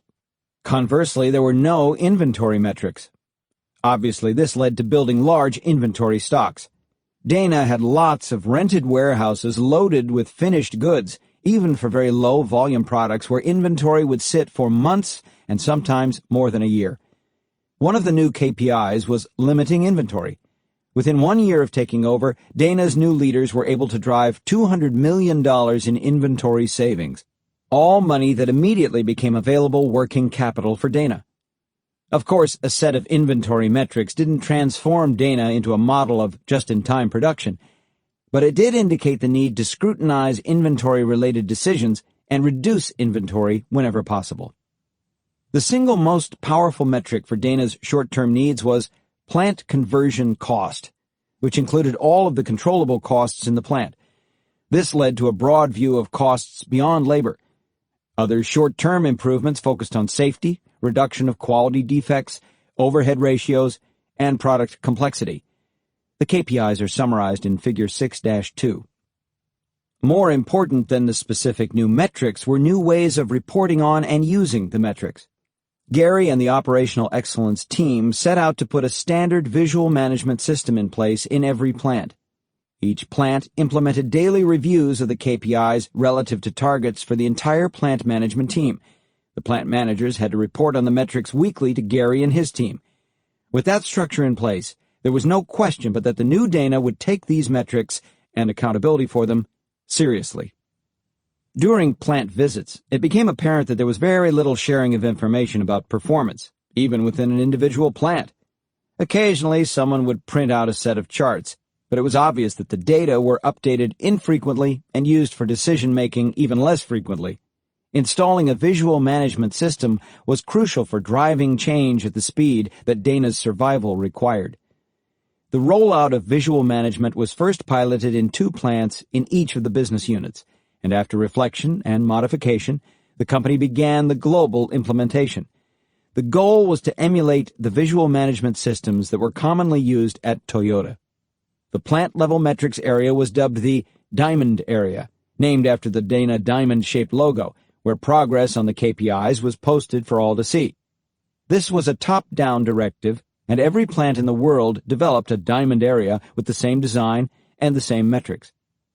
At the suggestion of a large shareholder, Brant McKee, an executive with a background in lean at Danaher Corporation, was brought in to monitor and drive cost reduction. Gary quickly brought Brant into the turnaround team and assigned him the job of handling weekly phone calls from every plant in the world to report on progress on KPIs.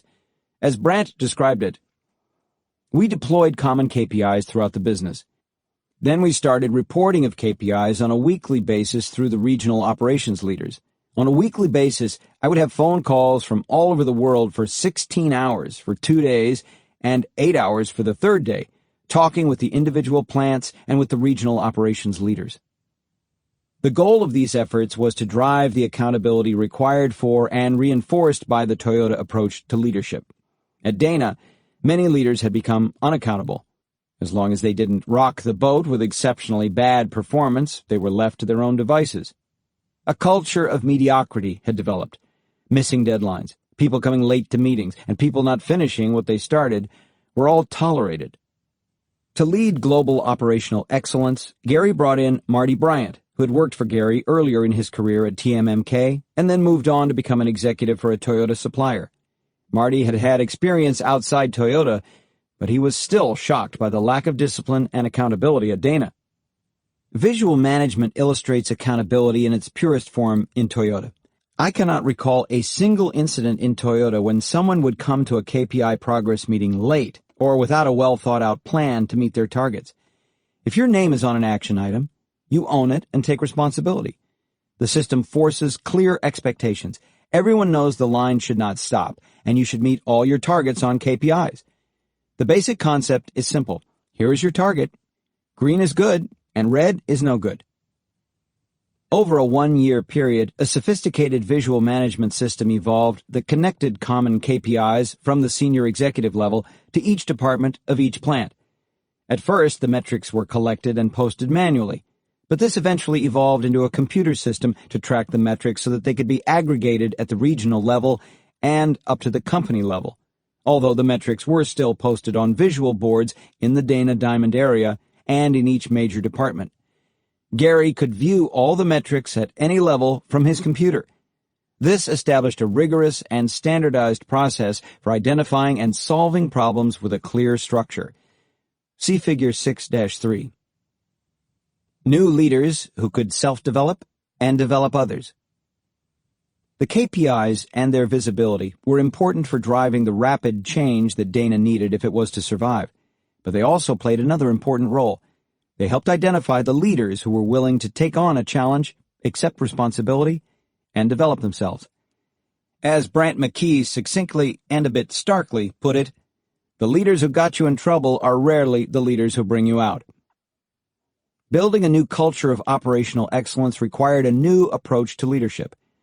That didn't mean replacing all of the existing leaders at Dana or simply transplanting in a bunch of former Toyota leaders. It did mean rapidly identifying those leaders at Dana who were willing and able to learn and implement a new culture, which would require not only self-development, but rapid development of Dana team members, and quickly replacing those who weren't. Much of the assessment was done by Gary, Marty, and Brandt as they visited every Dana plant around the world and walked the floors with plant managers and other leaders. Gary and his team still believed in the Toyota principle of Genchi Genbutsu, and so they were willing to take the time to go and see for themselves. The KPIs served as indicators of where to look. This led to a rapid assessment of who was willing to step up and learn the new system and who needed to be replaced. It became immediately apparent whether any particular plant manager was making progress on improvement and what his weak points were. Those who survived were those who were open to learning and were willing to accept the challenges. The challenges for improvement in safety, quality, and cost in order to ensure Dana's survival were continual and relentless. In all, 50% of the plant managers in North America, where the most intensive focus began, either left voluntarily or were asked to leave in short order. To shore up the leadership team, Gary brought in more than 20 executives and managers, digging into his network. Some were former Toyota or NUMMI leaders, others were suppliers to Toyota, and still others had no direct Toyota connections but had the mindset to be open to learning and the leadership capability to deliver results. It should be noted that Gary did not take Toyota experience as a necessary or sufficient qualification for this new and challenging role. In fact, he believed that many Toyota managers who functioned very effectively within the Toyota culture would be ill-equipped to manage the kind of transformation that was needed within Dana. In fact, not everyone who was hired from Toyota succeeded. Even a successful leader who can drive improvement in a stable Toyota environment may not be able to drive change in the alien environment of a firm that is struggling to survive. Toyota-style consensus decision-making and slow, nurturing development of people, regardless of the desire to emulate such practices over the long term, had to be scaled back, at least until the company was financially stabilized. Some of the new hires could make the difficult decisions, like replacing people at breakneck speed, and still keep their eyes on the long-term vision of creating a continuous improvement culture. Not all could, and some had to leave. Dana was evolving a hybrid culture that blended traditional, hard-driving American management, looking for results at all costs, with the more patient environment of developing leaders for long-term operational excellence. Many companies that are going through downsizing and restructuring are reluctant to add any people, even in positions where they are really needed. Gary understood that some key capabilities were missing in Dana and got board approval to do some new hiring. Specifically, Gary established and staffed an internal training and consulting group to teach TPS and a process engineering group to help redesign technical processes as part of building a foundation for operational excellence and Toyota-style leadership. As discussed later in the chapter, he also invested in creating the hourly team leader role, which in traditional terms meant adding overhead. Priority 3. Build a foundation for operational excellence and Toyota-style leadership. In tandem with the downsizing and cost-cutting, setting new metrics and finding new leaders, Gary was taking some immediate actions to build the foundation for operational excellence.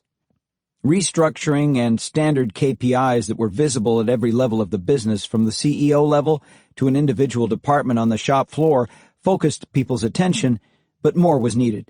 Having metrics that are focused on the right things and presenting them visually is useless unless there is also the expertise required to achieve the metrics. Teaching TPS. The tools for achieving the metrics came from TPS, and the only way to teach TPS is by doing. Taking charge of training on TPS, Marty's first principle was to emulate TPS to the letter. He had seen other suppliers try to develop their own watered-down versions without success. Where simplification was necessary was in the tools that were used. Marty knew that expertise in problem-solving develops only after time, and so trying to teach too many tools would be counterproductive. He decided to focus on a subset of the TPS and problem-solving tools to drive quick wins and the results Dana needed, such as standardized work, Yamazumi charts, and even basic cleanup and organization of the workplace, called 5S. The training group developed a simplified version of Toyota's problem-solving process, and every leader was expected to learn it and use it religiously. The single-page A3 report quickly became the main tool for communicating the current status of processes and the problem-solving efforts that were used to make improvements. Single-page reports are a double-edged sword. Oversimplifying is a real danger. Indeed, a number of experts point to the bullet point format of PowerPoint as a cause of mistakes ranging from poor risk management in the financial crisis to the crash of one of NASA's Mars robots. This happens when the focus is on meeting the requirement of keeping the report to a single page rather than on the quality of what is on that page. The reason the rapid rollout of A3 reports at Dana worked was that there were enough new leaders who had experience with the tool and knew the difference between a good A3 and a bad one, and they could coach team members and other leaders on how to use them. In addition to visual management, the Lima, Ohio plant was also chosen to pilot a crash course in applying Kaizen. A cross-functional group of 28 people was pulled together from around the world. The larger group was broken down into smaller Kaizen teams assigned to specific areas. The workshop was quite similar to those that we've described Toyota using in earlier chapters, although instead of the teams being sent to a supplier, it was performing Kaizen in the Lima plant. The first 2 days focused on identifying problems. Then the teams went to work finding solutions to the problems they had identified and implementing their ideas. The Kaizen workshops were by no means casual. When Marty kicked off the workshop, he announced an unusual rule. No one on the team could leave until the problems the team was focusing on were solved and the new process was working. As it turned out, about 40% of the 28-person group were not allowed to leave after the first week because their Kaizen projects had not been implemented. Some stayed as long as 5 additional weeks. This rule was another object lesson in the accountability and discipline required for operational excellence. Historically, workshops at Dana had consisted of a few classes, some brainstorming, and then business as usual as all the participants dispersed to their real jobs. Marty wanted to model the commitment to excellence required of a new generation of Dana leaders. Soon this rule would become part of the new culture. At Dana, you don't go home until the problem is fixed. Such focus achieved remarkable results. These initial Kaizen projects often generated productivity improvements of 100% or more. From Lima, the Kaizen workshops were expanded to other plants. Marty and Brandt frequently led the workshops as they staffed up the training and lean consulting groups. As 2008 progressed, most Dana plants throughout the world were running workshops and reporting back on results. The workshops also provided an opportunity to identify the potential future leaders of operational excellence. As a result of the Kaizen workshops, many of the plants met their cost reduction targets early and were able to expand the scope of their Kaizen efforts. Brant McKee also used the weekly KPI reporting phone conversations as an opportunity to train more and more people on TPS and problem solving. He explained, "I taught them how to ask questions about their KPIs, and I was effectively acting as a mentor on problem solving, e.g., why is your productivity the way that it is this week? What happened? So the press shut down. Why did the press shut down? We were out of materials. Well, why were we out of materials? I was trying to drive the 5 whys thought process." By the end of 2008, most Dana plants had experience in the Kaizen process, had formed a baseline, and could look ahead to 2009. The next step was to establish specific targets for further improvement, but the plant leadership was still not mature enough for a lot of catchball. The plant leaders still did not know what they or their teams were really capable of. The senior executive team established 3 or 4 fundamental improvement targets and rolled them out worldwide. The chief one focused on a target for reducing conversion costs. Operations managers who ran several plants and their plant managers were responsible for developing a plan in A3 format to meet the improvement targets, including methods and interim targets. These plans were presented to Gary, Marty, and Brandt for approval. Starting on December 17, 2008, Gary, Marty, and Brandt spent 3 days in Lima, Ohio, on the phone from 7 in the morning until 11 at night with plant managers all over the world who were reporting on their data and getting agreement on the 2009 targets and the plans for achieving them. The initial plans for how the goals were to be accomplished showed how far Dana still had to go. The plans of each of the 112 plant managers worldwide were graded using the standard visual management green, yellow, red rubric. After the first review, more than half the plants were red. Gary and his team wrote down the weaknesses they heard as they were listening and immediately emailed the plant manager about what they felt were areas of weakness. The plant managers were required to use this feedback to create new plans by January 5th. Then they set up a cadence of monthly reports to senior executives and weekly reports to regional managers and started measuring how they were doing in moving toward the targets. This approach should not be viewed as a pure form of Hoshin Kanri. This was a very top-down, directive approach to driving results, much more like traditional management by objectives. The key difference was that the focus was not just on achieving results. Equally important was teaching Dana leaders how to focus their improvement efforts on clear business objectives and how to develop a well-thought-out plan for achieving those objectives. We should note that in preparation for 2010, a process closer to Hoshin Kanri that allowed a degree of catchball with the regional operations began to be used. This was a maturation process that started fast and aggressive, and then, as the company stabilized, slowed down to focus on the long term.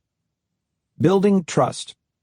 An underappreciated yet critical part of operational excellence and Toyota-style leadership is trust. To drive the kind of no-holds-barred commitment to operational excellence that is required, everyone in a plant has to believe in the process and that she won't be rewarded for driving progress toward lean by having her job cut. Without trust, Kaizen projects quickly devolve from finding and fixing critical problems to battles to shift blame and accountability to others. Equally, the Toyota leadership model depends heavily on trust.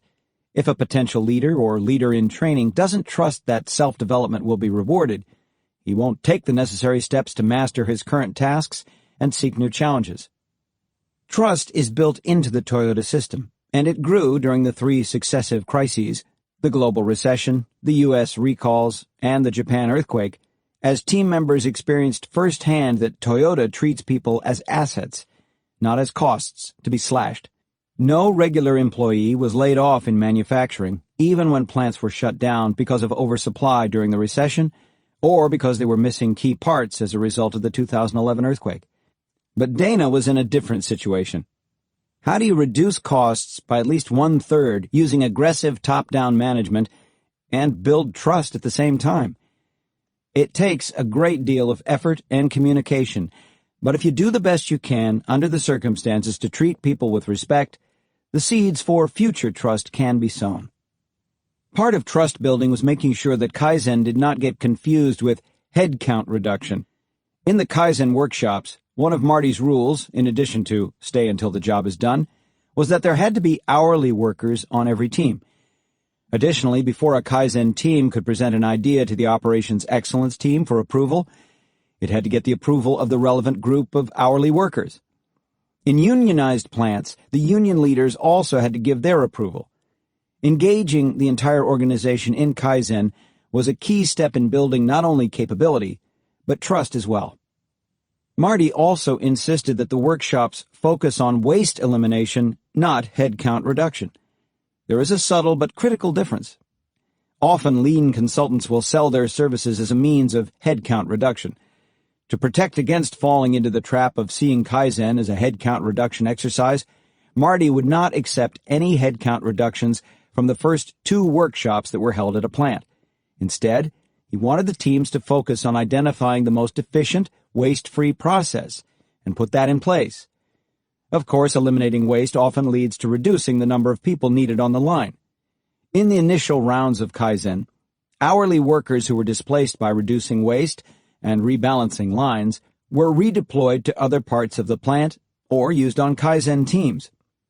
If the financial situation dictated further layoffs, that process would be handled entirely separately from the Kaizen projects. We realize that this is a subtle difference, and it may seem that there is no difference. If you lose your job, you lose your job. However, the difference, although subtle, is critical. The reality was that nobody lost her job because of Kaizen.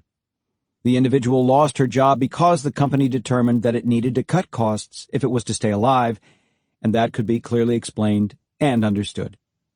This perspective of waste reduction, rather than headcount reduction, was drilled into the heads of the managers in the first week of training. If you focus on headcount, you will miss opportunities for waste reduction. If managers think they need to take 2 people out of a process to make their financials good, they will try to take 2 people out of a 10-person line and get a 20% improvement. But if they engage the team, get a 25% improvement in output, and still have 10 people, they will come out better in the long run. Using this technique, the Kaizen workshops were frequently finding 50 to 100% productivity improvements. While there was, in fact, an intense focus on cost reduction, and labor budgets were being slashed month after month, another aspect of building a foundation of trust and operational excellence was creating a team leader role at Dana plants. This was actually an additional set of positions, which, remarkably, was added while radically cutting headcount to keep the company afloat. Gary and his team understood the criticality of that role for Kaizen and kept enough headcount to implement team leaders, taking the short-term hit for the long-term benefit. None of the team leaders were new hires. All were hourly workers who had been freed up through Kaizen. The road to trust sometimes runs through conflict. We certainly do not want to give the impression that building trust was easy, but rather that Gary and his associates tried to practice respect for people as much as possible while doing what it took to keep Dana alive as a company. There were many tense conflicts, but even some of these evolved into bright spots. One example is the manufacturing plant in Fort Wayne, Indiana. As we saw in Chapter 1, the traditional union management relationship in the auto industry is based on a conflict model. Management focuses on cost reduction and profitability, while labor focuses on preserving jobs and protecting the safety and welfare of the workforce. As this win-lose relationship between labor and management developed, a key battleground was formal work regulations and job classifications. You can judge the quality of the relationship by the flexibility, or lack thereof, in the work rules and job classifications written into operating agreements negotiated between the company and its unions. When management and labor build trust, operating agreements give management the flexibility to organize teams, cross-train, and reassign workers for maximum productivity. When relationships break down, when labor doesn't trust management, the work rules and job classifications are used to resist every management initiative and protect every privilege of unionized labor. Gary, as vice chairman of Dana, realized that he needed a lot of flexibility, as well as the union's participation in productivity improvement, if Dana were to have any chance to survive. Management's goal was to have each local union agree to a new union contract similar to the operating agreements that were already in existence at some Dana plants that allowed flexibility, and to create an environment in which the union would work proactively with management to implement the Dana operating system and reduce waste. The carrot that Gary and his team were offering the unions was that by embracing the Dana operating system, the company would become more competitive, thus bringing in new business and creating more jobs for union members. As is often the case, the union did not always view favorably these new ideas, and some rough negotiations were necessary to make these changes. The important thing after difficult negotiations is the mending process. Do the management and the union continue as adversaries, or do they begin to work cooperatively for the good of the company and its employees? At Dana, some of the most adversarial relations became positive as the union began to see that the Operational Excellence Program generally made jobs easier and safer for the team members. In the plant at Fort Wayne, the plant manager, Bob Flynn, was an exceptional leader who knew how to build a cooperative spirit. There had been some rough negotiations while Gary was still vice chairman, but when he returned 18 months later, after retiring from Dana and taking a senior advisor role, Gary visited the plant and was delighted to see the level of cooperation. One of the ideas that Bob Flynn, the plant manager, had for building trust was having management and union leaders participate together in 5S cleanup exercises once a month. Leaders from both sides formed a team that spent 2 hours between shifts cleaning up a part of the plant. Often these were areas that hadn't been cleaned in 20 years. The leadership teams, wearing their oldest, dirtiest clothes, would emerge from these cleaning sessions covered in dirt, grease, and gunk. On one visit to the plant, Gary was able to participate in one of these exercises. By chance, he found himself next to the vice president of the union. Soon, Denny Leasier, the union president, joined them, and the three men were working side by side, mopping and scrubbing. Truly an unprecedented experience at the plant. The process of working together, doing the truly dirty work of restoring the plant, accomplished its goal. Not only did it serve as a platform for building trust, but it began to affect the culture of the plant. Team members could see firsthand that management was committed to making things better and wasn't afraid to work hard and make sacrifices. A lot of positive buzz was created around the plant. You can imagine the effect on a long-time union member of coming to his shift to find his area of the plant spick and span, and the most senior member of management standing there with a bucket and a mop covered in gunk. Mutual respect built during these sessions began paying off in negotiations between plant management and the union. Every time Gary visited the plant, he stopped in to meet with the bargaining committee. The changes in the union's perspective were striking. On one visit, the topic under discussion in the bargaining committee was union members who had been laid off as volume fell. Denny was pressing for some of these workers to be recalled. "I have to get my guys back," he told Gary. Gary responded, "Denny, you can't do that, and I can't do that." Denny, a bit riled up, asked, "What do you mean I can't?" Gary said, "Denny, the only people who can bring back your laid-off workers are our customers, because they and their orders decide how much work we have. If we keep going down this path and getting more efficient, we can win business, and then we can get those guys back. We want to bring those guys back as much as you do." On another visit, Gary found that the team was hitting a sticking point on what was required of team leaders. Under the old job classification system, a team leader was barred from actually working on the line. His role was restricted to overseeing the line workers. In the Toyota system, as we discussed in Chapter 2, the team leaders frequently step in to help or coach line workers and can cover any of the jobs in their team if needed. Gary worked with Denny to help the union team see that having flexible team leaders made things better for all the line workers. It gave everyone more flexibility for vacations, sick days, jury duty, or family emergencies. This kind of back and forth, and evidence that the changes that Gary and his team were putting in place would make life better for everyone, rather than just being standard management attempts to extract more from union members for less, changed the whole environment in the plant. A big part of that was the management team's efforts to do the right thing for workers. For instance, on one of Marty's visits to the plant when he was president of the light vehicle division, he overheard a conversation between team members about how terrible the bathrooms were. He immediately went to take a look at the bathrooms. Terrible was probably an understatement. The bathrooms were all located on the second tier, above the equipment, and so were inconvenient to get to. But worse, because they were generally beyond the reach of the plant's climate control system, they were sweltering in the summer and freezing in the winter. And, of course, they had been at the bottom of the maintenance list for decades. Marty quickly authorized spending to refurbish the bathrooms. As bids for refurbishing the upstairs bathrooms were coming in, Gary pointed out that the plumbing was all accessible on the first floor, and that since all of the Kaizen work to eliminate waste and inventory had freed up a lot of space, there was now plenty of room to put the bathrooms on the main floor. He suggested to Bob Flynn that they get bids to compare the cost of refurbishing the old bathrooms to the cost of building brand new ones on the first floor, where team members really wanted them to be. It turned out that the cost was comparable. There are now 7 new bathrooms on the ground floor. This small act created a huge amount of goodwill.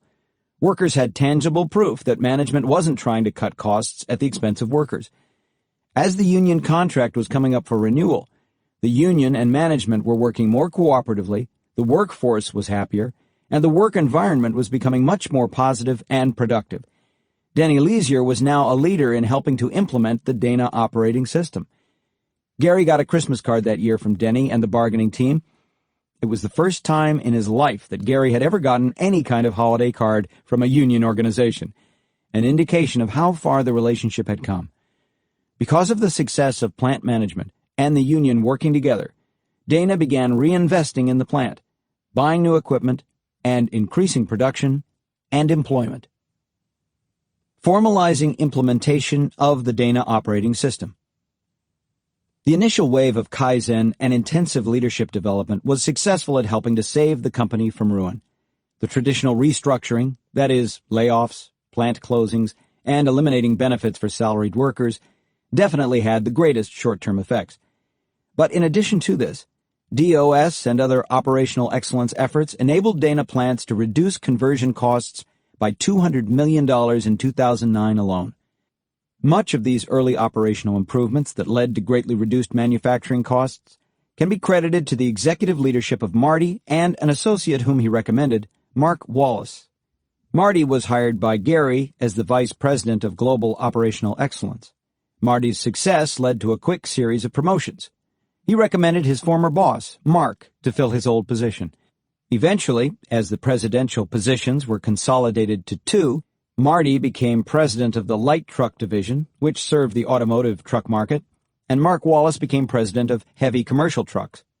They recognized the need to continue to develop the formal operational excellence structure to support the company's transformation and organized it with two vice presidents as leaders. One of them, Dave Gibson, was a veteran of TPS who had worked with Gary at NUMMI and TMMK.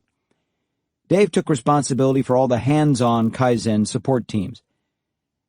Ed Kopkowski, who was already an executive at Dana, became the vice president responsible for all of the formal training, planning, auditing, and high-level coaching. Dave Gibson was one of the most important people that Gary hired in terms of actually driving DOS throughout the plants. Dave's history illustrates that leadership in TPS depends more on aptitude and the drive to learn than on someone's formal position in the organization hierarchy. He started his career as an electrician and was hired by NUMMI as an hourly employee. Over the years, his leadership abilities allowed him to move up to be manager of maintenance in truck assembly at NUMMI. From there, he also took on leadership of all Kaizen teams in the assembly operation. Dave then followed Gary to TMMK, where he had similar responsibilities. When Gary became CEO at Dana, Dave followed him again, eventually rising to the position of vice president overseeing all the operations excellence teams. Ed, on the other hand, didn't have any direct experience with TPS. He did have a long career in operations, with experience in a variety of approaches to process improvement. He had started his career at Allied Signal, which was one of the pioneers of Six Sigma. He led the Operational Excellence Initiative using Six Sigma for the brake division. Ed had also had exposure to a more lean-centric approach after Bosch bought the brake division, and then with several other automotive industry firms. In all those companies, he had held operations management and operational excellence roles. Ed joined Dana in 2006 as Vice President of Operations, and then in 2008 became Vice President for Operational Excellence for Dana globally. Despite all his experience, Ed's first time seeing TPS and Toyota's approach up close was when Gary and Marty arrived at Dana. He immediately noticed that their approach was different from the tool-based approach he had seen and led before. The management style is the part that is very different, the true commitment to go and see and being on the shop floor, the focus on problem-solving and leadership development. The leaders have to be teaching the rest of the organization. Those are the things that I really felt were unique in style with Gary and his team. Ed had a steep learning curve ahead to self-develop in the Toyota approach, but learning wasn't the only challenge. He also had to simultaneously develop and deploy a formal plan for continuous improvement at more than 90 plants around the world, as well as the support operations. How did he meet the challenge? According to Ed, we at first were very focused on day-to-day, week-to-week, month-to-month operational results to survive. At the same time, we laid out our 5-year Dana operating system deployment plan and began executing that. So while we were watching every dollar we spent, we remained committed and diligent about developing the people and conducting workshops. But every time we would do a lean event to create learning and progress the Dana operating system, we always did it with the intent of delivering dramatic results. The Dana operating system was represented as a house, very similar to the Toyota production system house. See Figure 6-4. As in TPS, there are twin pillars. The first is just-in-time, JIT, which has the true north vision of building exactly what the customer wants in the right amount when the customer wants it. This pillar is supported by tools such as standard work, one-piece flow cells, eliminating changeovers between products, and having equipment that functions flawlessly. The second pillar is Jidaka, or building in quality without errors. Jidaka requires stopping and immediately fixing every problem as it is found, as facilitated by tools like the Andon system, visual management, and mistake-proofing devices. The DOS roadmap was designed as a 5-year plan. At a high level, it is a series of 7 steps that looks quite mechanistic. See Figure 6.5. The first step, discussed in detail previously, was to focus on radical improvement through developing KPIs that clearly displayed the difference between target and actual, then using structured problem-solving to close the gaps. The second step was to define DOS in greater detail, deploy more formal training, and develop local subject matter experts in all of the DOS tools globally for each plant. The 7 steps were not just high-level generalizations. Each step had a set of extremely detailed actions and plans. For example, Step 3, Implement Flow, and Step 4, Stabilize Cells, which are very interrelated, were broken down into 11 discrete activities, as shown in Figure 6.5.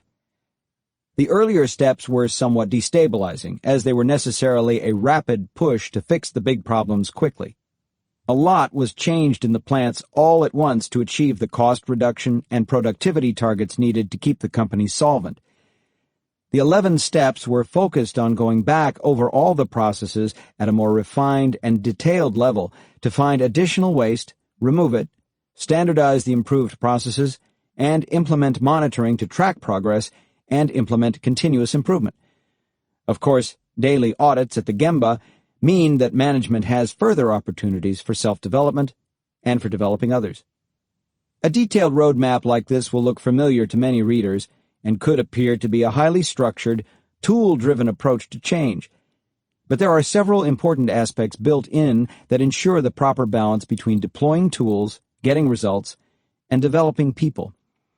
First, the focus was as much on leadership development as it was on driving change and getting results. This began with Gary, Brandt, Marty, and others teaching leaders to achieve challenging objectives on KPIs. Standardizing A3 reports was an important part of this process so that executives and coaches could clearly understand the thinking processes of managers and coach them on improving those processes. This first stage provided the key elements for self-development of leaders: challenging goals, clear targets on meaningful metrics, education on the right processes, and coaches providing frequent support and feedback. The plant managers also had the opportunity to self-develop through the process of coaching those below them.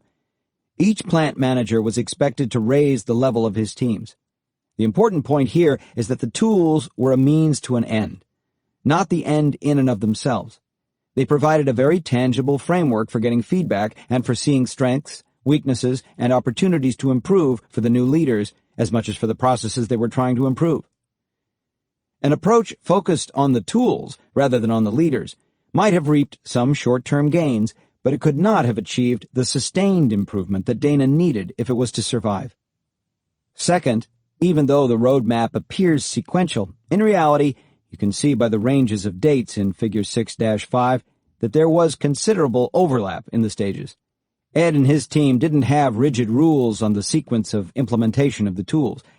The roadmap that they created was a set of guidelines for the plant managers who were at the Gemba and had a better sense of what was needed in their particular context.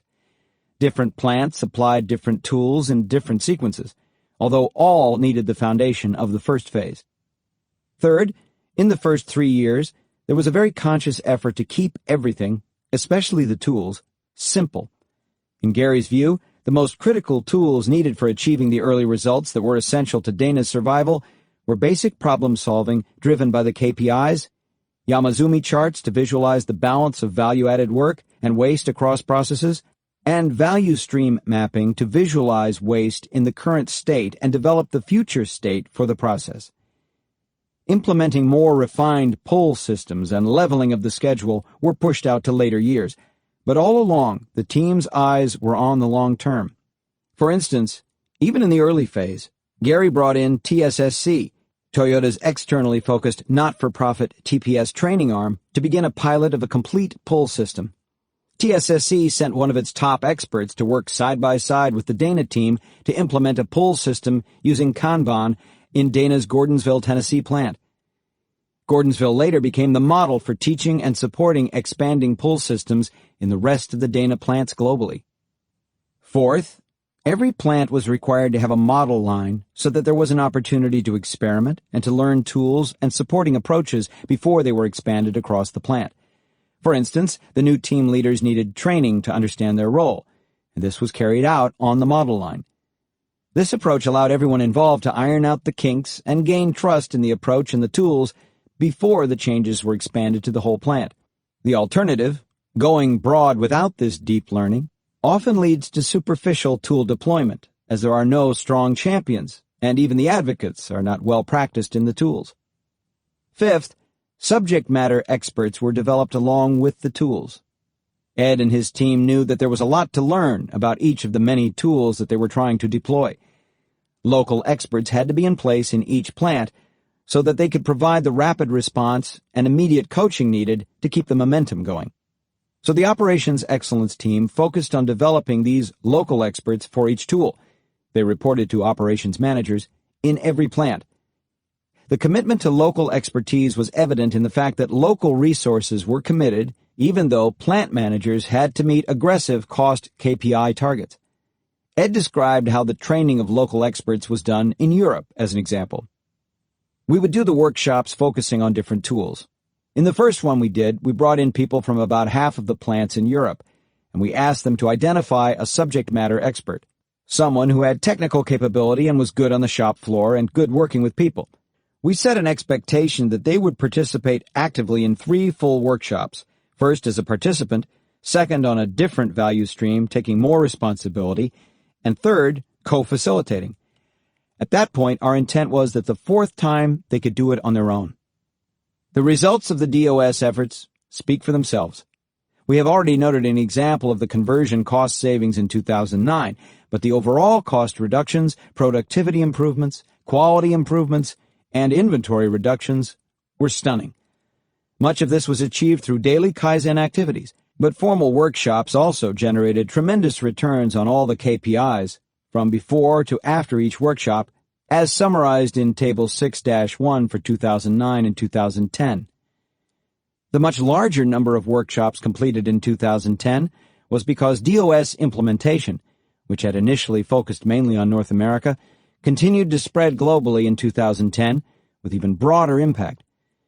These results don't include the tremendous learning by plant leaders and team members from each of these learning cycles, learning that is a huge investment in future improvement. It is important to recognize that Ed, who was leading the education and training of this deployment globally, did not meet the standards of a Toyota leader when Gary first arrived. Ed needed to shift his thinking from Lean Six Sigma as a tool set led by process improvement experts to Lean as continuous improvement led by those who were directly responsible for operations. To his credit, Ed gained Gary's trust. No small feat. As Ed put it, going back to 1994, deploying Six Sigma at Allied Signal, it was a structure where, at a business unit level, the resources, the black belts back at that time in every plant in Allied Signal, were reporting to the black belt champions. I have learned since, working for Gary, that the resources need to be owned by the plant managers and the people running the business. The expectation, the reason you'd set it up the way Allied Signal did, is so that you could make sure everyone followed directives, a command and control kind of approach. But it doesn't lend itself to sustainability long term. I learned that you need to keep the resources, where they're being paid and where they work, accountable to the plant manager who is accountable for the implementation and the culture shift that we're trying to achieve. Conclusion. Unfortunately, there is no magic in the Toyota bag of tricks that can bring a company that is on its deathbed back to life without any pain. Dana had to close plants and lay off a lot of people. There were, frankly, people at Dana who were not qualified for their jobs. at least not by the high standards that Gary and John Devine wanted Dana to reach. On the other hand, simply getting through the recession with a financially viable business was not of great value unless at the other end of the tunnel there were strong leaders and team leaders who could make Dana a world-class company. Surviving without developing leaders would simply be delaying the inevitable. As of September 2011, it was becoming clearer that Dana was over the hump and was on the road to a healthy, long-term future. The short-term turnaround resulting from the work of Gary, John, Brant, Marty, Ed, and the whole Dana team down to the shop floor was stunning. In 2007, Dana's sales were $8.7 billion. They fell to $8.1 billion in 2008. In the first quarter of 2009, sales had dropped to an annualized level of $5.6 billion. Yet profits went from a loss of $122 million in 2008 to an annualized profit of $93 million, exclusive of interest, taxes, depreciation, amortization, and restructuring costs. Essentially, that means that the expenses required to run the business were cut by one-third, including a 51% reduction in direct labor cost. Dana could break even at $6.5 billion in sales, when in the past it would have lost money even at $9 billion. The largest portion of the cost reduction was in restructuring, which meant that 13,500 out of 35,500 people lost their livelihood. But the company was still alive, and more than 20,000 jobs had been saved. At the low point in March 2009, Dana stock traded for just 19 cents. Over the course of the year, the stock price skyrocketed by 68 times to a little over $13 per share, the largest improvement in stock value of any automotive company in the world. In September 2009, Dana held an exceptionally successful capital offering. It sold 36 million shares of stock, demand far exceeding what the company was willing to sell, so the price far exceeded expectations. This was enough to reduce Dana's debt by $100 million and still have more than $600 million in available cash to run the business. Moreover, Dana had obtained contracts for new business exceeding $1 billion over the next 4 years. By 2010, revenues had reached $6.1 billion from $5.6 billion in 2009, and Dana was forecasting revenue increases of another 50% over the next 5 years. And in early 2011, the company reported an annualized one-year return on equity, ROE, of 17.6%. The strong results meant that in early 2011, Dana was able to refinance its debt and eliminate the covenants that had been imposed by its creditors when it emerged from bankruptcy and during the crisis immediately thereafter. That meant that the company was no longer living quarter to quarter, wondering whether the banks would liquidate the company. It also meant that the company's cost of capital fell dramatically, making investing in the future much easier. Dana was able to shift from short-term survival mode to a more aggressive growth strategy, particularly in emerging markets like China and India. For example, it entered into an agreement with Indian company Axles India, LTC, to acquire selected assets of its commercial truck axle business for $13 million. India's commercial vehicle market is growing at a compound annual rate of 8%. The transaction is expected to generate about $50 million in annual revenue. In China, it broke ground on a technical center in Wuxi, Jiangsu province, which was to be fully operational by the end of 2011. The center joined 7 other facilities in China in which the company has an interest. The company was also able to invest further in Brazil. As a result of its operations in Brazil, annual sales in South America rose to more than $1 billion. There is some similarity between the way Dana used this near-death experience to transform the company and the way Toyota used the Great Recession to reduce costs, increase quality, and further develop its people. But there are also large differences. Toyota had spent decades developing leaders who had the Toyota way ingrained, and because of 50 years of consecutive profits and a conservative approach to financing, it had a war chest of cash and the ability to borrow at low interest rates. The recession was an opportunity to activate the best of those capabilities, and it used the crisis as a catalyst to accelerate the development of people down to the production associate level and move the company toward self-reliance in each region. The leadership style and philosophy did not change. In fact, it was amplified and accelerated. Dana could not simply activate the leadership capabilities that already existed at the company because, for the most part, they were not there. Yet what Gary did to lead this struggling company was very Toyota-like. In essence, he brought a simplified version of the Toyota leadership development model to Dana. The first pass through the cycle had to be done very quickly and in a simplified way, but it also had to be done in a way that would allow for future passes through the cycle. Dana needed to start building the foundation for Toyota leadership and operational excellence right from the beginning. It needed to begin setting its eyes on true north, what true leadership and operational excellence would look like. Of course, it couldn't reach true north on the first attempt. After all, Toyota hasn't reached true north after more than half a century. Gary and his team realized that quick and dirty identification of those who could self-develop and develop others, jumpstart daily Kaizen, and drive goals and common metrics was necessary to bring Dana to a point at which it could make the big changes that were needed if it was to survive without permanently damaging the core capabilities of a strong manufacturing company. The result was the foundation that would put Dana in a position to think seriously about longer-term strategic plans to become the best in its business. There was help from outside consultants, but Gary quickly hired the best of them as full-time employees so that they could lead from within. From the very beginning, though, Gary made it clear that the responsibility for achieving the challenging metrics, such as reductions in transformation costs, fell squarely on the shoulders of the plant managers and their reports. Gary did not want responsibility for improvement to be in the hands of consultants or continuous improvement departments. Even after Ed began to formalize the Dana operating system training and develop a 5-year roadmap for change, flexibility was built in so that each plant could adapt the plan to its own context and needs. Overall, the focus was the same, however. Drive DOS to the shop floor and develop work groups capable of daily Kaizen. Even while radically cutting costs, Gary and the executives he brought into Dana insisted on investing in leadership for the future, both by rapidly developing people inside Dana and by hiring people from outside. A particular focus was on creating the team leader role, mostly using production workers who had been freed up through Kaizen.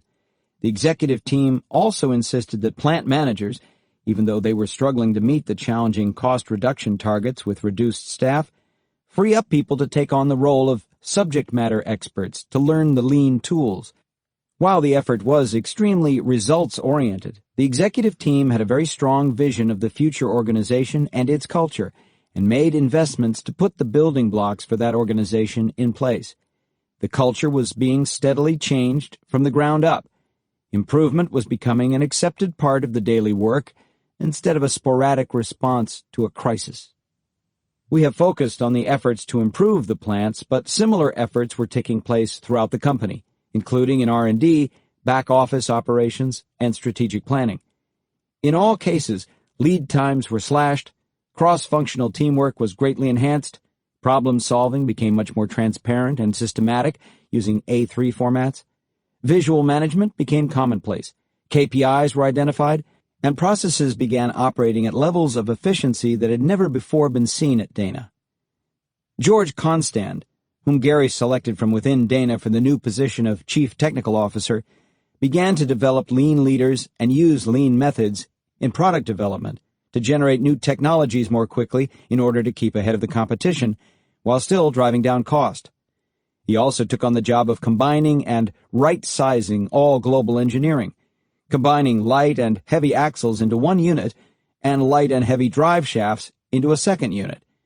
In addition, he developed a 24/7 engineering process by building a design center in India, allowing him to support every business with around-the-clock design capability. By right-sizing and sharing resources, he was also able to open an engineering support office in China for customer support as Dana was growing in China. We would like to say that this is just another day in the life of a lean leader, and that Dana is typical of what companies are achieving everywhere simply by applying the lean tools and philosophy. But Dana's turnaround was anything but typical. Unfortunately, lean tools can be used to brutally cut costs, restructure, downsize, and leave a company in a weakened state. That, tragically, is the typical story that we've seen.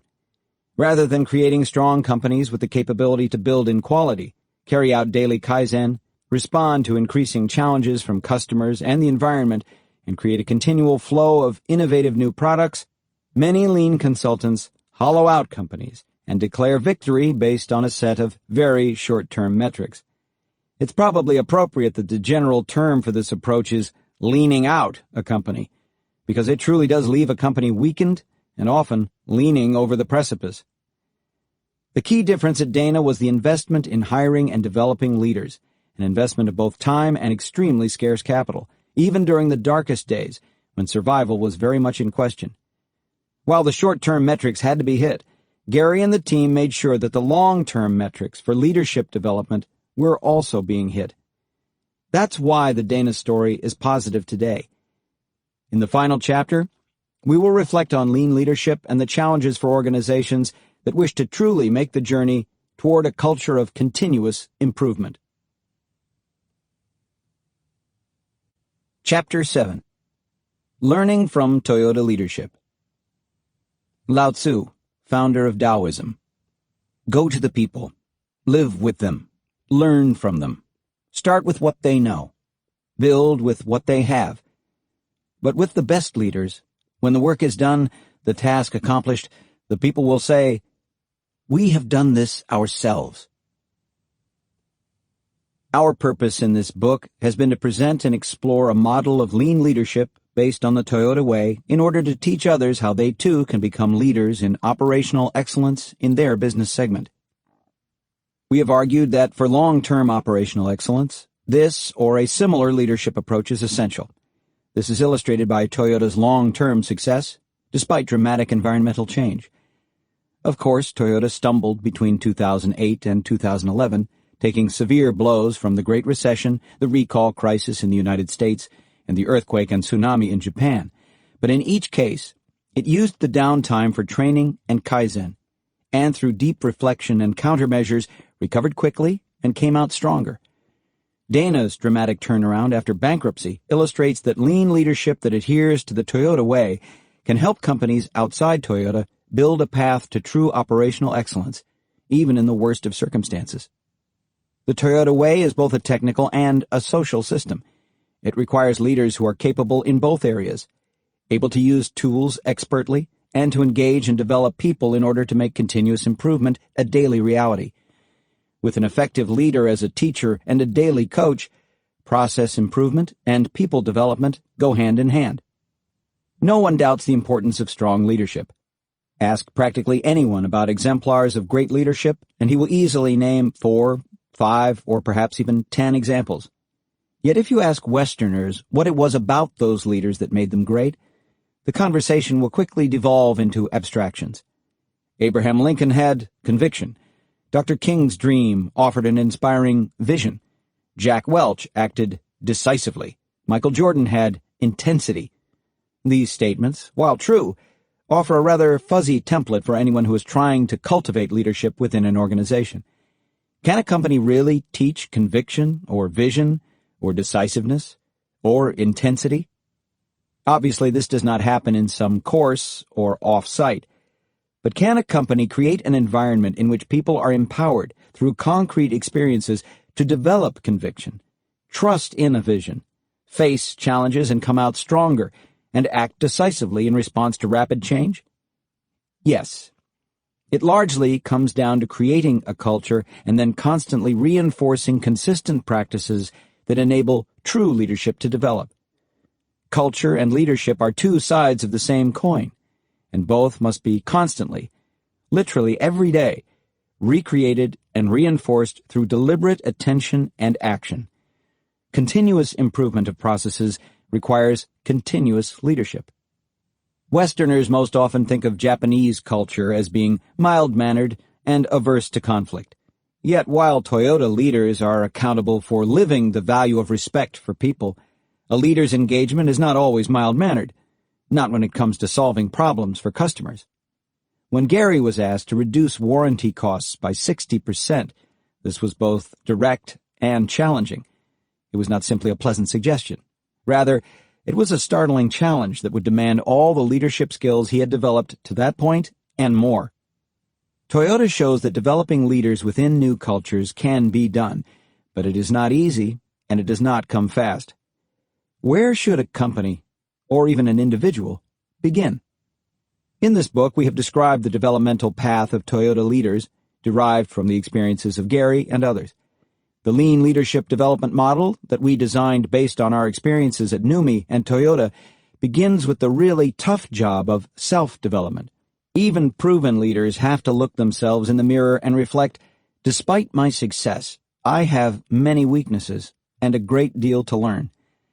A developing lean leader can then begin to develop others. In fact, teaching others is one of the best ways to improve yourself. When a critical mass of leaders down to the working level has been developed, the leader can coach a steady diet of daily Kaizen and continuous improvement, and ultimately create Hoshin Kanri, which aligns actions in all parts of the company to face even the most daunting environmental challenges. But, like Dana, many companies find themselves in what we might call a pre-lean leadership world. These companies may be in a state of crisis, or their culture may be too reactive and short-term focused, often driven solely by transactions such as mergers and acquisitions, or by short-term cost reductions to drive quarterly earnings and the stock price.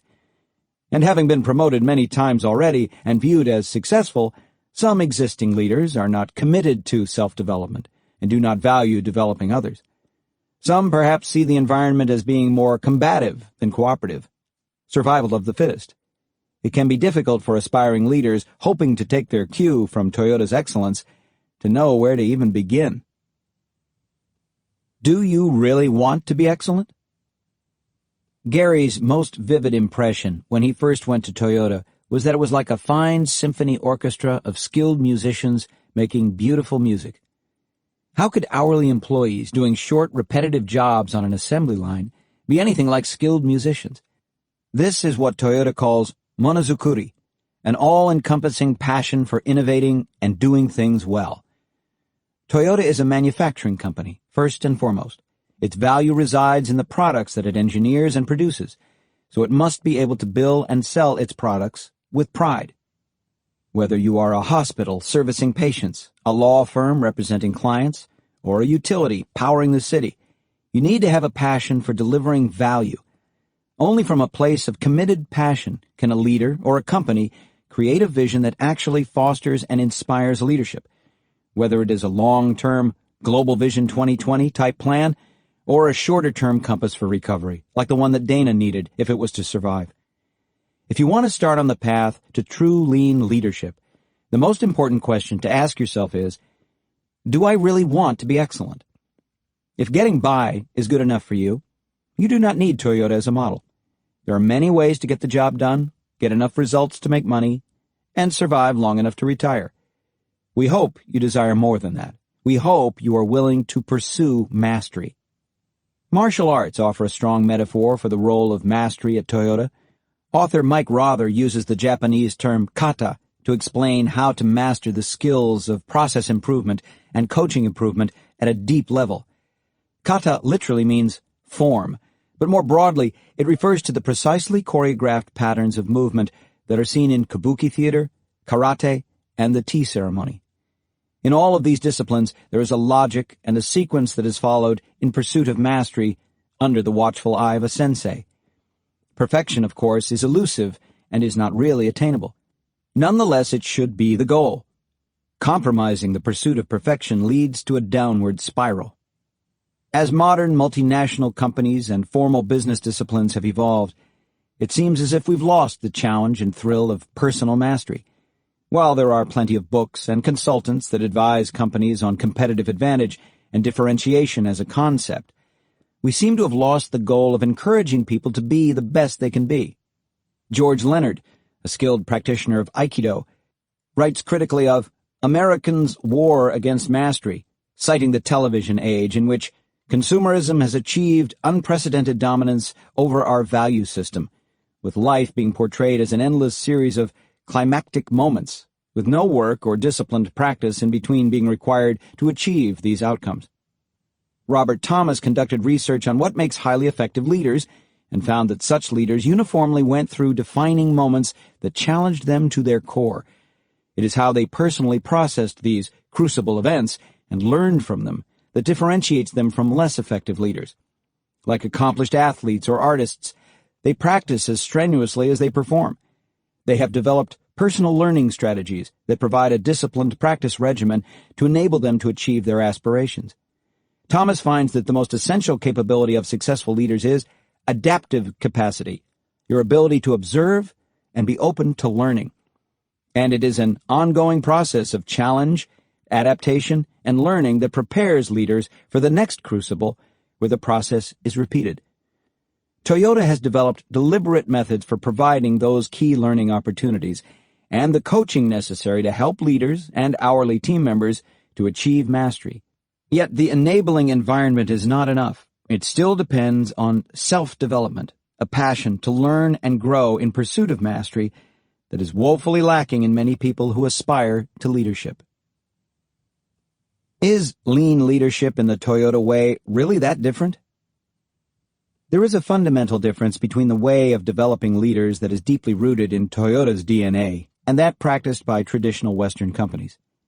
And just as the machine that changed the world identified lean production as a new paradigm of manufacturing, this book has presented a new paradigm of developing leadership.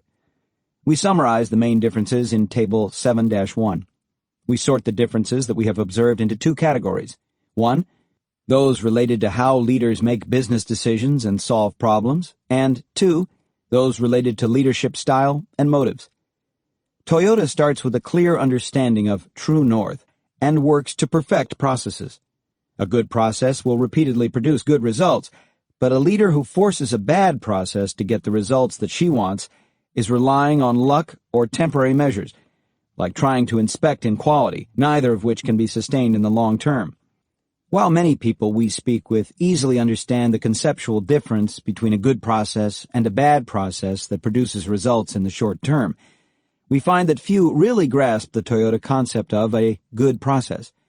Most Western managers immediately assume that a good process is one that is free of errors. In contrast, Toyota's concept of a good process is one that expects and reveals problems, without blame, not one that is problem-free. People at Toyota learn from being repetitively immersed in real problems, not through contrived exercises or classroom learning. This naturally leads to differences in the roles and motives of leaders. In the traditional Western model, there seems to be an underlying assumption that most employees are interested only in themselves and are not very capable. The leaders have to take on the burden of thinking for the masses and manipulating people into doing the right things through metrics, incentives, and punishments. We're often asked about Toyota's system of incentives. This question assumes that everyone, hourly workers and managers alike, must be bribed if they are to achieve excellence. This tends to be a self-fulfilling prophecy, as studies have shown that once intrinsic motivators dominate, people will cease to get enjoyment out of the activity itself unless they see some tangible and immediate reward. The Toyota model, by contrast, assumes that people will be motivated in many ways if they have a clear vision of success, are taught the tools of problem-solving, and participate in setting goals and improving how they do their work. This assumption has been proven by decades of continuous improvement and through extensive research on the motivating power of goal setting. Toyota uses metrics not primarily as a way for managers to coerce desired behavior, but so that individuals and teams have the tools to judge their own performance. Metrics are designed for self-improvement rather than primarily for oversight and managerial control. They support conscious daily management of quality, cost, and delivery goals. The real difference isn't in the metrics. It is in the dedicated, short, speedy, and repetitive execution cycles of plan, do, check, act, PDCA, for which leaders provide both accountability and support. In contrast, many companies that we work with establish layers of metrics as a way for managers to enforce control when they do not truly understand the work that is being done by the teams they supervise, let alone have any systematic method for improving that work. It is not so different from the best leadership books.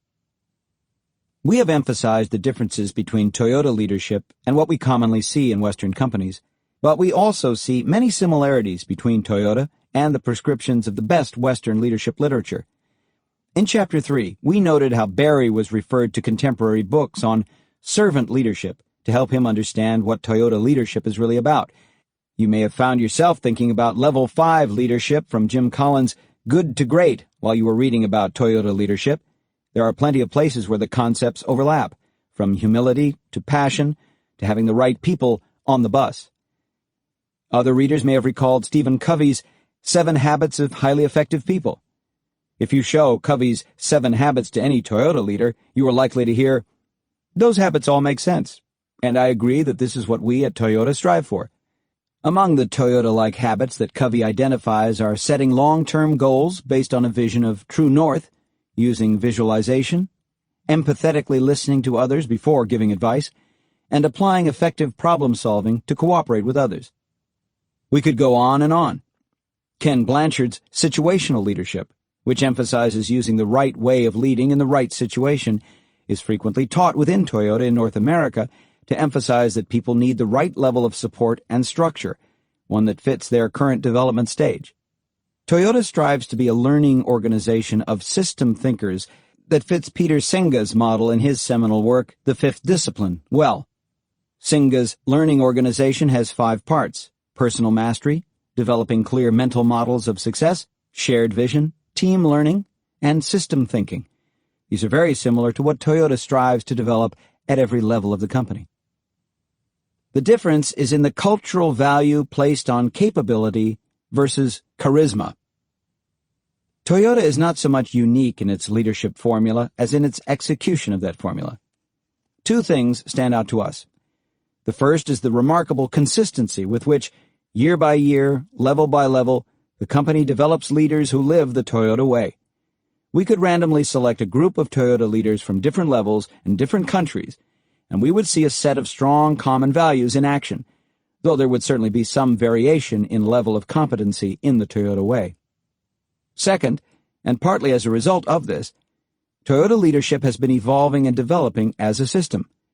Just as Senga preaches becoming a learning organization, Toyota as a learning organization assimilates these various leadership methods and concepts into a coherent whole that is continually evolving. The totality of this learning is considered the Toyota DNA.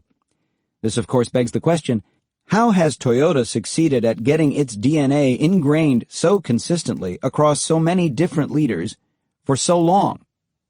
Most companies have some very effective leaders, but the variation across different leaders and different points in the company's history is dramatic.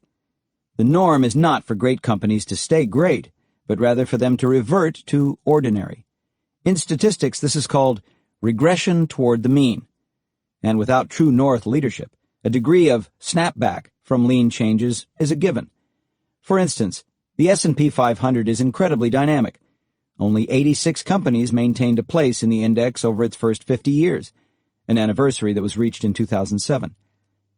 The leadership develop model that we've explored in this book is the mechanism that Toyota has evolved, and is continuing to evolve, to ingrain the Toyota DNA in all its leaders. It starts with careful selection of new hires. These are then grown from within and selected for more challenging opportunities based on demonstrated leadership in action and how they learn from these opportunities. One thing that Toyota does not select for is charisma. Many of the best Toyota leaders appear to outsiders to be very ordinary. They would not win elections or popularity contests. When Toyota leaders, including Akio Toyoda, were called before the U.S. Congress as part of the unintended acceleration hearings in February 2010, they did not get high marks for their charisma in handling the hostile questions that were fired at them. Toyota does not particularly value charisma. The more understated person, who is humble, accepts responsibility, is willing to work as part of a team, and is open to learning, is much preferred. Toyota values highly competent leaders who repeatedly demonstrate their capability by showing it on the job. It is only by proving that they have high levels of competence that Toyota team members have the opportunity to advance into a leadership position. What is it that they must show? First, they must deeply understand the work itself. A common complaint heard in many companies is that the boss does not really understand the work and does not deserve to be the boss. The office gossip suggests that he got there because of political connections, or because he was a smooth talker, or because he was loyal and stayed around long enough. The person who is complaining may not realize that she herself is far from being highly competent, but she can sense that something is wrong. When Toyota leaders like Gary and Marty go into other companies, as we saw in Dana, it is typical for them to see managers who seem less than fully competent by Toyota standards. Yet these are the majority of leaders in most companies, dedicated to a degree, competent to a degree, but falling short of excellence or mastery. They have never had the support or the structure to learn to be anything more. A company like Toyota, with a true north vision of monozukuri, needs excellent leaders who are highly competent at understanding the work, so it puts remarkable amounts of time and resources into developing such leaders, resources that go far beyond a measurable ROI. Second, they must go beyond surface-level understanding to deep mastery of lean thinking. To gain and maintain competence in the Toyota way of leading, even senior executives need to be immersed in the Gemba. Even for people who have been trained in the Toyota way, it can be hard to know what immersion in the Gemba means, and what the leader is supposed to do when he is there. Gary himself had a lot of trouble in his first years at NUMMI. At GM and Ford, he was accustomed to going to the source of a problem in order to directly assess it and solve it himself. But that is not what immersion in the Gemba means at Toyota. Executives do not go to the Gemba so that they can do the problem-solving themselves. That would be counterproductive to people development. Going to the Gemba instead means that the aspiring leader goes firsthand to the place where the work is done in order to gain a deep understanding of it. Once there, she provides challenge, coaching, and support. In contrast, Western leadership culture often provides subtle incentives to shy away from tough problems. The rewards for taking on a tough problem materialize only if the manager is successful. The risk and consequences of failure are substantial, and if the company culture is to shoot the messenger, leaders may hide problems for years. Drilling down to the root causes of problems can be gut-wrenching, requiring patient dialogue with involved employees while building enough trust so that the employees are willing to be honest even when they feel vulnerable. That doesn't mean that such conversations are abstract or mealy-mouthed. Any leader at Toyota can tell stories of having his mistakes and failures critiqued in excruciating detail by a sensei. The Japanese custom of avoiding any embarrassing situation so that others can save face, mentsu, is very strong in dealing with outsiders to the organization, but there is a very different set of rules for dealing internally with subordinates or associates. We have observed within Toyota that when an issue is in the family, especially in private meetings, discussions can be very direct, particularly when a higher-ranking manager is addressing a subordinate. In such situations, pointing to weaknesses in the performance of a subordinate is regarded by those involved not as conflict, but as caring attempts to help the individual improve, like tough love. Third is the passion for true north. It is an important concept in everything that Toyota does. True north gives the aspiring leader the faith to go right into the unknown of a new challenge without a ready-made answer. It takes years of training, coaching by sensei, and experience to have a deep understanding of Toyota's vision of perfection. It takes even more time to learn to assess the current situation compared to true north, the gap, skillfully.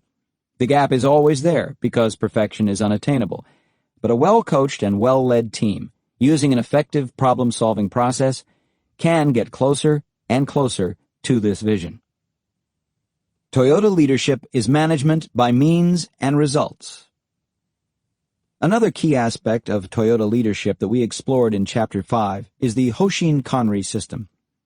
In fact, we described this as the final stage of linking together the capable leaders developed at all levels and the ever-shifting business objectives for the company in response to the environment. Hoshin Kanri is often compared favorably to the roundly criticized management practice of management by objectives, MBO. The idea of MBO is to empower everyone in the enterprise by articulating clear goals and objectives and allowing managers and workers, through delegation, to figure out how best to achieve them. Concrete measures of actual results compared with the planned results are used for employee evaluation. The theory is that this approach empowers people, limits micromanagement, and encourages accountability, all recognizable positive goals of enlightened management, and indeed goals to aspire to. But as good as the intentions are, MBO can have negative consequences. By essentially ignoring the ways in which managers and workers achieve the objectives that are laid out, MBO creates ample space for unintended consequences. There are many cases in which MBO leads to people cutting corners to meet their targets. In many companies that employ MBO, the targets clearly matter more than the methods, and everyone up and down the chain of management reacts accordingly. Why a short-term focus on cost reduction will kill real lean transformation. Unfortunately, top executives in most companies have viewed lean management as a cost reduction program, pure and simple.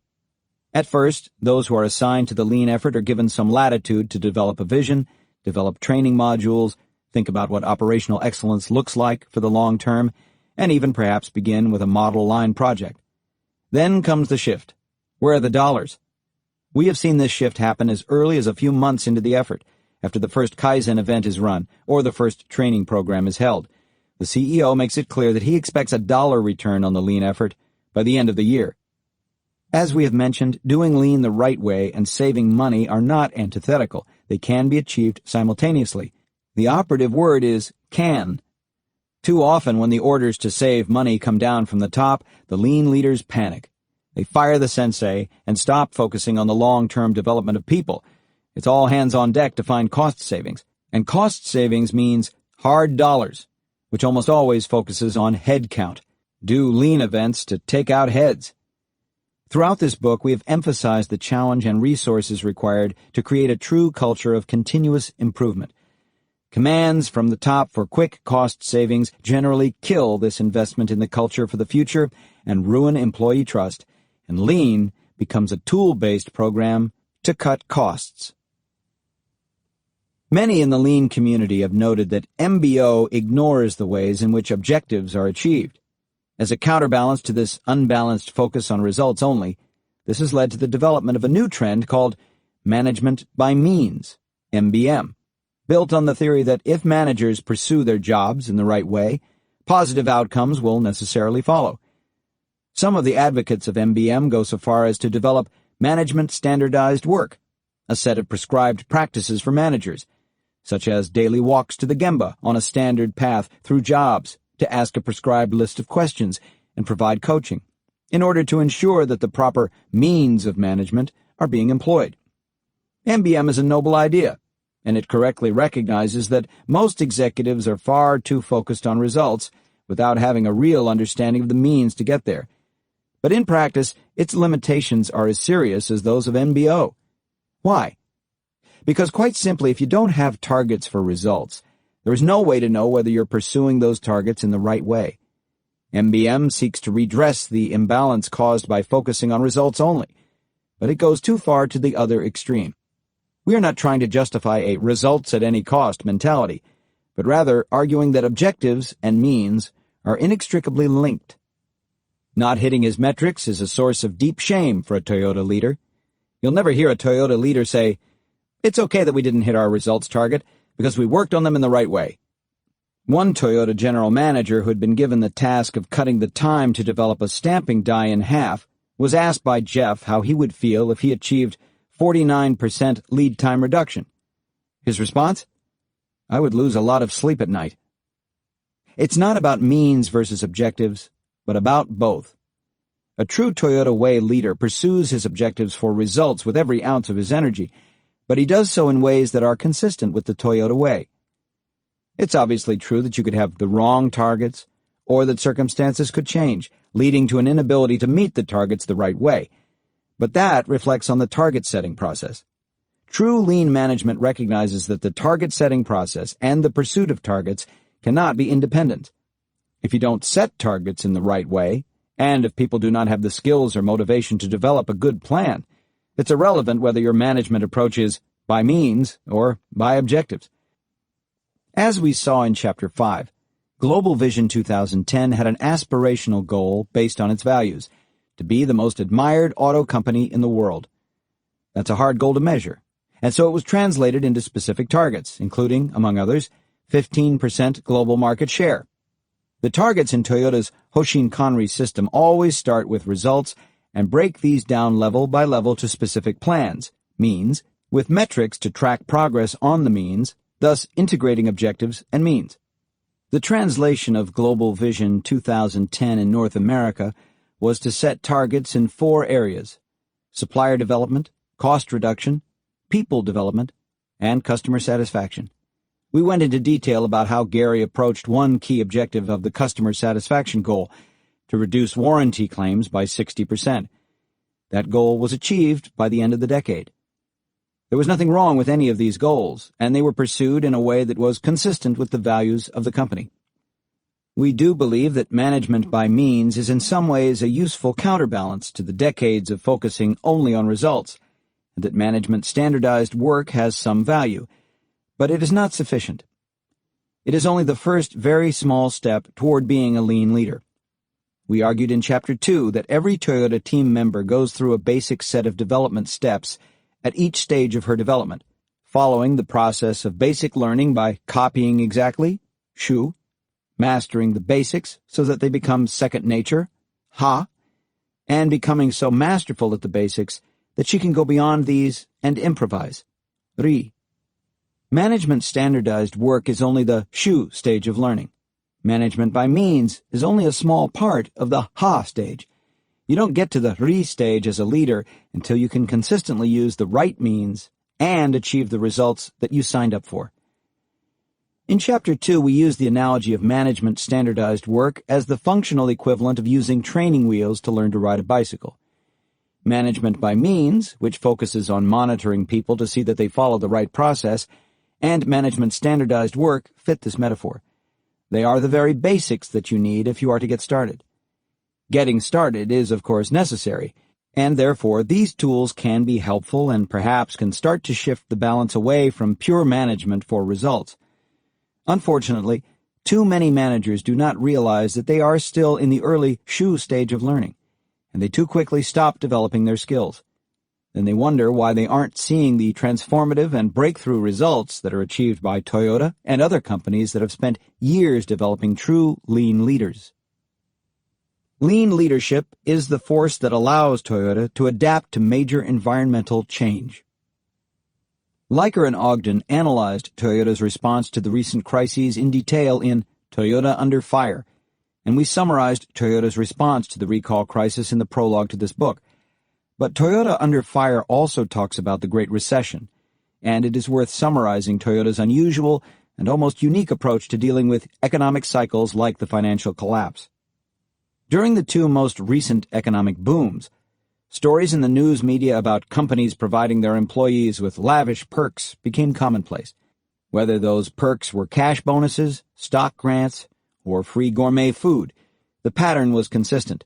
Flush with cash and facing a tight labor market, many companies preached the value of investing in and rewarding employees. Many CEOs were the subject of glowing profiles in business magazines that noted their commitment to people and out-of-the-box leadership. Then tough times hit. Employees who had been told that they were the company's most valuable asset found themselves being laid off in droves. Many out-of-the-box leaders found themselves out of the box on the organizational chart. Those who held on to their jobs were the ones who quickly transformed themselves into in-the-box cost-cutters. There's every reason to be skeptical of laudatory pronouncements about leadership in a company that's riding high on a decade of profitability. It's easy to talk about treating employees as your most valuable asset, and about leadership styles that value consensus, teamwork, and patient investment in developing new leaders when a company is making money hand over fist. There's an old axiom that a person's character is revealed by how she acts when no one is looking. For leaders and companies, in some ways, the opposite is true. Leadership character is revealed when everyone is looking, at the bottom line. Psychologists tell us that our most permanent personality traits are revealed when we are under stress. What a company really believes about leadership is revealed when it is under stress. The Great Recession, then, is a perfect lens through which to view Toyota's approach to leadership. This is particularly true because Toyota had more than 50 consecutive years of profits under its belt before it posted an annual loss for fiscal year 2008. Does the Toyota leadership model stand up when the company is under stress? How does Toyota approach leadership in a crisis? The short answer? When times are tough, Toyota doesn't just stick by its approach to leadership. Toyota punches the accelerator. The Great Recession wasn't Toyota's first experience of operating in a challenging environment. Toyota has used challenge repeatedly as an opportunity to grow leaders. Challenge is the first of the 5 foundational values of the Toyota Way. That's no accident. When he invented an automated loom in impoverished rural Japan, Sakichi Toyoda founded Toyota in an environment that was far more challenging than the one that Toyota faced in the modern recession. Only a few years after Sakichi asked his son Kichiro to start a car company, the fledgling operation was forced to confront the devastation of World War II. Toyota, like all Japanese companies, was severely hit by the oil embargo in 1973. Japan was entirely dependent on oil imports. From each of these challenges, the company rose stronger. As we've noted repeatedly, the Toyota Production System, TPS, purposely creates challenges every day. These daily challenges help the company fight complacency and provide training opportunities for growing leaders. In other words, Toyota is serious about facing challenges with a creative spirit and with courage. Only leaders who frame challenges as opportunities, and because of TPS they have many chances to do so, move up the ladder. An old saying in Japan is, "An error is a treasure." The point of this is that breakdowns and errors yield opportunities to identify the root causes, and then to improve the system, so as to prevent that problem in the future. Internally generated challenges, whether they are the result of TPS and leading Kaizen, or the stretch goals delineated by the board, such as doubling market share to 15%, are quite different from major environmental shifts like global recessions. For the last 2 decades, Toyota has had a margin of safety in the challenges that it faced. If the company didn't quite reach its targets, it was still ahead of the game, gaining market share, earning significant profits, and besting its competitors in quality and productivity. Toyota's record of meeting its goals and constantly raising the bar is certainly impressive, given the human temptation to complacency. But there is no such margin of safety when steel and oil prices double in 6 months, and then every developed country in the world enters a deep recession at essentially the same time. Surviving and thriving during such rapid change requires more than strong leaders at the top of the company. There are simply too many moving parts in a global company, even 1/10 Toyota's size, to rely on leadership that comes only from the top. Every leader throughout the company has to be ready to respond rapidly to major change and participate in mobilizing the organization to adapt to a changing environment. In one sense, it is difficult to write about how Toyota leadership adapts to the challenges of a major crisis, simply because Toyota doesn't respond to a major change by asking leaders to do things differently. Like a champion athlete responding to a loss, Toyota responds to a setback by doing more of the good things that it was already doing, only better, with an even more intense focus. Responding rapidly to major change means more self-development, not less, demanding more development of others, not just employee sacrifice, providing more support for daily Kaizen, not canceling Kaizen activities, and driving Hoshin Kanri faster and further to look to the future, not the current crisis. In fact, Toyota Engineering and Manufacturing did not close any of its plants, did not lay off any regular employees, although temporary employees were let go, continued to significantly outspend its competitors in R&D, although there was some reduction in spending, and used the opportunity to build a stronger foundation for the future. Toyota's manufacturing plants were hit the hardest during the recession because there was simply much less work to do. In the United States, plants that made large vehicles that consumed a lot of gas were particularly hard hit, since a large gas price increase in the summer of 2008 preceded the recession. Toyota's plant in Princeton, Indiana, TMMI, was launched in 1996 and soon became the crown jewel of profitability for North America. TMMI built the large Sequoia SUV, the Sienna minivan, and the Tundra trucks. Between 2000 and 2008, TMMI won J.D. Power Awards for initial quality every year except 2003. Production peaked in 2005 when the plant built 370,000 vehicles. When the gas price hike hit in the late spring of 2008, the number of large vehicles sold plummeted faster than anyone had ever seen. By the summer, it was clear that Tundra and Sequoia inventories were building up drastically, so a decision was made, too late by Toyota standards, to stop production of these vehicles completely for 3 months and to shut down one of the 2 assembly lines at the plant. The Sienna minivan line kept running. Even after that assembly line started up again, when the full weight of the recession hit, annualized production late in 2008 declined by 48% from the prior year. But even while the assembly line was shut down, Toyota didn't lay off any of its regular team members. Temporary labor and overtime were eliminated. During that 3-month period, 1,800 team members were coming to work at the Indiana plant with essentially no production work to do on one of the 2 assembly lines. Instead, they were participating in intense training and Kaizen. After the shutdown, with the recession reducing sales volume to 50 to 60% of earlier levels for more than 8 months, the plant was split into 2 groups that alternated time on the line and additional time for training and Kaizen. Anyone who has sat through any amount of corporate training, let alone 3 months' worth, may rightly ask how Toyota knew that investing in training would produce any kind of return. After all, training exercises that have no concrete goals attached quickly devolve into training for training's sake, an opportunity for employees to catch a nap and goof off, not necessarily to learn anything that they can put to use. To combat this tendency, TMMI matched classroom training with hands-on Kaizen on projects run by hourly team members with support from trainers, and pulled ahead its Hoshin Kanri objectives by 1 year. The plant used a full-size mock-up of an assembly line that ran on a continuous loop so that teams could get hands-on experience even while the real lines were not running. More than 120 group leaders and managers were trained as trainers in the Toyota way, all the basic tools of TPS and problem-solving. Team members were encouraged to apply the classroom training immediately and to follow the processes that they were practicing rigidly. They were revisiting the SHU stage of learning, in which strict adherence to the standard process should be carried out. Concrete goals were set for improved safety, quality, and productivity at the end of the 3 months, to provide team members with a goal to measure themselves against. One discovery in Indiana was that Hoshin Kanri had not traveled down to the work group level effectively. Group leaders and team leaders had not been formally trained in TBP before the recession, and while team members had done a lot of Kaizen, it was not linked to the Hoshin objectives of upper management. So a major focus in this period was on developing a floor management development system for each work group, based on a visual metrics board that would be operational throughout the plant and would link objectives at all levels. All the investment in developing people paid off in the short term. The plant found many millions of dollars of cost savings, launched a new product, the Highlander, doing itself a lot of the work that would ordinarily have been contracted out, and brought quality, safety, and morale to a whole new level.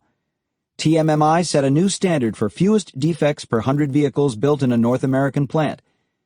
Of course, the investment is likely to have an even greater payoff over the long term. When the recall crisis hit and demand was temporarily reduced, and later when Japan's worst earthquake of the century shuttered the production of suppliers, making about 500 parts for Toyota, the same recipe was followed: Kaizen and training, as well as volunteer work on community projects. Protecting jobs through bad times and contributing to the community seem natural to Toyota leaders, who have deeply internalized the philosophies of contributing to society and protecting the well-being of the company's team members. Starting the journey. It is all well and good that over many decades, Toyota has developed a strong culture driven by a distinctive philosophy of leadership. But what does that mean for other companies with very different cultures? We have seen that Toyota has been able to teach and adapt its leadership models to the American culture, and indeed to cultures all over the world where Toyota has factories, R&D, and sales operations. It may also be comforting to know that Toyota is far from perfect, and in fact, that is the starting point for all Kaizen.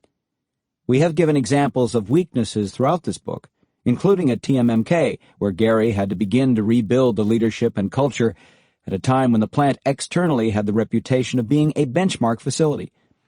Nobody at Toyota believes that Toyota was perfect in responding to the recall crisis. Deep reflection during and since the crisis exposed serious weaknesses that would have led to major future problems.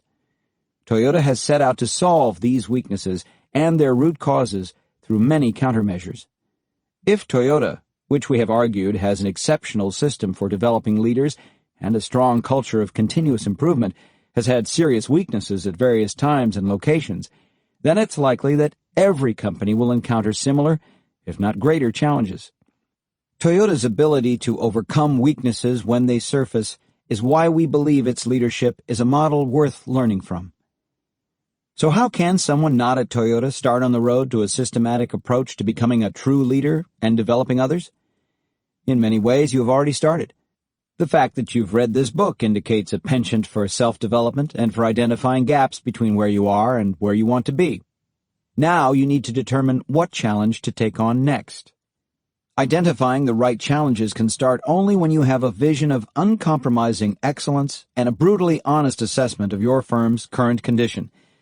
The gap between the ideal vision and the current state helps in identifying the problem around which you and other leaders can focus your efforts to self-develop, develop others, and promote continuous improvement by both small and large changes. This process of identifying the gap between the current and the ideal will repeat itself many times in the life of a company and the career of an aspiring leader. You can then turn our diamond model of leadership development around and treat it as a diagnostic for your organization. 1.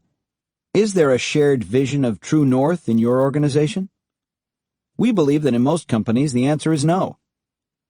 There is a mission statement or some other document floating around, but it is so general that it quickly loses meaning. The vision needs to be believable, actionable, and reinforced in concrete terms as the work is done. As we noted in the case of Dana, the vision should fit the level of maturity of the organization.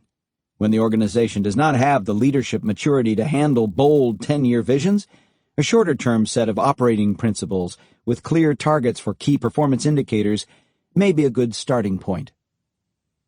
2. Do we have leaders in place who are willing to take on challenges with a positive mindset and develop themselves? The long-term goal is to have all leaders, up, down, and across the organization, busy self-developing. As we have noted, self-development does not mean that you do this alone. There is a critical role for a sensei to teach and coach. Unfortunately, few medium to large companies have enough sensei around to handle the mentoring that would be needed to get started everywhere all at once. In this case, a more targeted approach is needed. Some companies have started with mentoring senior leaders by engaging them in Kaizen on the floor. The model that Gary used at TMMK, taking upper-middle-level leaders to suppliers to lead Kaizen events, and then holding them accountable for applying what they learned back in their home departments, is another approach. Yet other companies have developed a model line, which involves transforming one significant part of one value stream, or even a model site that leads the way for other sites. Wherever you are starting from, the key point is to realize that it is only a start on the path to a cycle of learning that deepens and spreads. 3. Are leaders at all levels embracing their roles as teachers, developing others to lead the way in the future? Starting the process of self-development is a challenge, but in some ways it's simple compared to the process of transforming leaders who have learned over decades to be decision-makers into teachers who are developing others. Learning to hold back from offering solutions was perhaps the most difficult lesson for Gary, and it is something that he continues to work on even today. What Barry was really learning from servant leadership was that he needed to focus on developing others instead of using his power to give orders. This requires remarkable maturity and discipline. The starting point is to make clear the expectation that leaders will develop others, and to make that part of their ongoing performance assessment and feedback. 4. Are leaders at all levels using a rigorous process to solve the right problems step by step? We are talking about more than an intellectual process of knowing the steps. Root cause problem solving involves fundamental behavioral tendencies. It's natural to want to jump in with solutions so that you can see the results quickly. The plan, do, check, act process focuses the majority of the effort on the planning, and then stresses that the job is not complete until we check and start planning for further action. Doing is at best 1 step out of 8. Unfortunately, doing to get results is what excites many leaders. Teaching problem-solving that keeps doing in proper perspective must become the center of the ongoing training and development in any company that wishes to learn from Toyota. 5. Does the company have an environment in which aligned targets for improvement are developed and good ideas for achieving those targets are shared across the organization? We have emphasized that the nature of Hoshin Kanri will evolve as the organization evolves. At first, as we saw in the Dana case, the emphasis often needs to be on how we can set the right goals at the top and then measure and reward the achievement of those goals. The most important part about Hoshin Kanri is the importance of having good plans for achieving the goals at each level in the organization. Gary and his team did this at Dana by insisting on A3 reports of plans from each plant manager and then critically evaluating those plans. Hoshin Kanri is a leadership development tool, not just a tool for achieving business objectives. As leaders develop and follow good problem-solving processes, achieving the business objectives will come more naturally. 6. Do we use major challenges from the environment to further strengthen our leadership and our company to work toward a long-term vision? Unfortunately, most of the companies we have studied recently have wasted a good crisis, in Rahm Emanuel's phrase. They panicked and started to tear apart their organizations, leaving them in a weakened state for growing the business as the economy heals. The challenge is that a crisis tends to bring out existing tendencies, so it is hard for a company to start to build a culture of excellence in the midst of a recession. Toyota used the recession, earthquake, and recall crisis as opportunities to further develop its people and the company. Dana brought in leaders who were already quite developed in the Toyota way to turn what could have been mostly negative into a positive start at building a foundation for excellence. Other companies have an opportunity now to start to build the capability to deal with the next great tsunami that will hit the world economy. The need for a sensei. We would love to give you a roadmap to lean leadership. Leadership standardized work appears to be a nice roadmap, and that is comforting. How do we train leaders? How long does it take? What is the optimal mix between classroom training and floor walking? How many Kaizen events should the CEO personally participate in? We could go on and on with questions we can answer only with the unsatisfying statement, "It depends." There is no cookbook for developing Toyota-style lean leadership, but we suggest that the 6 questions in the last section will have to be answered over and over as you progress on the leadership development journey. It would be great if sensei weren't required, but Toyota-like management culture, beliefs, and habits run in opposition to the core values and routine behaviors of companies that follow the Toyota way, so coaching is required if you are to succeed in building a new culture. Fortunately, at Toyota there are guides to help new and aspiring leaders learn how to walk through this process.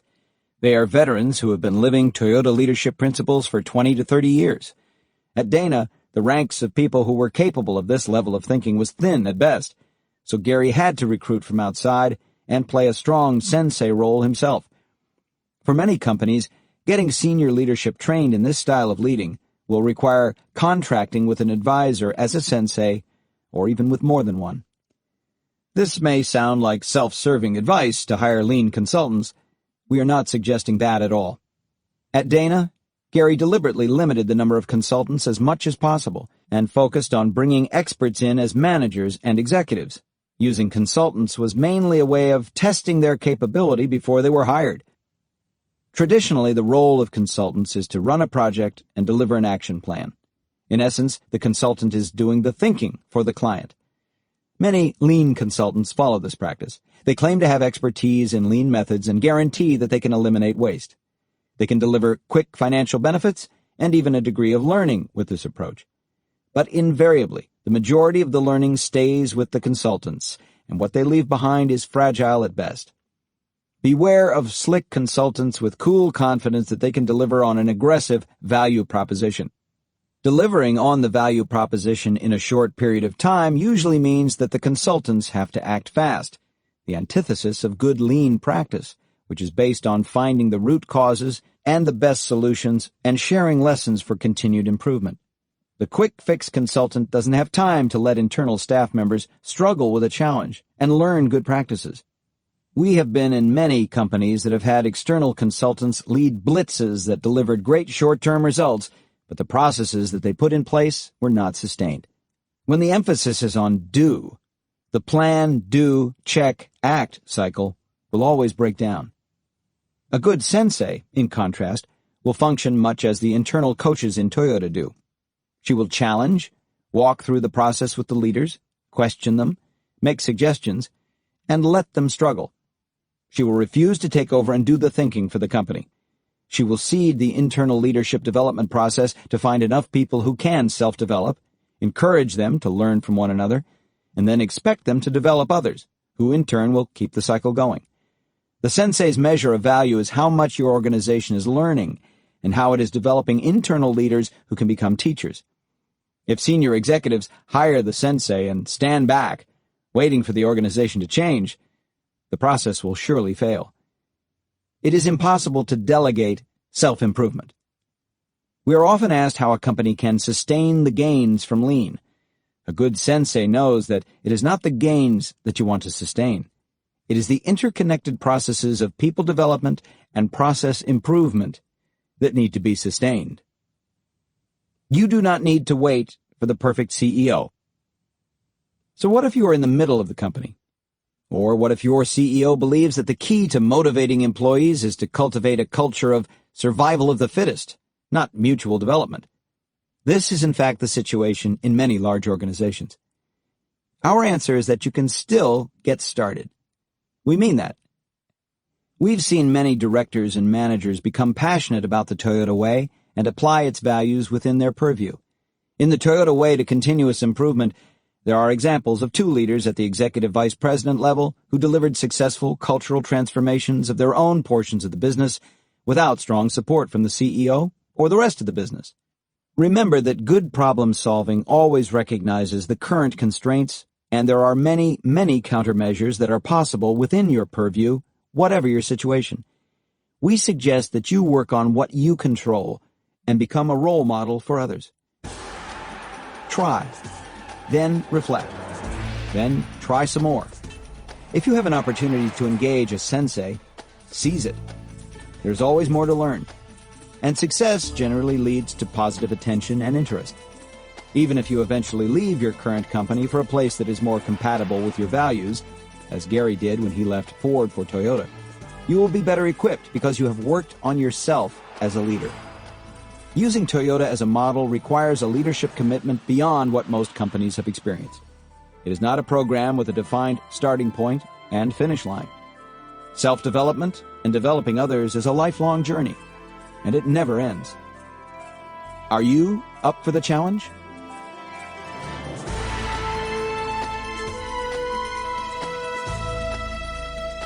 This has been an Audible Link production of The Toyota Way to Lean Leadership, Achieving and Sustaining Excellence Through Leadership Development. Written by Jeffrey Liker and Gary L. Convis. Narrated by Jim Meskimen. Executive Producer, Jennifer Bassick. Producer, Mike Charzik. Music by Michael Whalen. Copyright 2012 by Jeffrey K. Liker and Gary L. Convis. Production copyright 2011 by Audible Link.